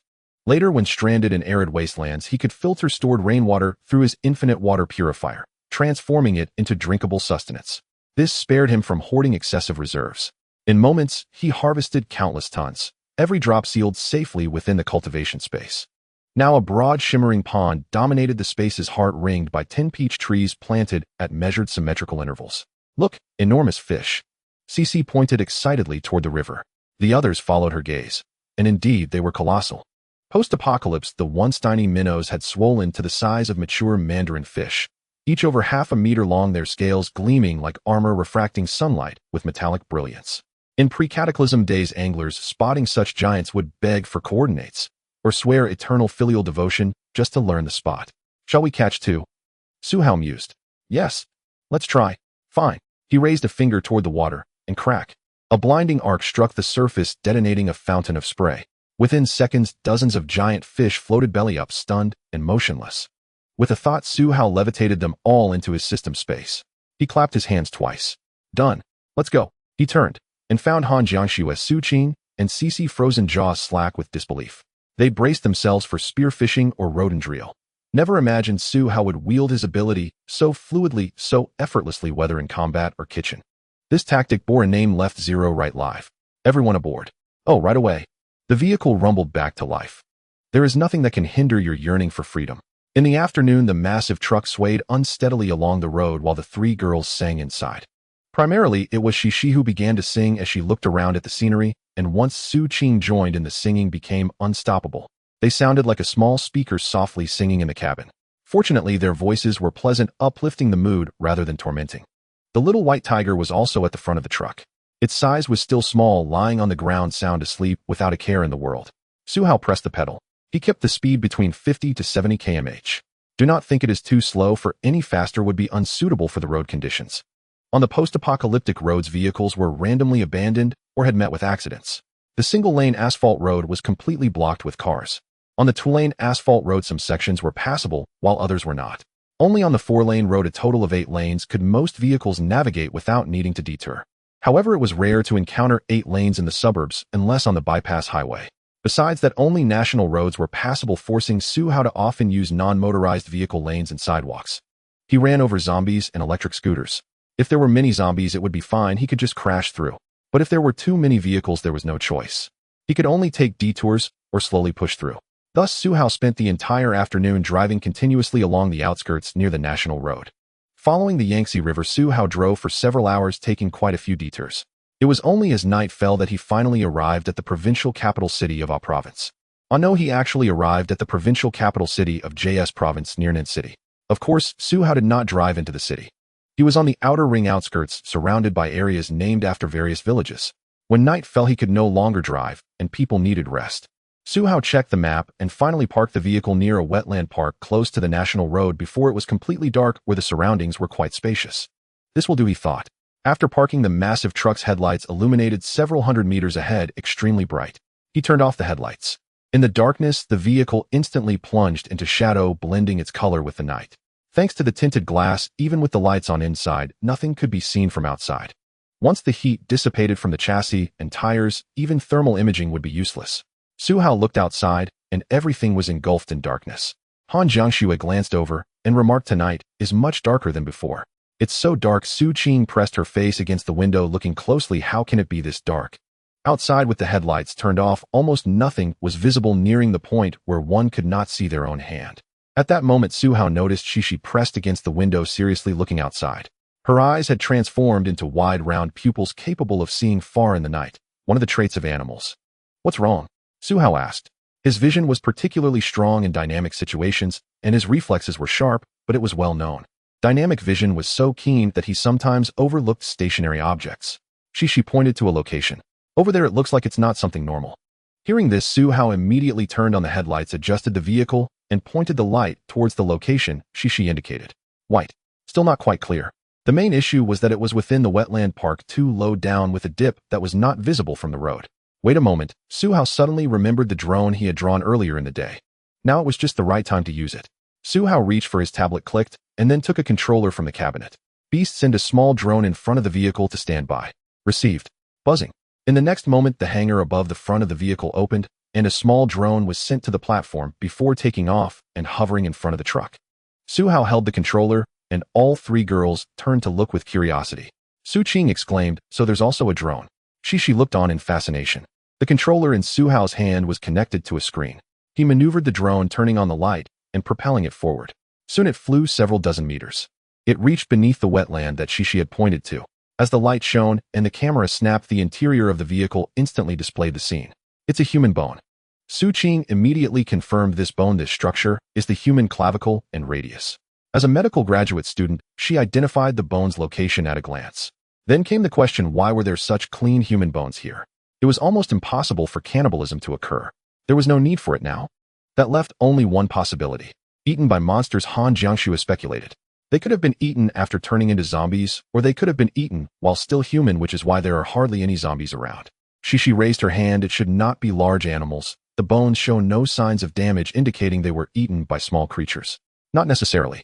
Su Qing shook her head in disagreement. The bones are incomplete. It's also possible that a large monster ate half, leaving the rest for other animals. With the three girls analyzing, they reached a general consensus. Su Hao's intention was clear. The drone should return, and the vehicle would start again. He drove another 2 kilometers, stopping near a distant ridge. All right, this will do. Su Hao clapped his hands. If there are still problems, there's nothing we can do. We can't leave tonight. The 3 girls also felt this was sufficient. Continuing to drive in the dark wasn't safe. Zombies and monsters would react to light sources, and they needed rest for the next day's journey. After parking, all the lights outside were turned off. Su Hao decided dinner will be in the vehicle. Let's eat something light. We won't go out tonight. After dinner, we'll watch TV and sleep. The 3 girls nodded in agreement. All right. The 4 of them had a simple dinner of food that didn't have a strong odor. Then while chatting, they took out 2 decks of cards and began playing 4-person landlord. Naturally, Su Hao won the most. His brain was strong, memory good, and he was already skilled at the game. Without any water, he effortlessly won without holding back. The 3 girls were not upset at all. On the contrary, they thought Su Hao was amazing at everything, incredibly impressive. Later, as they prepared for bed, they first wiped down the 4 paws of the little white tiger and gave it a thorough cleaning. Then they laid down soft mats inside the vehicle, turned on the air conditioning, and took out a blanket. The 4 of them slept together while the little white tiger lay at the back of the compartment, seemingly enjoying sleeping in the corner where it could lean its head. Shishi comfortably wriggled around on the bed. I didn't expect that in the apocalypse we could still have such conditions. It's so blissful. Sob sob. The sob sob was just a tone particle. She wasn't crying. Su Qing playfully tussled with her as they had become the quickest friends. Han Jiangxue took the opportunity to monopolize Su Hao, hugging his arm and curling up in his embrace, playing finger painting with him. Su Qing saw this and immediately abandoned Shishi to come over and compete with Han Jiangxue for attention. Shishi was taken aback, her eyes wide in shock. But then she thought about it and found it reasonable. They all soon fell asleep. However, just before sleeping, Su Hao instructed the vehicle's AI activate sentinel mode to scout the surrounding situation. If there is danger or a large number of organisms approaching, just alert me and make my watch vibrate. Understood. Shishi, covered with a small blanket, curiously asked, what is sentinel mode? What functions does it have? Infrared laser visual AI analysis, like a sentinel monitoring the surrounding area within a radius of several hundred meters, 247, with no blind spots. Wow. Shishi felt amazed. That's so impressive and very convenient. Han Jiangxue nodded. No need for anyone to keep watch. Indeed, the main advantage was convenience. There was no need for anyone to keep watch, allowing for easy use. Otherwise, they wouldn't dare to sleep casually in the vehicle. It could easily lead to trouble. Thus, the 4 gradually fell asleep. Su Qing, while sleeping, lost her formal posture and snuggled up with Shishi. Only Han Jiangxue remained still, holding on to Su Hao while sleeping, her long leg draped over his, entwined in slumber. However, around 3 a.m., when nocturnal creatures began to stir, the surface of the wetland park began to ripple slowly. Countless noodle cicada nymphs in the vicinity began to search for food. The bones on the shore were just a few. There were no zombies around. Yet their bones lay at the bottom of the wetland water. They possessed infrared vision capable of seeing organisms within several hundred meters. They possessed pheromone detection that could smell scents from tens of kilometers away. So when they awakened and came ashore, they could immediately sense new food entering their territory. It was a bit far, but not a significant issue. They crawled, moving like waves towards the location, emitting pheromones. The ground in the night resembled a layer of waves. As they gradually approached a massive vehicle inside the truck, Su Hao was awakened by the vibration of his watch. Also awakened by the vibrations was Han Jiangxue, who was clutching Su Hao's left arm. She woke up along with him. What happened? Han Jiangxue immediately became alert, asking in his ear. Su Hao glanced at the screen of his watch. What is this? The footage transmitted to the watch came from the exterior vehicle camera. Countless serpentine creatures, resembling tidal waves or writhing insect burrows, surged forward in undulating masses toward the vehicle. They were profoundly revolting. Should anyone fall out, their fate would be unimaginable. Those bleached bones, they must be its doing. Han Jiangxue instantly grasped the implication. Su Hao nodded. Likely so. What kind of mutated organism is this? Kill it, and we'll find out. Mission brief: during midnight rest, you encountered a newly emergent swarm of mutated organisms, voracious predators that consume everything, even zombies. Now they have fixated upon you. they can gnaw through tires. Defend both the vehicle and yourself by eradicating this new mutant swarm. Mission Reward 1 Use of Infinite Divine Choice. As expected, these were novel mutants born in the wake of the apocalypse. Beside them, Su Qing had just awakened, stirred by the commotion. Upon hearing the words "kill it," she jolted upright. Kill what? Who? Su Qing sat up and peered at Su Hao's watch. Aren't those snakes? Snakes don't behave like this, Han Jiangxue countered, shaking her head. No serpent coils or surges in such dense wave-like unison. Moreover, snakes swallow prey whole. They do not tear or shred. At that moment, Shishi also awoke. Rubbing her eyes, she glanced outside and froze every hair on her body, standing rigid with terror. I loathe snakes most of all. What do we do? If one ranked creatures by aversion, snakes and arthropodous reptiles would consistently claim top 3 positions. Both men and women alike recoil from them, in disgust, dread, and visceral repulsion. And now outside the vehicle, an entire mass writhed together, clinging, churning, squirming like maggots in a septic pit, nauseating beyond measure. Even Su Hao recoiled in disgust. As the crawling swarm surged ever closer, he feared they might gnaw through the tires, so he moved forward to the front of the vehicle to prepare. Just eliminate them. You needn't descend. How? Shishi asked curiously. There are far too many. Shall we burn them? Use electricity. Su Hao smiled faintly and withdrew an iron rod. Huh. Shishi blinked in surprise. Wouldn't electrifying the vehicle damage it? People were still inside. Could they be electrocuted? Su Qing glanced at Shishi and understood her concern, then shook her head. You're safe inside. The vehicle acts as a Faraday cage. So long as your feet remain off the ground, no current will reach you. Shishi's eyes lit with sudden recognition. Ah, I recall now. Someone mentioned this before. Meanwhile, Su Hao opened the connecting door between the cabin and the cab, then took his place at the driver's seat. The 3 women followed closely behind to observe. Su Hao gripped the iron rod, opened the door, and grounded its far end onto the earth. Then, pausing, he gestured with his mind, drawing water from the pond within his cultivation space and flooding the vehicle's perimeter. Switch on the searchlights. Su Hao commanded. Affirmative. Since they'd already been targeted, there was no point concealing illumination. Better to illuminate fully and observe clearly. When the armored truck activated its full 360-degree floodlights, all 3 women gasped sharply. How utterly revolting. Shishi and Su Qing instinctively clung to Han Jiangxue. Han Jiangxue pressed her lips thin, her expression deeply disdainful. Less than 20 meters away, a writhing mass of black eel and serpent-like creatures oozed forward, slick, grotesque, and densely packed, crawling inexorably toward the vehicle. They heaved and churned against one another, appearing as colossal obsidian-colored grubs. Su Hao drew a deep, steadying breath, only just recovering from the sight. Yet before he could fully compose himself, a wave of nauseating stench struck him from less than 20 meters away. TCH. There was no time left. Initiate discharge. Su Hao unleashed his mental power, channeling water from the cultivation pond across the vehicle's hull and directly onto the creatures themselves. A torrent crashed down. Su Hao tightened his grip on the iron rod and thrust it into the water. Zzz. Arcs of electricity crackled violently, humming with a resonant, thunderous vibration, the very voice of celestial judgment. It echoed precisely like a high-voltage transformer cabinet. Electricity surged from the rod into the water, igniting an instantaneous explosive sizzle as vast volumes vaporized, yet the current raced outward relentlessly, spreading in all directions. Zzz. In the blink of an eye, the black tide encircling the vehicle convulsed as one, twisting, spasming, and contorting with violent, unnatural force. Devoid of vocal organs, they emitted no sound, only ceaseless, grotesque writhing. Their appearance grew even more abhorrent. Han Jiangxue, Su Qing, and Shishi clenched their jaws, watching in grim, disgusted silence. Su Hao amplified the current through the iron rod, electrocuting every black creature within range, forcing them into frenzied, agonized contortions. He sustained the charge for over a minute. Only when the acrid stench of burnt flesh filled the air did he release the rod and cease the discharge. The creatures lay motionless. A foul, putrid odor hung thickly in the night. Inside the cabin, Xiao Baihu, the white tiger cub, finally stirred, roused by the sharp crackle of electricity. It scrambled upright and padded forward to the cab to investigate.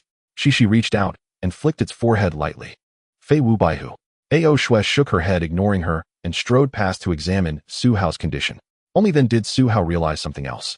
Against swarms, lightning-based abilities proved far more lethal and far more efficient than sword mastery or psychic manipulation. They excelled equally at singular strikes and wide-area annihilation. Mission completed. Eliminate the new crawling organisms. Seeing the notification, Su Hao knew unequivocally the creatures were truly dead. Under such concentrated electrocution, evasion or feigned death was impossible. Area effect devastation was absolute. In that instant, Su Hao envisioned several new applications for his lightning ability. Are they all dead? Su Qing asked. All dead, Su Hao confirmed. Shall we examine them? None remain alive. Initially, Su Qing had felt fear and profound nausea. But once assured of total extinction, her trepidation vanished. She nodded eagerly. Let me see. She was the first to disembark, phone flashlight blazing, stepping forward to inspect the corpses. Though the stench was overpowering, she paid it no mind. Su Hao Han Jiangxue, and she followed suit, stepping out to observe. Su Qing prodded a corpse with a stick, turning it over, examining its mouthparts and internal structure, then nodded decisively. All right, let's go back. Back aboard, she explained, they resemble snakes superficially, but share no kinship. They lack vertebrae entirely. They are giant annelids, segmented worms, with serrated mouthparts and a straight-through digestive tract. Su Hao nodded. Mutated worms, then? A genuinely novel variant. Su Qing affirmed yes. With the divine rain falling, life mutates in endless forms. This incident clarified a sobering truth: far stranger creatures awaited ahead. After all, this was merely an ordinary wetland park. Yet what lurked beneath the ocean's depths, or deep within ancient forests, or worse, within city centers choked with millions of undead? What monstrous life forms might emerge from such chaotic alchemical breeding grounds? The mind recoiled from imagining it. Hearing this, she gazed into the nocturnal distance, toward the provincial capital dozens of kilometers away, and fell silent in awe. That city holds over 10 million zombies. 10 million. Send Su Hao there now. He'd slay them without hesitation. Yet he'd perish from exhaustion long before finishing. Worse still, the zombies themselves were evolving. Who could predict how far ordinary zombies might evolve? Would they surpass baseline humans in strength, develop latent abilities, reproduce via some unknown mechanism, spawning endless new hordes? All possibilities remained open. Let's sleep, Su Hao yawned. We depart at dawn. We'll avoid all urban cores. No entry within the third ring road of any city. Agreed. We must not enter, she affirmed. Everyone returned to rest. Xiao Baihu, having offered only moral support, curled up and slept soundly. Su Hao drove the vehicle farther away.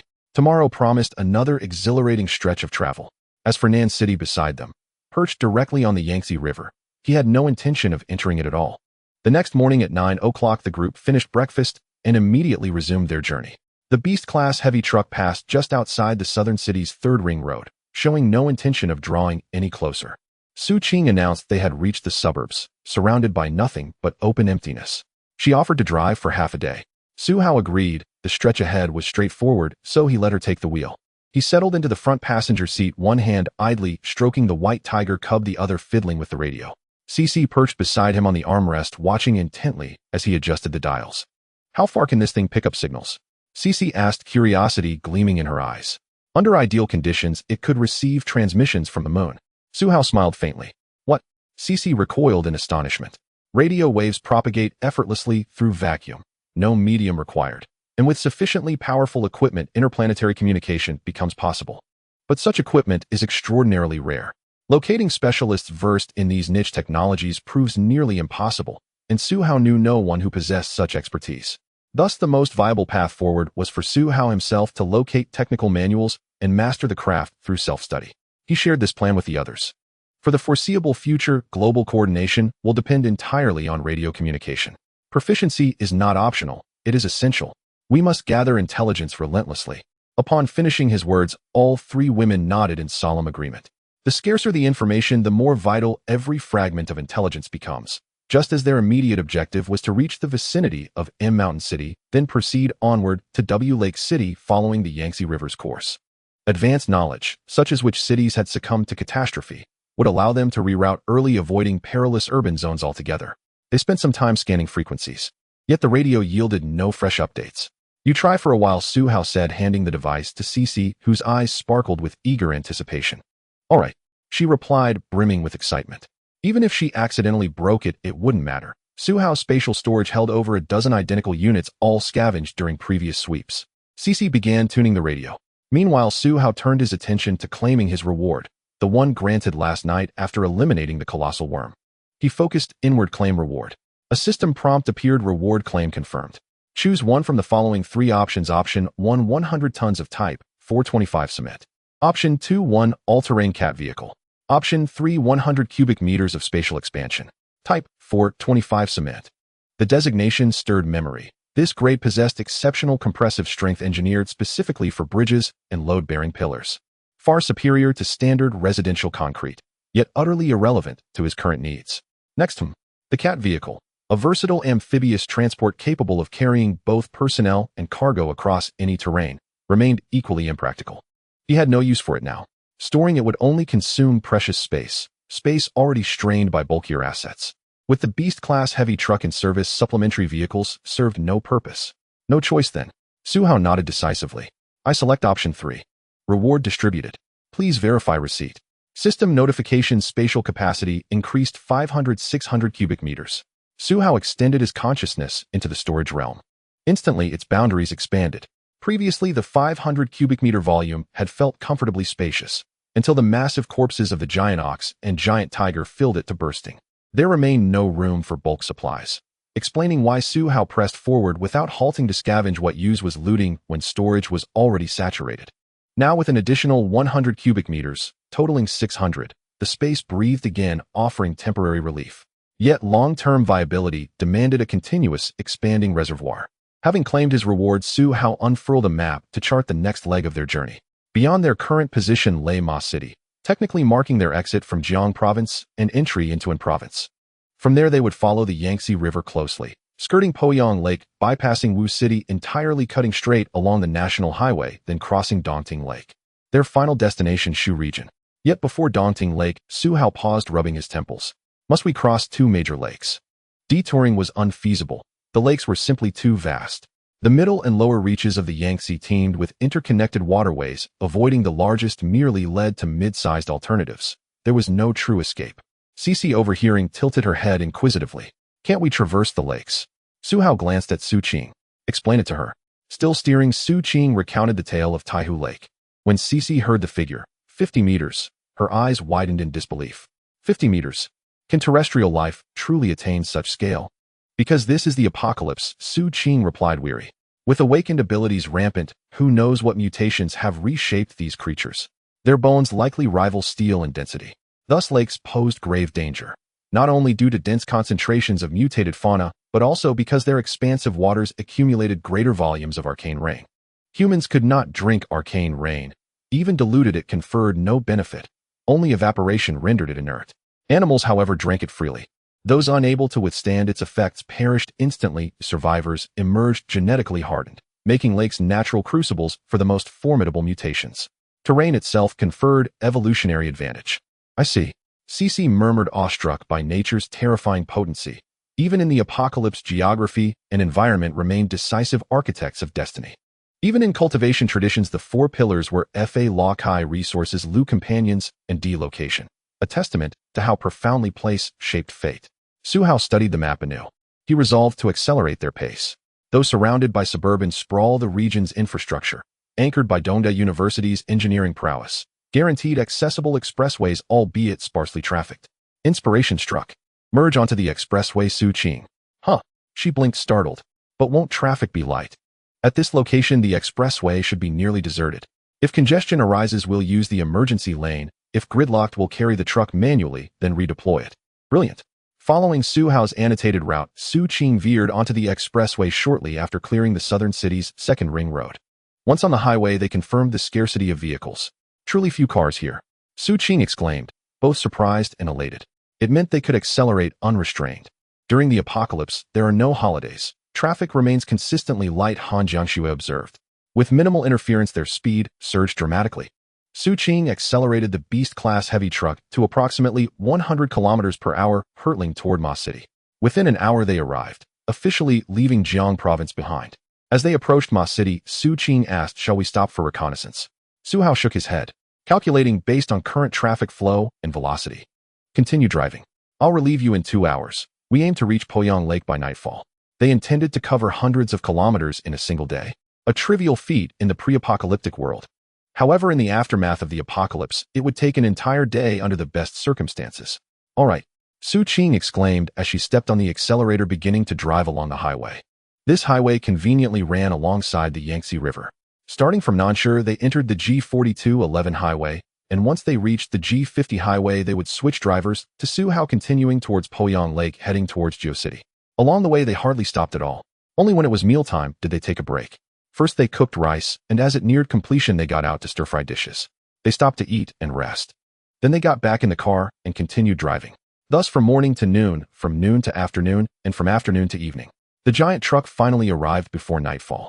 Having driven nearly 12 hours spanning several hundred kilometers, they arrived near a high-speed railway station in Jiu City. Phew. The moment the car stopped, Su Hao let out a sigh of relief. Let's take a break. We can also get out and clear the surrounding zombies. Han Jiangxue had spent the entire day in the car. Her energy was long overdue for release. Upon hearing that they could get out, she immediately grabbed her machete, saying, "Let me handle the cleanup." With that, she went down with the knife in hand. She put down the radio, feeling a surge of energy with nowhere to expend it. "I'll go too," she said, following suit. Su Hao and Su Qing had driven all day. They exchanged a glance and decided to relax, lying down to rest. Nighttime. Han Jiangxue and she finished clearing the surrounding zombies. After returning, they prepared the vegetables. The meal was prepared by Su Hao using telekinesis without moving a muscle. After the four finished dinner, she looked into the distance where several kilometers away lay Poyang Lake, the site of the historic battle between Zhu Yuanzhang and Chun Youyang, famously known as the Battle of Poyang Lake. It is also one of the top 3 large lakes in the east. Su Hao noticed Xi's eyes' constant gaze and asked, "Do you have any intuition that this lake is dangerous or anything?" Normal human intuition can sometimes be quite useful. The stronger the organism, the more effective the intuition. This is especially true for animals. So I casually asked if you have any reference. "Not at the moment," she shook her head. "But I feel that this lake is not only safe, but seems quite secure." "Really?" Su Hao was quite surprised. Before he arrived, if the news about Taihu Lake wasn't fake, it was indeed quite severe. The Poyang Lake before them was equally daunting. To say he wasn't worried would be a lie. Su Hao was genuinely concerned about the possibility of some giant creature lurking within. She smiled. "This lake isn't deep, which shouldn't have much space for large fish or monsters to live." "You can't say that," Su Hao shook his head. "Taihu isn't very deep either." Returning to the car, Su Hao contemplated the events of the previous night. He decided to use a drone to scout the surroundings. Let's use the drone to check the area. The drone's altitude and thermal imaging capabilities were ideal for nighttime reconnaissance. "I want to see." She immediately expressed her eagerness. "Come on." Inside the car, Su Hao held the remote control, surrounded by the 3 girls watching. A small drone took off and began patrolling the area. Under the thermal imaging lens, the outlines of objects and heat sources were clearly visible. Not only zombies, but also previously unnoticed mutated small animals could be seen. Nothing could escape the lens scrutiny. After a few laps, feeling it was fine, she raised her hand. "I want to try." "Sure." Su Hao handed her the remote. Nurturing team talent was crucial. The more everyone knew, the better. It was clear the drone couldn't just be flown by him. Su Hao nodded and said, "Tonight all of you take turns flying and practice. Oh, everyone should learn." The 3 girls nodded. "Okay." Su Hao, sitting nearby, took a sip of iced tea. Just as he swallowed, she and Su Qing simultaneously exclaimed, "Su Hao, come look." Su Hao immediately turned his head. On the monitor, the camera was focused on the nearby sky, where large swathes of red were rapidly approaching. "Turn off the lights." Su Hao immediately ordered, and in the next moment, all the lights in the car were turned off. "Don't let the drone return or fly it in another direction to hide." She quickly controlled the drone, flying it away from the vehicle directly towards the area with more zombies. In the next moment, a large heat source approached. Whoosh, whoosh, whoosh. Above the vehicle, several powerful gusts of wind swept across from nearly 100 meters high in the night sky. Su Hao and the others hurriedly looked up, but saw nothing. They could only faintly make out the massive shadows that flew by. But that wasn't the end.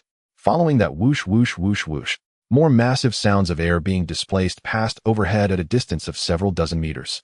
They were lower than before, but there were more of them. She stared wide-eyed at the night sky. Suddenly, the drone